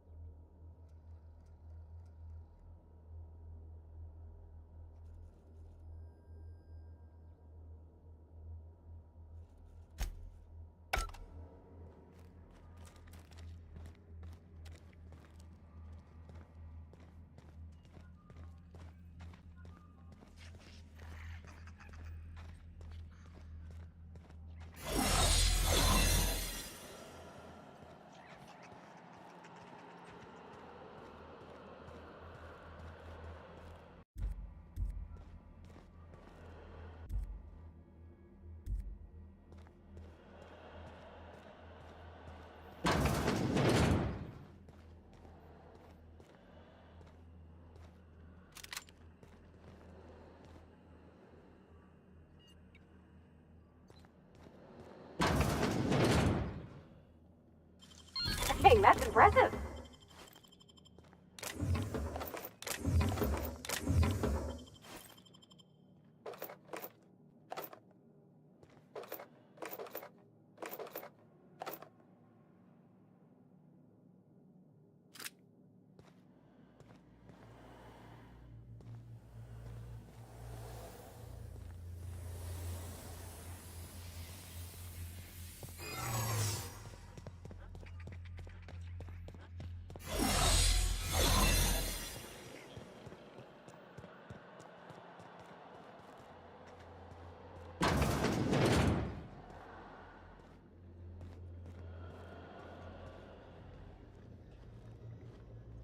You get tired of patrolling, just go rough somebody up.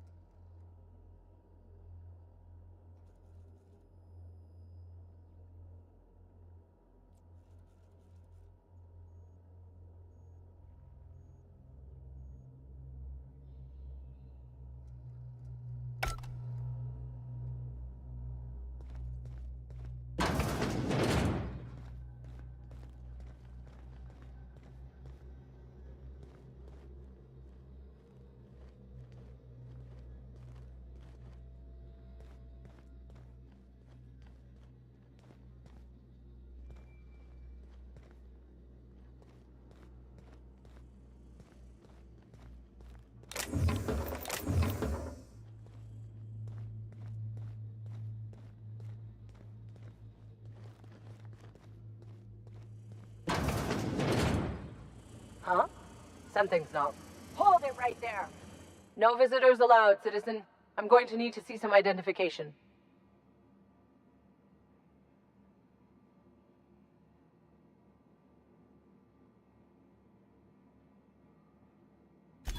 Let me guess.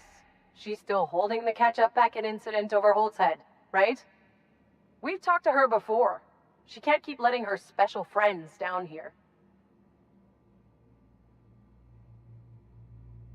Just get out of here. I don't want to catch you hanging around.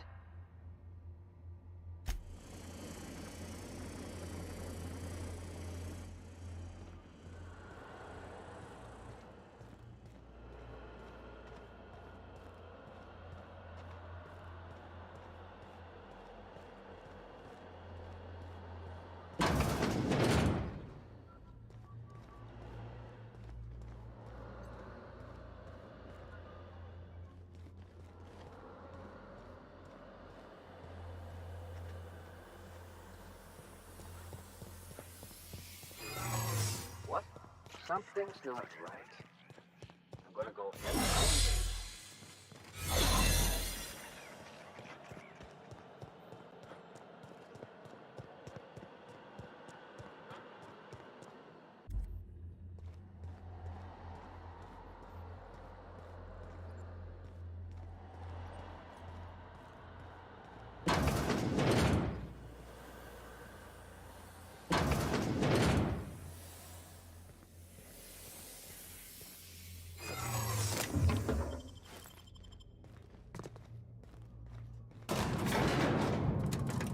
So you really want to be real, huh? Sure do. All right.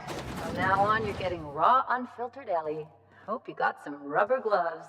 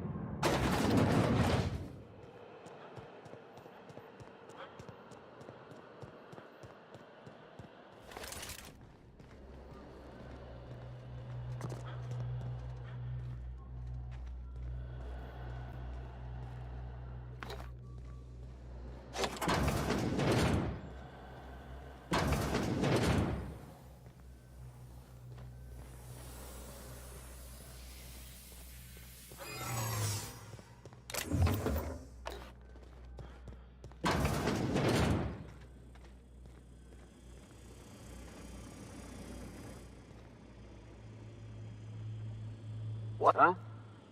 What was that? I can take... No visitors allowed, citizen. I'm gonna need to see some identification. Let me guess. She's still holding the catch-up packet incident over Holt's head, right? We've talked to her before. She can't keep letting her special friends down here. Believe me, you're not the first. Just get out of here. I don't want to catch you hanging around.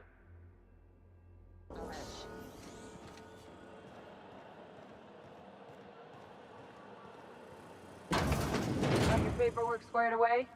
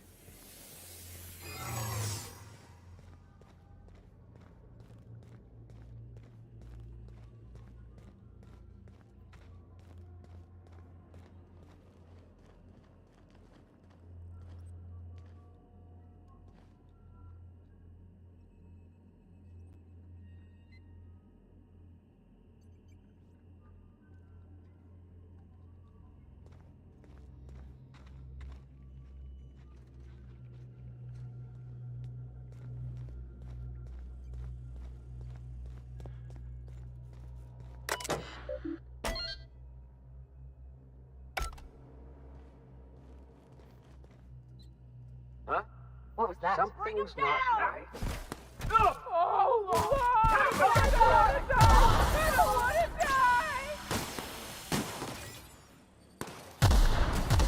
Gotta reload!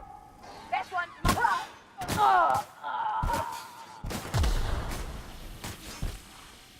What?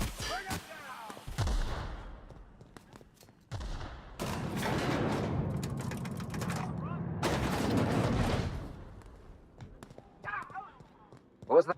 This area is for authorized personnel only. You're not supposed to be here, are you?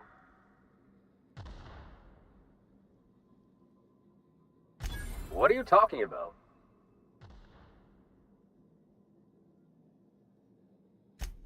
I knew it. I knew someone would find out. I gotta think of what I'm gonna say. Listen, I won't tell anyone I saw you if you don't tell about me. Just this once, all right?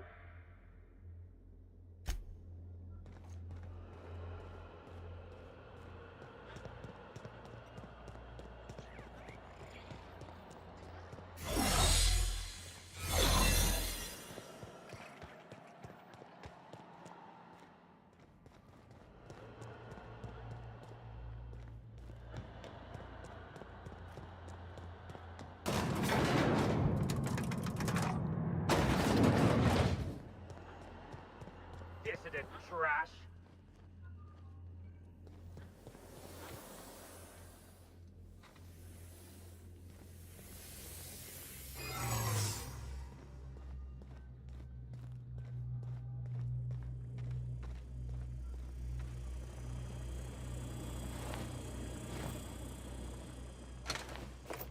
Waste of company ammo. Huh? Something. No visitors allowed, citizen. I'm going to need to see some identification. Let me guess. Believe me, you're not the first. Just get out of here. I don't want to catch you hanging around.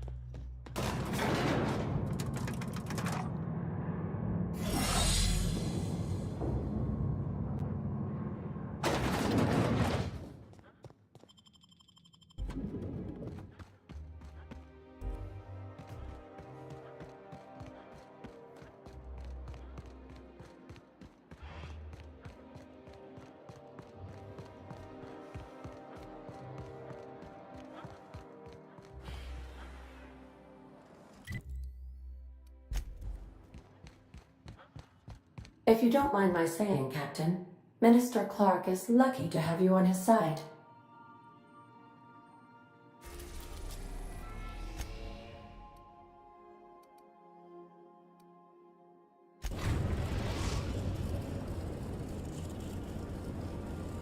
We're in orbit over Cascadia, Captain.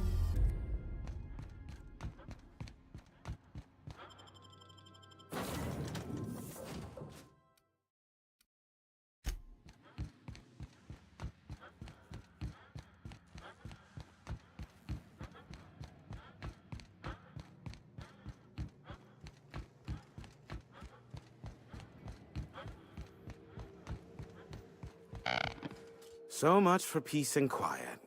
Would it kill the universe to cut me some slack? And I don't see an Insta-coffee in your hand. Yes, the one that crashed. I saw it on the security feed. A bit grainy, but an invigorating watch all the same. What about it?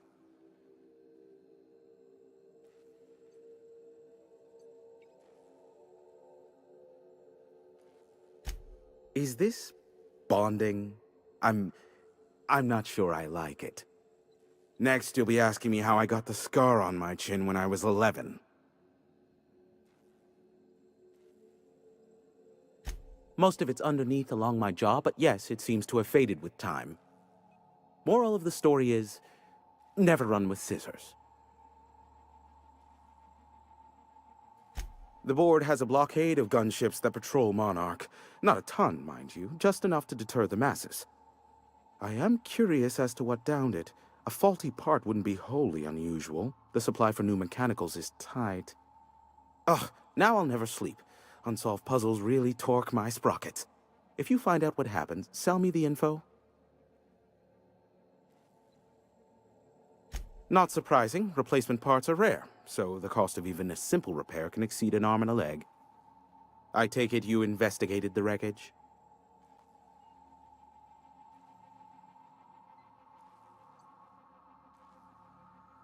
Don't guess the captain would have quite pegged the price of disrepair being the cost of their lives, but these things happen. A shame.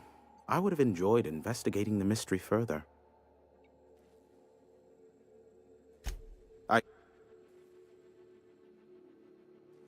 laid it all out, eh? Well, can't refute facts in the face of solid evidence. A shame. I would have enjoyed investigating the mystery further. Ha! Oh, that's a good one. You're not serious, are you? Yes, well, let's see how long that lasts. I'm getting a headache behind my left temple. What could be causing it? The glare from the terminal screen? Or something else? Give my regards to Phineas. So much for peace and quiet. Would it kill the universe to cut me some slack?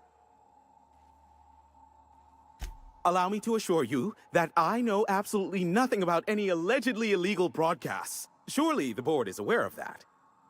They must know I'd never involved myself in such despicable activities. There's utterly no reason to arrest anyone in this broadcast station, let alone me. In fact, you're doing me a favor by helping me disable any alleged such broadcasts, if they exist. You could do me another favor by mentioning my loyalty to the board in your report. You've got a real creative definition of loyalty, and I mean that as a compliment. Hiram, you have to be the slimiest, most two-faced man I've ever called a friend. Aw, you called us friends.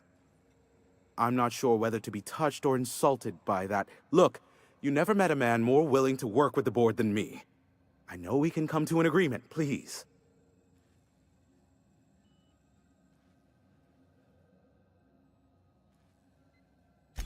Sophia does? What sort of an amount are we intimating here? Never mind. The details are of no matter for now. I'm happy to help the board in any way I can, for so long as they consider me a friend. And as you've already shut down the transmission from Amber Heights and Stellar Bay, you've effectively ended all unregulated chatter on the planet. I suppose it won't kill me to work under Sophia. I am on familiar terms with her from a, let's call it a past contract job. As I am now inextricably in the board's service, I'd say we're done here. Unless, of course, you require anything further. Give my regards to Sophia, won't you?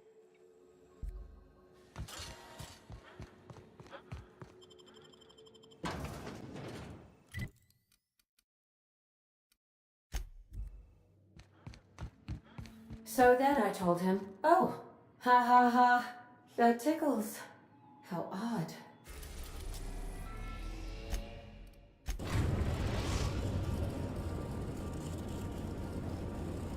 We are now in orbit above Byzantium, Captain.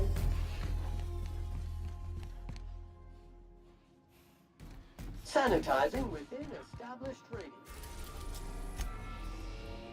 We are now in orbit above Byzantium, Captain.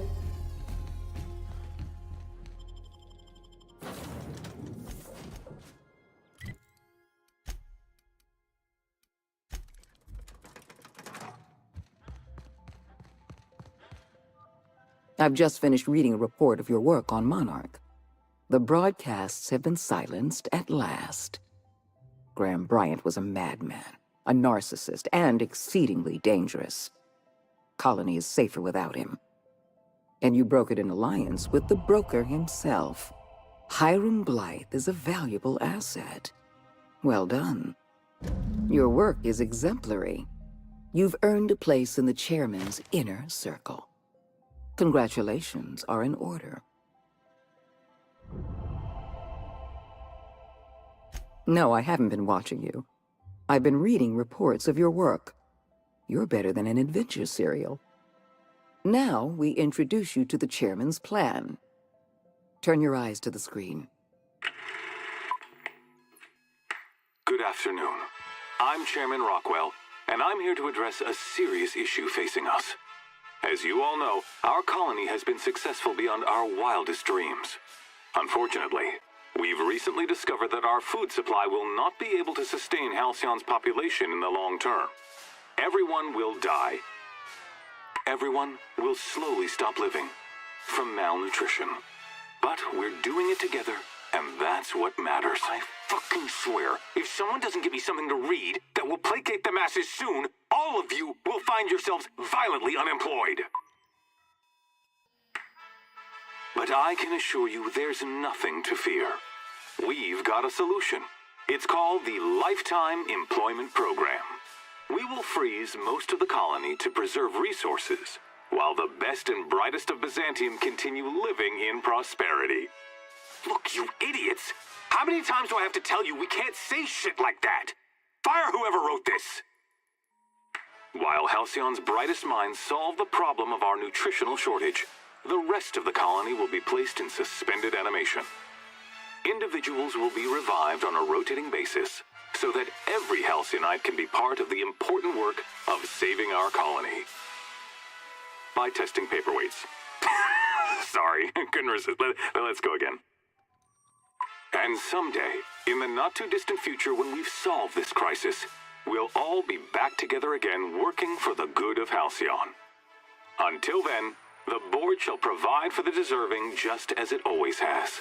So, obey your supervisors, take your vitamins, follow your corporate-mandated grooming rituals, and rest assured with the board on your side, there is nothing to worry about.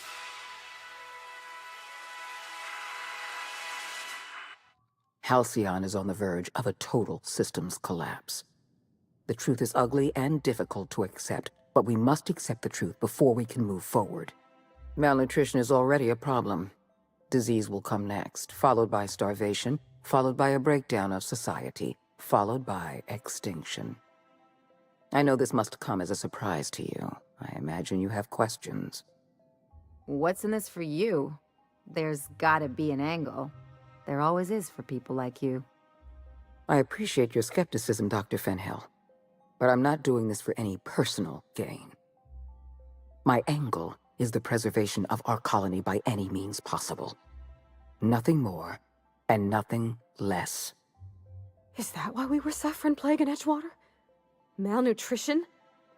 All those folks sick and dying, and you knew why the whole time? Yes, Miss Holcomb, we knew why. We've known for some time that Edgewater was dying. The colony itself is dying. The suffering you experienced in Edgewater, the disease, the starvation, will soon spread across Halcyon unless we act.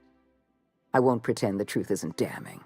Yes, the colony is on the verge of collapse, but there is a way to save it.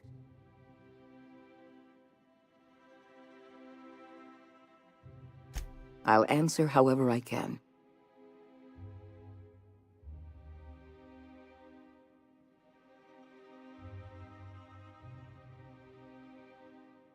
The Lifetime Employment Program is not some malevolent strategy of an evil mastermind. There's no dark secret buried in the fine print. The program is logical, it's reasonable, it's merciful, and most importantly, it will work.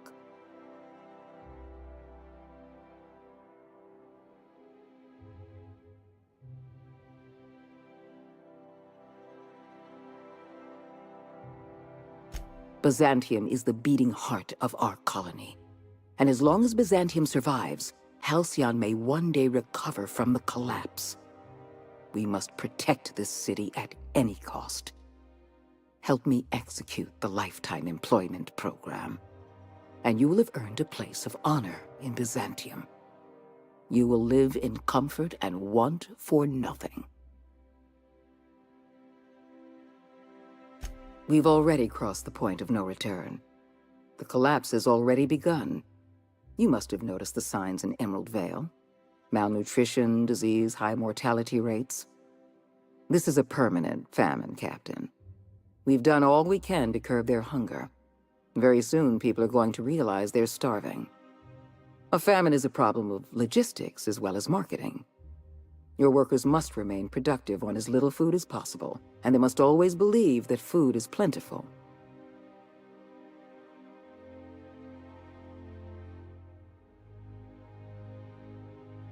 I'm sure you remember Dr. Anton Crane.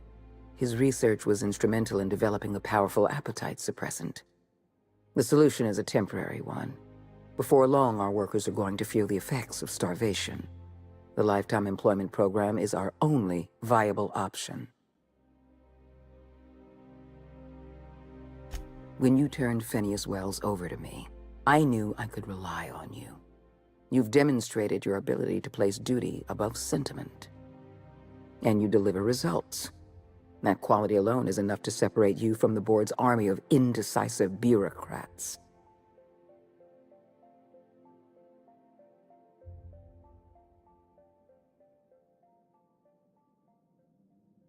Do you know how many meetings I have to sit through? How many papers I have to sign before I can make one decision?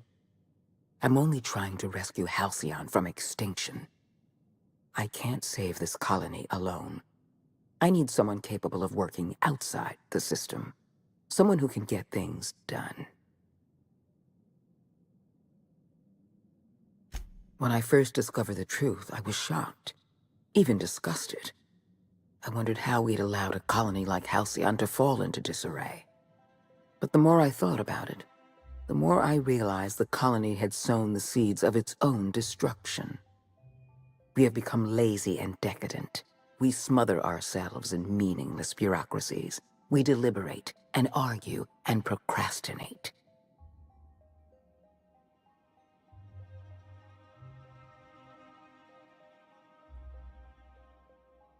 I admit, I occasionally fantasize about making an executive decision without having some tedious committee questioning my every move. Do you have any idea how much paperwork is involved in ordering someone's execution through the usual channels? It's positively maddening. We need to talk about Emerald Vale. Thanks to your meddling, Edgewater is without power. Operations have ground to a halt. You've left us with a useless town draining our resources. Edgewater needs to go. I want you to wipe the town out. No survivors. I get that you board types are all about efficiency, but isn't this a bit much? I'm asking your captain to amputate a rotting limb from the colony. I'd expect you to understand, Dr. Fenhill. You're a monster. Someone has to be. Now is not the time for half measures, Captain. I need a decision from you.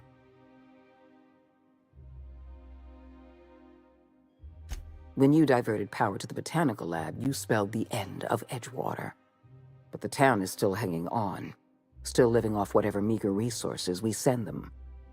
With every passing day, Edgewater leeches more of our limited resources. The town is a rotting limb, and we must be surgeons.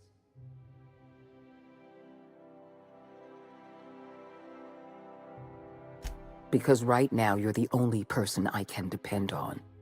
My hands are tied by endless rolls of red tape and bureaucratic limitations. Halcyon is going to collapse while the board hems and haws and debates minutiae. We need to act, and you're the only person with the wherewithal to do what's necessary. I'm not asking you to be a murderer. I'm asking you to be a surgeon. Edgewater is a necrotic limb on the body of the colony. It must be severed.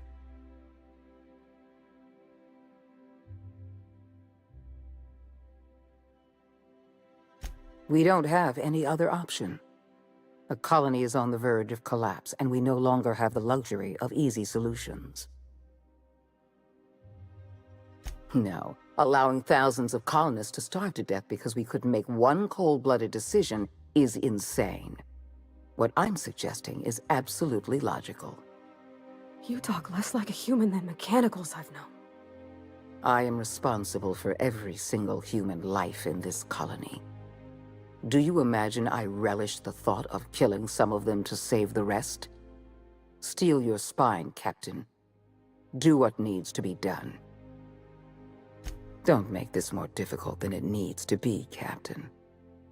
I rather like you, and I'd hate to have you shot for disobeying a direct order.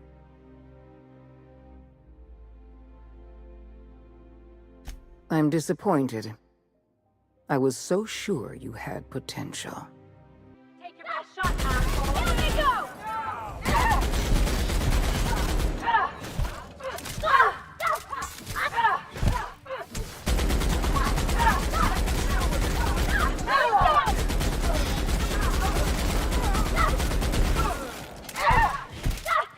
Everyone all right?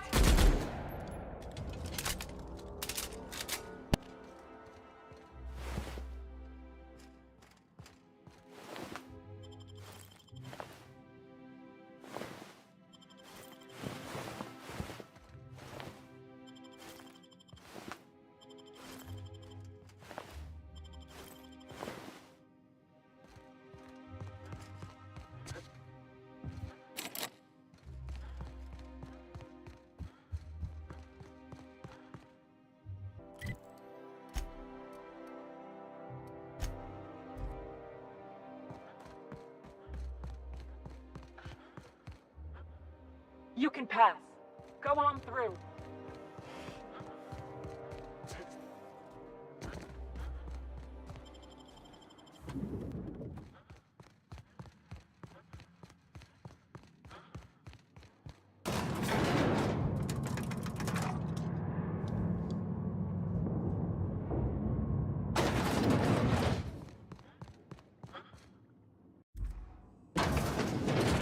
That's far enough. What are you doing here? How did you even get inside?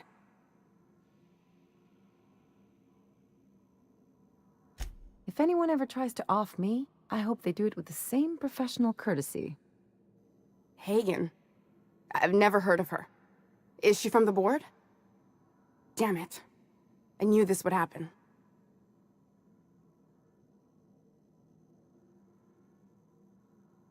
That's a gentlemanly way of putting it, Captain.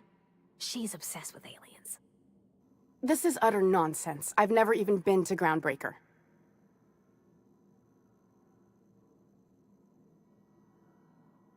What happened to the team? Tell me you didn't move their suspension tanks.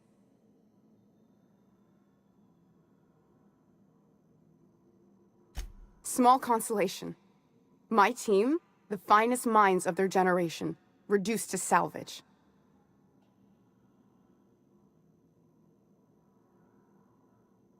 We were trying to prove that the colony could survive the crisis bearing down on us.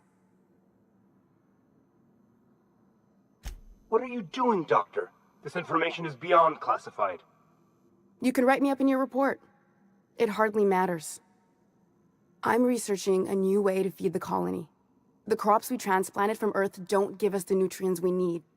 Our colonists might not realize it yet, but they're starving.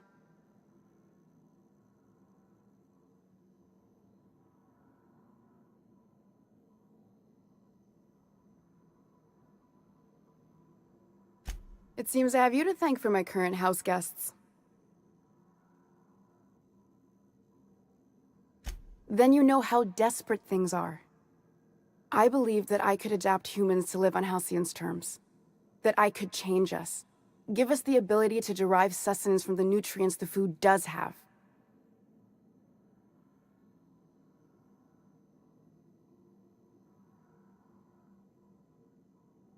Not for lack of trying. I wanted to save them all, but I wasn't strong enough.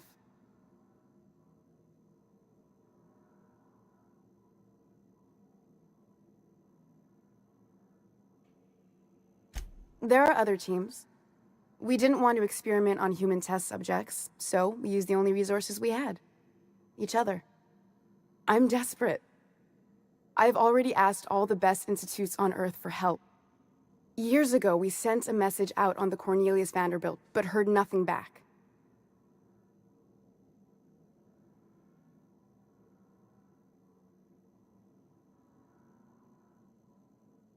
It's been missing for over 2 years now. They never re-established contact after the skip to Earth. Of course, the board is keeping that under wraps. Imagine losing something with that many guns on it. How'd you lose half a pair of ships like it were a sock? The board is uneasy about letting the colony know, seeing as half of their military force vanished without a trace.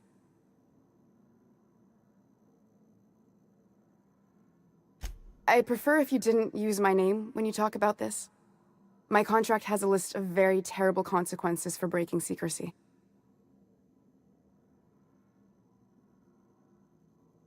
Once we can replicate a success, the board will move to rewire our nucleon. With any luck, our next generation will be eating and thriving off Halcyon crops. Knowing what the board considers a success, that doesn't give me a lot of hope. You really think the board got our best interests at heart? I mean, they say, but I'm just not sure. We haven't made enough strides to advance the plan. Hardly any at all. But we have to keep trying. You came to kill me. I assume that's still on the table. Please don't. If I die, there's no one who can reproduce our work. Every sacrifice will have been for nothing. And we'll be no closer to a solution that feeds the colony.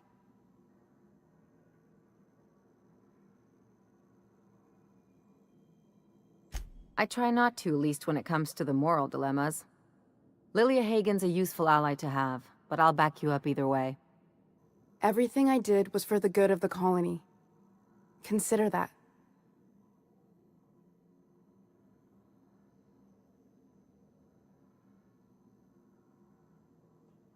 It seems like she's trying to help, Captain. Honest help.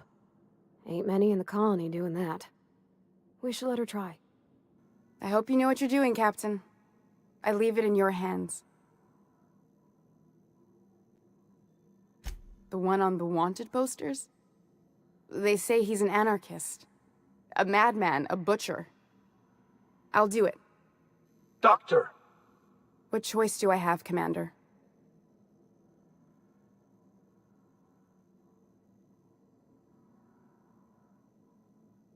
If working with Wells is the only way I can save the colony, then I will damn well do it. I need to get out of here. Phineas can contact me when he's ready to work together. For now, I'd better pack up the lab and head somewhere discreet. Not so fast. Captain, what you just learned is beyond your clearance. Hell, it's beyond mine. Give me one reason why I should let you walk out of here alive.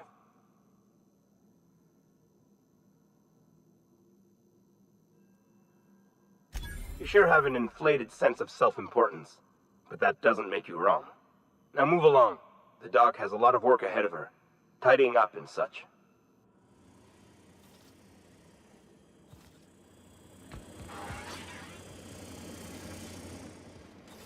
I hope Dr. Wells has the resources to handle this project.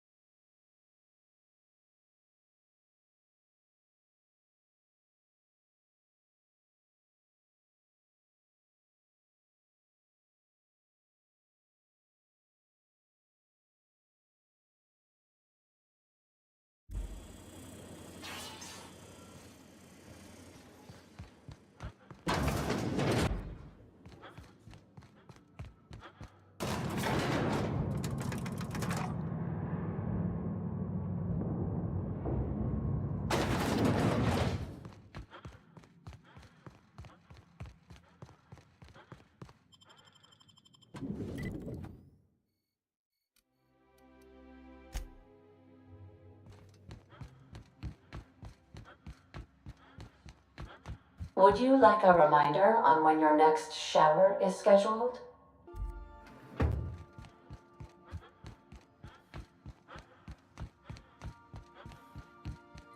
I am a dirty, autonomous digital astrogator, Sam. I haven't cleaned my internals in ages.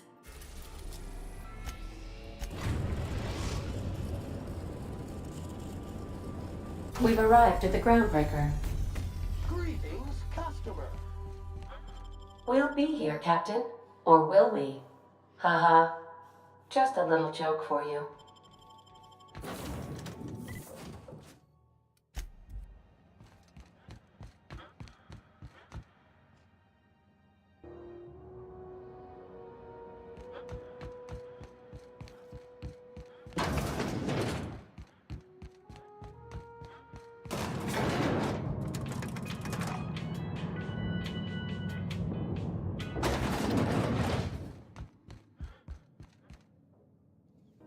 Is it done? Well, damn. Contractor grew a conscience. As your employer, I'm both angry and disappointed. I'll add that to your file. Technically, I owe you an exit interview. Care to justify your betrayal of our species, or are we finished here?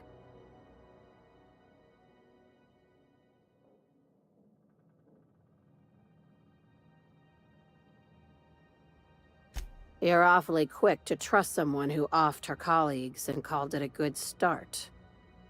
Out of my office. We're done. This is why I always ask for half my payment up front. You think maybe she's got an itchy trigger finger? I don't want to find out. Time for you to move along. You keep lingering like this, I'm bound to get nervous. I said, get out. I said, get out. Time for you to move along. You keep lingering like this, I'm bound to get nervous.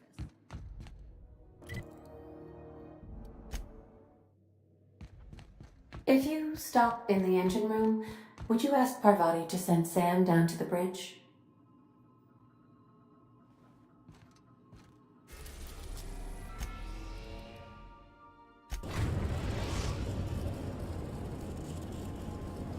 We are now in orbit above Byzantium, Captain.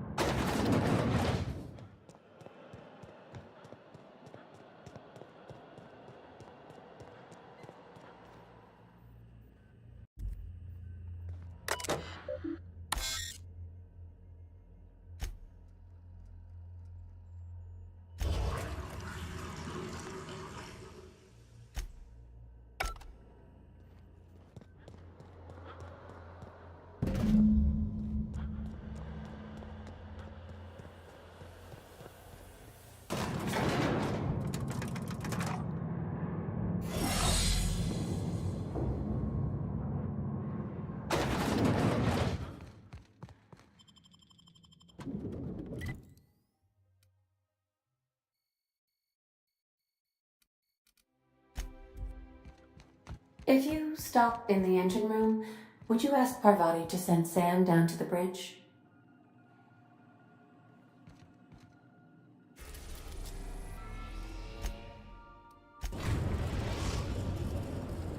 We've arrived at Phineas's orbital lab.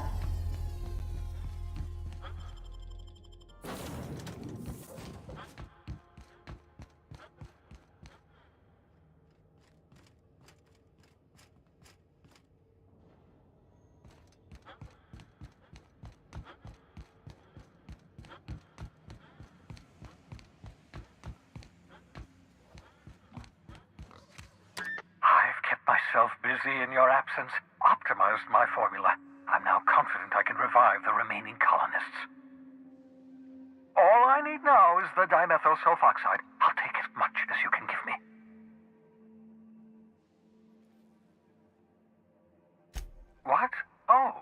well, that's obvious. Anyone with 2 working labs can see this colony slouching toward oblivion. Why do you think we've been doing all this? I revived you to help me save Halcyon from annihilation.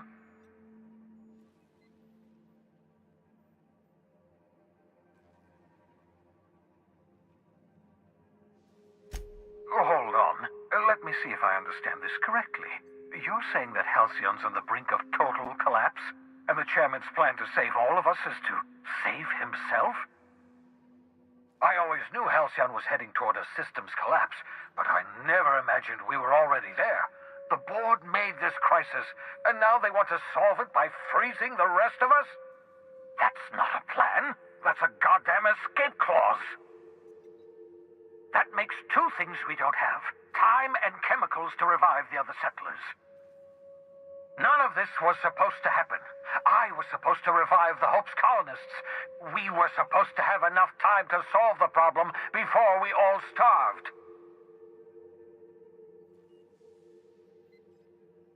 Human test subjects.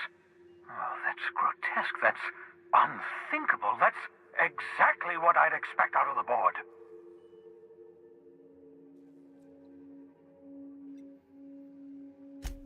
Damn, that's not enough. Not nearly enough for the whole ship.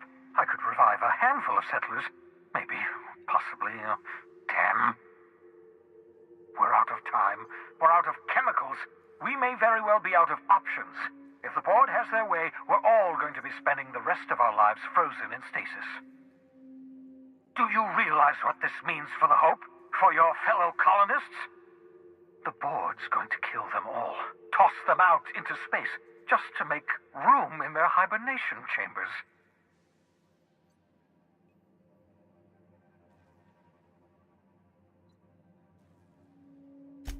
Short of lining up every member of the board and shooting them in the back of the head. Do you know what's waiting for us on the Hope?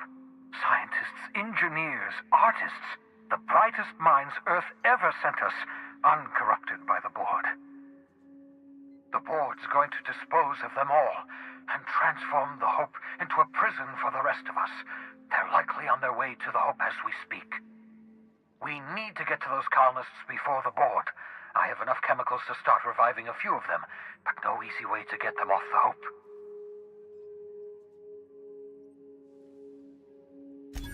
Merciful gibbering law! You're a genius! We bring the Hope to us. Skip the entire ship across the distance of colony space, right next to my lab.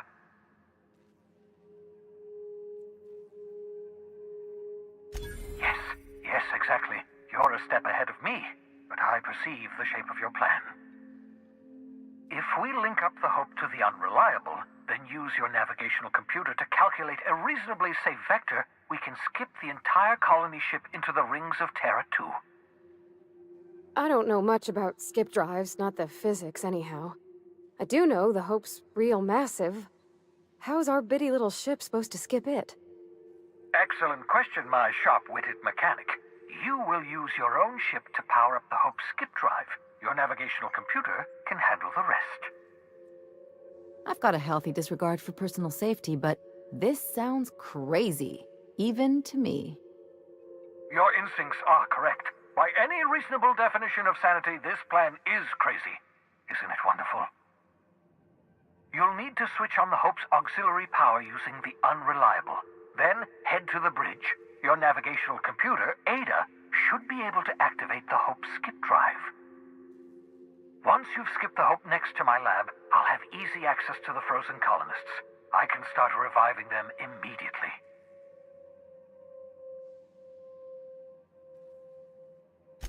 Certainly. How can I help?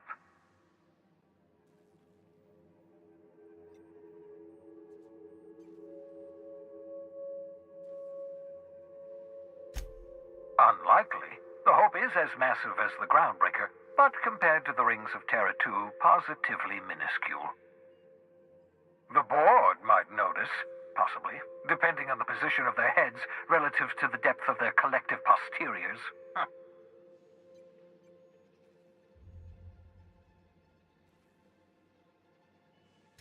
Skip Drives were never designed to be used within a system, but I skipped my ship across Halcyon when I rescued you, and that turned out fine, mostly.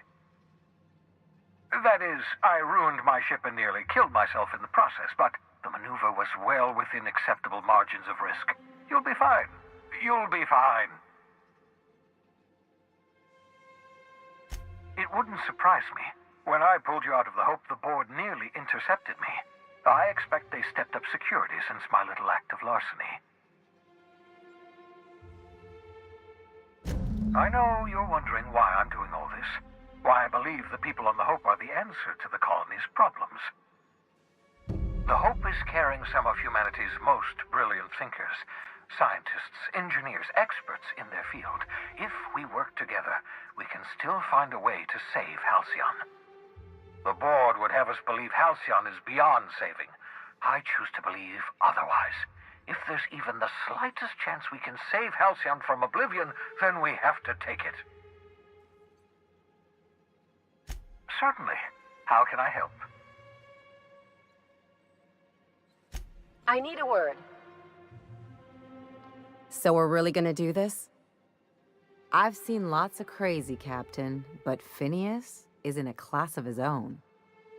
Do you really think he knows what he's doing? Sending us to skip the Hope into Terra 2's orbit right under the board's nose? Something tells me you're the first person to ever utter those words, Captain. I think this whole plan's insane, but it'll make a good story, you know, if we survive. Speaking of, I get that Phineas thinks he's saving the colony, but what about you? Why risk your neck on this crazy scheme?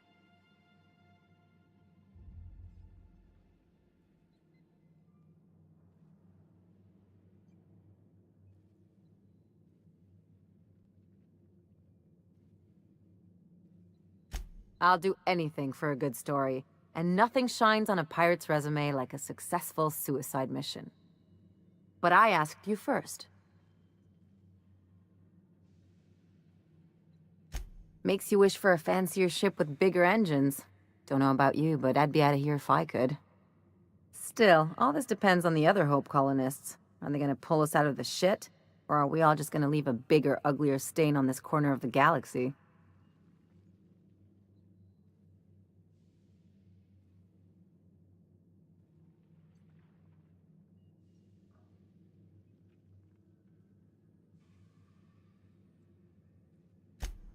You're too trusting, and I'm gonna remember that when I negotiate for my cut of our reward, okay?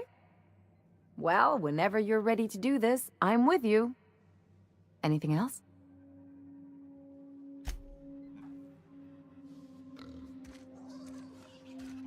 Yeah, huh?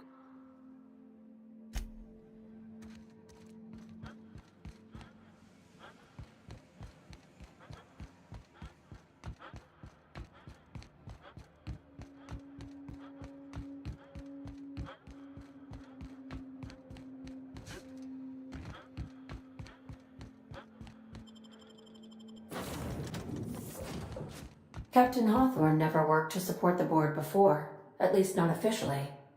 I suppose we are turning over a new leaf? Welcome back, Captain. How can I be of assistance? See you soon, Captain.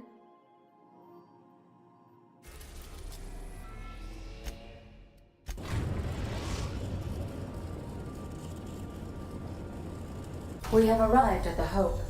I need you to reroute power from our ship to the Hope's auxiliary generator. You'll have to connect me to the Hope's comm system so I can convince her central computer to enable the skip drive.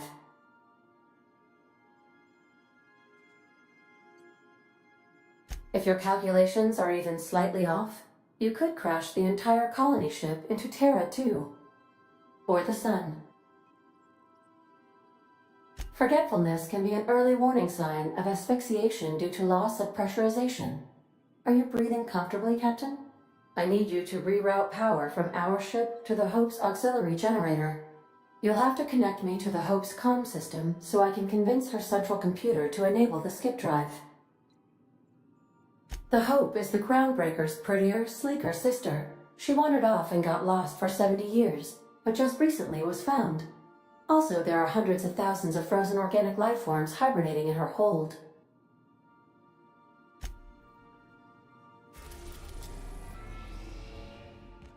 Captain, I hope Dr. Wells has not dragged you into one of his irrational schemes again. My diagnosis of his mental stability is not flattering.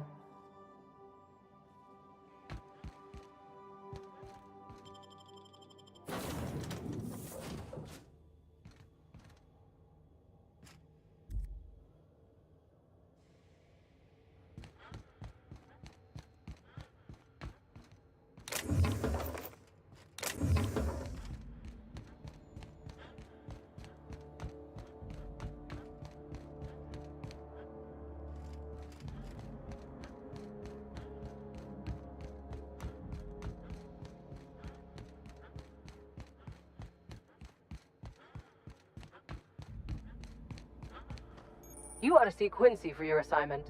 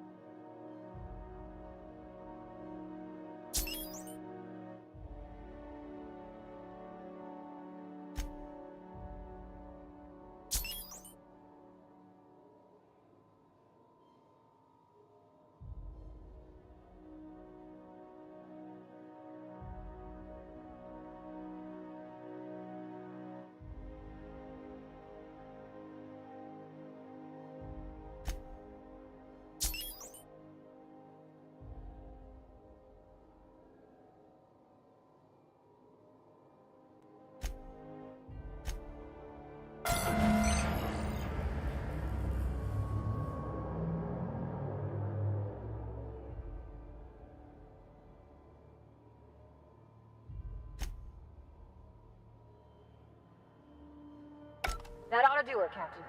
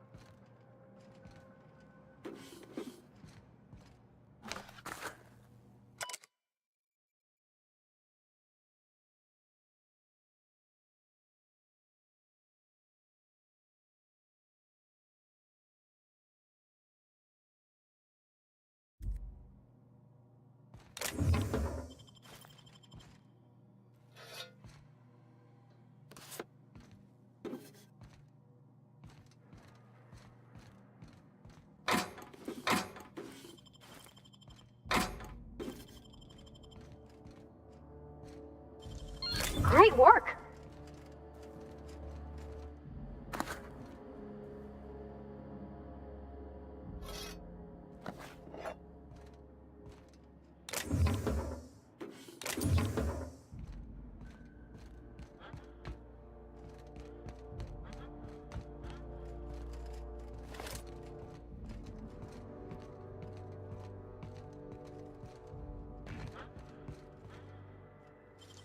If they didn't want to tempt us, why'd they lock it up?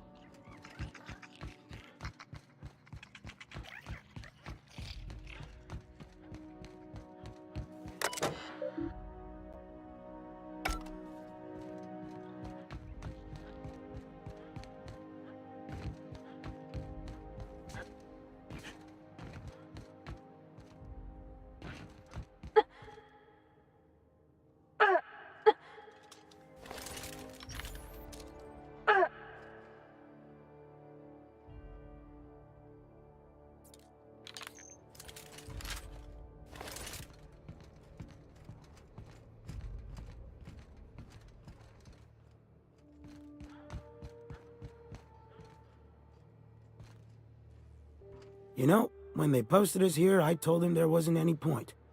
Nobody would be so stupid as to fly to the ass end of the colony for this derelict. Shows how much I know. You've got about 5 seconds to tell me what you're doing here before I make you take a walk outside.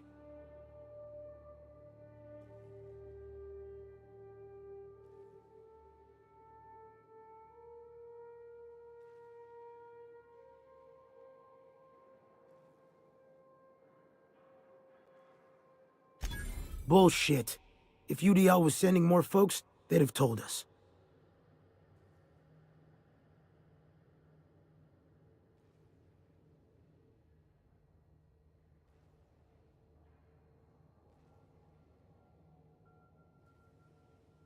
I get you. This is the dullest job I've ever had. But orders said to stand here, so here I am. Alright. You'll want a uniform so my staff doesn't shoot you on sight. They're a dangerous mix of bored and trigger-happy. We've got a few extra in the old badge station to my right. Good luck.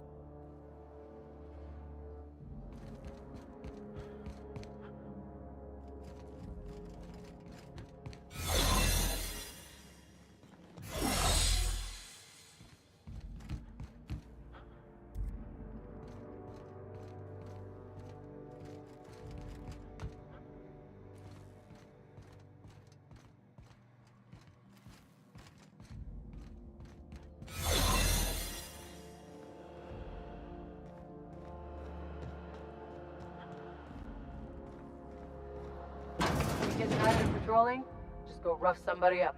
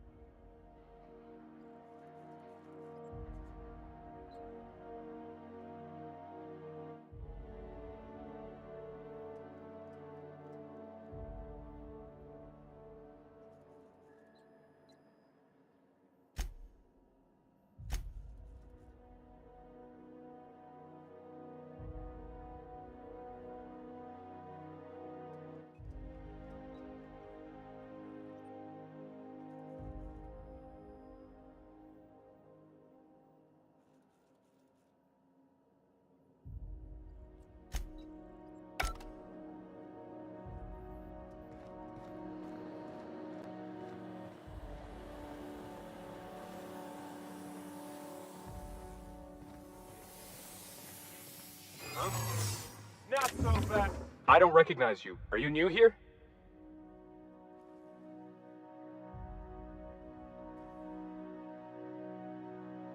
I'm just trying to make sure you belong here.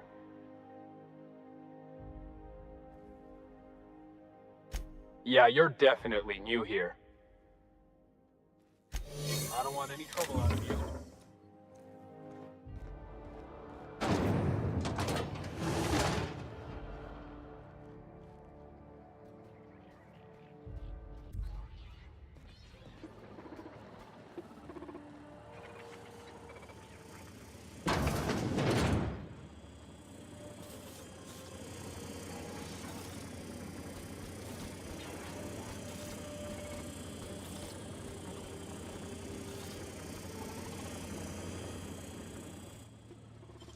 Oh, clever.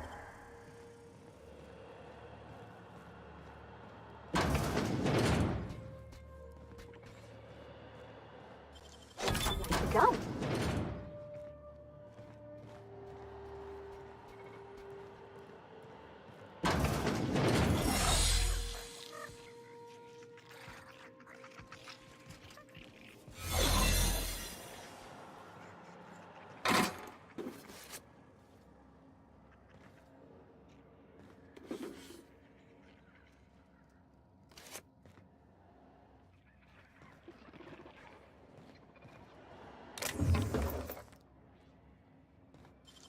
How'd you do that so fast?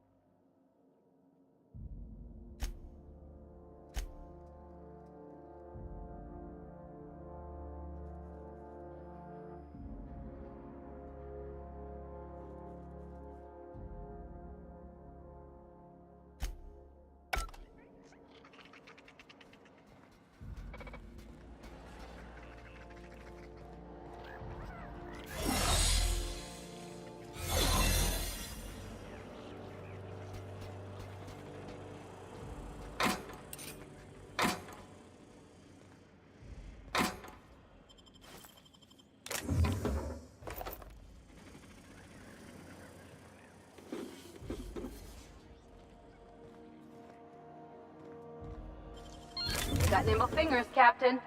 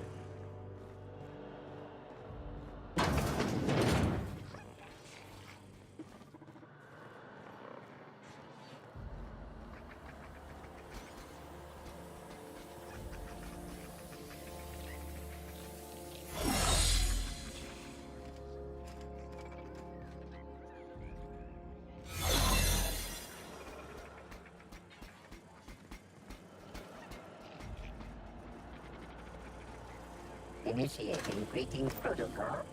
Greetings.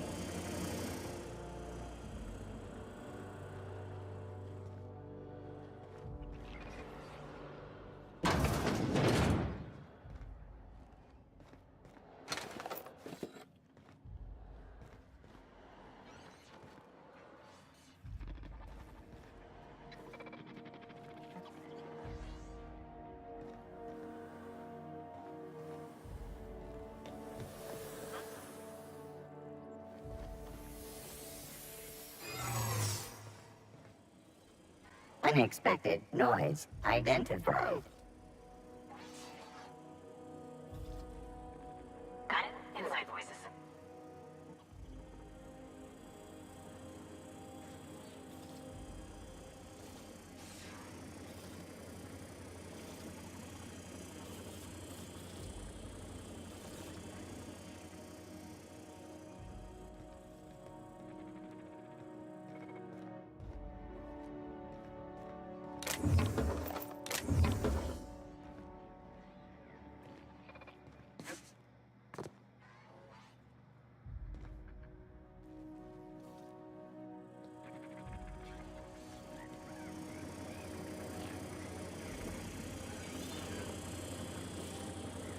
Also, trespassers error. Hope crew data not found. Identify yourself.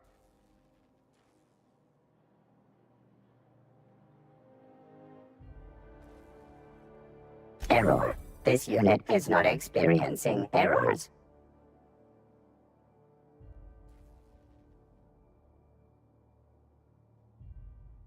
Error.